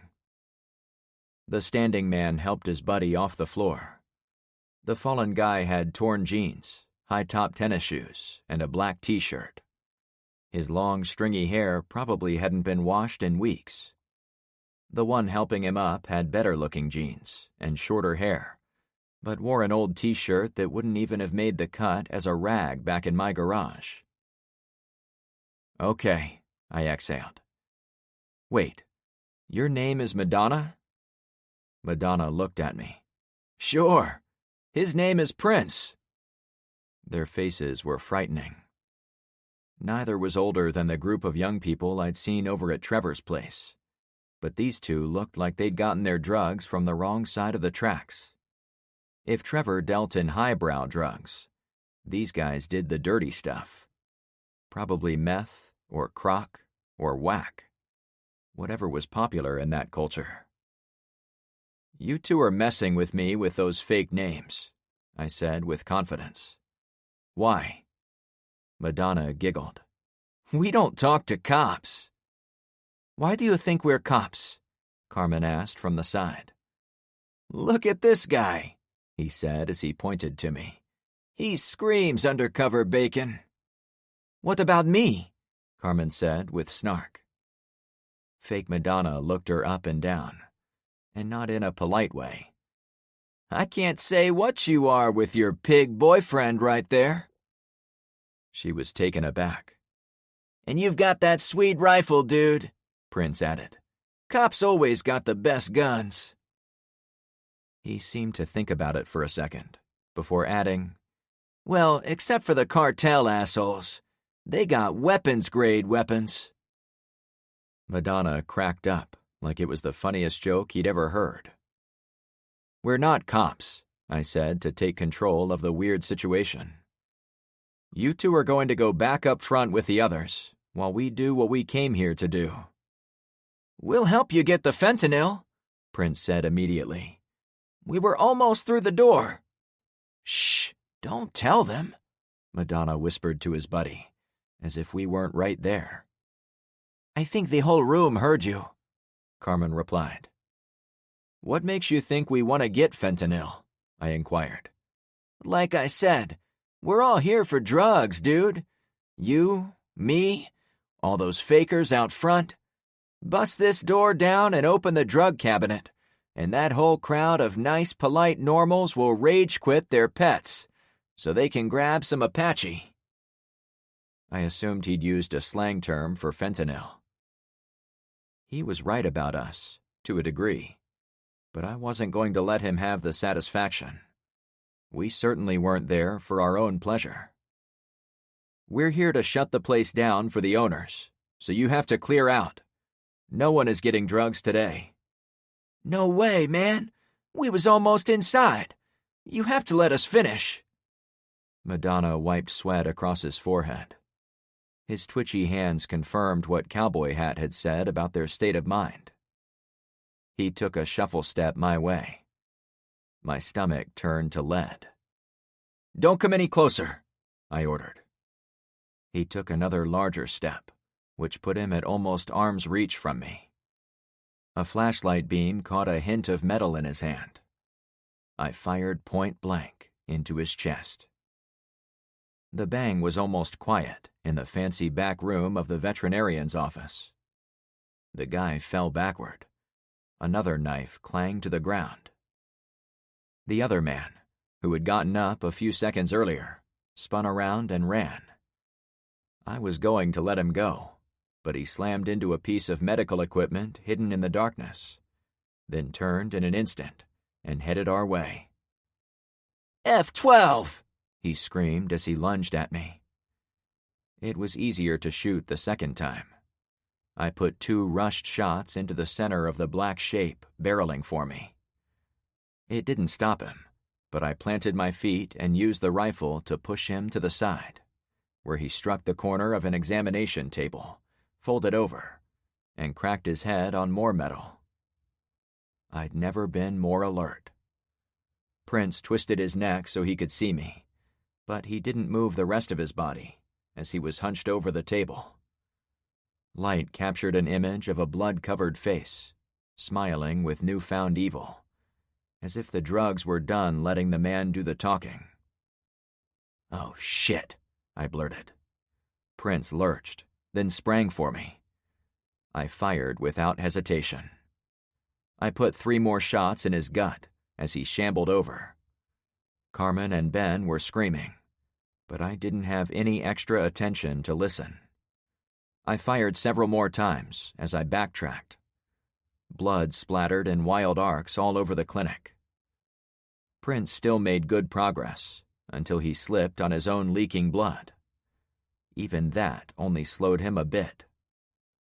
"Die!" he growled.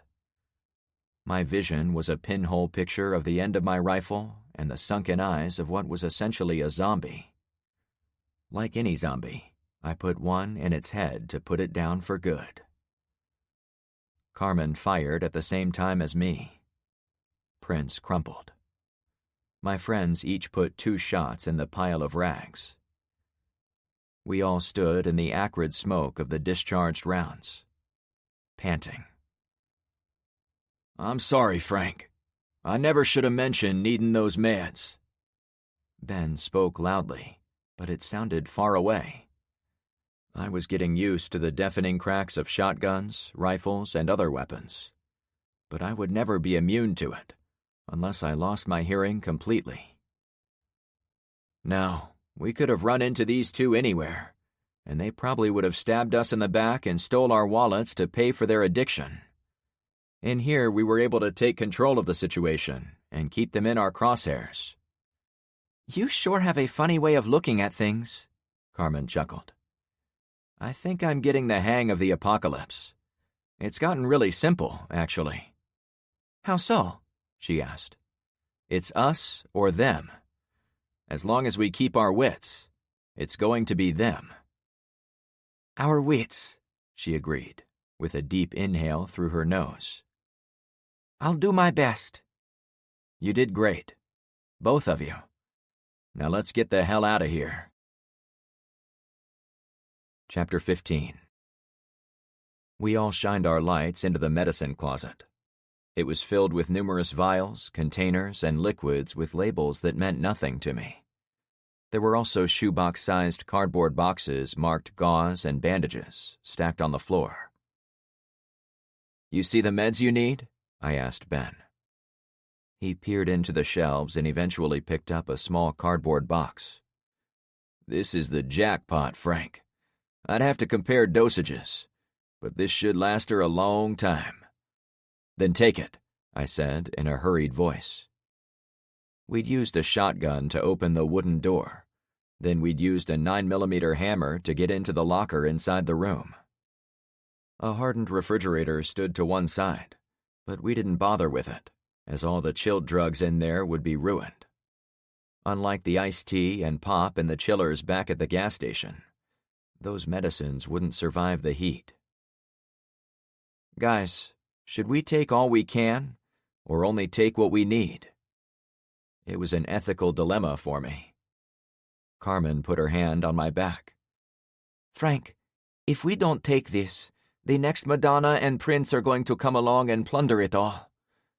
I don't know what your thoughts are, but I personally would rather you have control over these drugs, so the people who need them will have them. Yeah, Ben added.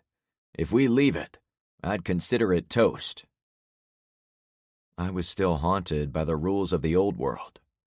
The owner of the clinic was out there, somewhere, and me taking his investment would have real-world consequences for that man or woman.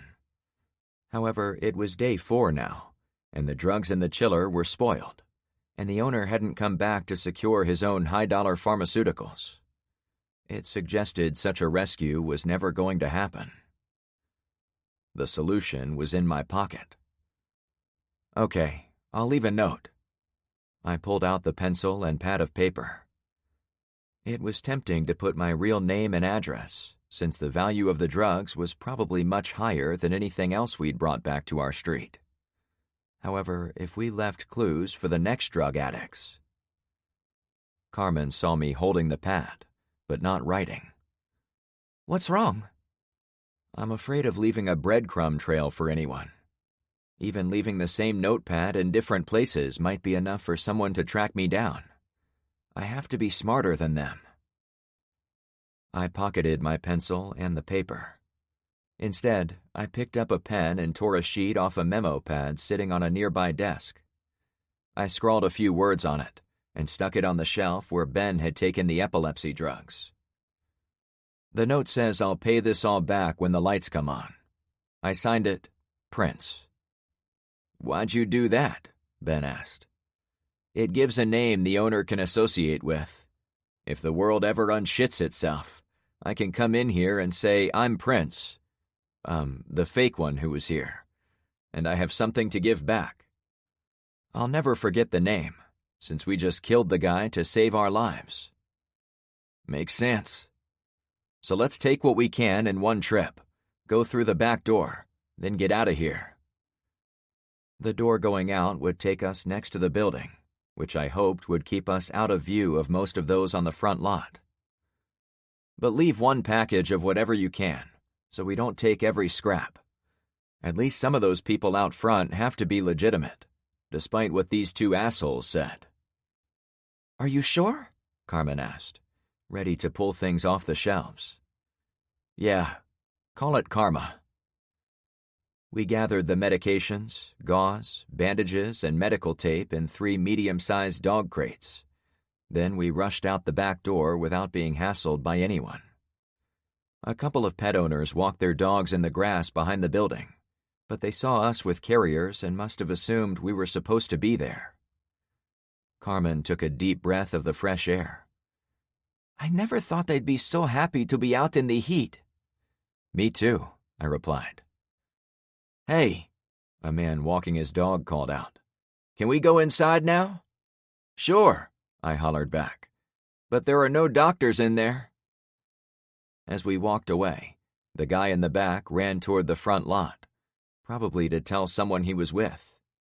By the time we reached the El Camino, people flooded in the front doors, while others ran to the back.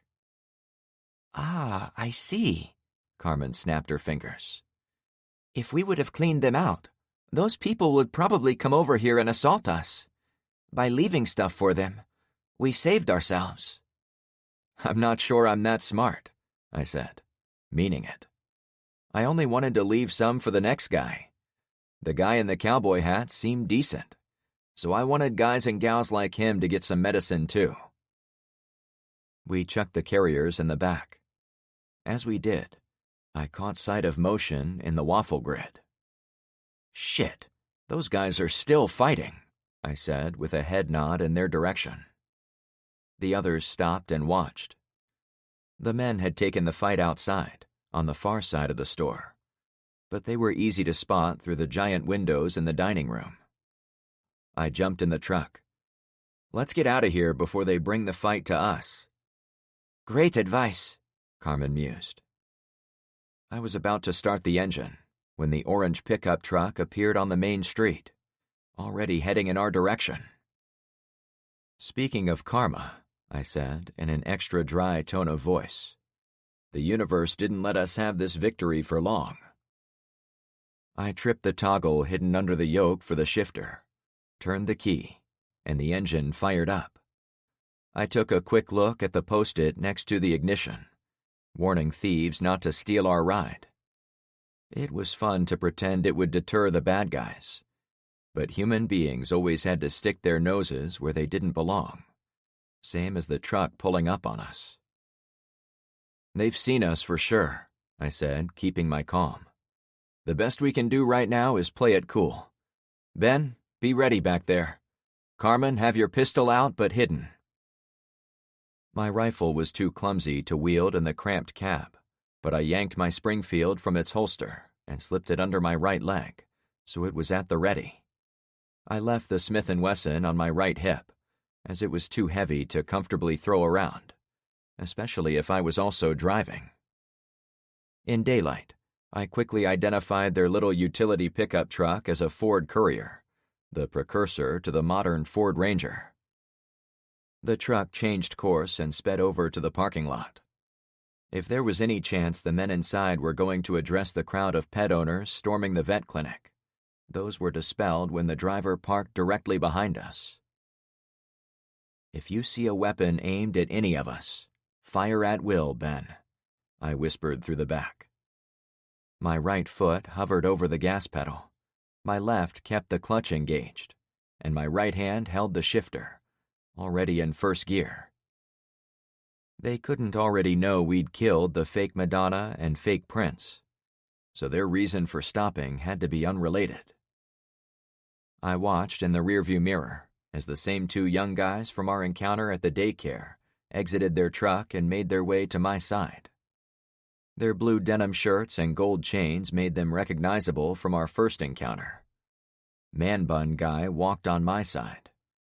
They spoke to Ben as they took a long look in the bed, but I couldn't hear. Blood pounded my eardrums. My heart was already up to 100 miles per hour. "Hey, what's up?"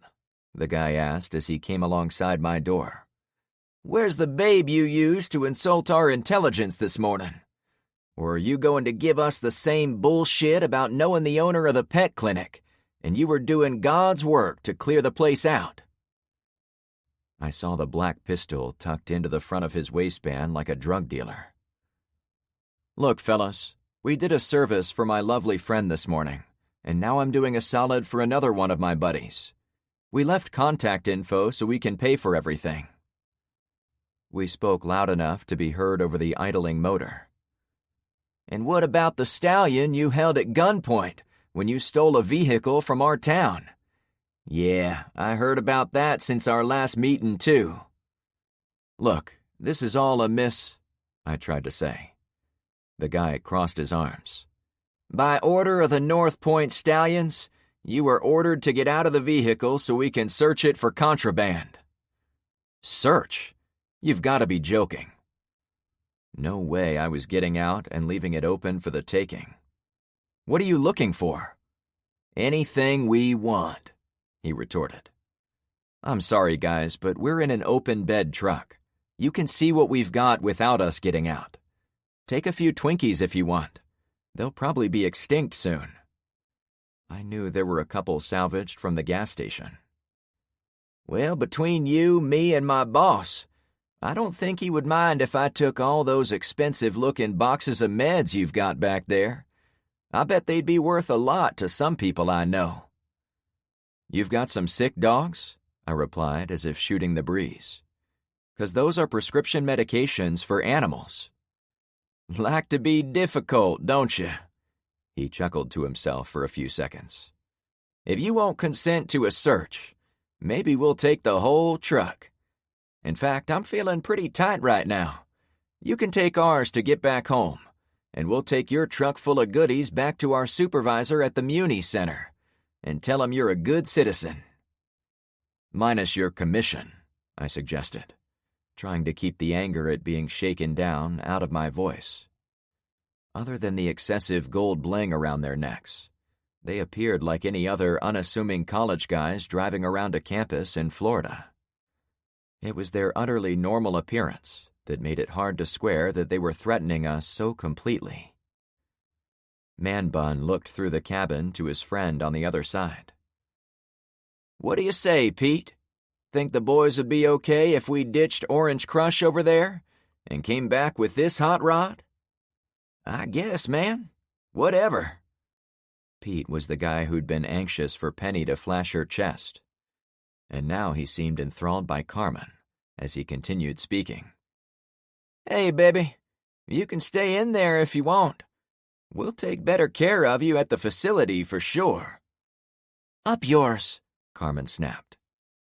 Pete stood back, either surprised or pissed. "Hey, come on, dudes," I said, hoping to speak their language and diffuse the tension. "There's an actual fist fight going on over there at the grid. That's got to be more important for your time than us." "Boss wouldn't think so," Man Bun explained. "Why don't we go talk to your boss?" I suggested. A city official had to be more reasonable than a pair of losers casing our truck. Not that I planned on letting them lead us there. Me and my 475 horsepower thoroughbred were going to escape the second they returned to their 47 horsepower glue factory candidate. "I'm sorry, bro.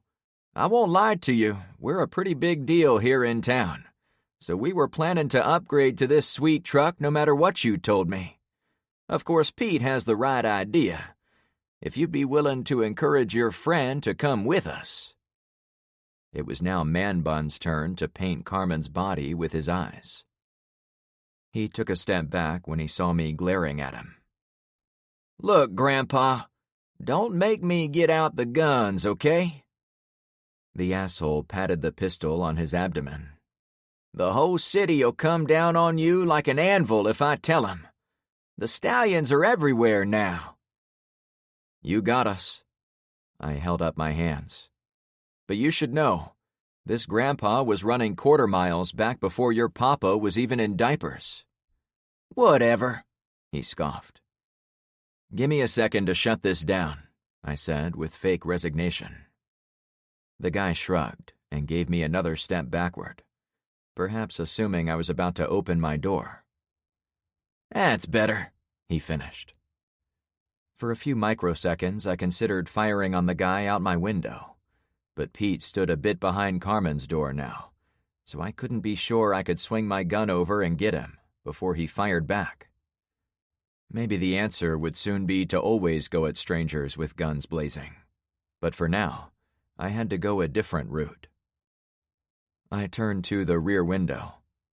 Ben, duck down and hold on to something. There's nothing, he tried to say.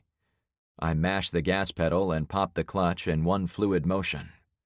Ben rolled away from the window, as did all the crates. The rear truck tires barked as we hurled toward the front of the law office, but I jammed the wheel right, and we missed the corner of the building by inches. Gunshots followed us. Well, this sucks ass, I said as I ducked. Ben had been flung backward into the pet carriers, so he wasn't able to return fire. The maneuver away from the men only took a few seconds, giving them a chance to shoot a couple of times, but we spun on the grass as we went behind the karate dojo. They're going to chase us, I huffed, back upright. There was nowhere to hide. This part of town was flat and had few trees. We raced across a couple of bare lots, came up to the backside of a small movie theater, then past several abandoned canopies that might once have been used for movie promotions or tourist travel brochures. I'd intended to get in front of the theater and get lost on the streets beyond, but the orange truck appeared. There they are, I said to my friends. Ben had clawed his way to the rear window again. Boss, want me to shoot him? No, stay down for now, and hang on, I replied. The lesson I'd learned from Chuck was to pick your battles. We weren't saddled with the trailer or the garbage cans, so I could drive the truck like it was stolen. But Ben would go flying all around the back, unless he was holding on to an anchor point with both hands. We needed to install a fixed seat, like in an old bomber, so our rear gunner could fire on the move. To make my point, I took a sharp right turn onto a street and dropped the shifter into second gear to speed up. This time the overpowered 454 cubic inch motor tore its shirt off and revealed a chest full of muscles for all to see. The tires let loose as I abused second, then chirped again when I slammed the shifter into third. Oh yeah, I crowed. You having fun? Carmen mused. She was holding on to the seat as if she might blow out the window. There is no way that old piece of crap courier is going to catch us. I turned left, then right, always trying to get us closer to the last intersection heading south. It was dead simple to stay ahead of them, but they were always able to make the same turns as us, since the grid layout and open terrain gave them the ability to watch where we went. We can lose them by the plane crash, Carmen suggested. I let off the gas a little. No, we can't go that way. Why not? She said with surprise. Because these guys said they work for North Point, and they had others in their stallion force, or whatever they've got going on. They probably want us to go toward the bigger stores and town center, so they can get help from their friends. So what do we do? She pressed. Short of stopping and having a shootout, which would be hard to do without telegraphing that fact, our only option was to run. Since I knew we had the horsepower, it seemed the safer play. I tried to catch my breath, but my heart refused to slow down. It made me grip the wheel with both hands so I could think it through. We hit Bayside Road and drive south, I announced, taking another corner almost on two wheels. The orange truck was still behind us. The young driver had the little courier at top speed while we made the turns in town. All the way home? She said with shock. No, I replied. but we have to figure something out after we get off their turf. I'd driven a few unfamiliar streets, but finally found the one I was looking for. I accelerated up to 75, let the engine breathe through the hood scoop for a few seconds, then downshifted and worked the brakes as we burned off the speed while heading for the familiar intersection. People had been walking the streets, but the powerful roar of the big block motor sent them running for the sidewalks as we approached. While I avoided abandoned cars on the turn, I left myself a half second to look over to Rosie and her store. When she saw it was me, she waved as if I'd been passing by on any normal day. The fumes of burnt rubber came through the turn after me. "Have a good one," I yelled out the window. Carmen gave me a sideways glance. "Never pass up a chance to be polite," I remarked, thinking of Tyler's rules. Polite? She shook her head. Tell that to the jerks in the truck. We shot over the first canal, heading into the subdivision district, which put us about 5 miles from home. It was the same route I'd been on when I called Chicago and talked to my nephew Joey for the last time before the power shut off. I clearly remembered my desire to open up the engine of the Corvette ZR1 to see what 755 horsepower could do on a straightaway. Today, even with a chase having my literal life on the line, I did not mash the pedal all the way to the floor. "We can't take them all the way home," I said as I pointed ahead. I could only speak to Carmen, as Ben remained in the truck bed, holding on to whatever was back there to keep from flying side to side. "It's 3 versus 2, she commented. "And we have you." "I appreciate that, but I assure you I bleed the same as the next guy, so I'd rather only get in gunfights if I have no other choice. And I think we have a choice here." "What's your plan?" she asked. I waited a few moments, noting our speed on the straightaway was again pushing 70. If I wanted to risk dodging the abandoned vehicles, the truck could probably do well over 100, even with Ben flopping around in the back.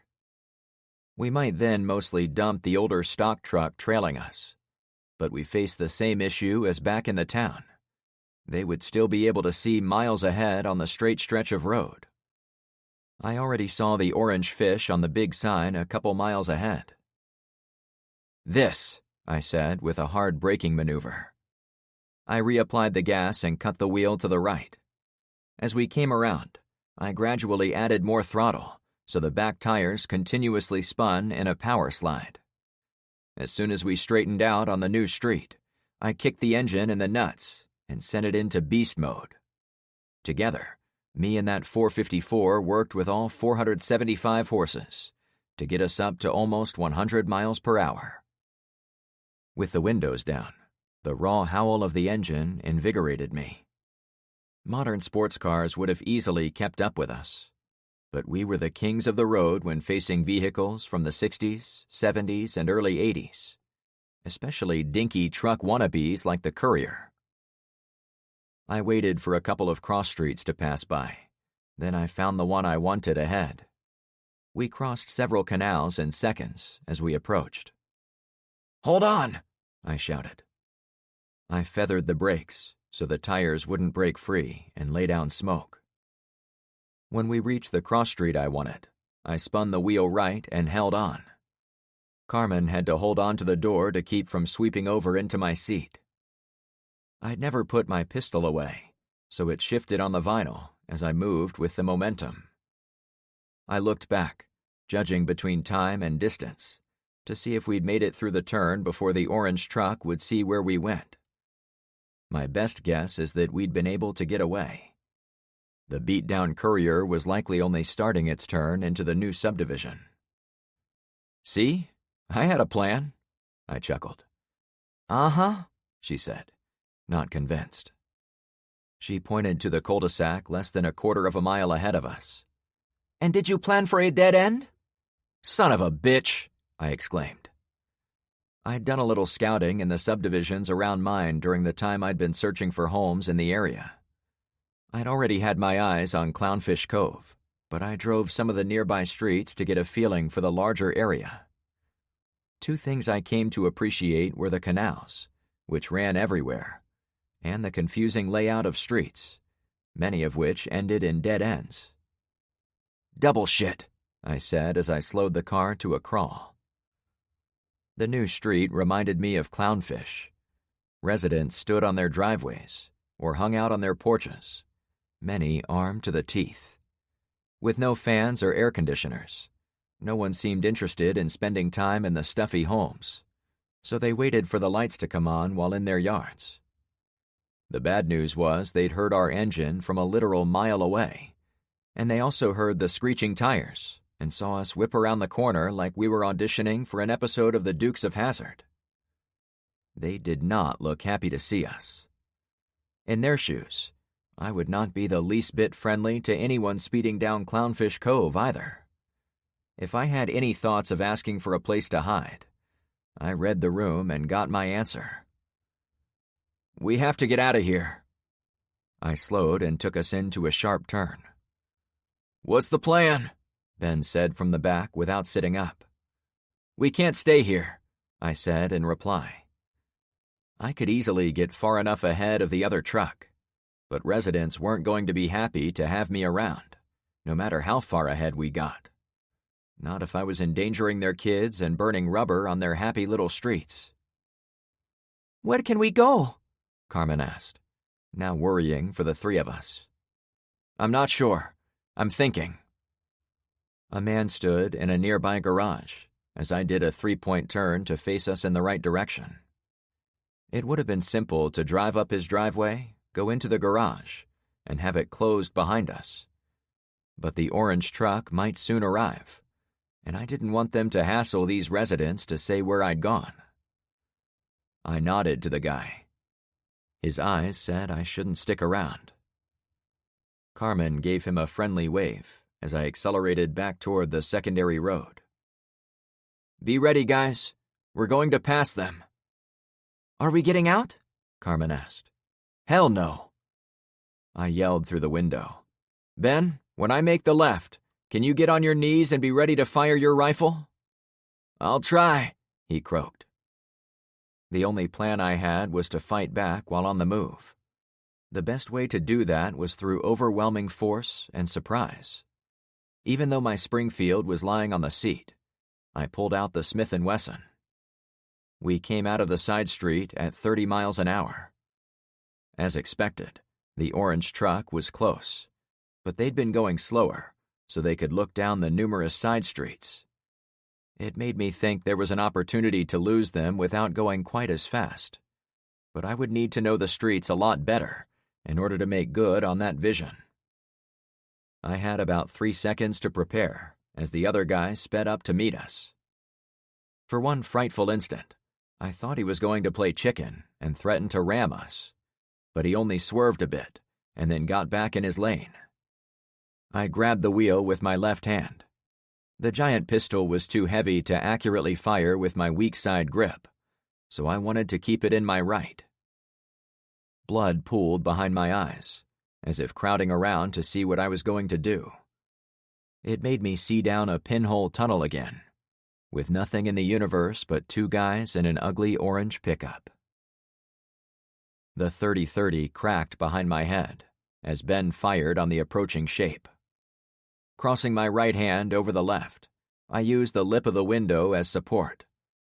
Barely aiming, I squeezed the trigger of the revolver and watched the wheel spin as it fired off a nuclear blast of noise.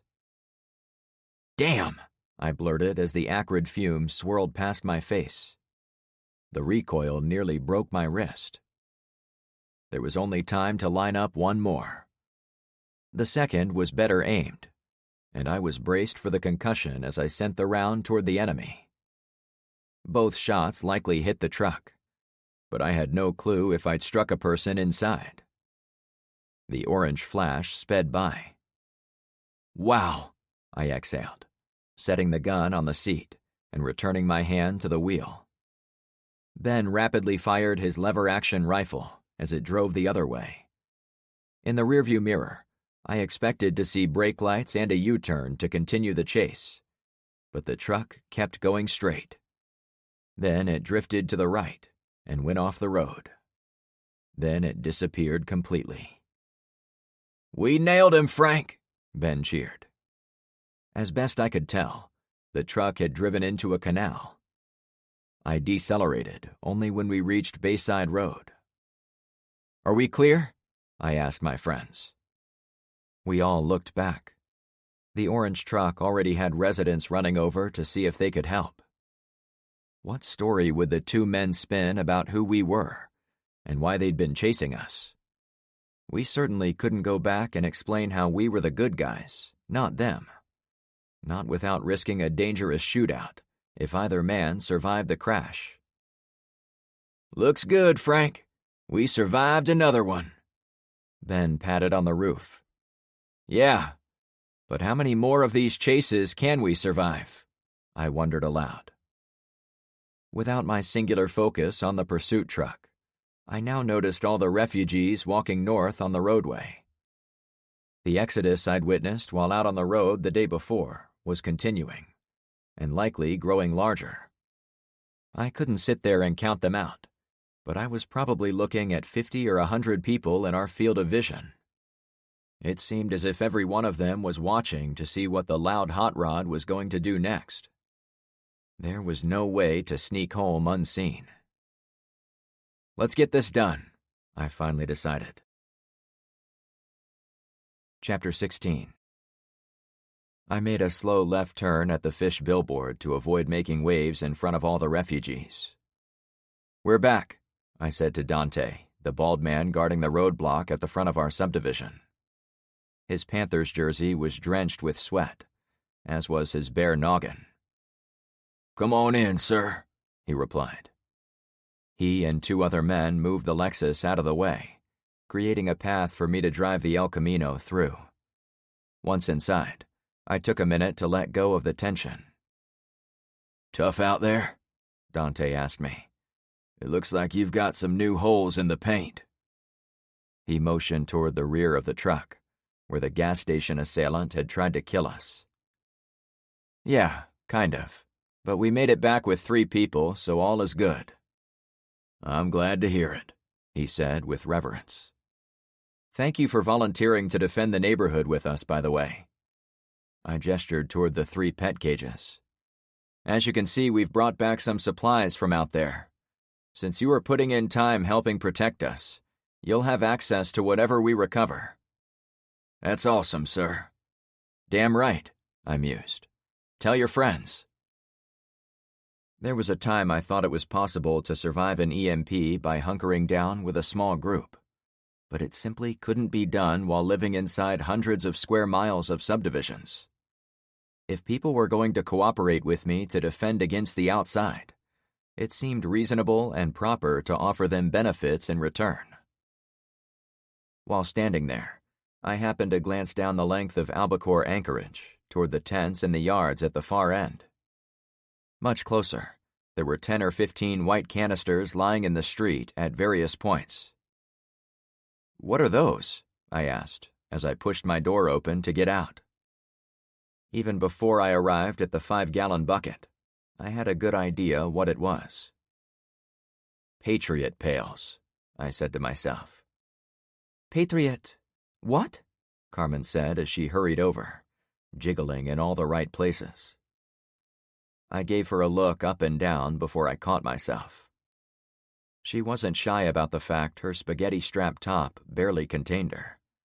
She still had my Ruger on her hip, with the shotgun over her shoulder, a femme fatale combo that mainlined directly into my caveman brain. "Patriot pails," I repeated, back on task. "They're a company that sells meals in these big buckets, so you and your family can eat after the apocalypse starts." "Are they already empty?"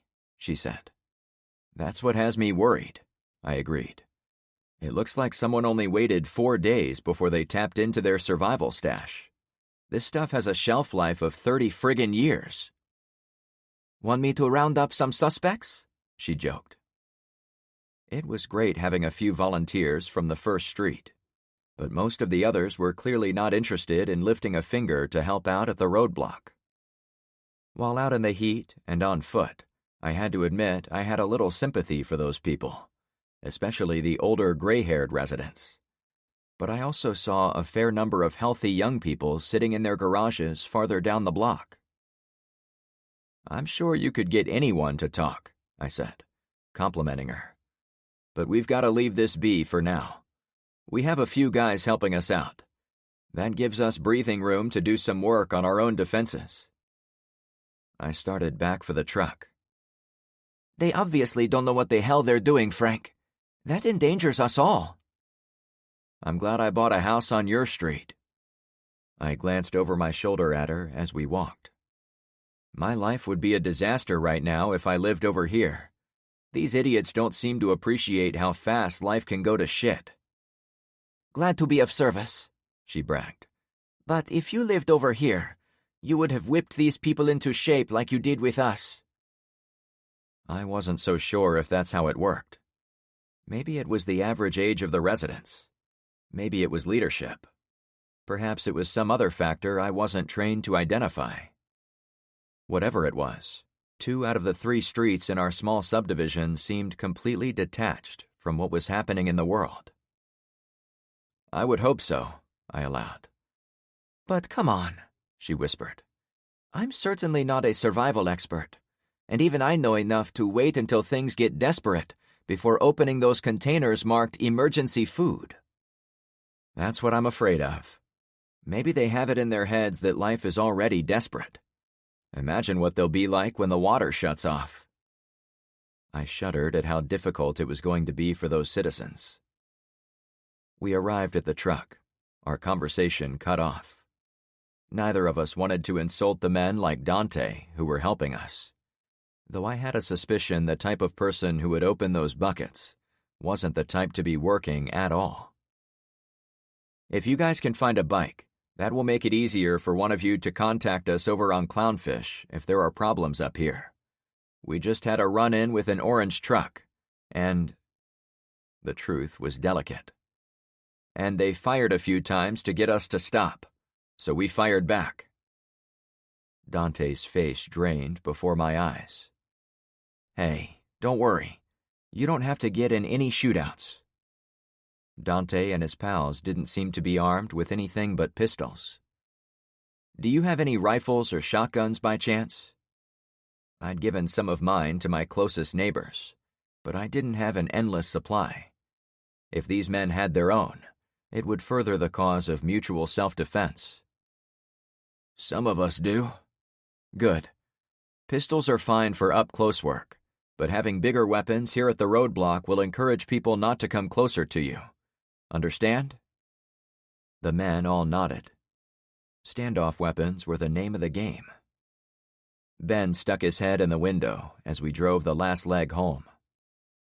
"What was the problem back there?" "Frank said those cans were emergency food supplies." "Whoever is in charge of that shit show," I explained, "has already let them crack into food that was supposed to be saved for a last resort." Ben thought about it for a few seconds. "You think they're doing that because they didn't have any food to begin with? Some couples I know eat out at restaurants for every lunch and dinner, and most breakfasts. Evelyn would probably do that if I let her, but being around people isn't how I do business." I remembered Evelyn complaining that her husband spent more time in his boat than with her. Plus, he'd already explained why he couldn't get his wife's meds before the EMP. It was obvious he was not a social creature. "That sounds reasonable," I said to him. "But those aren't the kind of people who plan for the future, which means someone gave it to them." We drove in silence for a bit, passing Barracuda Bay, which was a ghost town. Back on Clownfish, LeVar began pushing my vet out of the way as soon as he saw us round the corner, so we could drive right through. I stopped in the gap and waved LeVar over. "Welcome home," he said. "Thanks, bud." "Everything okay?" he asked. "A lot happened, and we'll fill you in later." "Roger that," he replied. One thing I just figured out, though, is that it was kick-ass how you opened the roadblock for us. But there might come a time when someone takes this car, or is crouched out of your sight with a gun trained on me. We need to challenge every driver who comes through here, even me." "You want me to check your license?" He cracked up. "Nah, I have a fake one anyway," I replied with humor. "But do a walk-around, to be sure nothing looks off. Have that Glock out and ready, too." Having procedures would help us all stay safe. The tall man trotted around the back, then came over to Carmen's side. "Okay, looks good. You only have a few extra bullet holes this trip, not even close to the usual amount, so try a little harder next time." He waved me through. "Smartass," I joked as I rolled on. Once I had the truck parked, anyone within shouting distance was soon helping unload the pet carriers and warmed over gas station food. It only took a couple of minutes, as Ben used a broom to shove everything out the rear lift gate and into boxes, and when it was done, it seemed as if we didn't get much stuff out there. Penny rushed up to me with a wad of jerky, an apple, and a bottled water when the last item was out of the truck. "Gotta keep you fueled." Daisy had been carrying the water. "Here you go, Uncle Frankie," she giggled. "Thank you, little lady," I said while taking the offer. "Remember, you can just call me Frank now." "Frankie," she said with emphasis. "And thank you," I said to her mother. She wore the same outfit as earlier in the day, but she once again had the shirt tied off, exposing her abs, as the humid heat of the afternoon made less clothing mandatory. The threat of rain had come and gone, leaving a few clouds, but all that did was make it even hotter when the sun found its way through the cracks. "It's the least I could do to help. How was it on this trip?" I took a moment to consider. "Well, we had a few issues, but nothing bad." "Typical Frank understatement," Carmen added to the discussion. "It was bad?" Penny asked the other woman. "Oh yeah, it was bad. But Frank did his thing and kept us safe." Penny touched my arm. "I'm so glad we have you." "It's not me. It's us." I wiped sweat out of my eyes and thought of a way to get the attention away from me.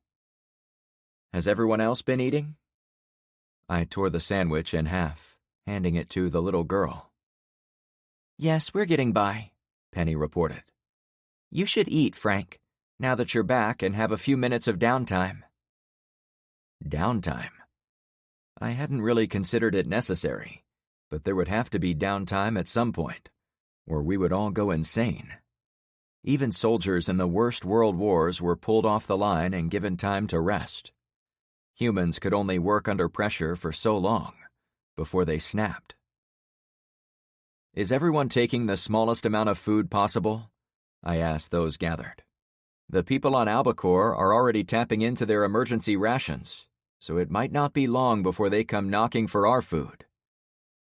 "I ate all the rest of the ice cream," Tyler bragged. "I want ice cream," Daisy said it with excitement. Tyler's horrific expression looked like he'd physically put his own foot in his mouth. He hurried over to Daisy and crouched down next to her. "I'm sorry, I was joking. There's no more ice cream left because the power is gone." The tot nodded knowingly. "Mommy told Missa Carmen the sweaty power men gotta come and take off their shirts for her, like Uncle Frank did yesterday." "Oh, God!" Penny rushed over to her daughter and ushered her away. "That's not exactly what Mommy said, dear. Let's let the big people talk, okay?" "But you said—" "No, not right now." Penny's face was redder than Trevor's Ferrari. She whispered to Carmen, "I need to remember tiny ears." Carmen waited until Penny and her daughter had scooted further out of the driveway, but she returned her attention to me with eyes full of mischief. The two ladies had obviously been talking, though I got the sense they weren't going to volunteer the details. Back to business. "I need someone to do an art project in my garage," I said to my neighbors. Oh, pick me!" Tyler held his hand high in the air and jumped a foot off the ground as if I couldn't see him, despite being in the front row 6 feet away from me. "Anyone?" I joked, pretending not to see him. Me! Me! He shouted. I finally pointed at him. "Dang, kid. You want this one, I take it?" He nodded in a goofy way. I can draw real good. Rainey wasn't there, so no one disputed him. "Fine. What I need you to do is use some of that enthusiasm to draw on my walls." I pointed to the bare white walls surrounding us. My rakes, shovels, and ladders were on the moving truck with my missing yellow pages, so I hadn't had a chance to hang them all over the place. It left a bare canvas for anyone with a creative hand. I pointed to the side wall. "On this wall, I want you to outline our 3 streets and draw all the houses on each one, so the scale is correct. Put the names of the owners in pencil, if you know them, so we have a record. Also, I want you to leave enough room on the edges so you can draw the nearby canals and some of the forest. We'll use your drawing to plan our closest defenses." That doesn't sound too bad, he said with a little less excitement. "So on this other wall, I want you to only draw the streets. Make our subdivision tiny and put as many roads as you can between here and North Point, and then from here to South Point." "There's like 1 billion of those," he quipped. "I'll make it easy for you. I only want to know the names of streets that pass through other subdivisions, not the dead ends. You can draw the cul-de-sacs in pencil, so we know where they are, but they don't need names, and they won't be as obvious." "What will that do for you?" Tyler asked. "It will help me visualize escape routes when I'm driving around trying to save your life. Comprende, amigo?" I added in broken Spanish. It rarely happened with the kid, but his face went slack as he took me seriously. "I'll do my best." "I've got a bunch of permanent markers in the kitchen. I bought the 10-pack when I had to label boxes for my move."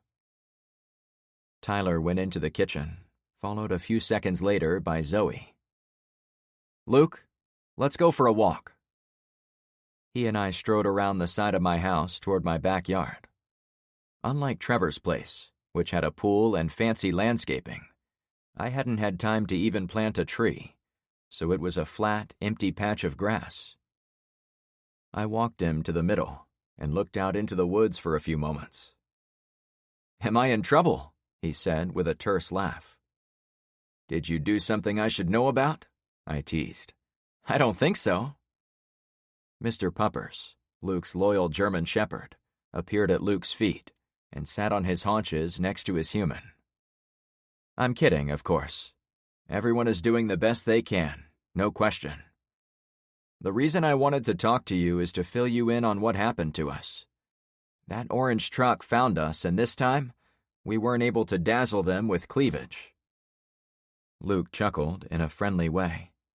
"You had Carmen with you." "She could have done equally as well as Penny, I'll grant you that. But she never got the chance, I'm afraid. They chased us after the pet clinic, and the guns came out." "Oh, crap," he said, serious now. "The good news is that none of us got hurt, but the bad news is we probably made some new enemies up north. The Stallions, as they call themselves, seem to be nothing more than a modern-day mafia group, shaking down businesses and people with operating trucks." "But they were supposed to be working for the city of North Point, right?" "It's a little-known truth that politicians are corrupt." I said it matter-of-factly and let it hang out there. It took Luke a few seconds to catch on, but when he did, he gave me a friendly clap on the shoulder. "So," I went on, "we shouldn't be surprised if whatever is left of the government up there is now taking corruption to the next level. The guy on foot and the Orange Crush driver both said they were from the municipal center, maybe the jail, so they probably deal with criminals all the time and have picked up some of their bad habits." "Or they're the prisoners," he deadpanned. That stopped me cold. Which would be worse, I wondered aloud. Corrupt guards, or the actual prisoners? Guards, he said right away. They know everything not to do, since they deal with criminals who got caught doing crimes the wrong way. Plus, they have guns. Maybe. I worked with an ex-prison guard back in Illinois. He was a good guy, best I could tell, and he liked his job and liked most of the residents, as he called them. I got the feeling he thought most of them were not beyond rehabilitation, though I don't think he worked with murderers or other super-violent criminals. What's the play here, Frank? Let's walk a bit more. I led him and the dog to the back corner of my lot and got a feel for the position. It was like standing at a street corner, but with a canal running in a straight line in front of me, and another canal running in a line to my left along the houses of our street. The backsides of the homes on Barracuda were in full view, while those on Albacore were harder to see. I also had a straight shot to Bayside Road, since the canal went under the north-south road about a quarter of a mile away. We need to block off this route. I pointed to the north bank of the canal, where trees had been knocked over to make room for the construction crews digging the canals. That's our next task. Then we should do the same thing on the south side of the subdivision, he suggested. I think a Jeep or four-wheeler could easily cut around our new roadblock and get around our defenses there. Yep, good thinking. Once we plug those two problems, we'll need to look at the woods in general. Let's take a quick jog. I want you to show me everywhere you've downed trees or blocked paths. For the next 15 minutes, the three of us ran from one group of trees to another. Back in the Midwest, the forests were almost impenetrable to motorized vehicles, except on jeep or logging trails specifically cut through the dense growth. Here in this part of Florida, the forests didn't seem quite as dense, nor were the trees as tall and thick as back home. But the ground was littered with thick underbrush, numerous saplings, and the flat terrain left a lot of ponds and dry creeks. This is definitely a trail, I said when I came to one of Luke's deadfall blockades. He and the others had dragged numerous dead trees to block anyone from coming through. You've got this set up perfect, but we have to hope they don't have four-wheelers or motorcycles. Is there any way to block everything? He asked. I don't think so. Not unless we build a fence or dig a ditch. Too bad the EMP didn't wait a couple of weeks, he laughed. The builders might have finished the canal, and then we'd be sitting safe on a little island. Woulda, coulda, shoulda, you know? We've got water on one side, so we're doing better than most streets in America. These woods are on the other three, and they do provide some protection, but it will never be perfect. So what do we do? We study it. We walked around a little while longer, observing the blockages, the possible routes still open, and what were the most likely routes if someone was dead serious about breaking through. A repeating pop sound came from the south, far out in the woods. The pup shot his ears up, listening. He's already on alert from gunshots, I said while motioning to Mr. P. Yeah, he's picked up on a lot of strange sounds. Without air conditioners running around the clock and the other droning of modern life, Melanie caught him sitting at the back window late at night, listening to the animals screwing. Really? I said with shock. I mean human animals, he mused. That makes more sense, I allowed. Our neighbors over on Barracuda might be hiding in their houses, but they sure go at it a lot, and they aren't shy about who hears it. He saw the wheels working in my head. I don't think it was our esteemed president, he said with relief. Ugh, I don't even want to think about it. I bent down to the dog. You shut your ears if you ever hear her, okay? He licked my hand in response. Good dog, I said with a final head pat. There wasn't any part of our defense strategy that I felt good about. I wanted to improve both roadblocks, I wanted to lay down spike strips to fight enemy vehicles. I wanted to make bulletproof bunkers in some of the houses. And I thought about using plywood sheets to make tall walkways between our homes, so attackers couldn't track our movement or slip between them. Now, I needed to add more defensive improvements to our biggest flank. It looks like there are a few trails cutting through the woods nearby, but only one main route through the tangle of trees closest to our houses. I pointed to an opening roughly located behind Penny and Carmen's homes. I would really focus on using the charger to drag more trees to that area, especially on each side of the roadway, so they can't easily go around. And along the canal if we can, he suggested. Yep, do what you can, given the time. And always have one person exclusively guarding the vehicle. It was now a risk to have the car at the edge of the woods, as we didn't know who might be out there watching or listening. The sound of engines was rare enough to bring in nosy people from all over. However, it wouldn't help us at all to keep the car hidden and locked up, while work needed to be done to secure our borders. So I wanted it out there. Come on back, I said as we completed our loop of the terrain directly behind my house. The two of us walked across my empty yard, but I stopped before we went next to my house. All our defensive plans depended on understanding how the enemy might penetrate our defenses and get close enough to attack us. I could envision forests and canals and roadways, but standing there with Luke, I realized there was a huge threat looming over our entire operation. A total question mark. While you're tipping trees, I think I'm going to pay our neighbors on Barracuda a visit. I won't ask if you trust them, since I know you don't, he chuckled.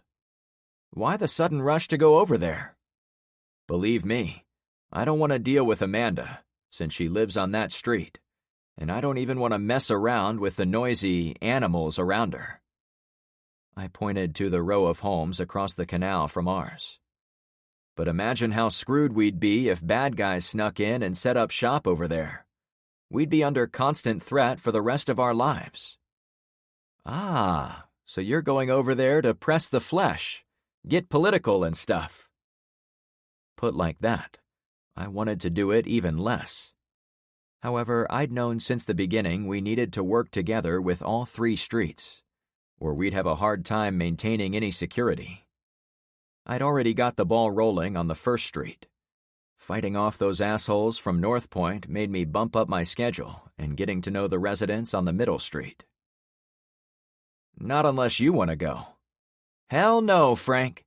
I'll leave that to the professionals. We both laughed.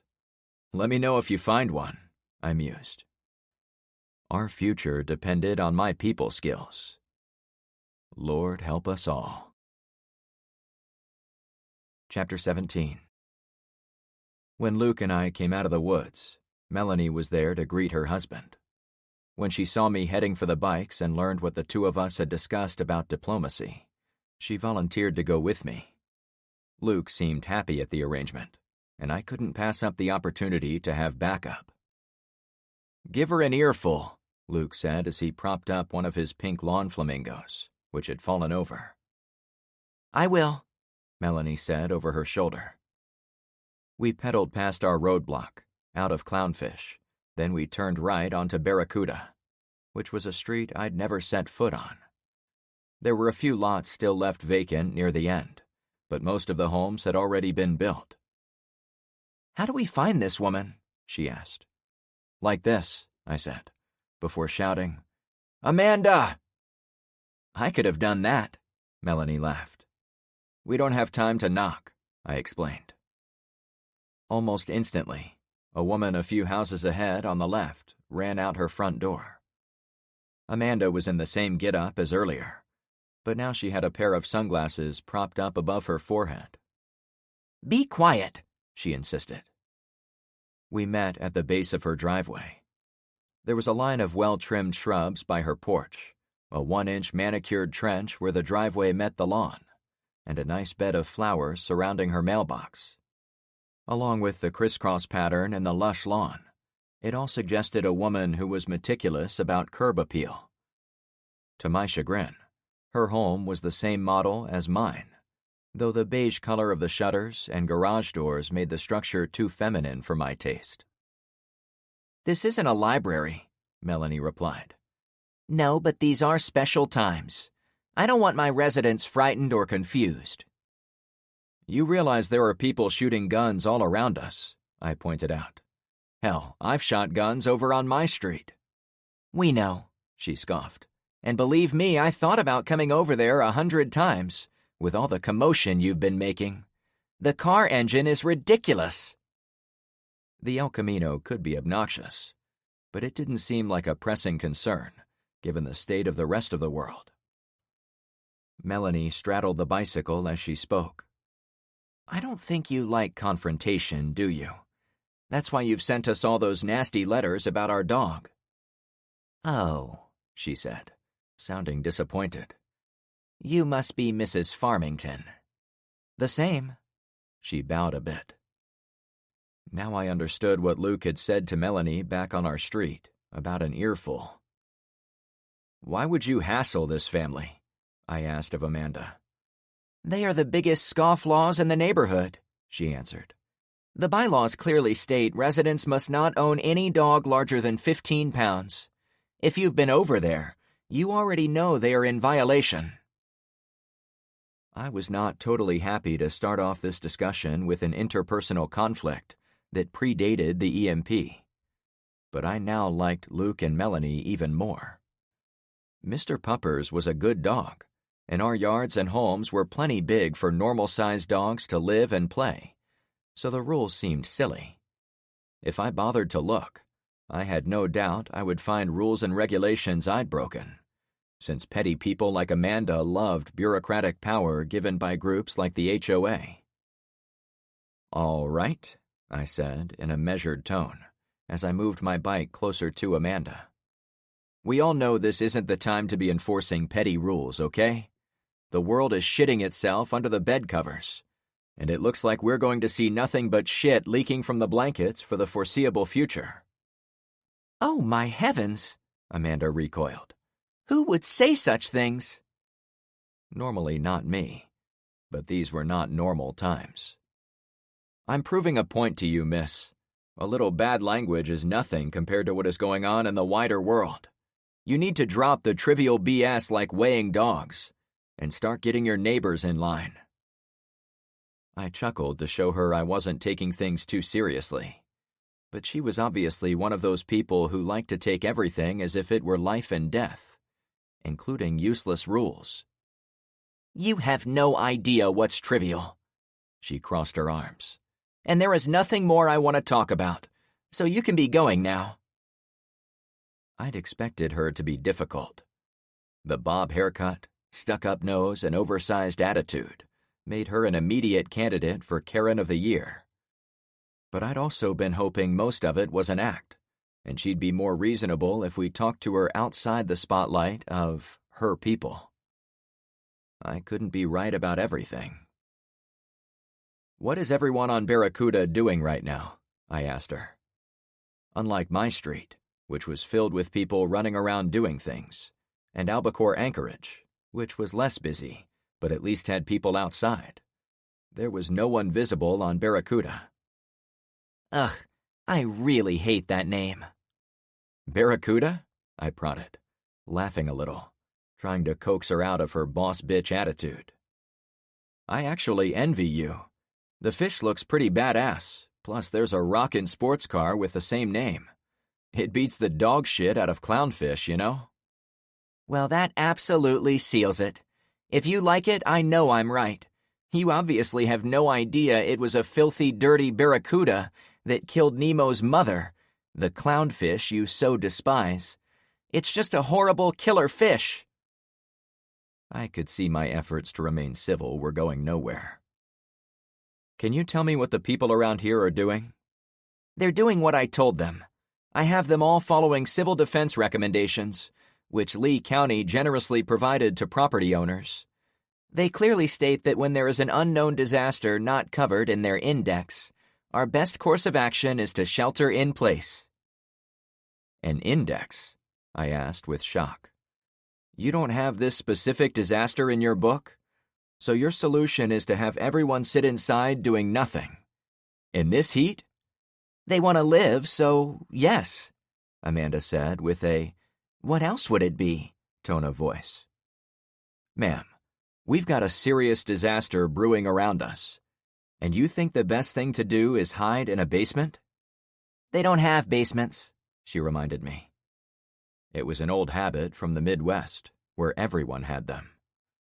You know what I mean. If they're hiding in their homes, they aren't doing anything to protect each other. I'd already established the reasonable conclusion no one could survive the suburbs without help. A row of 10 homes could get picked apart one by one, or they could form a unified block, 10 strong. There was seldom an in-between. We've got to get them outside. Are you from the county? No, I answered. Are you from the state? I can see where you're going with this. I held up my hand. No, I'm not here in any official capacity. I'm here as your neighbor, asking you and your fellow Barracoudans to pitch in for the defense of this subdivision. Defense? I'm concerned about saving lives, not running around playing cowboys and Indian. She almost choked on her words. I meant Native Americans. Lady, this isn't the time for political correctness. We've got serious problems. If you aren't an official, why should I even waste my time talking to you? Melanie shifted closer. He's read books about EMP events, like the one we're currently living through.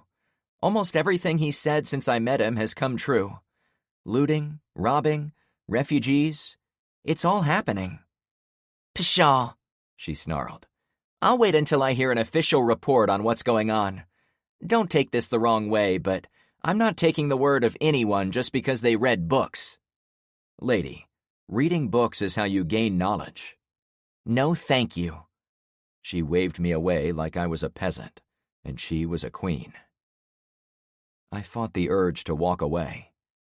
I'd never in my life been insulted for reading books, and I'd worked with some of the biggest mechanic meatheads back at my trucking company.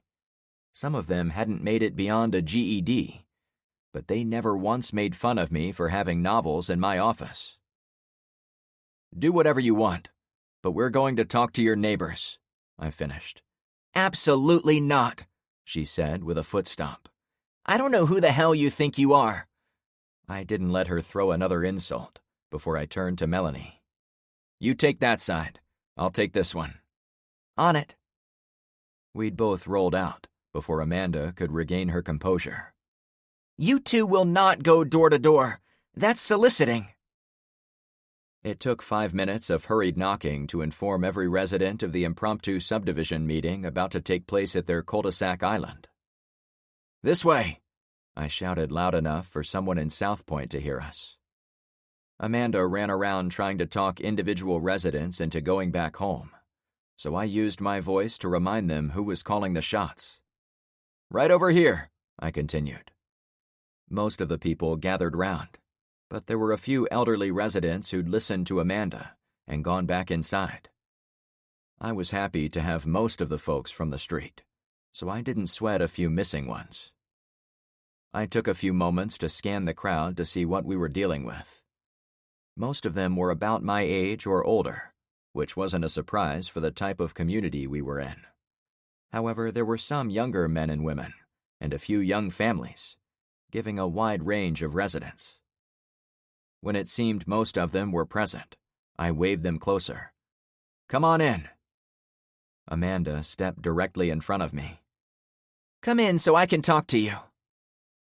Rather than get into a pissing match with the president of the subdivision, I decided to let things play out. I had to believe these people weren't all helpless sheep who couldn't see what was happening around them. I, brought you together with the help of this, gentleman and woman. Amanda gestured to us, but it also looked as if someone was threatening to break her arm. I want to reinforce the need to stay inside, stay calm, and not be swayed into dangerous activities. Amanda snuck a peek at me, as if I was going to jump in. So consider this a friendly reminder to keep doing the right thing. You brought us all out to tell us to go back inside and keep waiting for help? A ripped Hispanic guy in a yellow baseball cap had his arm over the shoulders of his pregnant wife. She didn't look like she was about to burst, so we didn't have to worry about a birth anytime soon. But I could sense the man's impatience at bringing her out. I stood off to the side, unwilling to help answer for Amanda, since she'd hijacked my speech. Well, Now she glared at me.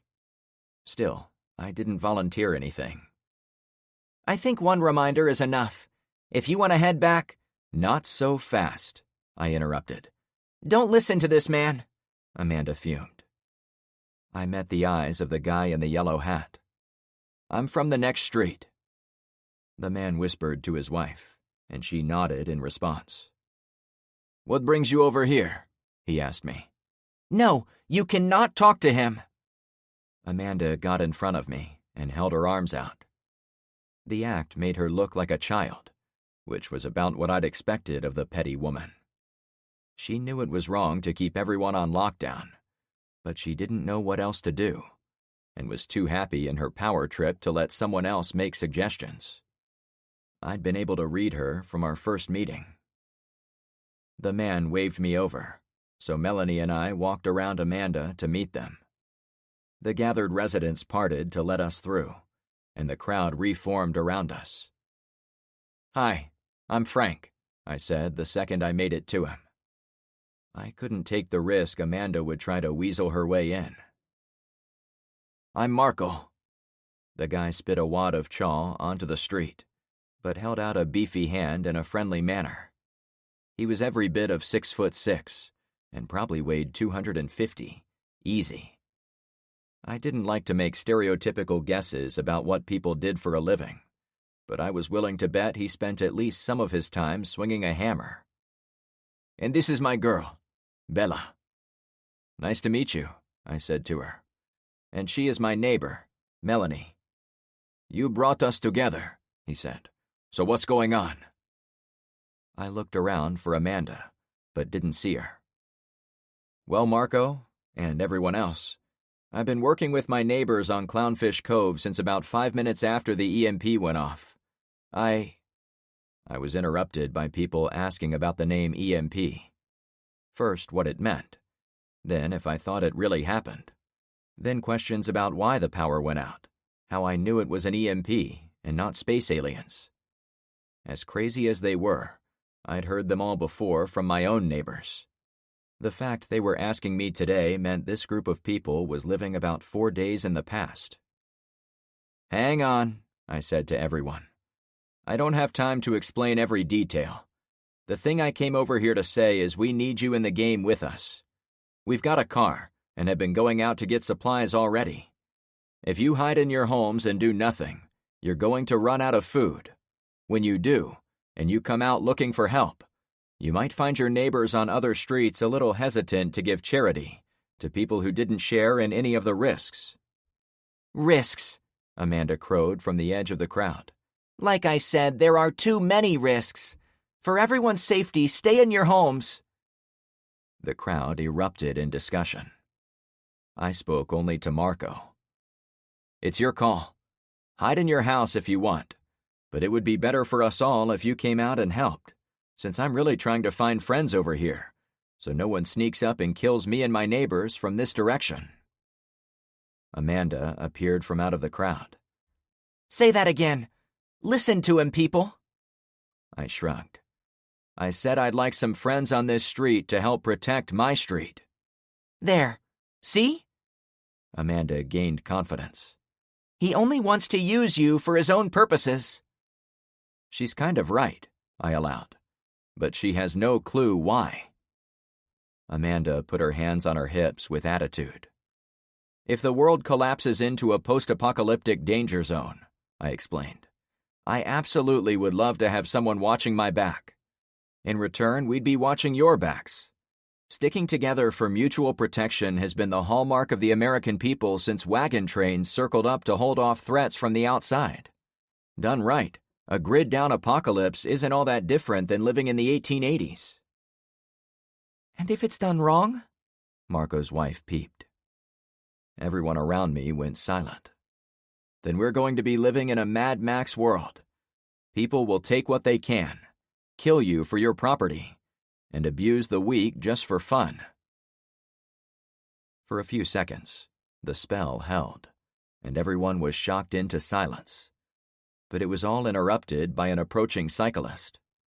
I heard the tick-tick-tick of the rear hub as it neared, and I hurried to the edge of the crowd to meet it, since I made the logical assumption it wasn't here to see any of the shut-ins. "Frank," Dante said when he saw me, "there's trouble at the front roadblock." "See? Danger follows this man everywhere." Amanda spoke as if she dealt a killing blow to my entire mission to her street. I turned and briefly addressed the whole crowd as I rolled my bike away from them. "I hate to run, but unlike your president, I'm dealing with real threats to our neighborhood. Your neighborhood.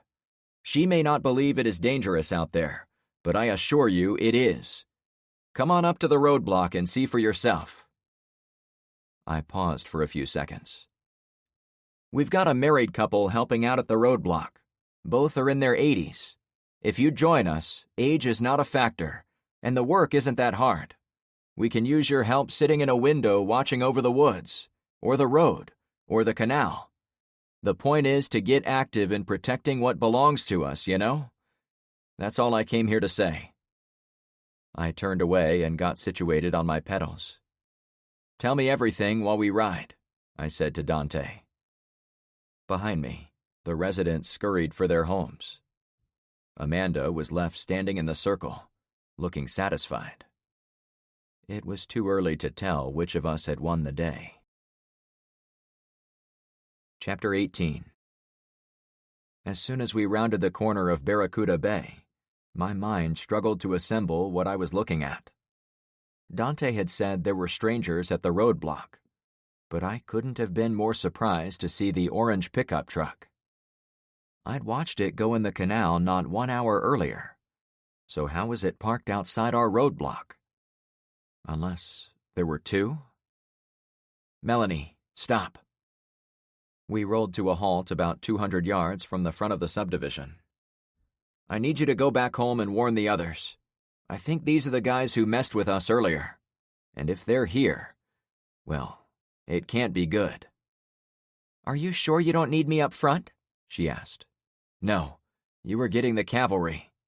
If you and I both got shot while talking to these dudes, no one on our street would even know bad guys were coming for them."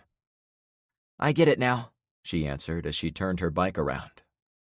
"Good luck," I said as she rolled away. "Help is coming," she cried out. I watched for a couple of seconds, mainly to center myself for what was probably going to be a dangerous encounter. I moved the little Springfield pistol to my front pocket so I could put my hands in my pocket while talking to potential assholes. I'd had my AR over my shoulder the whole time, and I visualized taking it off in case a pistol wasn't enough. I also hiked up my shirt to Timberwolf mode, revealing the gleaming Smith & Wesson, to dispel any doubts if I was armed and dangerous. Then I rode the remaining distance to the blockade. Regis was there, but not his wife. Dante had arrived a few moments before me and had already gotten in position behind the silver Lexus in the middle. I put the bike down and walked to stand next to the other two men. That's when I got my first good look at what the cat had dragged to my doorstep. The orange truck was parked at the intersection of our street and Bayside Road, but it was attached to an ancient tow truck that looked as if it had spent most of its life in a scrapyard. The rusty vehicle had little islands of white paint left on its sides, but none on the hood or top. Almost every square inch was dented and warped, suggesting the owner might have spent years throwing rocks at it. A large round man sat in the driver's seat. "They've just been sitting in there?" I asked. "I'm lucky I saw you and that lady ride your bikes down that street, so it was easier to find you. But yeah, they showed up a few minutes ago, and it looks like they've been sitting in there doing nothing." A smaller guy was in the passenger seat, but importantly, there was no one sitting in the orange truck. "Can we help you?" I shouted over to them. The small man got out of the truck, ran his fingers through his hair, then walked about halfway toward my roadblock. He was only about a head taller than the hood of the big wrecker, but he seemed to enjoy the sun for a few moments as he stood next to the old beast. Similar to the two young men driving the orange pickup, this guy couldn't be much older than 21. He also wore an expensive silk shirt, making me immediately think of Zen's crew. He probably thought I was going to walk out to meet him, but I wasn't that stupid. "We can hear you from there," I said. "Fine." A toothpick hung from the side of the guy's mouth. "As you can see, there's been an accident on the roadways. This was a critical piece of infrastructure for the North Point Stallions, and it is going to take a lot of time to repair." Not one of Zen's guys. The orange courier didn't look too bad. I guessed that most of the damage was underneath, since it had driven off the road and into the canal. But the damage could be severe on any part of the vehicle, especially if one of our gunshots ruined an important component. "What does this have to do with us?" I knew exactly what it was, but didn't want to incriminate ourselves. The men we fought in the doomed truck were dishonorable, so it wasn't a bold leap to assume these guys weren't any better, unless they somehow proved me wrong. "You must be Frank Douglas," the guy said, and I straightened up. If he knew my name, but wasn't with Zen, I had to take him seriously. "Hold on a second," I said to him, buying time while my allies converged on the roadblock. Behind me, far down the road, I saw a few of my allies biking their way to the blockade.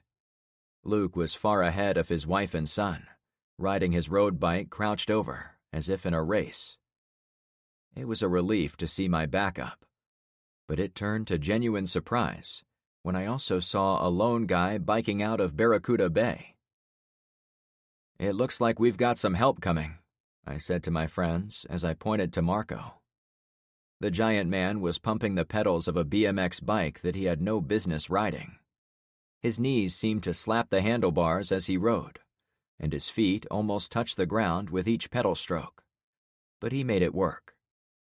Even more strange, Amanda was on foot behind him, running to keep up. "Well, 1 out of 2 ain't bad," I murmured, and then turned back to the visitor.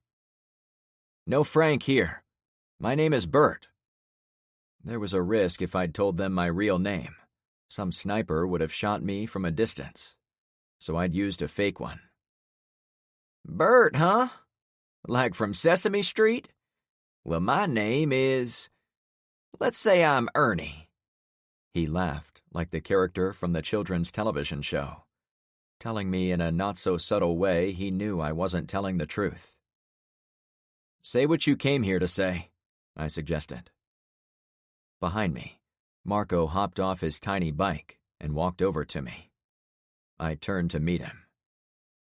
"I wish I'd been wrong about saying danger had arrived, but I'll be here to help," he said with his deep voice. "Well, thanks for coming," I added.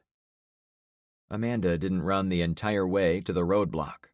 Instead, she'd paused at the end of Albacore and fast-walked the final 50 feet to my location. "What's going on here?" She looked at me, the orange truck, and the guy who I'd been talking to. "Ma'am, this is a delicate situation," I tried to say. "Nonsense," she snapped. Then to Ernie. "Hello, sir. I'm the president of this subdivision. What can I do for you?" "Oh, that's an improvement," Ernie snickered. "I came here looking for Frank Douglas. He destroyed the underbelly of one of our trucks, and he killed 2 of my men." "Amanda, don't," I whispered. "This is Frank." She pointed one of her manicured nails at me.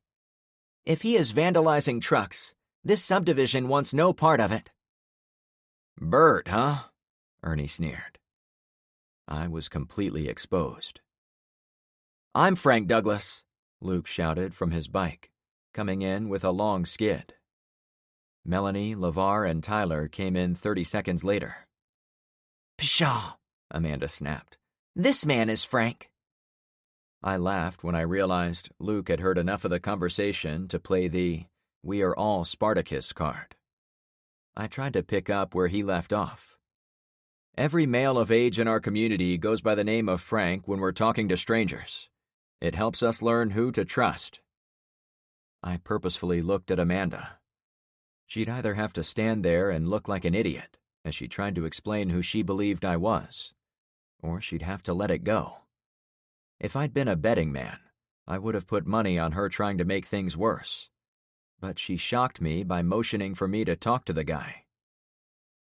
Well, whoever you are, I come with a message from the North Point Stallions.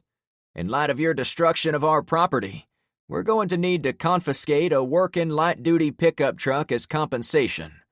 Preferably the cherry El Camino you rip around town in. That sounds like a threat, I said with zero emotion. Inside, my heart rang rings around my ribcage. It is what it is, Ernie replied. Amanda came back hard and stood on tiptoes to see over the roadblock. Will you leave us alone if Frank gives you the vehicle? These people have two, so one seems fair for your troubles. LeVar and the others crowded around me. Now, with 6 or 7 armed men on the barricade, I started feeling a bit more comfortable that an attack wasn't coming at that moment. 2? Well, that is lucky. Ernie slapped his knee like he'd been given a huge gift, which he had. I turned on Amanda, and she knew immediately she'd crossed a line. Get her out of here, I barked. LeVar had put a foot forward to get her, but Marco was already close, so he tried to shush her away. Don't you dare push me, you... She seemed to search for the right word as she walked away voluntarily. Just get her away from the roadblock, so the adults can talk, I suggested. Yep, the hulking man said back to me. The little woman had no chance of escaping his blocking motion, but I could tell she wasn't happy about being reassigned to the back of the line. His giant size next to her made it seem like he was corralling a child, and she had no choice but to comply. More importantly, none of the residents of the first street came over to help her, though it was obvious to anyone watching what was happening to their supposed leader. That told me Amanda the President didn't have as much support as she thought. Mr. James was there too, way down his street, staying away from the trouble like the coward he'd proven to be on multiple occasions now. Keep your eyes peeled, I said in a quiet voice to those of us still at the roadblock. They could be trying anything.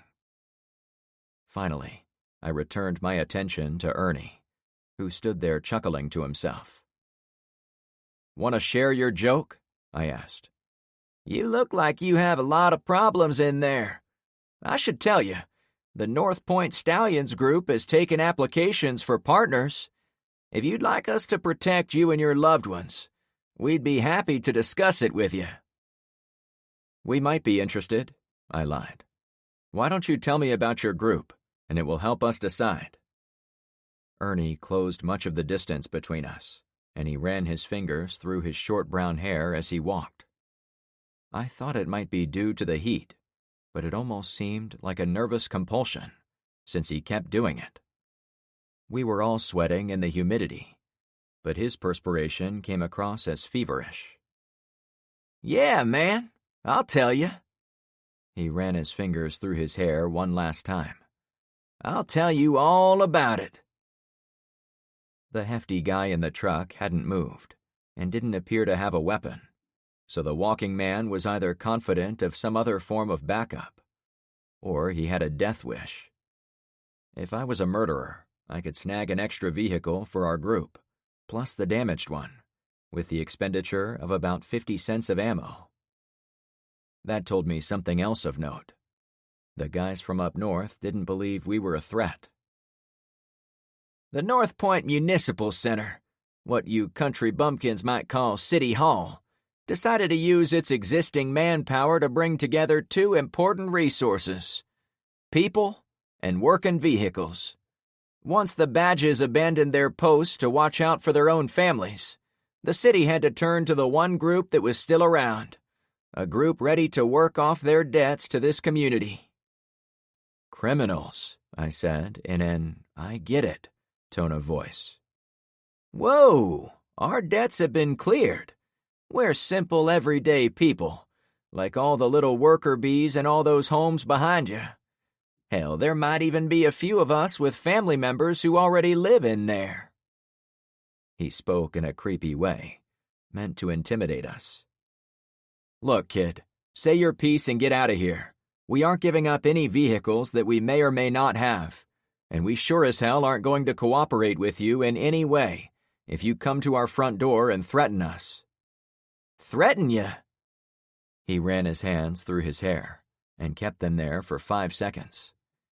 There's gotta be a miscommunication between us. You're coming through loud and clear, I deadpanned.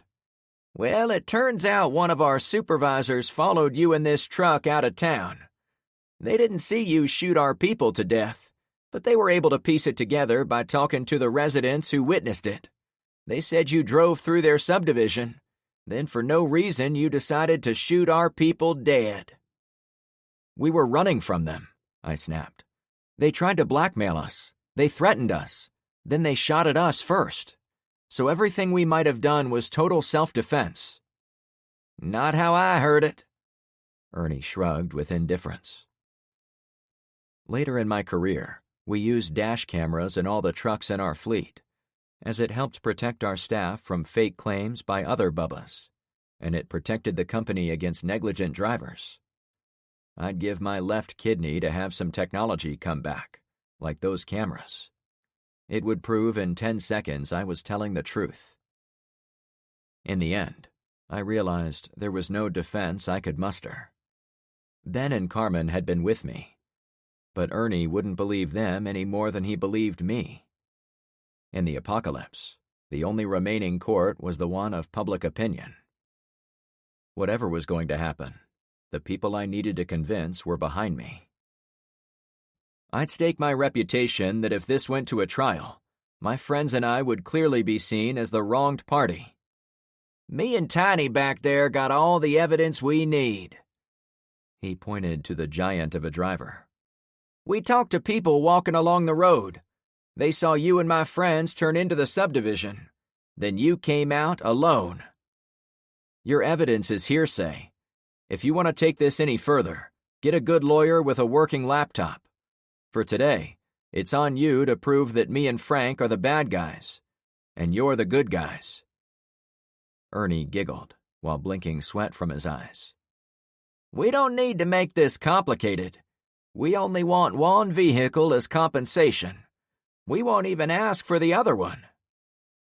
His oily mannerisms made me instantly think he would take both, the first chance he had. Unless you have something better to trade. Ernie cocked his head in an obvious way toward the candy apple red Ferrari. Sure, you can take it instead, I said, seizing the opening. Sweet. Out of curiosity, who owns the pricey beast? You, Frank? Ernie wiped his nose. The owner no longer lives here. Let's leave it at that. Trevor tried to kill me, so I had no qualms unloading his whip, as he called it.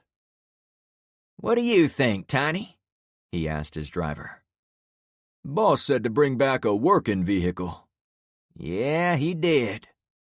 Ernie rubbed his chin in exaggerated thought. But I guess this is a down payment. We'll get the truck off the hook and take the Ferrari.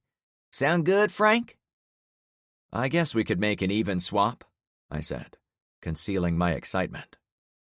I was sure we could get it working again, and having 3 vehicles in our fleet would help us way more than one useless Ferrari. No way, Ernie corrected. You give us the Ferrari, We report back that you were cooperative and willing to help us, like good friends. We'll come back with the wrecker and grab the courier. Then we'll come back to take delivery of that hot rod you've been sporting around town. Have it parked right out here. We'll let you have the Ferrari, but you aren't getting any working vehicles that we may or may not have. There wasn't much upside in the Ferrari trade for us if they were going to try for the El Camino anyway, but it would buy us extra time to prepare for the next meeting. He's got two, Amanda repeated. A mix of emotions welled up in my chest. Amanda was on her way to getting someone hurt, or killed, if she didn't learn to shut her big mouth.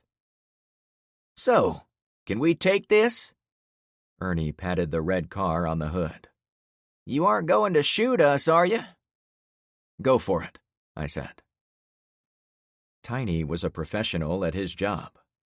He unhooked the damaged courier and left the dripping hulk under the clownfish sign. Then he swung the tow truck around, jumped out, and hooked a strap to the front underside of the Ferrari. I overheard him telling Ernie he couldn't use the winch and tow bar, or it would damage their score and piss off their boss. So the little guy had to steer the dead vehicle at the end of a tow strap. They briefly talked about towing the courier behind it, but they were far more worried about damage to the Ferrari. I realized they wanted the red sports car a lot more than they'd let on with me. Hey, could you grab another car from Bayside to replace that one? I asked when the operation was nearly complete. For our roadblock? Ernie wasn't amused. I'll be sure to tell the boys back home you were mostly cooperative, Ernie said as he waited to get inside the red supercar. Especially since you gave us this. Amanda chose that moment to shout from 2 houses away. Tell your boss you can talk to me when you come back. I'm a better negotiator than Frank. Marco tried to shuffle her farther away, but I realized that was counterproductive in a PR battle for the hearts and minds of the neighborhood. I'd been working under the mistaken impression I was on the side of logic and reason, and it would be obvious to anyone that this dispute with Amanda was bullshit. But nothing was so simple anymore. Hey, Marco, don't bother with her, please. The guy stepped out of her way. As expected, she acted as if she was seriously hurt, but I figured it was mostly her pride. I'll be here, Amanda said to Ernie. We'll be in touch, Ernie yelled back to the annoying woman. To me, he added, We know you're Frank Douglas. The All Points Bulletin back at HQ said you'd be wearing an ugly Hawaiian shirt and would be bossing people around. This other Frank, he pointed to Luke, hasn't said shit. Luke immediately rose to the insult. I lead my group by watching first, running my mouth second. You should try it sometime. Uh-huh. We've got things to do, I said to Ernie. Me and other Frank are going to head back to our houses and talk over what you've said with even more Franks.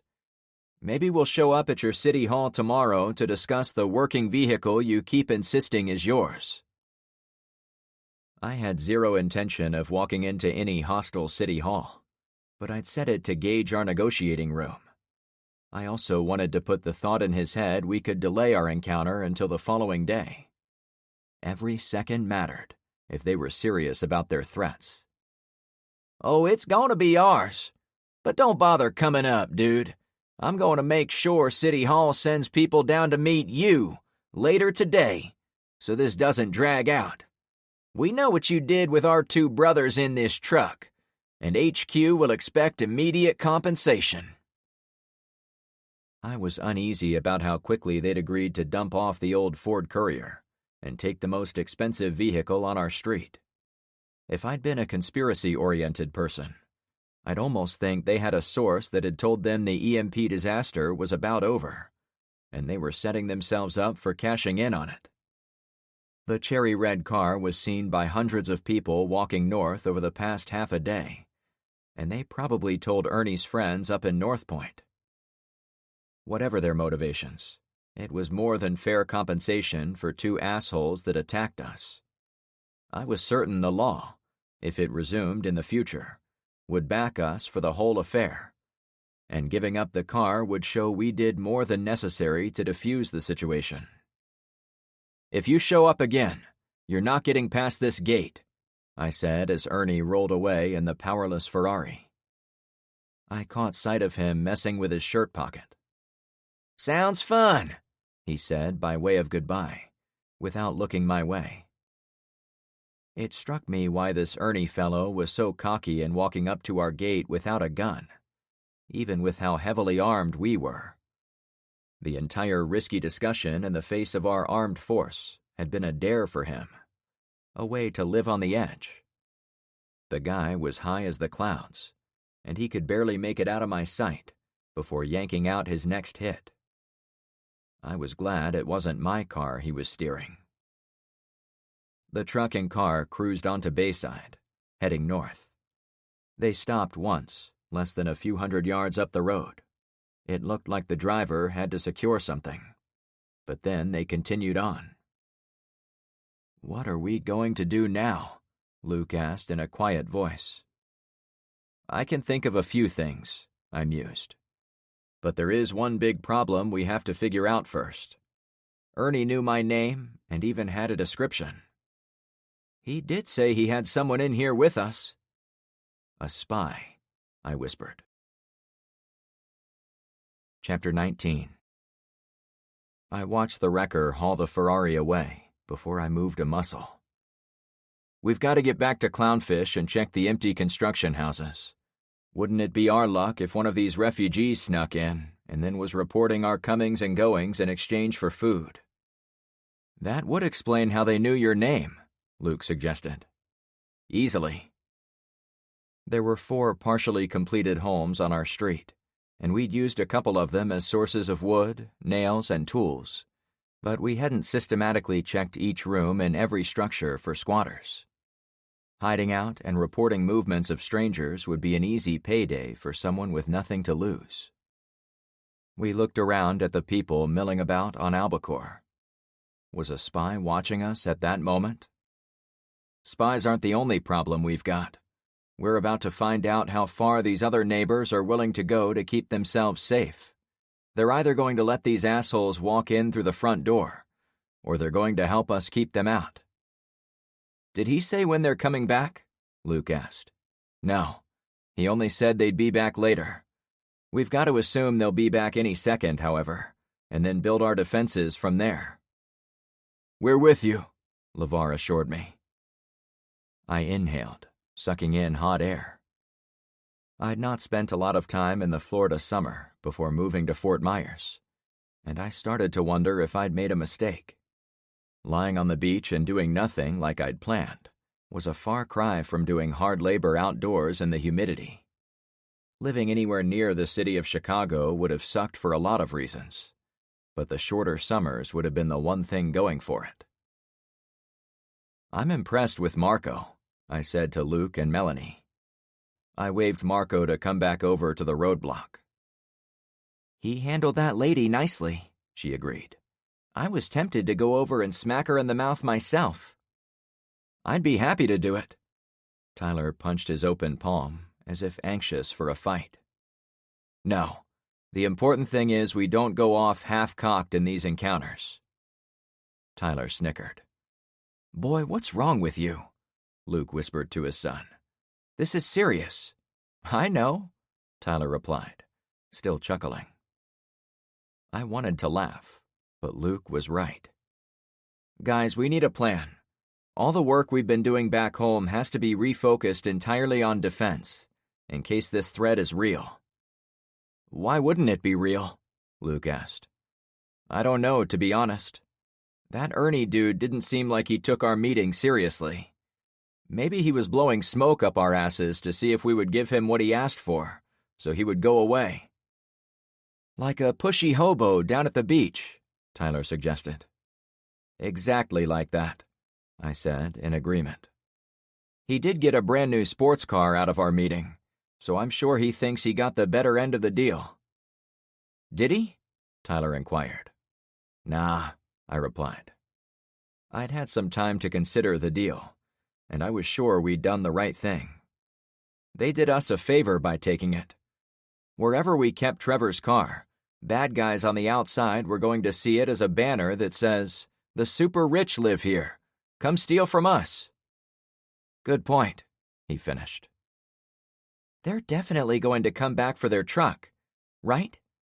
Melanie pointed to the orange pickup. They can have what belongs to them, but if they try to grab the El Camino through violence, I guarantee we'll be taking ownership of that courier. We just have to be ready for whatever they bring our way. People caught my attention walking in the street from the direction of Clownfish. I'd never been so glad to see a group of folks who were complete strangers less than a week ago. The cavalry are coming. Luke had led the first group of bike riders, but now the rest of my neighbors were coming to the front roadblock on foot. As best I could count, it was almost everyone from my street, except for Daisy and Ben and Evelyn.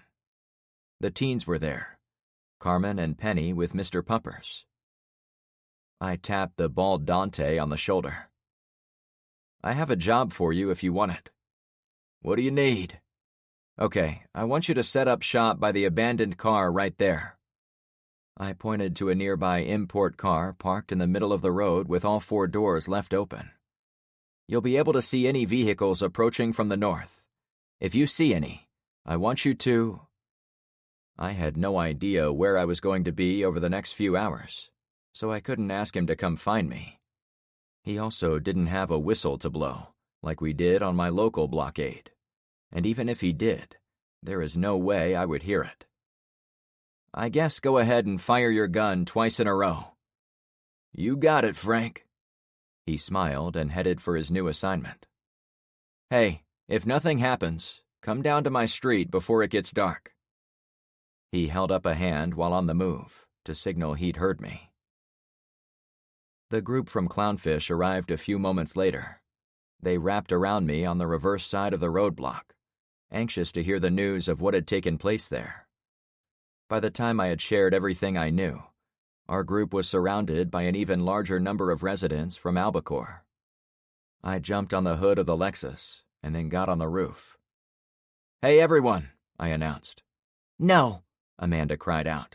You need to sit down and shut up. Carmen appeared in front of the other woman. I think you're the one who needs to do the shutting. But... Carmen physically blocked Amanda from my view. But nothing. Shut up, you stupid bitch. Her Cuban heritage really came out in her accent when she was upset. I just can't believe the language. Can it, Toots? My Cuban friend insisted. When Amanda went silent, I continued. Hello to you all. My name actually is Frank, in case you weren't here to listen to us talk to the outsiders in the tow truck.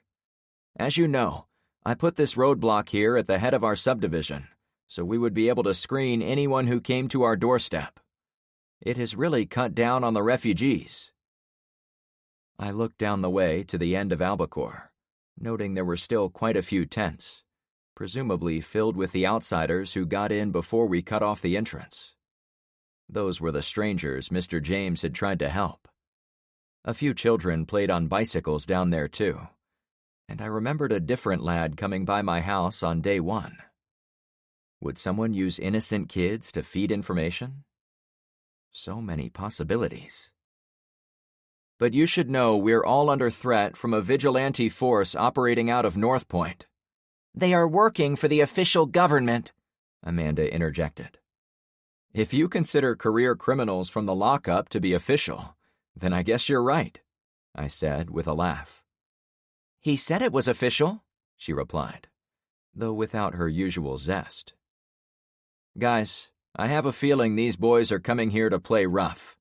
If you have firearms, I strongly recommend you get them out. If you don't want to be out here helping us protect the subdivision, at least have them ready in case those criminals try to break into your homes. That got people agitated, as I'd expected.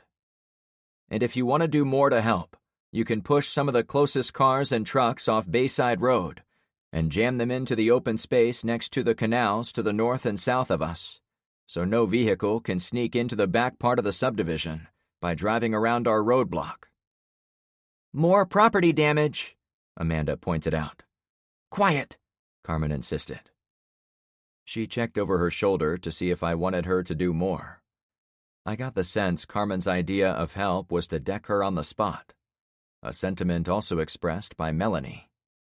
However, I had to be delicate with the mix of civilians in front of me.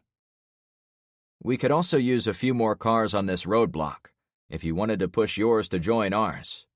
LeVar will stay here and give you instructions on how to place them, should you want to help.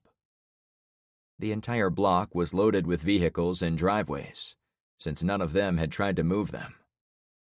I looked around, searching for what else people could do, but most of the work needed to be done at the edge of the woods behind Clownfish, since it was the largest unguarded entrance to our community. I guess if you get all that done, we could use help knocking down trees back in the woods. That would really help us out. What about what that dude said? A random male voice called out. He said you killed their guys. We did, I said without shame. But what I explained to him was also true. We only defended ourselves with violence after they fired on us. We try to pay for supplies out there, or leave notes for the store owners on what we took.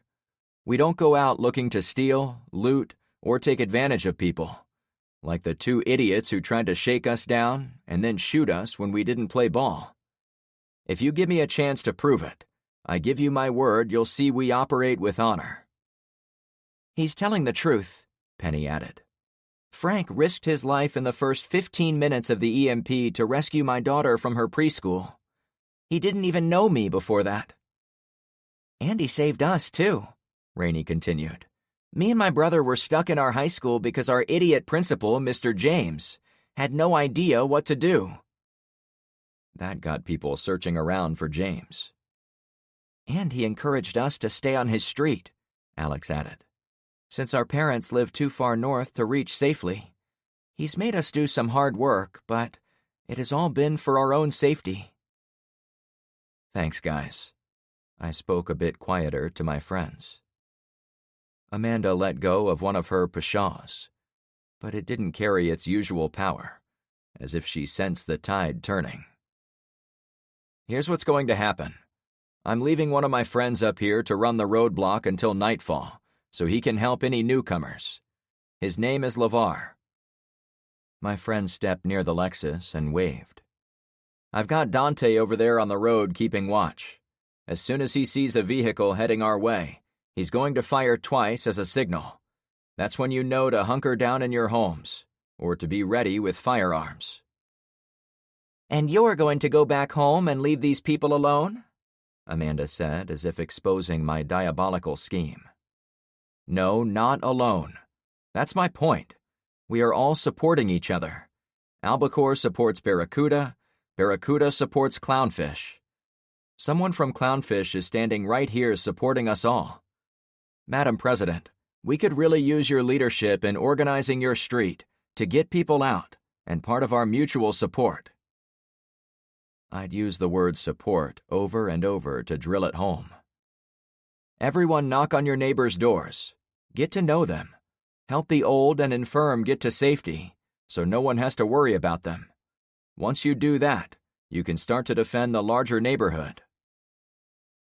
Albacore and Barracuda were both set up like peninsulas, surrounded on three sides by the canals, making them excellent from a defensive standpoint.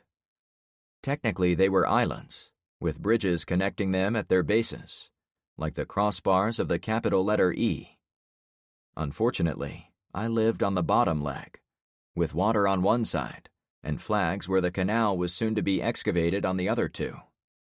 My goal for the evening was to get those other two streets armed and looking out their windows, at a minimum, so no one could swoop in and catch them off guard. It was probably too much to expect much help from them. All right, we're heading out, I said to the mixed group of residents. I picked up the bike and surrounded myself with my friends, curious what the others would do. At first, They gathered around Amanda after my people cleared out. I figured she was going to talk them out of helping me, but almost immediately she popped out of the mix and headed home. She glanced over once, then threw up her head and walked on. "Marco, thanks for sticking with us," I said to my newest buddy. "Since you aren't running for home, do you think you could find some help on your street?" "Not a problem to help, but you should know she has my neighbors wrapped around her finger somehow. Me and Bella moved here from California a few weeks ago, but we can't figure her out." "Do your best," I said. The giant man hopped back on his BMX bike, wobbled a bit, then got it rolling. If things settled down, I'd try to find him a bike more his size, since he would not be able to ride the tiny thing for long periods. The bike probably wouldn't survive him for very long either. Though some of us had bikes, we all walked them with the others, except for Tyler. He rode his mountain bike around us, jumping curbs and doing short wheelies, as if showing off his skills. He didn't come across as an athletic kid, but he did all right on 2 wheels. When we made it to the corner at Poseidon and Clownfish, I brought everyone together. "I hate to ask this, but I need volunteers to go in with guns to clear the 4 empty houses, plus the one that belongs to the missing couple next to Trevor's place. Hell, we should do Trevor's house, to be sure." A bunch of hands went up. That was a relief. I picked 7 of them. "You guys come with me into the first construction house. I'll show you what I know about clearing a house. Then you can pair up and do the other homes on your own." "Did you read about this in your books?" Penny asked. "Maybe I should keep reading the one you gave me." "Not my books, though the situation did sometimes come up in them. I don't like to brag about this, but I spent many years of my life living in shitty neighborhoods. I took a 1-day class on how to protect yourself from home invaders, carjackers, and being safe when carrying a concealed pistol." "Won't we need more time?" Kyra suggested. I was proud of the young woman for being on her own without LeVar, who was still at the roadblock. The married couple never separated from each other, so this was a special occasion. I made sure to put her on one of the clearing teams. "We don't have any time," I replied. "We've got to clear them immediately." We strolled as a group down Clownfish Cove, as if nothing was out of the ordinary, until we got to the roadblock. Alex and Zoe continued toward the circle, as they walked hand in hand with Daisy between them. Mr. Puppers was off his leash and walking behind them. Ben remained on watch at the roadblock. The rest of us readied our weapons. "This way." I jogged over to the entrance of the first home, which didn't even have a front door. Of the 4 construction houses, it was the most incomplete, with all the wood framing and roofing done, but without any finishing work beyond that. I picked it as it would have been the hardest for someone to hide in, so I could be reasonably sure it was safe for me to show an example of clearing a home. "All right, before we go through the front door, I want to introduce you to a term called pie slicing. We're going to look through the door in slices, like this." At first, I stood to the right side of the door, a few feet back from where the door handle would have been. I pretended to push the door open, then look inside, holding my pistol with both hands about chest high. From here, I can see the left side of the inside room. Then, when I'm sure there is no bad guy in that slice of room, I step away from the wall a foot or 2 and look at the next slice of the room. I showed them how I sidestepped to my left, giving me a narrow slice of doorway to examine with each move. "Notice what I do here."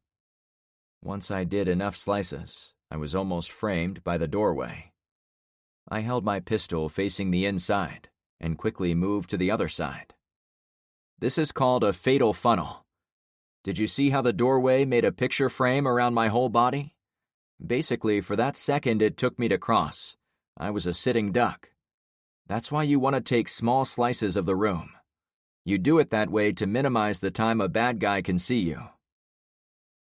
I showed them how I sliced the other half of the room until I was against the wall again, on the opposite side of the door. Now you can be reasonably sure the room is safe, though you'll have to go in and look behind beds, drapes, and chairs.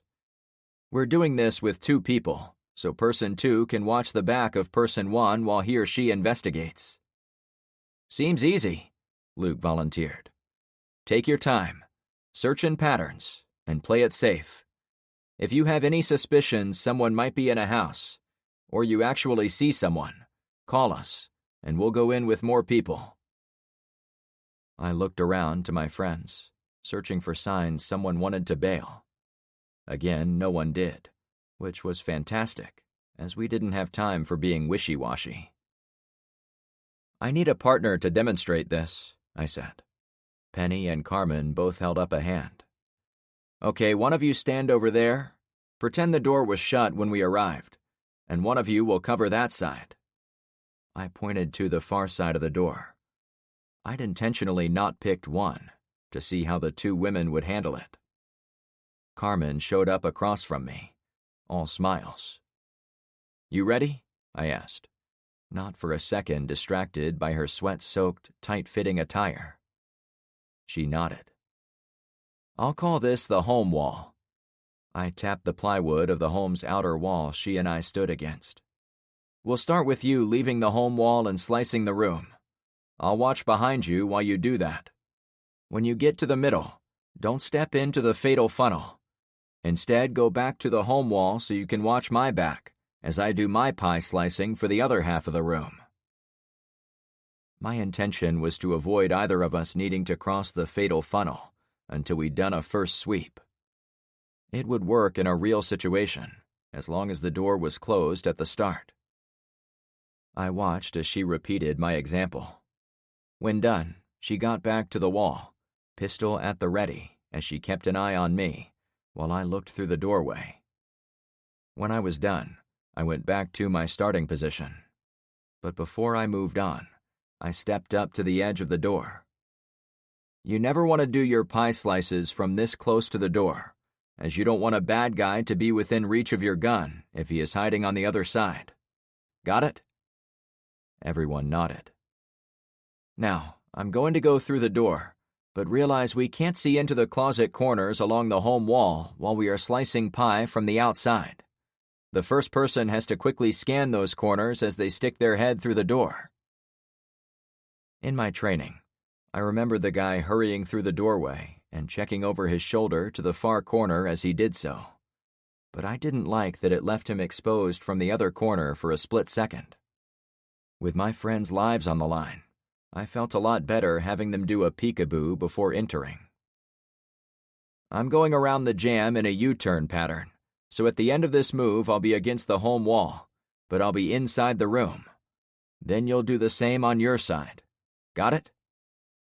I peeked into the doorway, checked the corner on Carmen's side, then checked the corner on my side. Once confirmed clear, I immediately darted inside and put myself against the inside wall. Carmen came in a second later. Now, once we're both inside, we have to clear furniture and watch inside doors, outside windows, and other hallways.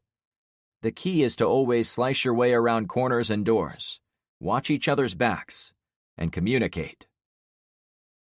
The rest of the team stood at the doorway. Won't the bad guys hear us coming? Carmen asked. We aren't facing hardened soldiers, I replied. Once they hear us sweeping houses while armed to the teeth, I'm banking on them bailing out a back window and making a run for it. If they do, Ben should see them. Item 850 on my list was finding a book with pictures on how to safely clear a room, and put that on a neighborhood watch bookshelf in my garage. I'd given them the basics I could remember, but I was certain there were lots of other things we all should know. Should we shoot anyone if we find them? Luke asked. What would you do? I threw it back on him, curious what he would say. If someone was in my house, I would shoot to kill without warning, he said in a thoughtful tone. But these houses are neutral ground, kind of, so I would probably warn them. That's fair, I said. An important part of clearing these houses is to have a plan on what you would do if you found someone. You want the other guy to be surprised, not yourself. So like Luke said, if you do see someone, yell out a warning for them to drop their weapons and surrender. But if they don't comply, or God forbid aim at you, then fire at will. I don't want to lose one of you to indecision. In my books, people died when the characters did the dumbest moves possible. I was resolved to educate my friends enough not to do dumb things. Sadly, I was flawed too, so the best I could do was work hard and focus on the fundamentals of survival, as best I could remember them. Let's get to it, I said to everyone. My friend stepped back from the doorway as I came out. Carmen, since you jumped in as a volunteer, you and I are going next door to the house that is farther along in the building process. She gulped. I'll stick with you, Frank. I assigned Luke and Tyler to the house I'd used as an example. I sent Melanie and Rainey across the street. It was also framed out with a roof, though it had a few rooms already sealed up with sheetrock. Penny and Kyra went to the third house, across the street from the one I was heading for. Me and Carmen walked over to our target. You ready, partner? I asked her. More than ready, partner, she beamed. Clearing the homes took about an hour. The construction houses weren't difficult, since some had bare studs for walls, and none of them had any furniture inside. Breaking into the mystery couple's house next to Trevor's place took longer, since it was lived in and full of stuff. Trevor's house took a while, simply as a result of being such a large structure. When it was done, the 8 of us from the clearing team met in the middle of the street. Bring it together, guys, I said to them. We all gathered into a group. How did you feel about that? As a leader, it mattered to me that they were doing dangerous and new activities, like searching for criminals inside random homes. It would be natural for at least one of them to say they never wanted to be a part of it again. Could you do it on your own next time? I read their faces. They would go again, if asked.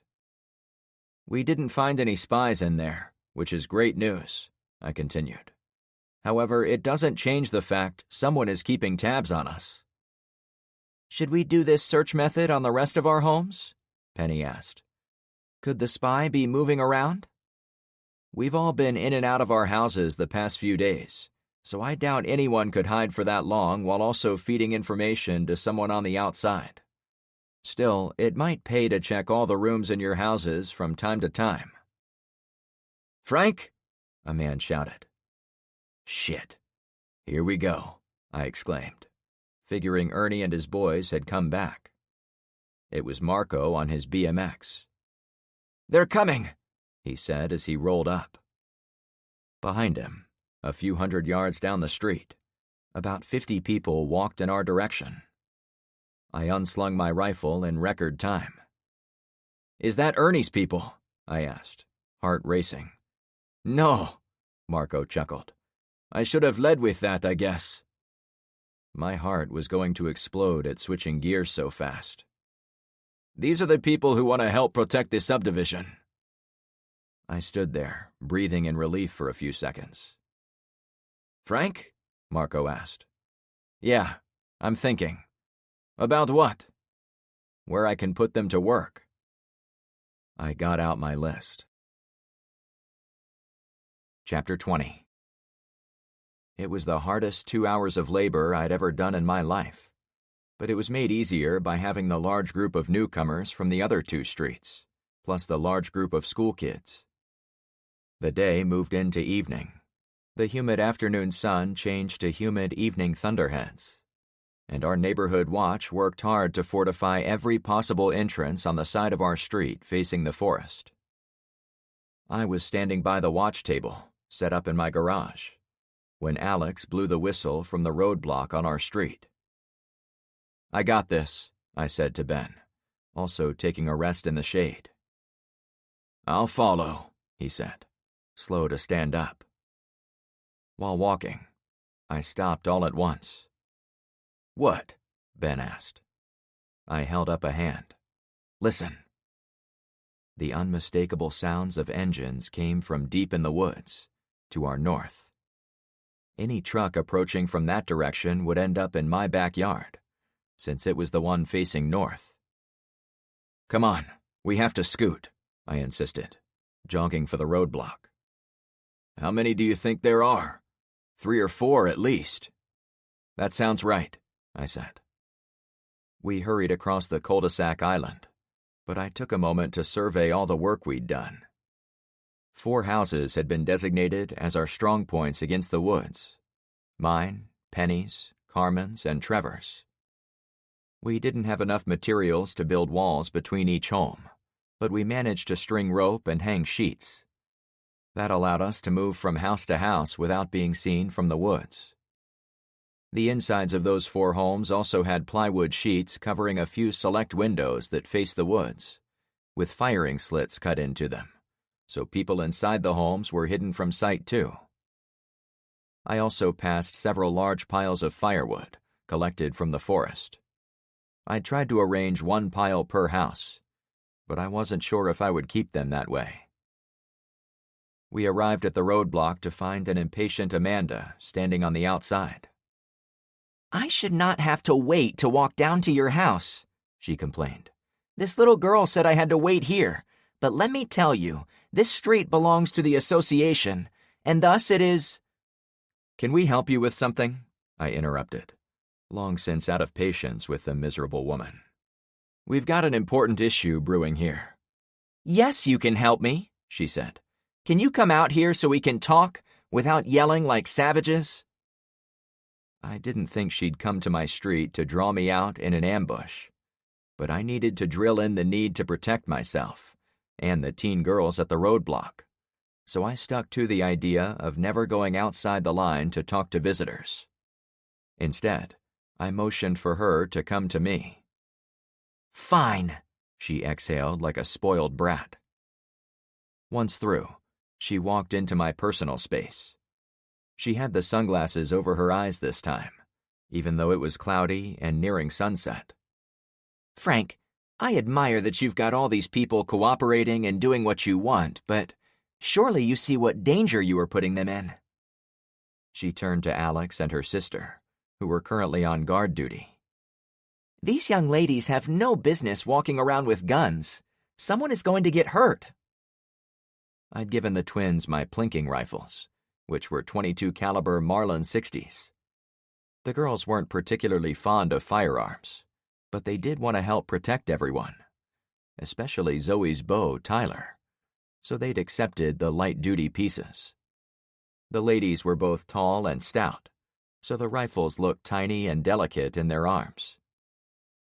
"That's the idea," I said matter-of-factly. "If anyone comes in here and threatens these young women, they can defend their lives with firearms."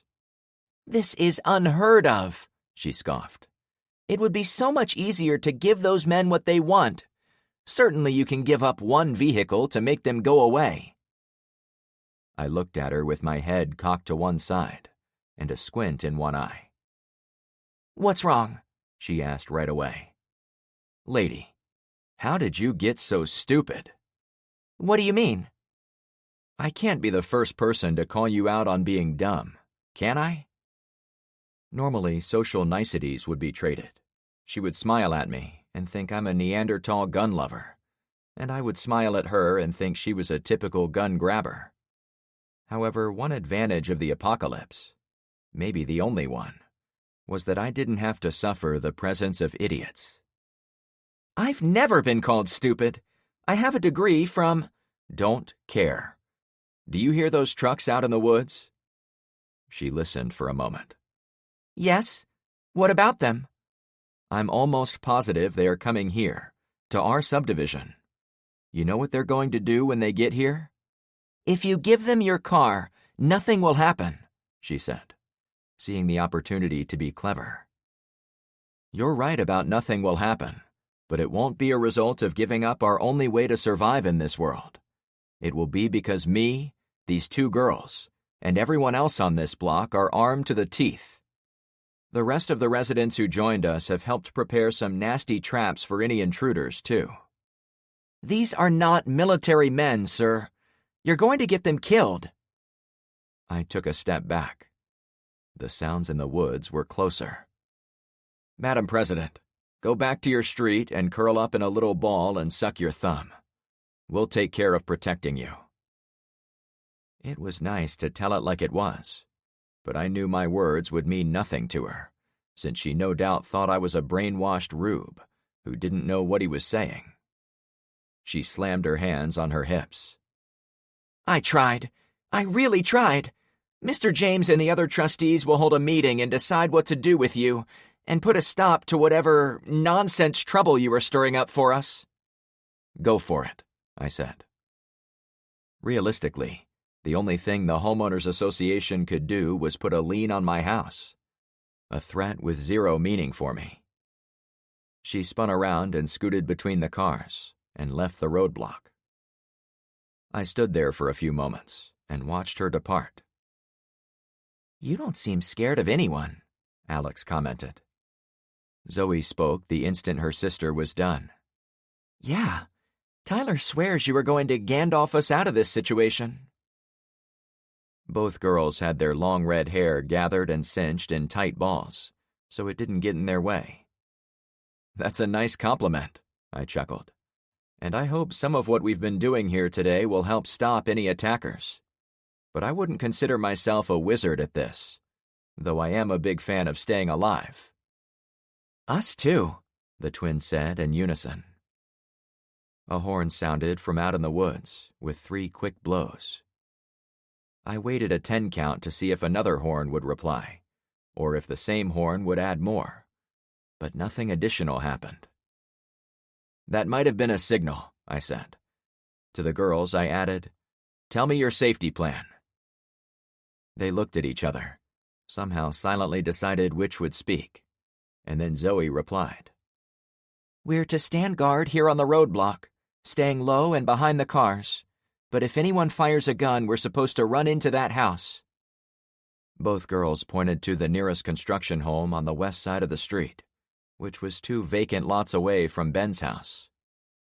And, Zoe continued, if the shooting gets real bad, or if you tell us, we're supposed to run to the beach and escape. I designated the yard behind Luke's house as the beach. We moved Ben's boat there and tied it to a rock, so anyone who needed a quick getaway could use the boat to cross the canal and escape onto the next street. Ironically, the leader of that street, the one who would be responsible for protecting the kids in such a situation, was Amanda. Still, it was a last resort, and our preparations were designed to keep us from breaking down to the point we needed to abandon our homes. Right. From there you'll be on your own for a bit. We can try to make it home, Alex said with hope in her voice. That would be nice, Zoe added. Tyler said he could get us there. It wasn't a surprise the teens had spoken about going home, and I had no doubt Tyler had whispered sweet nothings to Zoe about being a brave dude who could get them back to their parents. But I didn't want to even suggest it would come to that point either. All right, guys, I've got to get into position. You need to... I noticed movement far down the street. It looked as if Amanda was on her way back to us, but she wasn't alone. A second woman pushed a stroller as they both jogged in our direction. Mr. Puppers barked a few times from nearby. He'd been lounging in the grass in the open area behind the roadblock, but he was up and watching the 2 people hauling ass down the street. Look alive, I said. Ben, you go up there on the 2nd floor. Keep watch. I pointed him to the nearest construction home on the forest side. If he was on the 2nd level, he'd be able to keep an eye on me and the 2 girls while we spoke to the 2 ladies coming in hot. Ben chugged away. When the women got to within about 20 yards, I held up my hand. Slow down. I knew both of them. Amanda and her white skort stood out. The second one had a stroller that I'd missed in the gathering darkness. Now that I saw it, I knew it was the brunette woman who'd been bouncing all around our subdivision. "Stop!" I yelled when they didn't comply. About 10 yards out, they finally came to a halt. "Ma'am, are you and your baby all right?" I asked with concern. I'm fine, Amanda huffed. I ignored her. Mister, you know me. The second woman ripped off a black wig, revealing blonde hair that I'd seen before. "You're the girl from Trevor's place," I said with slow recognition. I'm Bonnie. "Bonnie. Right," I replied. The blonde girl had been a bit long in the face when I'd met her the first time, but I'd attributed it to her unfortunate situation of being stuck in the same house as her boyfriend, Trevor. When she escaped him and ran into the woods behind my house, she'd been bubbly with the newfound freedom. However, now she looked like a vampire had drained the vitality from her soul. "Bonnie, what the hell are you doing back here?" I pointed to the trees. "I appreciate that you helped us earlier today, but now it's about to get a lot more dangerous." That's why I'm here, she said in a sad voice. I had to come here to give you a message from them. From them? The guys in the woods? She wouldn't look at me. I'm so sorry, but yeah. I was caught in competing narratives. Bonnie was a victim I'd helped rescue. She was also obviously working with the bad guys heading our way. She was the spy who'd been feeding news to Ernie and his cronies. "What's the message?" I asked. You have 15 minutes to put both of your working vehicles by the woods, so they can take them away. As long as you comply, they won't make trouble for you. I waited for Amanda to make a comment, but she only listened. "Who are they?" I pressed. "Why do they think we'll give up anything, when they were the ones who attacked us first?" Tears ran down her cheeks. "What is it?" I asked with forced sympathy. She shook her head like crazy. He said he'd hurt me if I said anything off the script. Just put the cars out within the next 15 minutes, and we can all live. Who said? I stopped myself. I now saw her as a scared child, not a young woman. She also gave some perspective to the past few days.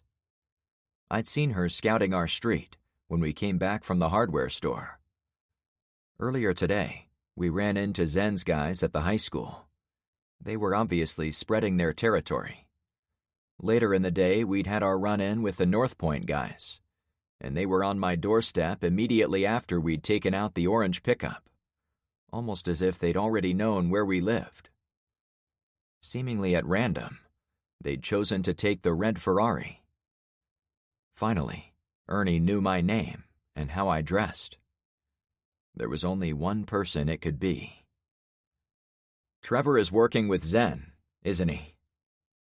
She stood strong for a few moments, but then broke down in open weeping. I'm so sorry. He made me do this. He made me come in here and report what was going on. "It's okay," I consoled her. "Tell me what happened. What's this all about? How did Trevor and Zen fall in with the North Point Stallions?" I'd handed Trevor to Zen on the assumption he would punish the guy. However, if Zen had let Trevor go, or was working with him in secret, our alliance was going to be seriously compromised. After you helped me get away from Trevor, I ran all the way to North Point with my friends. We made it to the house of one of my girlfriends, and we're planning to stay there. That's when Trevor showed up out of nowhere, put a gun to my head, and made me leave in the middle of the night. "Did he say anything about Zen?" I pressed, time running out. About Zen? No. He told me Pike was shot dead, though. "Zen's not involved?" I asked, desperate to know exactly who was coming for us. I don't think so, she confirmed. Trevor said he was in charge. For now, that was a sliver of good news. "Bonnie, How are you communicating with them?" She pointed to the stroller. "I have a notepad. When I walk over to Bayside Road, there is a little car on the roadway where I turn around with this fake baby. I leave my notes there, and some guy comes along on a bike and takes my notes and leaves messages from Trevor. After you talked to the guys in the tow truck, I walked onto the highway and got the last note.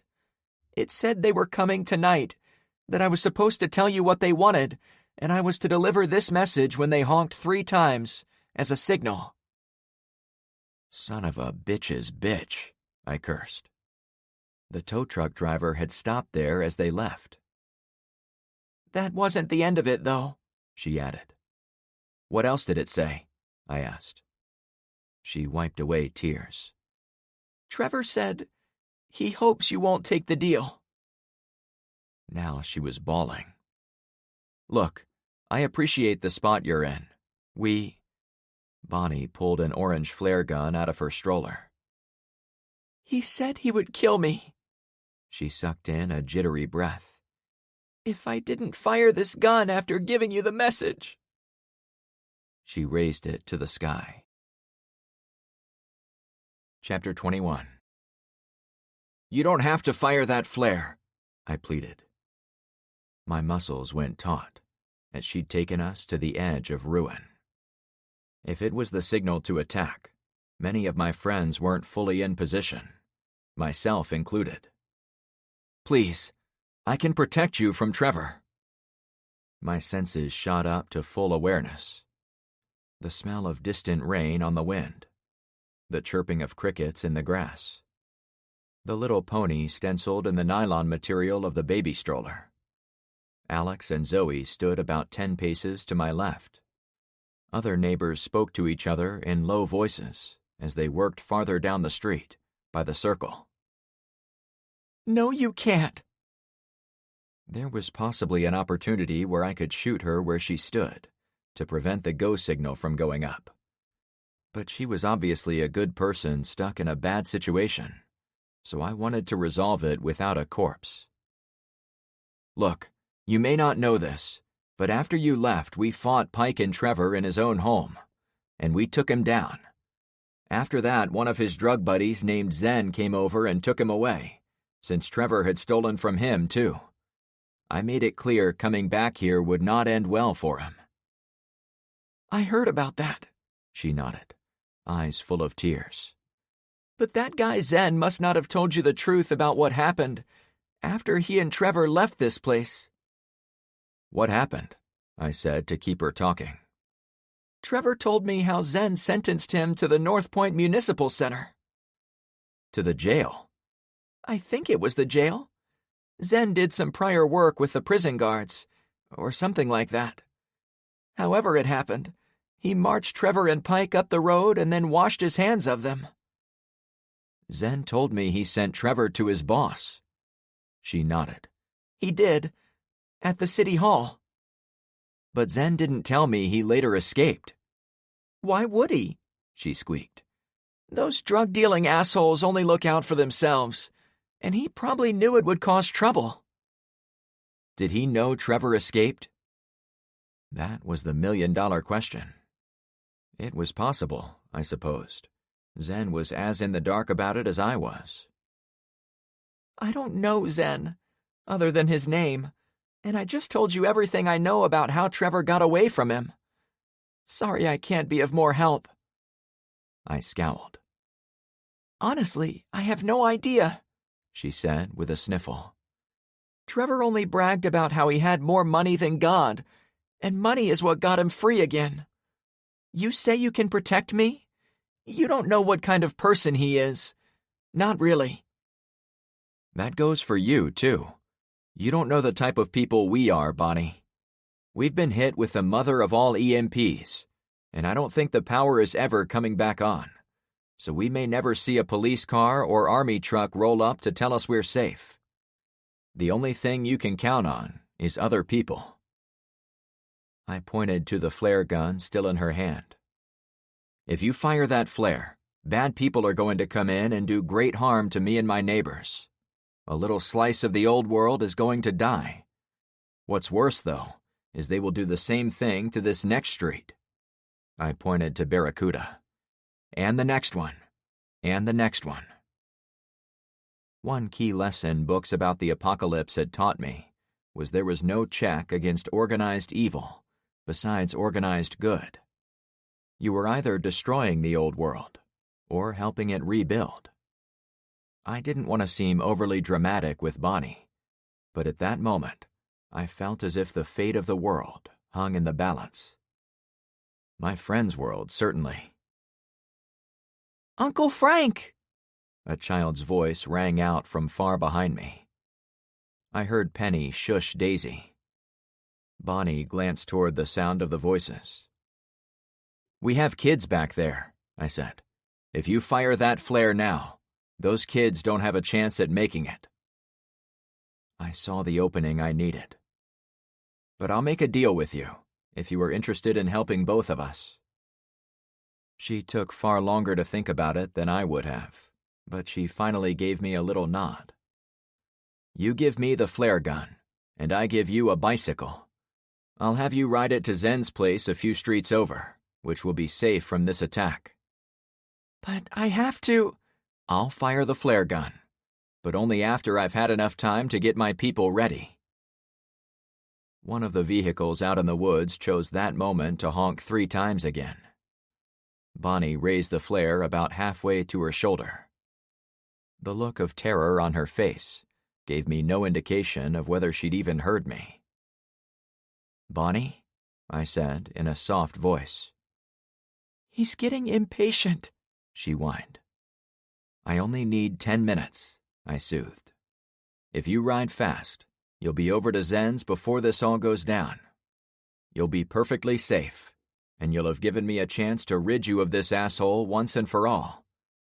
The best part is, he will never know you and I talked like this." "If he sees me..." "Does he have any other people in here?" I don't think so. He never said." She wanted to do the right thing. "Give me 2 minutes, and I'll have you out of here with no one seeing you." "You promise?" "I promise I'll do everything in my power to get you to safety." She hesitated for a moment, then lowered the flare gun. I let go of the crushing weight in my stomach. "Okay," I exhaled. I turned to the girls. "I need one of you to run like hell to Luke's garage and get a bicycle. Take the bike and stick it in the boat. Use paddles instead of the motor, so Trevor doesn't know what's up. Someone has to go with her across the canal to bring the boat back." "I'll get her over there," Alex volunteered before she took off. "Awesome," I said to her. I turned back to Bonnie. "Can I have the gun?"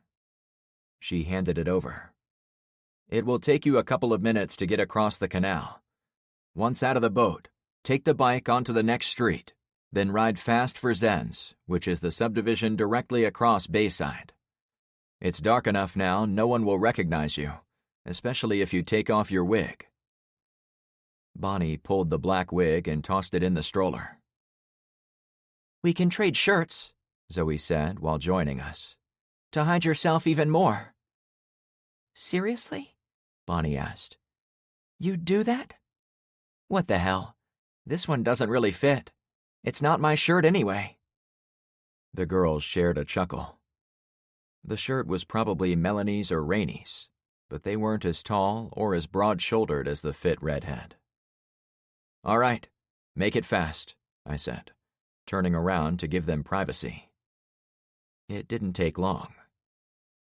"I'm sorry for all this," Bonnie said with a wet sniffle. "Hey, you're an amazing person," I said with meaning. "You're saving our lives." "I hope so." "Thank you," Zoe said. Without prompting, the 2 girls hugged. Alex was already pulling a bike out of Luke's garage and walking it around the side of their house, so it was time to go. "Alex is ready for you.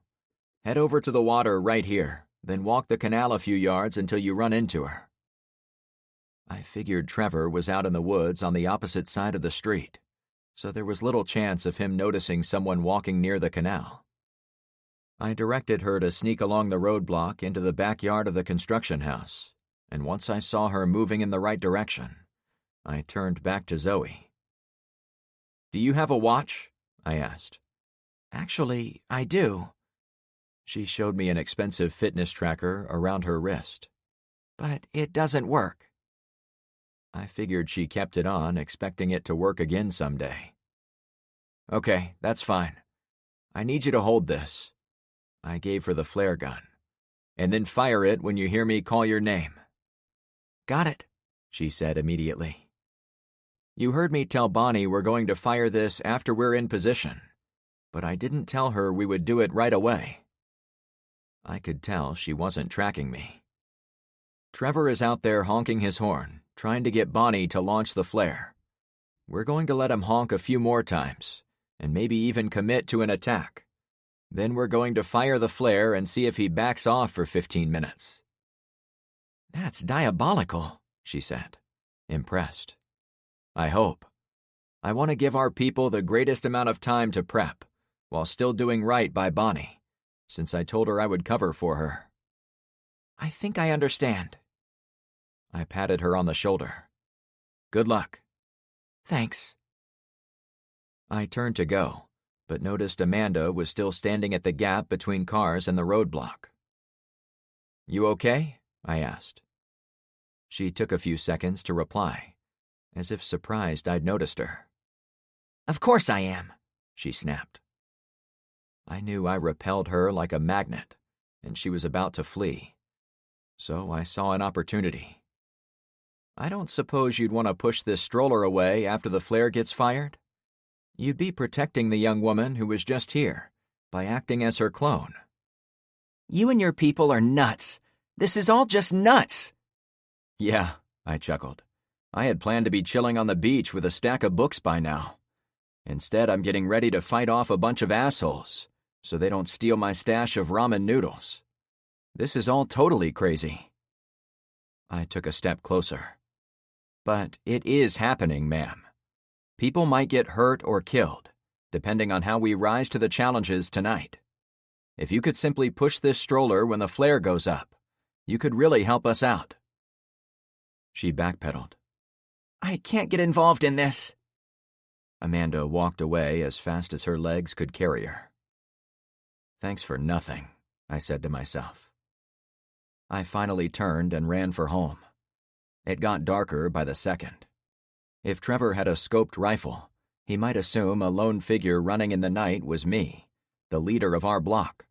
So I zigzagged a few times. Then I sprinted over the empty lots and went behind Ben's place.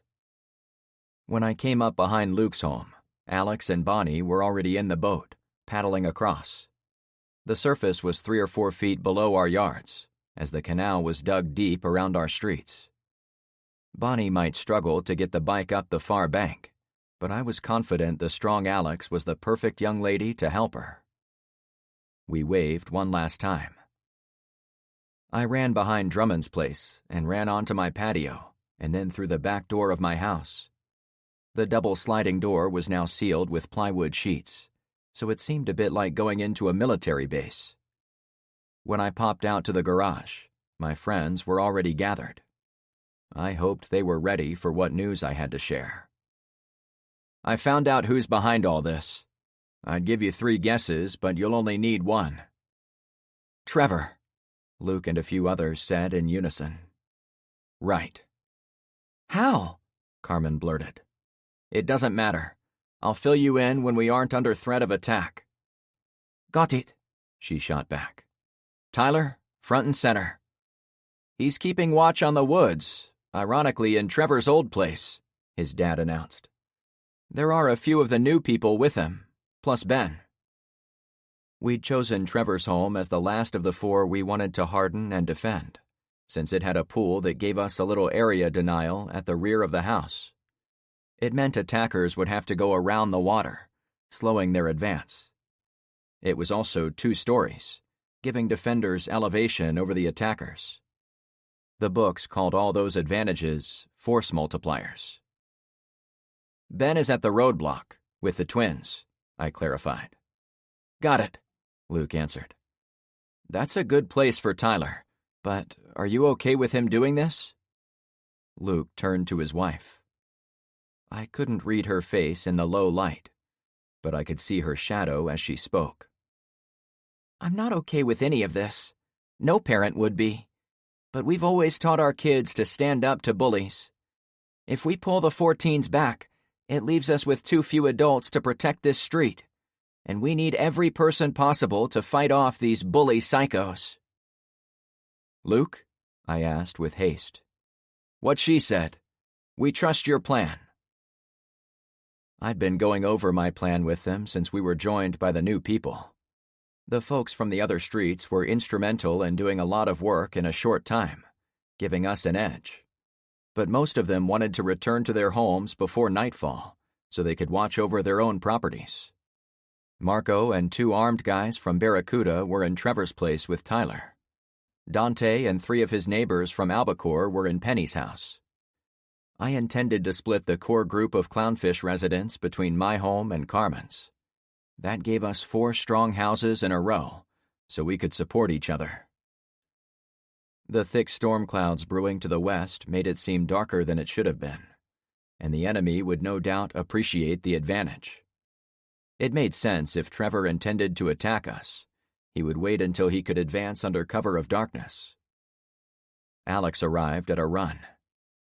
She's on her bike, the girl announced. Who is? Luke asked. Bonnie, Trevor's girl. I can't wait to hear the story, Carmen chuckled. I can't wait to tell it, I replied. It was time to deploy my forces and launch the flare. All signs pointed to an attack from the woods, but I knew countless military actions over the eons were based on faulty intelligence or clever planning on the part of the enemy. Bonnie seemed legitimately scared, but I had to at least consider she'd been playing us. Rainey, I have a special job for you. She stepped forward. I want you and Mr. Puppers to go to a second-floor window in your house and keep watch on the canal. If you see boats, swimmers, or anything else that doesn't belong, I want you to run to the front window and signal us. Should I have someone else with me? She asked, uncharacteristically uncertain of herself. We don't have anyone to spare, but you might be able to get Lena or Em to hang out with you. All 20 teens from the high school were taking shelter in Luke's place while the threat was near. I wanted them to evac in the first group, if it came to that. It was great to have their help during the day, but I hadn't been able to give them weapons yet, so they had to lay low during the upcoming battle. That works for me, she announced. She hugged her parents and ran outside. Who's next? I asked. What do you want me and my sister to do? Alex inquired. I want you to go back over to the C roadblock in a minute. Once she fires the flare, you 2 are going to get inside the same house as Ben, the half-built 2-story. If you see anyone sneaking in the woods or the backyards, shoot them. How will we see them? She asked. If people shoot guns, you'll see the flash. I got everyone's attention. This is the key to night fighting. When you fire a gun, it emits light. Not a lot, but enough to see from a distance. You want to shoot once or twice at where you saw the light, then duck down and wait, or move to another spot. Why? Because they can see us when we fire too, Alex said at almost a whisper. That's right. Remembering that will save your life. Moving around is best, but we're in houses with limited places to go, so do what you can. How will we know when to shoot? Luke asked. Good question, I replied. Listen for me to yell. I think that will be best. Roger that, Frank, he confirmed. Luke, Melanie, you'll be in my place. LeVar, Kyra, you're in Carmen's place. Penny, you and Daisy can hang out with Evelyn on the main floor of Luke's home, with all the teen refugees. Remember, his house is the beachhead if we need to retreat across the canal. If things look bad, it's your job to start getting people across. Evelyn hadn't been feeling well all day, according to Ben, so I let her off the hook from defending the homes. However, Ben had given her an old pistol he owned, in case it got that bad. I'd also put Penny over there, since there was no way I'd suggest she separate from her daughter when the bullets started flying. 3 horns sounded from the woods. "Okay, guys, he's getting anxious. Go head for your positions." Everyone left except Alex and Carmen. You ready for me to go? Alex asked. "Yes. When you get up there, wait with your sister until you hear my signal. I'm going to yell to you." I won't let you down. "But don't shoot it the second you hear me. Wait about 30 seconds, so Trevor doesn't catch on that I'm the one calling the shots with the flare." The girl trotted to the end of the driveway, then ran faster once in the street. It left me and Carmen. What am I doing? She asked. "You and me are the fire brigade. We'll go from house to house as needed." I'd spread out boxes of ammo in each of the homes, so my people would have more than enough of the common calibers. The people from the other streets had mostly brought their own ammo, but I'd welcomed them to use ours too, since they were risking their lives alongside us. I like that plan, she replied. "What am I missing?" I asked. I held my Bravo Company AR, and I carried what looked like a messenger bag designed to hold ammo. I'd put the whole remaining box of 500 Magnum ammo for the S&W in it, and I'd also tossed in 6 preloaded 30-round AR mags. There was only 1 extra mag for the Springfield at the bottom. Aren't you sorry we didn't light all the fires? She asked. I'd had the kids gathering firewood for days on their off times, so there were piles of it up and down the street, some as tall as a person. "No, we know an attack is almost certainly coming, so I want our street and our defenses to be harder to scout. Later we need to think of a way to remotely light fires behind the attackers, essentially backlighting them, as that would give us the greatest advantage." 3 honks blared again from the forest. They were each a bit longer than those before, somehow carrying anger. The owner of the car waited about 15 seconds, then hit 3 more. He's probably leaking blood from his ears from being so pissed, I mused. So what do you want me to do, Frank? All of her flirty energy was gone. "Once that flare goes up, Bonnie said we'll have 15 minutes until the actual attack." "And you believe her?" she asked in a skeptic's tone. I looked at her in the darkness, my rolling eyeballs wasted. "What do you think?" Chapter 22. We ran into Penny's garage as more honks ripped through the night. "Let's get to your place," I declared. We made it to the interior door to go into her house, but I stopped before entering. The door was already open, as expected, but I didn't want to get shot by surprising anyone. "Hey, 2 coming in," I shouted inside. Despite the tense moment, I pulled out my notepad and jotted down the phrase, challenge and response, to remind people how to avoid blue-on-blue shooting accidents. We were civilians, after all, and not professional military men, so training was going to save our lives. I really hoped I'd find some of the residents on the other 2 streets had done some time in the military. "Come on in." It was Dante, our first Albacore volunteer. I hadn't been inside Penny's family room, but I knew a guy lived in the house as soon as I saw the outline of a plush recliner and the giant flat screen hanging on the wall across from it. Shelves of sports memorabilia flanked the big screen, most of it Florida Marlins related, if I identified the fish logo correctly. We went into an area of bay windows at the back of her house, where we had a solid view of a wide swath of forest to the north and east. Almost the second we arrived, engines fired up out in the woods. "Okay, we finally pushed them to the limit," I announced. "Now let's see if we can get them to back off." I ran to the front door of the house and hung my head out. "Zoe!" I spoke in sing-song and as soft as possible for the necessary distance, so it wasn't obvious to an outsider what I was doing. The seconds ticked by as I waited for the flare to go up, The girl didn't have a watch, so I guessed she was estimating how long half a minute was. When it seemed as if a full minute went by, I was almost going to say her name again. But then, an orange rocket launched from the roadblock. The flare had gone up. Now I ran to the back of the house. I still heard the engines. We all listened for another half a minute. "They aren't stopping," I complained. "Maybe the flare was the signal to attack," Carmen suggested. "Or the guy was so angry he was going to attack no matter if there was a flare or not," Dante added. "Oh man, this is going to suck."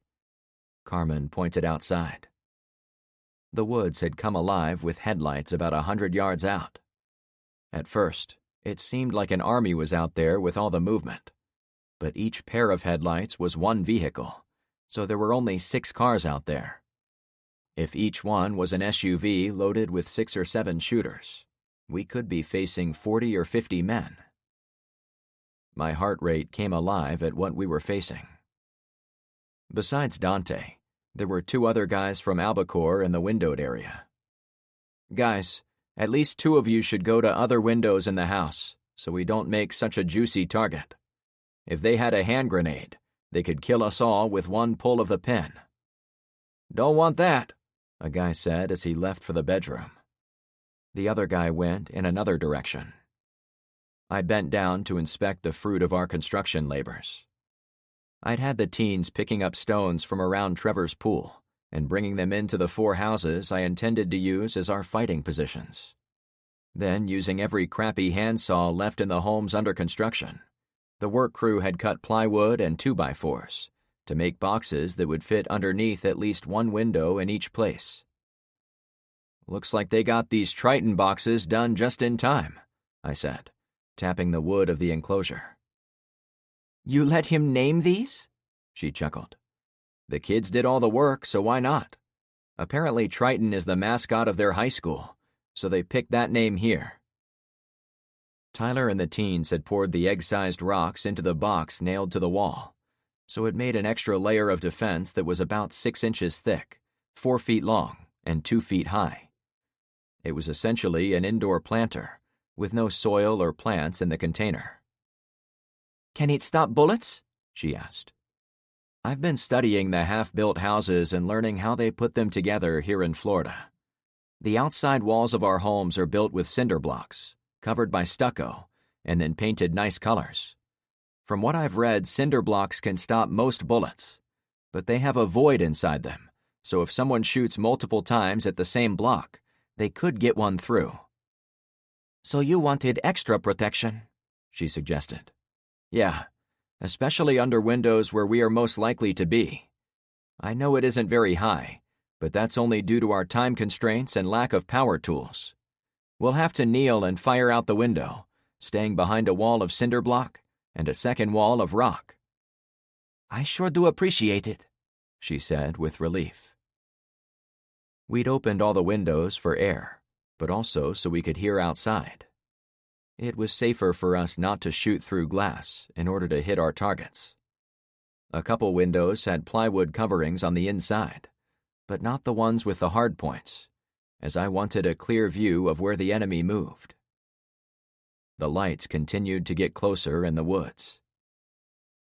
"I know you had the kids moving rocks a lot today," she said. "How many of these boxes did they get done?" 4, 1 in each of the houses we're in tonight. Until we can make more, the other windows are blocked with heavy furniture, so all of us have at least some basic hard cover to protect us from the people outside. I knew the cinder block would stop a lot, but the wooden tables and dressers would add a little more of a life-saving barrier. Nothing in Penny's home was cheap, including a heavy dining room table made of thick wood, so I believed we all had a decent level of protection against regular bullets. It still left us open to heavier rifles, cars ramming into us, and Molotov cocktails chucked through the windows.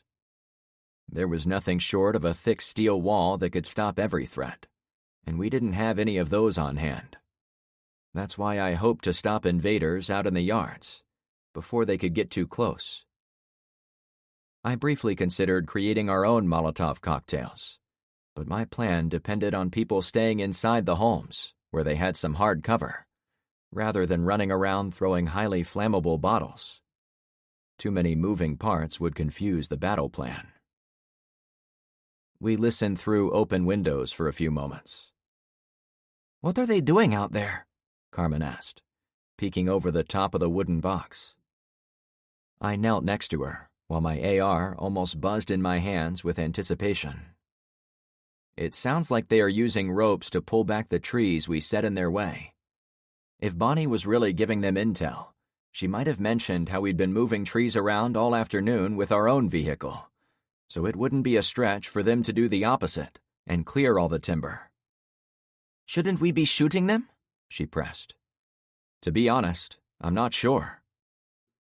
One problem with being a leader is people expected you to have the answer to every problem.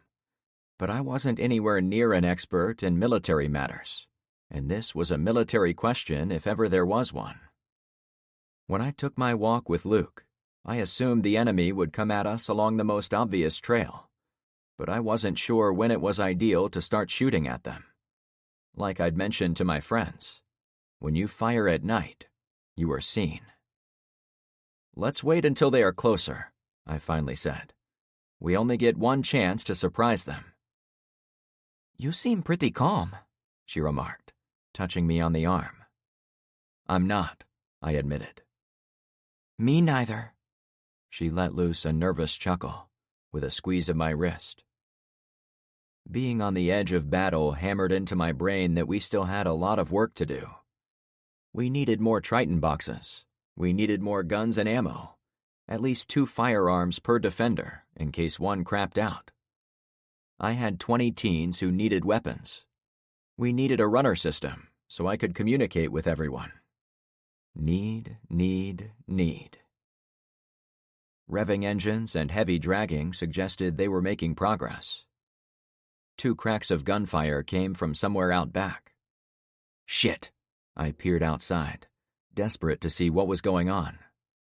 The moon was probably out, but the heavy cloud cover had ruined the light, so it was about as dark as it could be. However, I did see a flashlight bobbing around out in the woods. They wouldn't be that stupid, would they? I asked. Carmen looked where I pointed. What are they doing? Traipsing through the woods on foot, like idiots, I mocked. Could it be one of ours? She whispered. There shouldn't be anyone out there this late, right? I was positive all my people were accounted for, but I didn't know the new folks from the other 2 streets well enough to say if they'd act as dumb as what I was seeing. Another pop went off. This time I caught sight of the flash in the woods. Maybe they saw one of my people in the houses, or maybe they fired to see if we would fire back. I wasn't going to make the mistake of assuming they didn't anticipate we were ready for them. That's one of Trevor's guys, I said in a dry voice. A second flashlight appeared about 50 feet to the left of the first one, as they appeared from my position. Based on the way they were moving in our direction, I made a judgment call that it wasn't our guys, and they were getting close to the rear property lines. Maybe all the noise disassembling the tree blockade was a diversion. As I spoke the words, my blood pressure cranked up the dial. They're already here. I separated from Carmen. All right, I'm going to give the signal. Be ready. I am, she huffed. It was unclear what plan the enemy had put in motion, but they certainly had guys with flashlights approaching us from the woods. The time for surprise was now. One last thing, I said in a rush. It looks like all the action is coming from this direction, so I'm going to ask you to go to my house to get those guys. Make sure nobody is behind my house first, but then abandon my house and come to this one. The back of my house faced north, and I didn't see any lights from that way, so it seemed smart to reposition them to a side that had some enemy. Being in Penny's house on the northeast corner of the street, I was able to keep watch to the north, so if anyone did appear there, we could send defenders back to my place Okay, Frank, she said. After a moment of pause, she grabbed my shirt and pulled me close. She smothered me with a wet, sloppy kiss. But before I could get my bearings in the dark, she pulled back and took off. "Good luck," I said to her shadow. Turning back to my quarry, the dancing flashlights continued to get closer to the edge of the woods. I now saw a third one. The sounds of dragging trees and revving engines continued, leading me to suspect the vehicles were probably still coming. Maybe the men on foot were a diversion, or the cars out there were. Either way, I couldn't let the lights get any closer. My racing heart wanted me to be anywhere but there. I inhaled a last second of peace. "Fire!" I belted out. I followed my own command and put a round on target. The bullet went through the screen and made the nearest flashlight fall to the ground. I couldn't see if the guy was dead or injured, or only scared, but I went on to the next target. Before I could line him up, his flashlight turned off. After a couple of seconds of delay, the rest of the neighborhood watch opened fire on the attackers. A thunderstorm of bullets flew into the woods, instantly shutting off the rest of the lights. I crouched below the box while my friends fired, since I'd already announced my position to the bad guys. It would be my luck to stick my head up and get it aired out by one lucky shot in return. I didn't relocate in the house, since the other windows were already taken. A few muffled impacts struck the concrete blocks on the back of Penny's home. An engine roared out in the woods. A horn honked a bunch of times. "They're through the barrier," I called out to the others in the house. "Be ready." I peeked over the windowsill. Headlights moved closer. They had gathered together and were coming at us on the pathway beyond where we'd stacked the blockade. When the first one cleared the thickest tree trunks, I opened fire on it. This time, after a burst of exactly 3 shots, I dropped to the floor. Incoming bullets raked the far wall behind me. Shots hammered at the concrete wall, but it did its job in shielding me. None of the bullets penetrated the Triton box. Yet. I waited for 10 or 15 seconds until I was sure the enemy shooters had moved on to other targets. Then I repositioned myself to mix things up. I slithered on the floor to the rear kitchen window and peeked out through a firing slit we'd made in the plywood sheet, protecting the rear entrance. The first and second cars were on the edge of the yards, so they were only about 50 or 60 feet from the house. I crouched, aimed, and fired once through the plywood opening at the windshield of the first vehicle. The headlights were set to high beams, so they were blinding when facing my direction. I rolled behind the cinder block wall as more bullets chased me. Without the protection of the rocks, I got all the way on the tiles as I waited. I didn't forget that the cinder block could be penetrated by a determined shooter. Penny's clock shattered on the wall. Several pieces in her china cabinet turned to shards. I even heard a front window shatter. In a moment when the shooting died down, I heard the satisfying hiss of air escaping tires. "They hit the porcupine," I murmured. The engine of the first vehicle revved to redline. I peeked again and watched it hop over the hidden line of boards, striking it with the rear tires. The front tires had already struck our obstacle. A second car tried to go around the first, perhaps thinking it was taking too long to advance, but it hit the line of nails a second later, forcing it to stop. The drivers yelled back and forth to each other, but I couldn't pick up what was said. A furious barrage of shots rained on the 2 cars. I took a chance and fired at the first guy's front tires to help speed up the hissing I already heard coming from them. Nails by themselves might not air out a tire in short order, but a spray of bullets hitting a stopped vehicle could help it along.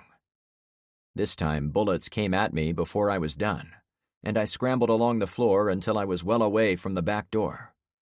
Someone with a semi-auto, probably a rifle, put enough shots in a small grouping to punch a hole in the wall. Light flooded through the damaged concrete and dust. "Time to relocate," I said to remind myself of my most important rule. Bullets mangled the cabinets in the kitchen as I crawled through. The expert marksman used the hole to reach out and touch everything in the kitchen behind it. "Holy crap," I panted as I snake-crawled to the family room. Another loud hiss suggested we were making progress on the tires. The engine of another attack vehicle went sky-high, as if the driver was panicking. The crunch of metal was followed by dozens of gunshots, then fearful screams of men and women. My plan was working. I skittered back to the Triton box and took a look.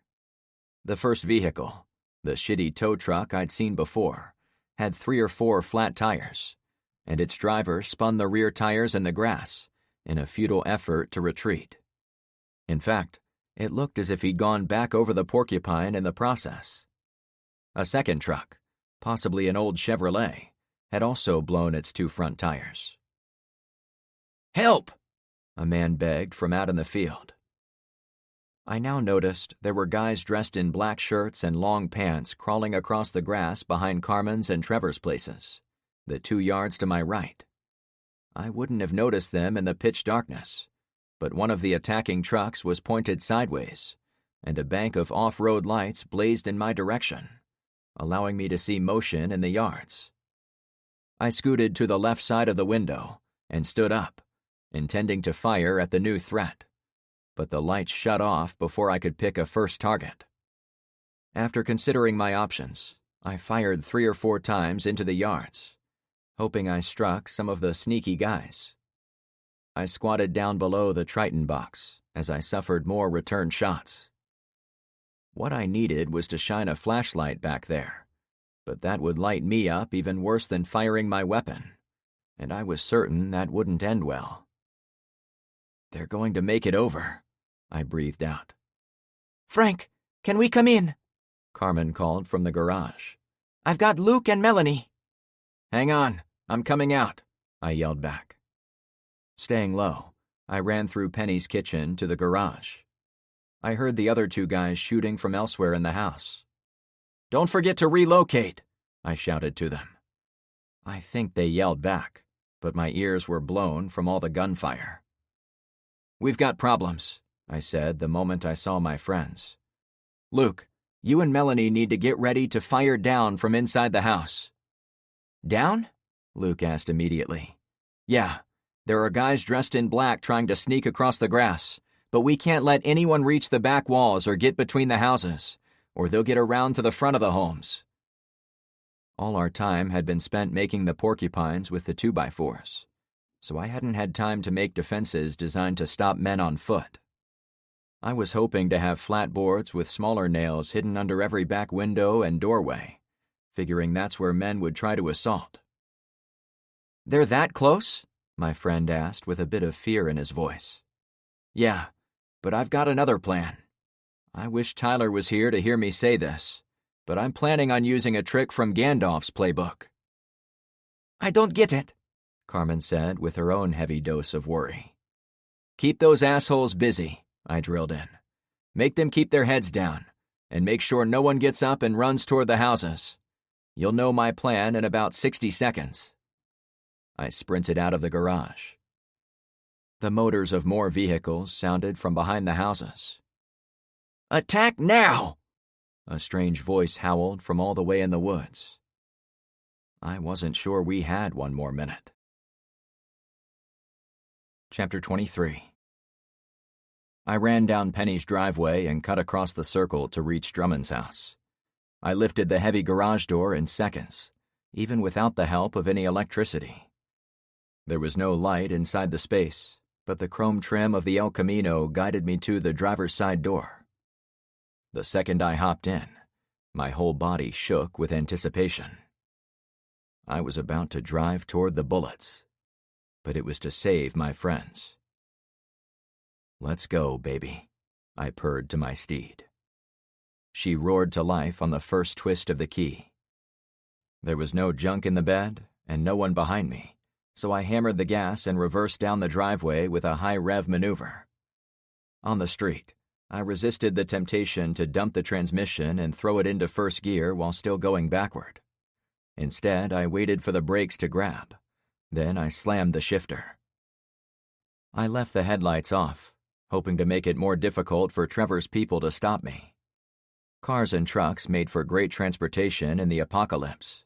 But as we'd proven with the attack from the forest, anyone with modest competence shooting a gun could take out a tire, so I had to move fast and with as much stealth as the loud sports car allowed. There was no way to hide the glass-packed dual exhausts, though I hoped my motor would be harder to hear over all the other engines coming out of the forest. I drove past Carmen's place, then Trevor's, noting flashes of gunfire inside each home, as my people fought back against the intruders. When I got to the house beyond Trevor's, I drove onto the lawn and shot into the large grassy field made up by the empty lots. Somewhere to my right, I hoped Alex and Zoe were watching, but wouldn't fire on me. Since I was improvising, I hadn't been able to tell anyone what I was doing. However, the twins had heard the truck come and go through the roadblock several times, so they should have been familiar with the throaty growl of the big block Chevy. When I was far enough toward the back of the lot, almost at the edge of the forest, I cut the wheel and made the El Camino skid sideways, so it was facing the yards behind Carmen and Trevor's places. I tried not to hold my breath. The entire battlefield was out my windshield. 3 houses down, behind Penny's home, the headlights of the assault vehicles shined onto the backside of her house. The next yard in line was Carmen's, and the one closer to me was Trevor's. That's where I expected the guys in black. Here goes nothing, I said to bolster my confidence. I was about to make myself the main attraction. I threw on my headlights, put on the e-brake, then got out of the truck to find some protection against the expected hailstorm of lead. My truck was naked to the enemy bullets, same as those stranded vehicles were sitting ducks for my people. I took a quick peek at my work. With the lights, I witnessed the whole attack in one go, as if I'd taken a snapshot on a camera. I'd thought up the idea when wishing to use flashlights, but it also played into my earlier desire to light up the enemy from behind them. Trevor's crawling guys halted the second I lit them up, and they popped up their heads like convicts caught trying to escape the prison. They were only yards from the houses. After a second or two, those shapes got off the ground, since they'd been made. Each of our houses stood like battleships on the high seas, firing volleys into the illuminated guys stuck in no man's land. But I couldn't watch for more than a couple of seconds, since I was stuck in no man's land too. Bullets pinged off the Chevy. Some thumped in the grass. Others hit the construction house behind me. My heart battered against my ribs, desperate to find hard cover. I ducked down from the door and moved to the back of the truck. I took a few deep breaths. Then I leaned around the back corner to try to find one of the idiots skulking around in the woods. However, after seeing nothing to shoot for a few moments, I had to retreat again. When the headlights were on, so were the taillights. They betrayed my position, much as they'd done for my first girlfriend's dad. Only this time, the threat of death was real. I scooted forward to see ahead. One car burst into flames it had been struck so many times. Several people fell back in the grass, desperate to avoid the light from my position. But I was almost certain they were still being picked off by our side, especially from Trevor's second level. The advantage of having an elevated position was working in our favor. I set my AR on the windowsill, then fired a few shots into the broadside of a white VW bus that looked completely out of place, bogged down in Carmen's backyard. It had made it the farthest in Carmen's yard. I couldn't even see the front of it, as my lights were partially blocked by the shrubbery in the backyard of the nearest home. Shots came back. Some fool in the VW used a tracer round that knifed across the 3 yards, until it struck one of my headlights. "Son of a bitch!" I yelped as another laser of light shot underneath the truck and tumbled into the woods all the way at the other end of Clownfish. Breathing hard, I got back on the sill and picked the windows where the shooter was located. When he fired his next round at my ride, I opened up with 3 fast shots of my own. It was about 100 yards to my target. I didn't miss. 2 men got up off the grass again and charged Trevor's place. One fell immediately. I put a few shots on the second guy, but he made it into the shadows before I could make contact. Cries of agony rang out from his position a few seconds later. Maybe he'd been shot by someone inside Trevor's house. Tyler, perhaps. I was about to relocate to the back of the truck again when a dozen bullets came in a burst. It wasn't the guy with the tracer, but the shooter was close. Certain the rounds had come from the nearby stretch of woods, I threw myself behind the rear wheel, but some ordnance came in from the other direction too. Grass kicked up about 5 feet to the side of the truck. I figured the remaining crawling guys were trying to take me out, even after the loss of the man in the VW. "The trees, Uncle Frank!" One of the twins yelled out a nearby window. Several shots came out of the house as Alex and Zoe fired multiple .22 rounds into the tree line.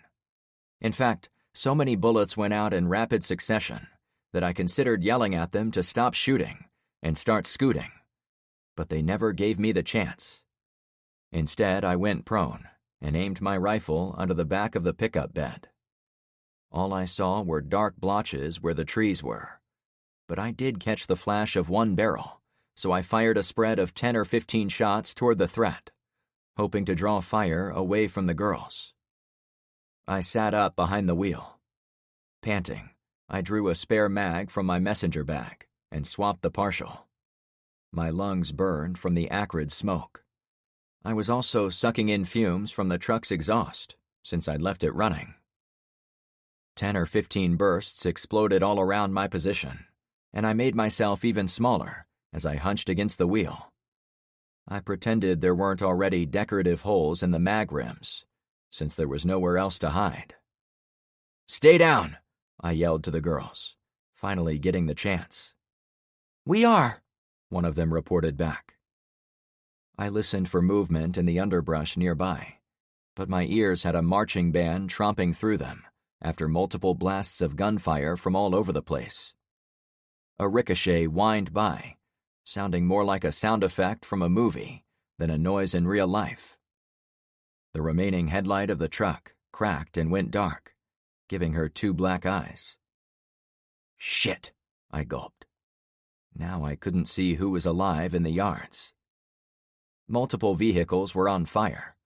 I assumed the old-school rides had lower safety standards than modern cars.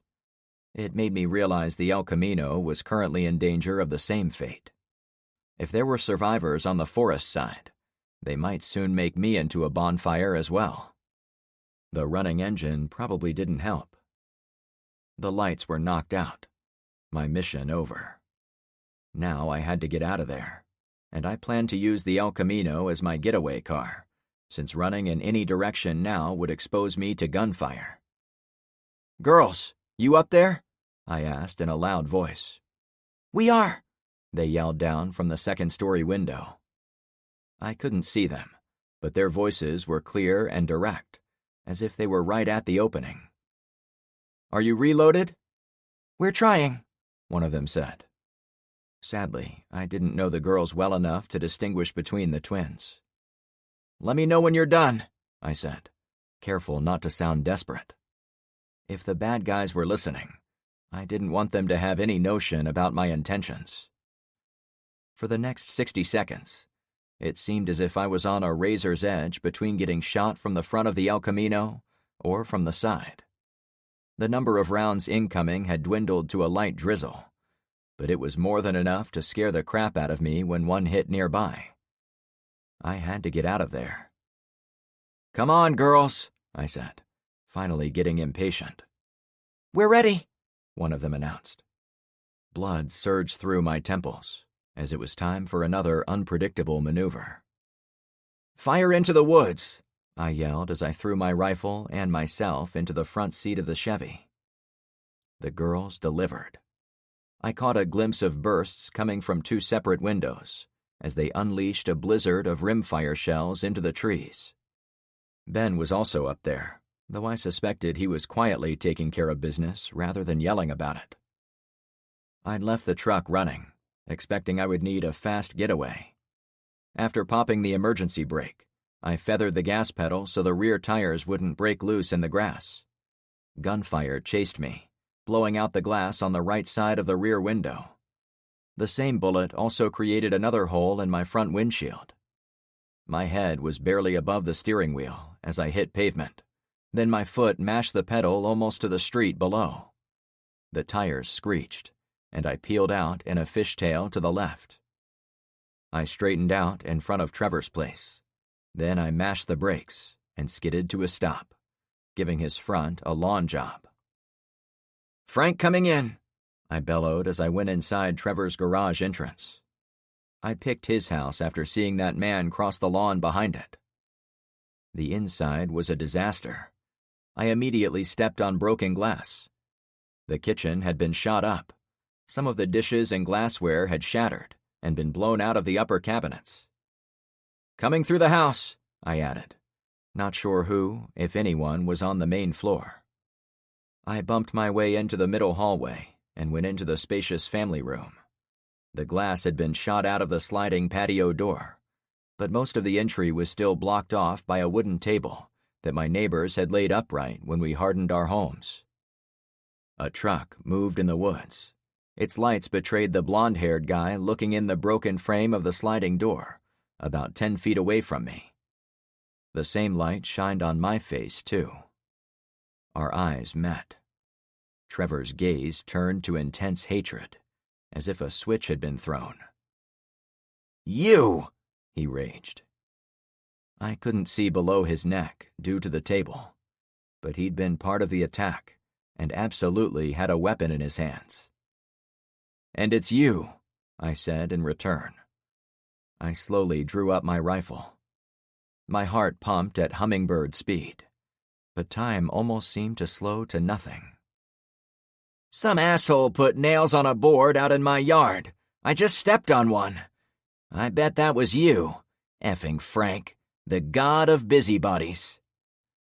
I chuckled, in spite of our exchange. "What's so damned funny? My foot is bleeding like a mofo."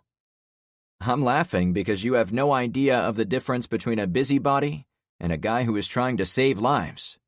I've tried to teach you a dozen times, but you can't seem to grasp it. "I know everything I need without your damned help. I got away from Zen without your help. I rounded up my pals at the lockup without your help. Turns out a party guy like myself had a lot of friends there when the power went out. It's been great for me. You did me a favor." "Then why are you back?" I deadpanned. His brows furrowed. "This is my house, you asshole. Me and my friends are taking it back." "You sure about that?" I motioned behind him. "We have nails everywhere. Your vehicles are bogged down. Your friends are dead or dying. I'd say the only people taking anything back will be me and your former neighbors." There was less gunfire outside, which could have meant anything, but I prayed it meant we were on the cusp of victory. There were now 3 distinct vehicle fires, furthering the idea we were ahead. He didn't look back. I was waiting for the slightest reason to shoot him. "There are more where they came from," he said matter-of-factly. "I can make an army of these guys." "You sound insane," I said in a balanced voice. "So do you," he replied. "I'm gonna—" Time had already been moving slow, but it almost stopped as I saw his shoulder drop. In the next few frames of the slow-motion movie, a pistol rose up. He intended to shoot me over the table currently acting as a half-wall between us. There was no time to move side to side, so I crouched a bit instead. His pistol came into full view, a big double stack, maybe a Glock, held sideways like the gangster he pretended to be. He ducked his head out of my view at the same time. I chose a point on the table directly between us, steadied my aim, and then fired at the same time as the guy outside. The table splintered where my first bullet struck. Fire and light came out of Trevor's pistol 3 feet away. This is it.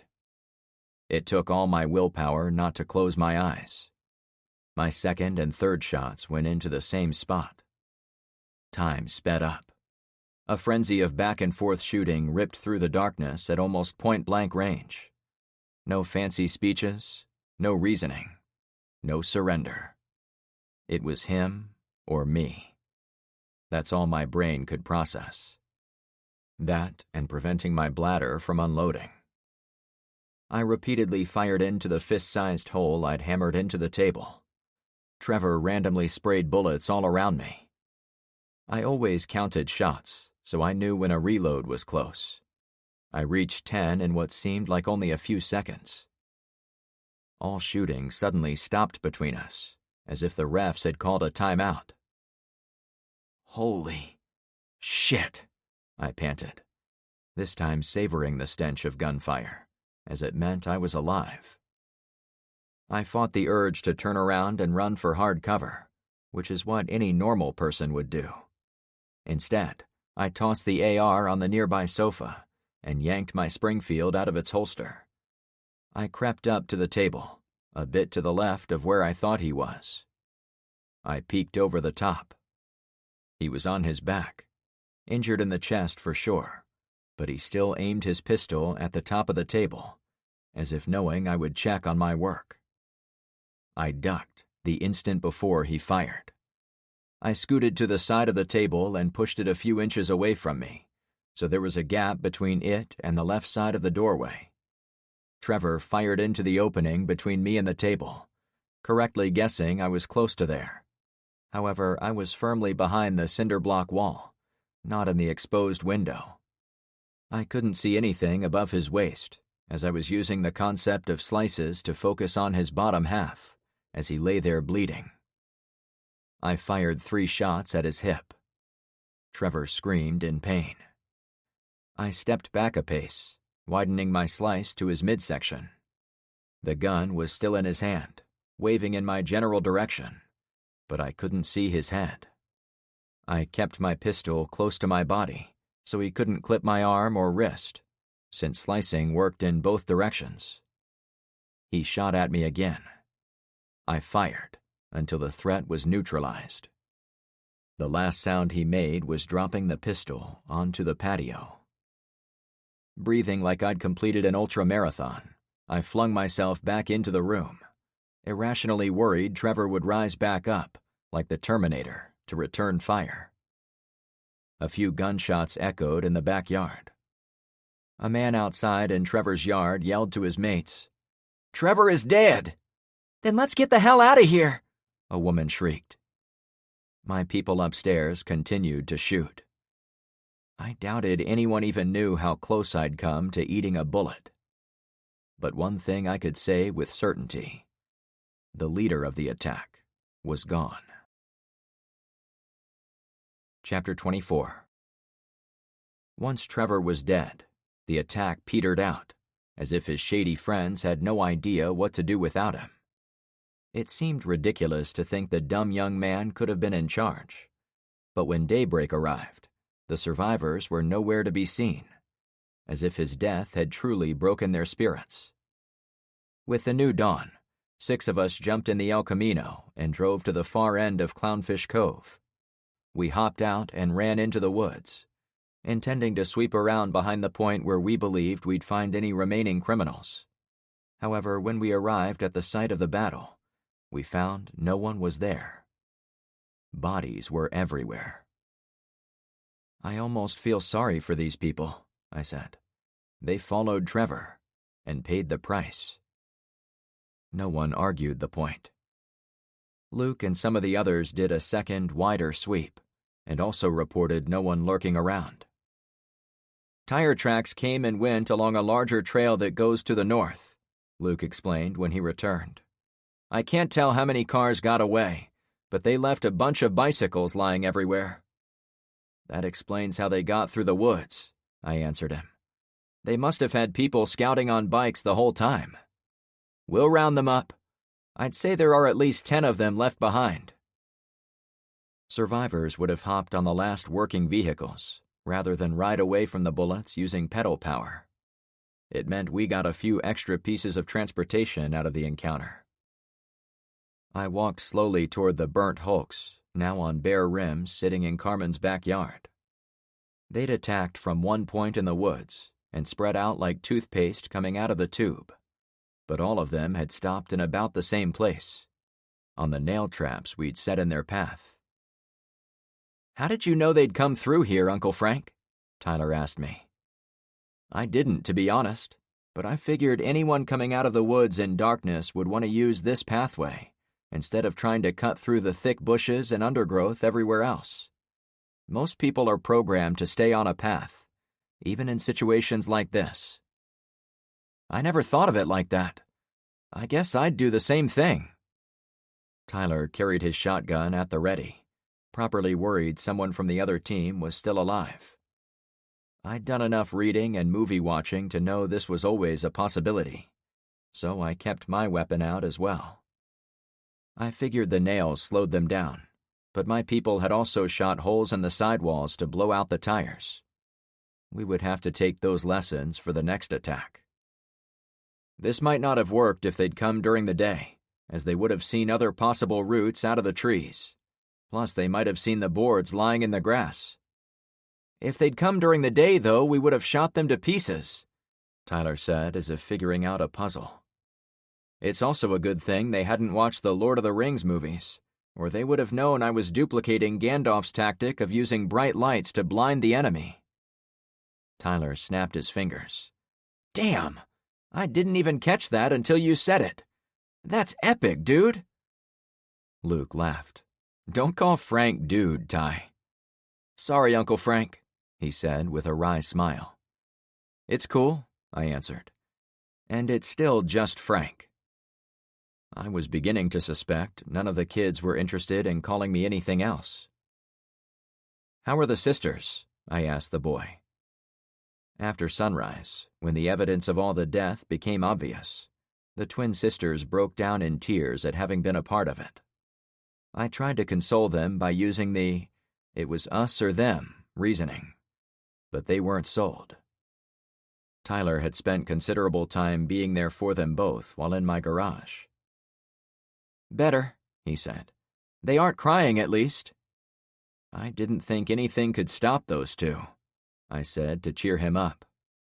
And how are you doing? The young man took a few moments. These people were here to kill us, weren't they? Yep, I answered. Then they deserve to get wrecked. I'm not going to shed a tear for anyone out to hurt me and my family. Well, I continued, keep an eye on both of them, and keep an eye on your sister, too. Is she okay? He said with heightened concern. I'm sure she's great. I saw her running around this morning, but she could use someone to check up on her. We all could use someone, in fact. I'll make sure she's good, Uncle Frank. After Carmen's breakdown, and now the twins, it reinforced the idea mental health was going to be critical for us, as things got worse in the world. I'd worked with guys who'd told me their teens went to counseling after being grounded from tech for too long. Seeing bodies shot to shit was next-level mental abuse for us all. The enemy had wasted 4 perfectly good gas-powered vehicles, including the classic VW bus. The tow truck was also toast, as well as a classic Ford F-150 from the mid-1970s. The last one was an unrecognizable 4-door passenger model, possibly an old AMC. It had blown apart, making identification impossible without checking stamped part numbers. Another attack vehicle was intact, abandoned in the choke point coming out of the woods. The big truck was built for off-road driving, but it was highly unusual. What the hell is it? Luke chuckled. It's called a Unimog, I said, but that's as much as I know about it. It's like an ugly Jeep and a hideous tractor had a fugly pickup truck for a baby, Tyler said as he walked closer to it. It was a 4-door model, but the hood was short, like a UPS truck. It had a heavy-duty roof rack with a long row of floodlights pointing forward, with extras pointing to the sides and in the rear bed. A black fuel tank hung between the front and rear wheels, a bit like a semi-truck. The axles and suspension looked beefy and aftermarket, as if the owner wanted it to crawl over other cars. The body was painted canary yellow, like a school bus, and the rear bed had 2 rows of 3 passenger seats. A yellow roll cage wrapped over the back, obviously to protect the people inside. A small metal ladder hung out the second side door to make it easier for passengers to climb in. Port Charlotte Swamp Tours, Tyler read from the side of the truck. That's the next big city north of here, Luke clarified. Then the owner of the truck probably drove south to see if Fort Myers was in the same trouble as they were, I added. And they were greeted by Trevor and the Stallions, Luke finished. Can we keep it? Tyler asked, changing the subject. Hell yeah, I said. This is called the spoils of war. The driver had probably panicked last night, first hitting the back of the roll cage against a tree trunk. Then, when he tried to drive forward and turn some more, he'd wedged the front into another tree at the edge of the pathway. That was as far as he was able to get, however. The driver was dead behind the wheel. Unless someone from the tour company comes looking for it, I said as an afterthought. As much as I wanted it, and as much as we could use it, I had to keep open the possibility the real owner was searching for his property. We stood there for a minute before moving toward the last and most gruesome part of the battlefield. There were men and women lying in our backyards, dead. They've got medical bracelets. Carmen drew us over to one of them. Ben bent over to confirm. These are for the drug rehab outfit up in North Point. Are you sure? Carmen queried. All of them? We found 10 people dead in the grass. Most of them were dressed in black scrubs, as if that was a uniform of wherever they'd come from. A couple were dressed in the blue denim, but without the bracelet. I recognize her, Rainey said as she walked up to one of the few dead women. She used to go to my school before she dropped out. I didn't know her that well, but everyone said she was really into weed and drugs and stuff. Taken as a whole, I thought I had some idea of the people Trevor had assembled. To confirm it, I rolled over a dead man to look at his blue shirt. Sure enough, I found a stamped imprint behind the collar. Bonnie was wrong about this. Trevor didn't take over the county jail. The guys in the orange truck told us they were from a facility, not the jail exactly. We simply assumed they were from the lockup, but it looks like he got his grips into the county rehab center. This tag says, property of Sunnyside Up outpatient. He was a drug dealer, Rainey explained. These people probably knew him pretty well. All he had to do was hand them a gun, point them in the right direction, and promise them drugs if they did what he wanted, I said as another piece fell into place. That's why he bragged to me he could create more followers. That's horrible, Rainey spat out. Her eyes were puffy, as if she'd been crying earlier too.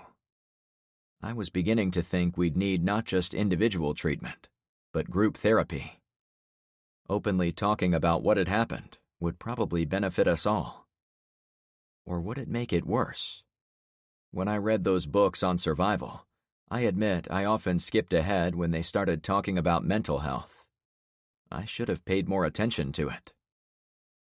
This is probably why Ernie asked for the Ferrari. I bet Trevor kept some of his stash in hidden compartments, and he wanted it back. The guy had been greasy since I first talked to him. When I thought he'd given up his guns, he found more. When he was supposed to go quietly with Zen, he'd escaped. Now, he'd been dealing drugs, or the promise of drugs, even after I'd taken his entire house away from him. Yeah, well, good thing he got ratioed, Tyler comforted his sis. I glanced over to the boy. It means he got his ass kicked big time, Tyler answered as he read my mind. Next, I turned to Luke. You'll figure out his slang after a few years, the dad laughed. Possibly. Kids today have a language I may not want to learn. Anyway, Tyler went on as if nothing had happened. We should have had Mr. Pupper sniff the car for drugs before we let it go. That's not how drug dogs work, Rainey mocked. You have to train them, you idiot. Yeah, well, you're an ID-10T. A what? She scoffed. Exactly, Tyler answered. The two kids descended into name-calling at each other, which spoke to their resilience at bouncing back from the deadly firefight and the death lying in the grass at their feet. As I walked away to leave them to it, I noticed Amanda standing in Trevor's backyard, looking as if she'd walked in on me taking a dump. This is all totally crazy, she said breathlessly, repeating what she'd said at the roadblock the night before. I'm not in the mood, ma'am. Marco and the others from Barracuda had stuck with me all night and were picking up weapons from the dead. Lucky for us as defenders, most of what was found were little revolvers and semi-auto pistols, not the stuff of invasion forces. It suggested Trevor had been able to get his hands on some guns, but not the best weapons. Aside from a few hunting rifles, the only decent find for me was the Glock 45 Trevor had been carrying. It was chambered in 9mm, a piece of luck, since I had tons of ammo for the 9mm caliber. We hadn't talked about it yet, but the bodies would need to be disposed of too. I did not want them around long enough to get messy and cause disease, as I'd been thinking about back at the crash site of the Charger. The giant man in the tow truck was going to be a major challenge. This is just unbelievable, Amanda said with genuine wonderment. I turned around to survey the mess. Smoldering trucks, dead bodies, bullet holes in the stucco all over the backside of the houses. No doubt about it, the place was a scene from a war movie. Yeah, I knew the leader of this crew, I said to her in my friendly but firm voice. They weren't going to stop no matter what we did. Cars, no cars. They were always planning to attack us. She came closer, but not right on me as before. Frank, if all these people are dead out here, how many, residents did we lose? 0, I said in a satisfied voice. Though we did have some scrapes and cuts from broken glass, chipped rock, and flying metal. Our people were hiding behind cinder blocks, gravel walls, and well-crafted furniture, while these bastards picked their way across the sea of nails we planted in the wide-open yards. They were easy to shoot once we had them lit up. She rubbed the back of her neck. Thunder rolled in the distance. The sound remained muffled, as my ears still suffered from the music of warfare from the previous night. Is the girl all right? The one didn't help last night. To my amazement, she sounded full of regret. She got away. That's all I know. I'm not going to pretend I think this is all right, but I can see now there are some bad people trying to get into our community, and I'm willing to admit I don't know the first thing about how to handle this level of violence. I guess we were lucky you didn't listen to me, huh? The woman smiled. I tried to detect sarcasm or her earlier haughty attitude, but she passed my filter. If she'd come around to my way of thinking completely, I would have known she was lying. So her claim to be partway on board had the ring of truth to it. To test my theory, I held out my hand. I'm Frank Douglas. Nice to meet you. Her smile continued to seem real. I'm Amanda Barkley, ex-president of the Homeowners Association. That took me by surprise. Who took over for you? You really don't know? She asked with a squint. Carmen came out of nowhere and bumped me on the hip. You, Frank? Don't tell me you didn't see that one coming. What did Mr. James say? I asked. Let me worry about him, Amanda said with some of her old attitude. Thankfully, it wasn't directed my way this time. President, I said, savoring the words. I could honestly say I had zero interest in being the leader of the whole neighborhood, as I'd never held a leadership role in politics my entire life. But the past couple of days had taught me how tenuous our hold on our subdivision had become. There was no time for infighting, political squabbles, or divisiveness. There had to be someone competent leading the effort to bring all 3 streets together, so we would be ready for the next attack. As long as the power remained off, more attacks would eventually come our way. That's why I had to get back to planning. Okay, I said. As my first order of business as president, I need volunteers for a security detail to go with me over to Zen's place. Hands went up. I rolled out with Carmen next to me, LeVar and Kyra running shotgun in the bed. Penny drove the Charger behind me, with Ben as her wingman, and Marco and Dante in the back seat. I brought along the new guys to get them familiar with the local players, since they would need to understand the dynamics among the subdivisions surrounding us. I'd also tossed the bike of Zen's dead guy into the back of the El Camino. I also got help dragging Trevor's body to the front yard of his old house, so I could take it with us.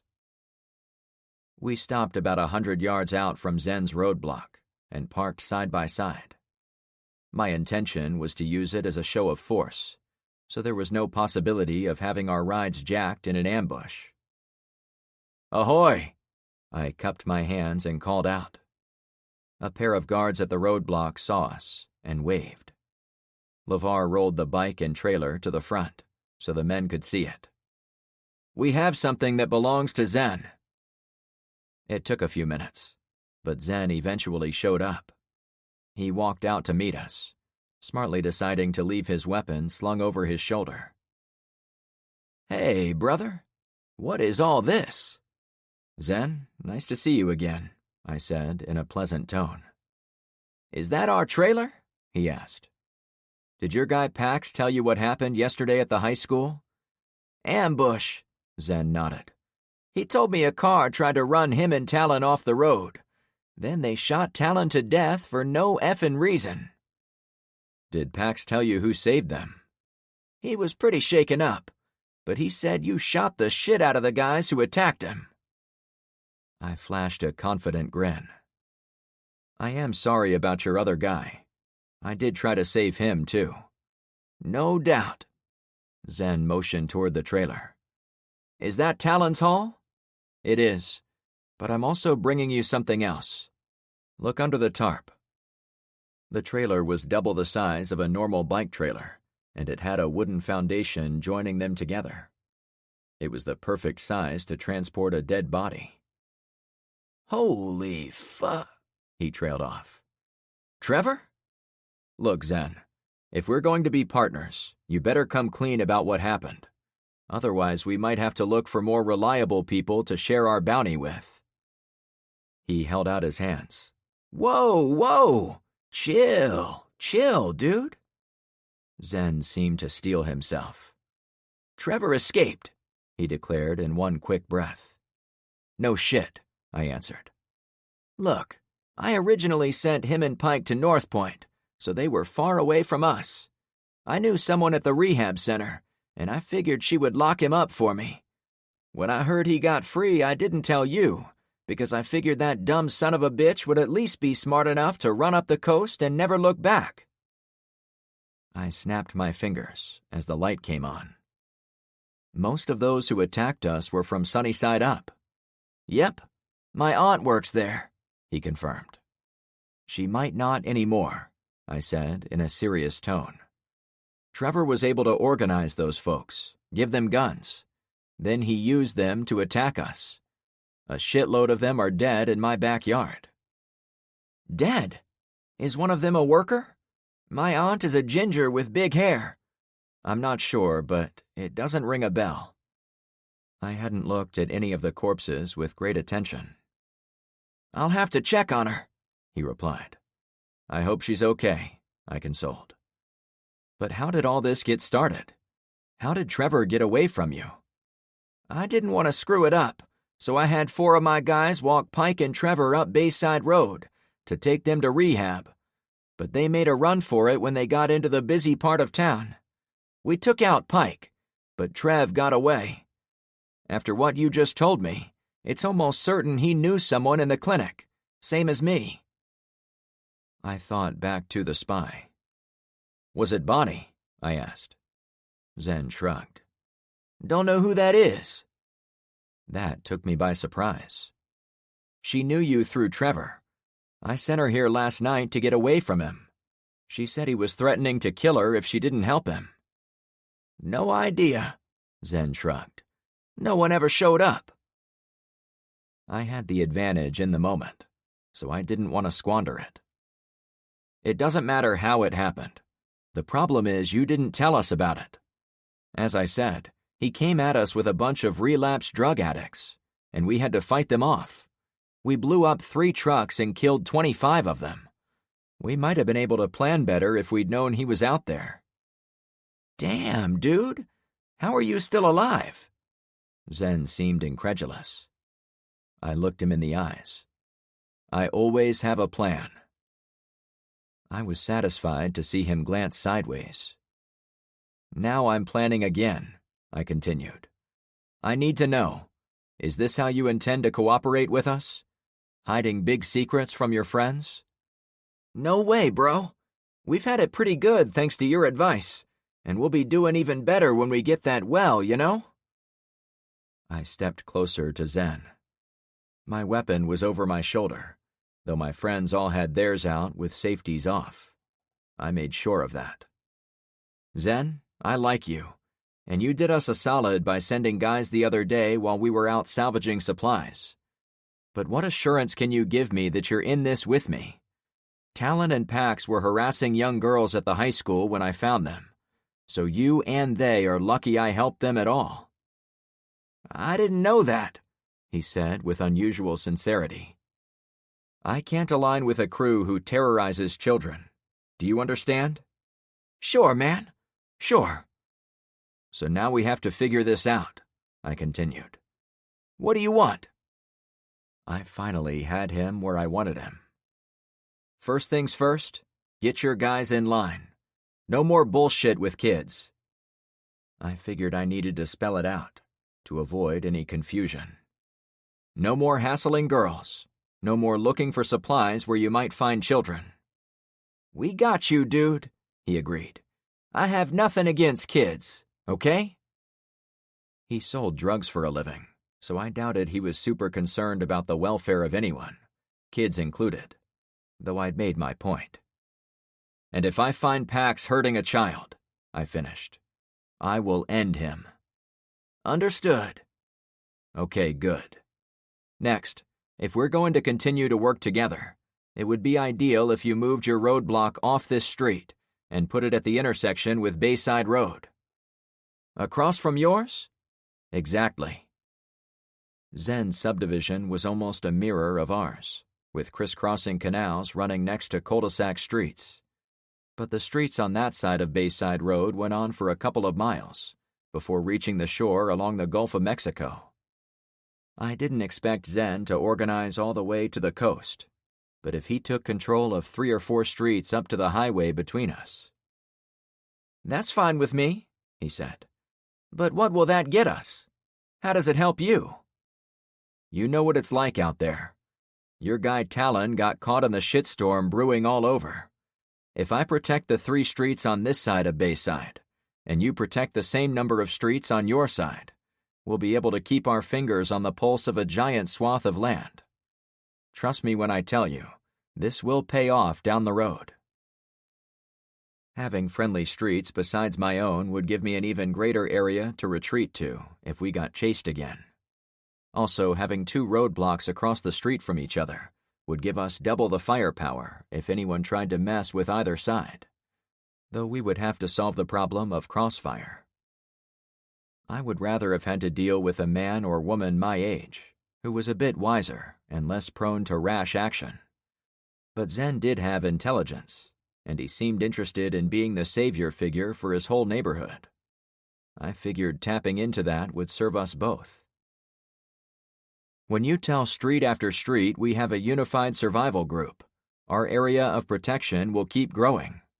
With a little luck, we can get all of this part of Fort Myers to unify around us. That might be enough to keep us alive until the power comes back on. If it ever does, he said with skepticism. See, you are catching on. I loosened up. You can either side with douchebags like Trevor and maybe catch a short-term buzz here or there, or you can work with me and my neighborhood watch to get us all through this entire disaster. It's your choice. Zen whipped out his hand. I'm in. We shook on it, and for the first time in days, I felt as if me and Zen were on the same wavelength. However, I did hold his hand firm for a moment. Zen, your guys the other day seemed to have the belief I was going to put in your well for you, while you watched from a lawn chair and drank cool lemonade. Oh no, we were just joking around. It's okay, I cut him off. But the truth is, I'm not going to dig the well for you. I understand, he said with defeat. We'll dig it together. He brightened. We broke the handshake, but he didn't step back. You are the coolest old dude I've ever met. Most guys your age around here are like my dad. Assholes who made their money, hang out at the golf course, and talk about how they are better than everyone else.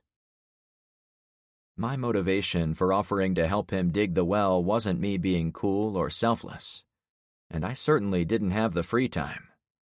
When you stripped it all down to bare metal, Zen was a drug-peddling question mark who could easily become a problem for me. He'd failed to inform me about Trevor's jailbreak and hung out with the type of men who would harass girls in a high school. I needed to meet his neighbors while digging that well, so they had somewhere to turn if Zen or his guys strayed too far down a lawless path. Old dude, I chuckled. I can assure you when you reach this age, you won't think the early 50s are old.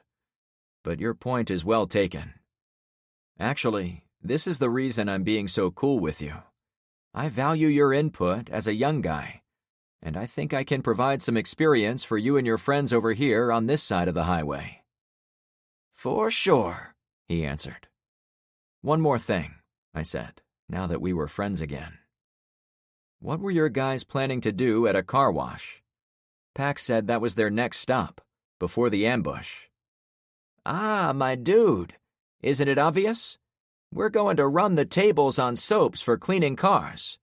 No automatic washes will be working, and we're golden in Retirement City, USA, if we control the means to clean. This is going to be a gold mine, once a few more cars are on the road. He looked around us toward my two vehicles.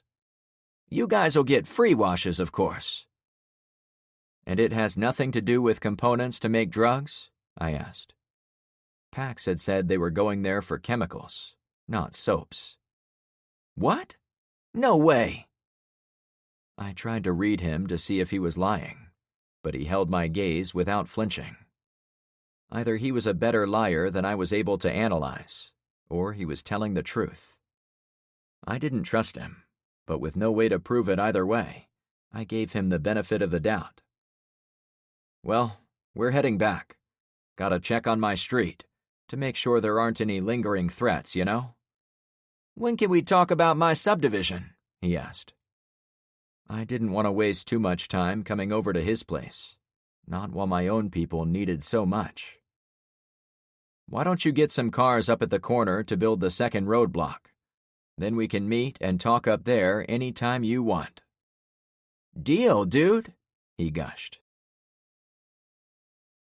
Chapter 25. My neighbors had been industrious in the short time we'd been visiting Zen.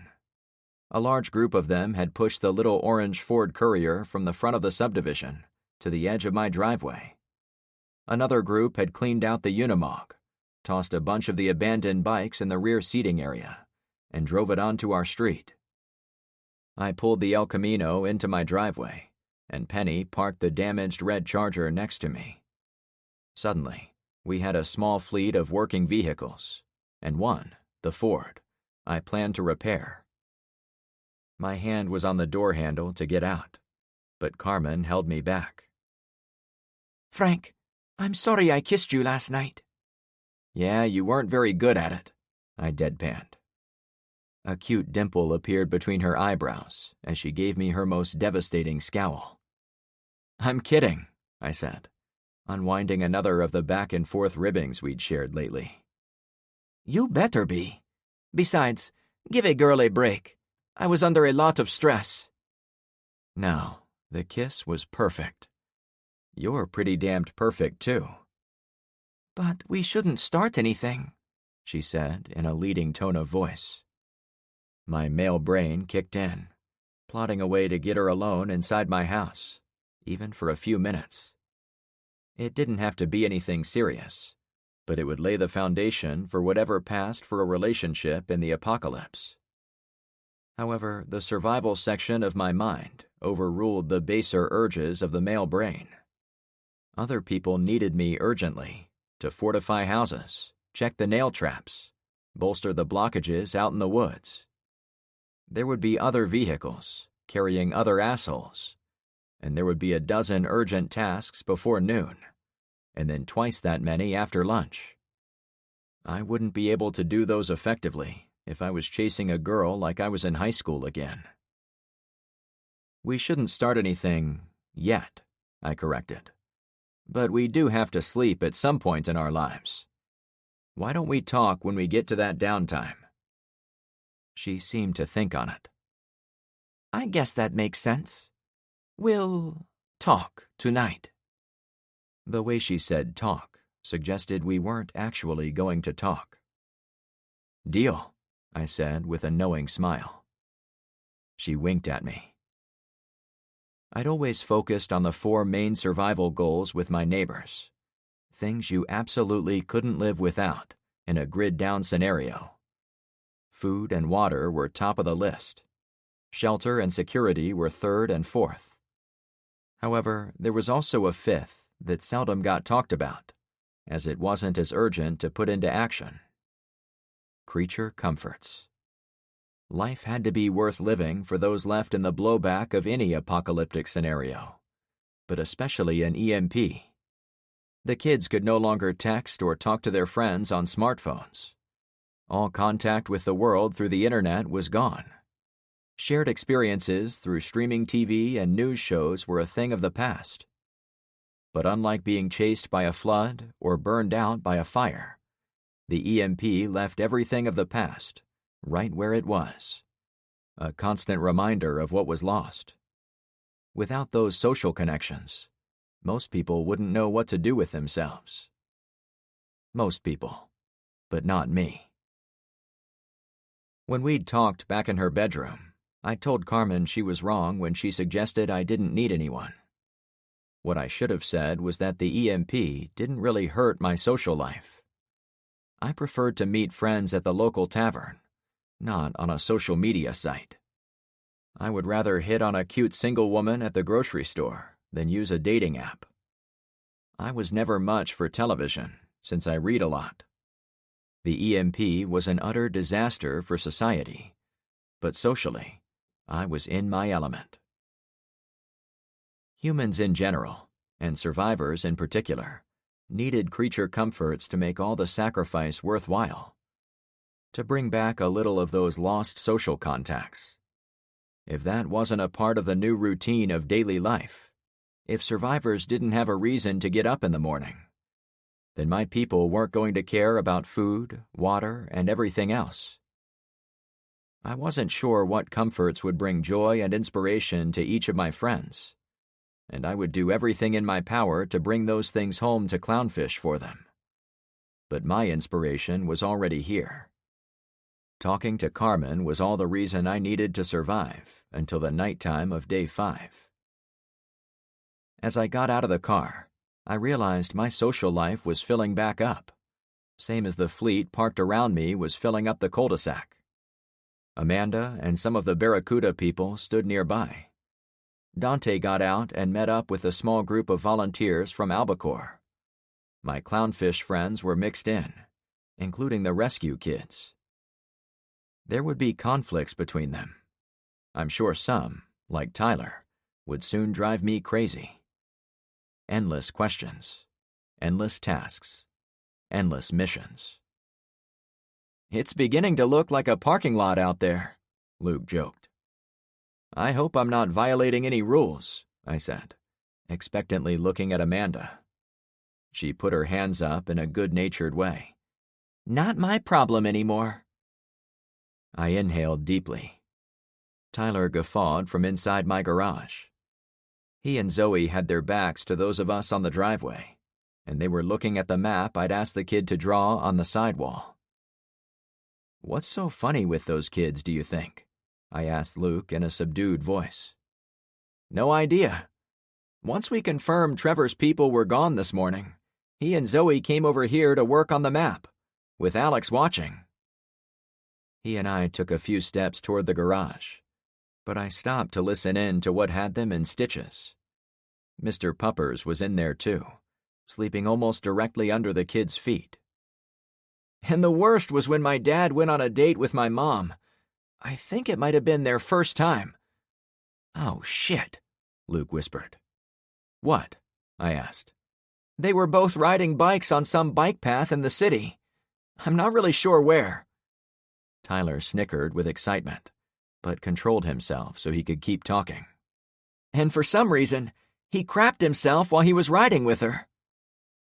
Zoe recoiled in horror. "Gross." "I know, right? Well, Dad is riding with this giant spreading lake of dookie inside his bike shorts. You know those tight shorts they wear?" "Yeah," the girl answered, pretending not to be happy to answer. "He said the diarrhea filled his shorts like a balloon, but he was too embarrassed to stop, since he was trying to impress my mom with miles or cadence, or whatever bikers do to get in each other's pants." "That's disgusting," Zoe began laughing. I turned to Luke, catching him with a red face. "This is the big story, isn't it?" I asked with real anticipation. "In my defense, her homemade breakfast burritos were awesome going down." "You didn't want her to know the source of your problem," I said, figuring it out. "I can't explain it," he whispered to me. "The ride was perfect for an hour, but then my bowels randomly unlocked, and I had about 10 seconds to think of what to do. As you can hear by the laughing, I did not choose well." Tyler finally saw us. "Oh, Dad, I was just telling your funny story." "Watch me come running to hear it," Luke grumbled. He and I walked into the garage. Tyler hopped from leg to leg, exaggerating his excitement at having the topic of discussion walk in at the perfect moment. "It's only funny when you aren't the one with a spandex toilet attached to your waist," Luke said with resignation. Zoe snickered. "Did your wife ever find out?" "Oh, she found out all right," Melanie announced as she came up the driveway. "Because Tyler's dad was an idiot back then. Did he tell you how it ended?" We all looked at Luke. "Go on," Melanie snickered. "Or should I tell it?" With a big sigh, Luke finished the story. "I knew there was no way I could explain what had happened in my drawers, so for the next few miles I frantically thought about ways to clean up, without her knowing." "And?" Melanie coaxed. "And, well, I pretended to lose control of my bike, and I plowed into a little creek flowing by the bike path." "That sounds pretty smart," I admitted, all things considered. Melanie rolled her hands. "And?" It was like dragging a man out of quicksand. Luke didn't want to finish it. "And," he finally said, "I managed to struggle in the water and open and close the waistband of my bike shorts to clean out the, materials. But what I didn't realize—" He took a deep breath. "As we began riding again, I thought I was totally in the clear and had gotten away with the crime of the century. But the lower half of my wet shorts, which I hadn't been able to properly purge during my fake crash, began to, leak. And it wasn't clean water." "Booyah!" Tyler crowed with glee. "That is why I never, ever take a bathroom risk around girls. No burritos, no wet farts, nothing." Zoe turned to Melanie. "You must have been disgusted." "Oh, I was," she laughed. "But Tyler's father already had his hooks in my heart. When I asked him why his pants were leaking, and trust me, we both knew what it was, he said he must have gotten mud in them while he was in the water. Later in the ride, when we found a proper restroom, he excused himself and got cleaned up. It took him half an hour." "That was a horror story in itself," Luke added. "I used all the soap in the dispenser, if I recall, but I had to destroy a perfectly good jersey to wipe off all the embarrassment using the sink. I finished the ride with clean shorts, but no shirt." "That's what you meant by 'I'd be surprised what you can use as toilet paper,'" I said, catching some of Tyler's enthusiasm for Luke's ill-fated adventure. He nodded. "How did you explain the lost shirt?" Zoe asked. "I had to tell her the truth," he finally admitted. "And it's been a hilarious story I've enjoyed for the past 19 years, Melanie cracked up, hooking arms with her husband. "Love is weird," Tyler declared. "So, what have you three been up to in here?" I asked, yanking the conversation back to matters of the present. Alex sat on a chair behind the watch table, present, but not participating in the drawing project, as far as I could tell. She did seem happier than when I'd seen her earlier in the day, as if all the laughter had truly helped her ease away from the terrible sight of dead people. Tyler and Zoe moved closer together, like proud parents. "After the incident last night, Z and I wanted to finish the map of our subdivision, like you asked." All the streets were drawn to perfection on the pristine white wall with a heavy black marker, and it was a 10-foot by 10-foot masterpiece. Other neighbors crowded into the 3-car garage. "I'm at a loss for words." After the story he'd told, it was hard to take him seriously, but he made a believer out of me. "You guys did all this?" "Zoe gave me the idea to draw it Tolkien style, since I talked about Lord of the Rings, called you Gandalf, and so on." The drawing of the 4 streets was flawless, as if he'd used a straight edge to make the lines. The outline of the canals was also well done, with perfect proportions. Each house was sketched with architectural accuracy, with driveways, big trees, and shrubs filling in the areas around the properties. The A and C roadblocks were there. The woods were there. Bayside Road was up near the rafters, so the E shape of our subdivision looked upright, same as the letter. But the amazing part was it was done to look like the map from the Lord of the Rings books, exactly as he'd said. The trees around our subdivision were stylized to appear as clumps of popcorn crowded together. The street names were in heavy capitalized text, while other notes were done in softer script. One notation that caught my eye right away was far out in the woods. "Here there be monsters." "You'll notice there is less detail on Barracuda and Albacore streets," he explained as I took it all in. "I still need to walk over there and jot down where the trees are, where they have fences in the backyards, and if they have tool sheds or recreational vehicles on their properties. Those are things I could see on our street basically by looking out there." "Kids, you have outdone yourselves. This will really help." I plan to use the map to assign tasks to construction teams, see where our defenses were weakest, and locate whatever other problems might come up. Now we could do it with accuracy and a unique flair. But I couldn't let him think the job was completed, not after verbally beating up on his dad, so I pointed to the larger back wall. Are you going to put all the other streets on that wall? I'll do that next, he assured me. I patted him on the back. This is great work. Thanks. You too, Zoe, I said to the redhead attached to Tyler's hip. I had once thought maybe the fitness-oriented young lady was only going out with a geeky boy due to their shared trauma, but I didn't detect any hesitance in how she held him close or laughed easily at his dumb jokes. That was good. Thank you, sir, she answered. And I want you to look at the map of the area and highlight where you live, okay?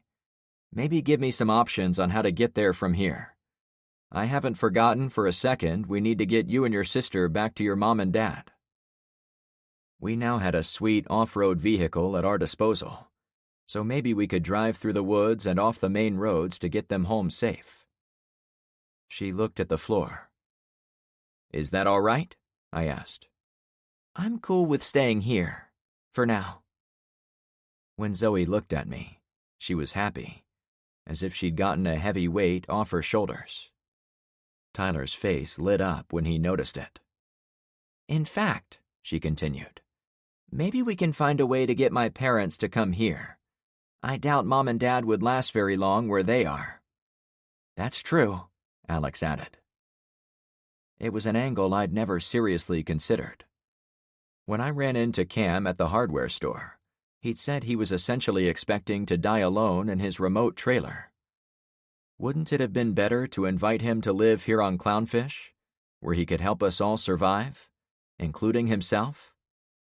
Couldn't the same be said if we found a doctor, a dentist, or other key skill sets we were missing?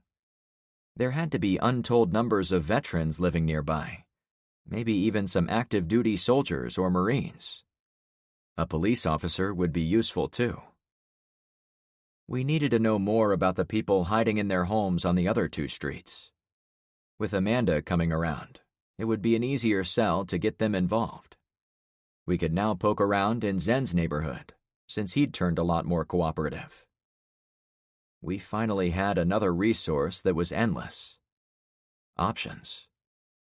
I had allies. I had survived an attack. I had a plan for the future. While our neighbors marveled over the map and celebrated a new day, I hopped up the step of the open door to my kitchen to get a better view of them all. These were the people who counted on me to get them through the dark days ahead. I was happy knowing my core crew had come through for me, and we'd survived every trial thrown our way. After a minute or two, I caught sight of Penny ushering Daisy up my driveway with great haste. We'd spent enough time together that I recognized the fear in her face the moment her eyes met mine. I waited while they came to me, since I didn't want to start an unnecessary panic. Penny led her daughter around the logjam of neighbors, coming to me from the back side of the garage. She immediately motioned for me to go inside the house, so I stepped back to allow her in. "What?" I whispered. "Close the door," she urged. I gently closed the door, catching sight of both Carmen and Luke already looking at me, as if they recognized the fear in Penny's actions too. In return, I held up the "gimme a moment" finger and gently closed the door. We met in the kitchen. "You have my attention," I said with great concern. She took a deep breath, grabbed a cup from the counter, then almost threw it onto the bottom of the kitchen sink. For anyone who worked in the neighborhood watch office in my hot garage, it was standard procedure when getting drinking water. Absently, she struck the handle for the cold water. "We started the well, right?" she asked, looking at me now. "All the equipment is out in the circle where we need it, and we've cleared where we need to dig, but we haven't started hammering pipes down to the water table yet. Obviously, we've been pretty busy since we got the materials, but I was planning to start that project today, once we clean up the mess out in the woods. We have dead bodies to—" "Frank," she interrupted. "What?" I asked, not quite getting her hints. She stepped away from the sink, but pointed to the cup. It was empty. Nothing came out of the faucet. "Your house too?" I asked, already knowing. She nodded. Survival never took a day off. "Then we should tell the others," I said, thinking about it for a moment. Some laughter resonated from behind the door to the garage. Tyler was probably retelling the story about his dad. I put the palm of my hand on the wooden door and leaned into it, as if holding it up. "On second thought, let's give these guys a quick 30 minutes to enjoy their victory." "Frank?" she pressed. I backed off the door. "People need some creature comforts to make all the hard work worth suffering through. I'll let them revel in victory for a bit, enjoy a good diarrhea story, then ease them into the next chapter of this disaster when the time is right." "Disgusting," she chuckled. "His story was funny," I agreed. Penny walked over and put her arms around me. "I'm not scared, Frank. Not after all you've taught us about surviving this. I've taught Daisy not to be afraid, too." Daisy was attached to her mother's leg, but she reached a little arm to grab my knee, too. "You'll protect us, Uncle Frank, even against all those bad people Mommy said you stopped." I hugged them both. "We'll all protect each other," I promised. After a few moments of the pleasant embrace, I pulled back. "Are you two ready to go have a little fun?" Daisy's face went nuclear. "I am." Penny was less excited, but she put on her best smile for her daughter's sake. "Then let's go," I said, opening the door. I ushered them through, but didn't go out myself. "I'll be there in a sec," I assured Penny. When the door was closed, I hurried to the gun lockers in the mudroom. The first one was nearly empty, as it had been where I kept my Bravo Company AR-15, all the shotguns I'd loaned out, and most of my handguns. Locker 2 contained my less desirable rifles, like the .22s I'd given to the twins. I had an ancient Mosin Nagant bolt-action rifle, which came from World War II. I also had an M1 Garand, an old Japanese piece that came with no ammo, and various light-caliber weapons of mixed age and quality. Locker 3 was where I kept a lot of my ammo, but was also where I'd stashed the Lynx Bullpup sniper rifle, since we didn't yet have a proper sniper nest set up.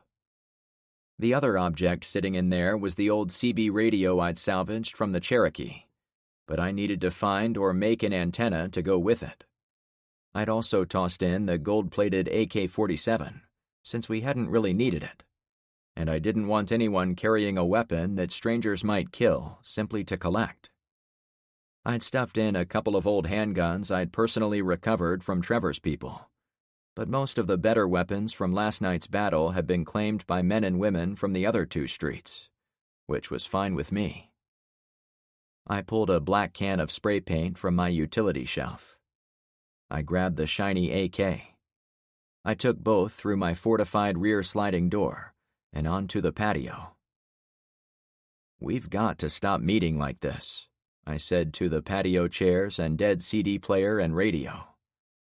It was becoming a habit. After tossing the rifle on the table, I shook the can and then sprayed black all over the metal components. The new coat quickly covered the gold, making it look like any other AK rifle in America. I flipped it over and did the same to the opposite side, not caring that I was spraying the glass top of my table as well. When I was done, I threw the rattle can in a chair to get it out of the way. My lockers were half empty already, and I'd loaned out all my best stuff. But it was Florida. I now had one more quality weapon to defend Clownfish Cove. I was sure some of the new people would have collections we could tap into for more rifles, shotguns, and pistols. We would need them all. Almost immediately, a few drops of rain dotted the concrete slab of my patio. Always something, I laughed. Nothing was easy anymore. I grabbed the rifle and stashed it in the supports underneath the tabletop. It hung there so the wet paint could dry outside, while also staying protected from the increasing drizzle. "Knock, knock," a female voice called from inside my house. "Out here," I replied. I waited until I confirmed it was Carmen. She'd changed her outfit for the new day, but I wasn't looking at her body.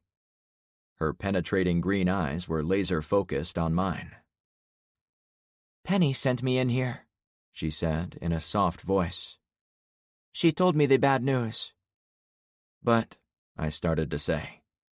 "She only told me," she replied immediately.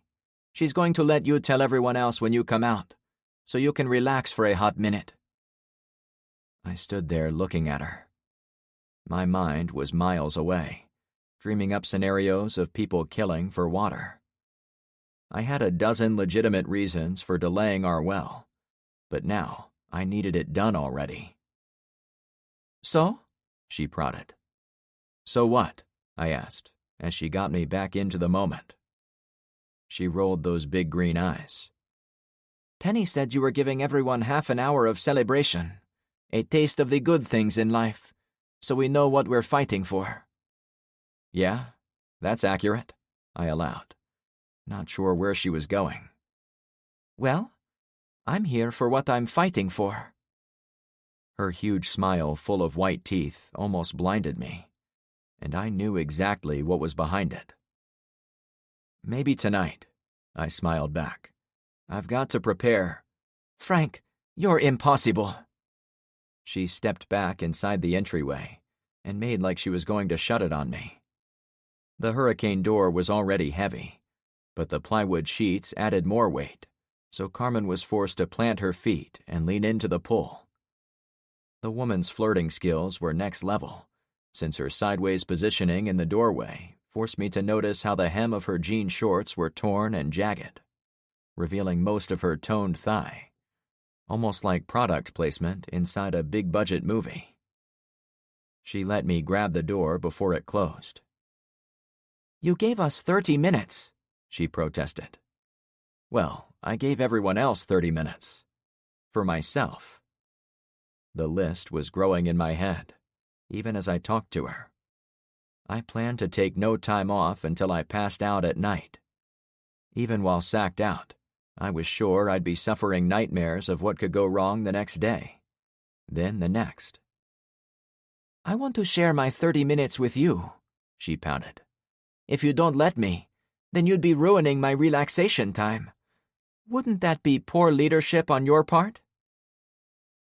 It wasn't that I didn't want to give myself a break, and there was no question I would love to help the badass damsel pretending to be in distress. After getting to know Carmen the last several days, and working in close proximity for much of that time, we both wanted me to go in there. Then again, there was the list to consider.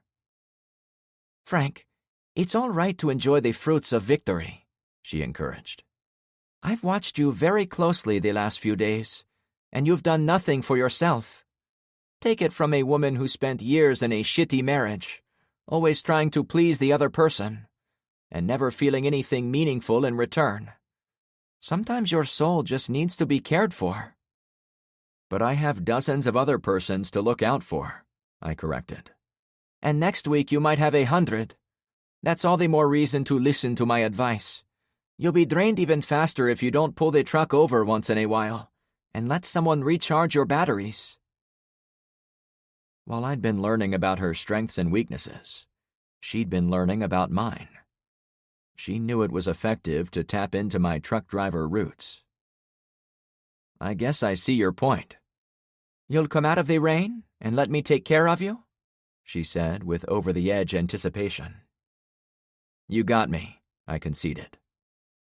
I'd been so conflicted, the drizzle wasn't even registering. She clapped her hands and bounced with joy. Then she purposefully backed out of the way, so I could come inside with her. "I should tell Luke I'll be delayed," I said as I went in. "Don't worry about that," she grinned, while she retreated even farther inside, as if playing cat and mouse. Penny is watching the door. You two are conspiring, I said with surprise. She and I are in tune, shall we say, she answered in a mysterious tone of voice. I don't even want to know, I said, already curious. Maybe you do, she purred. What? Carmen rushed over to the hallway to the master bedroom, then turned back to me. You're going to give me 15 minutes of the break? Then Penny swaps with me for the other 15. My jaw flipped open. She disappeared down the hall. What's going on here? I pressed. The playful woman came back giggling. Relax, silly. I'm just having some fun with you, she teased, exactly repeating my ribbing of her from the day before. My laughter came out easily. The meter had been running since briefly seeing her without the towel when we were both in her house, and the kiss kicked the fare into double time, but I'd been able to resist her for the sake of the community. Now, the pretty Cuban woman was doing what I thought was impossible. She was talking me into taking an actual, real break from duties on the line. You got me back good, I proclaimed. We had water, food, shelter, and with the addition of the new people, a little extra security. Getting those things had consumed every minute of my life since my Jimmy Buffett CD had turned off. I was finally ready to enjoy one creature comfort, 4.5 days after the EMP. She hovered where she was, looking at me expectantly. You lead the way. I pretended to be disappointed that she had worn me down. Finally, she cooed. I get to take charge. Off she went. The apocalypse could wait for 30 minutes. This concludes Neighborhood Watch 3 by E. Isherwood. Narrated by Kyle Tate. Copyright 2022 by E. Isherwood. This unabridged audiobook is published by arrangement with E. Isherwood and was produced in the year 2023 by Tantor Media Incorporated, a division of Recorded Books, which holds the copyright thereto. Please visit tantor.com for more information on our growing library of unabridged audiobooks.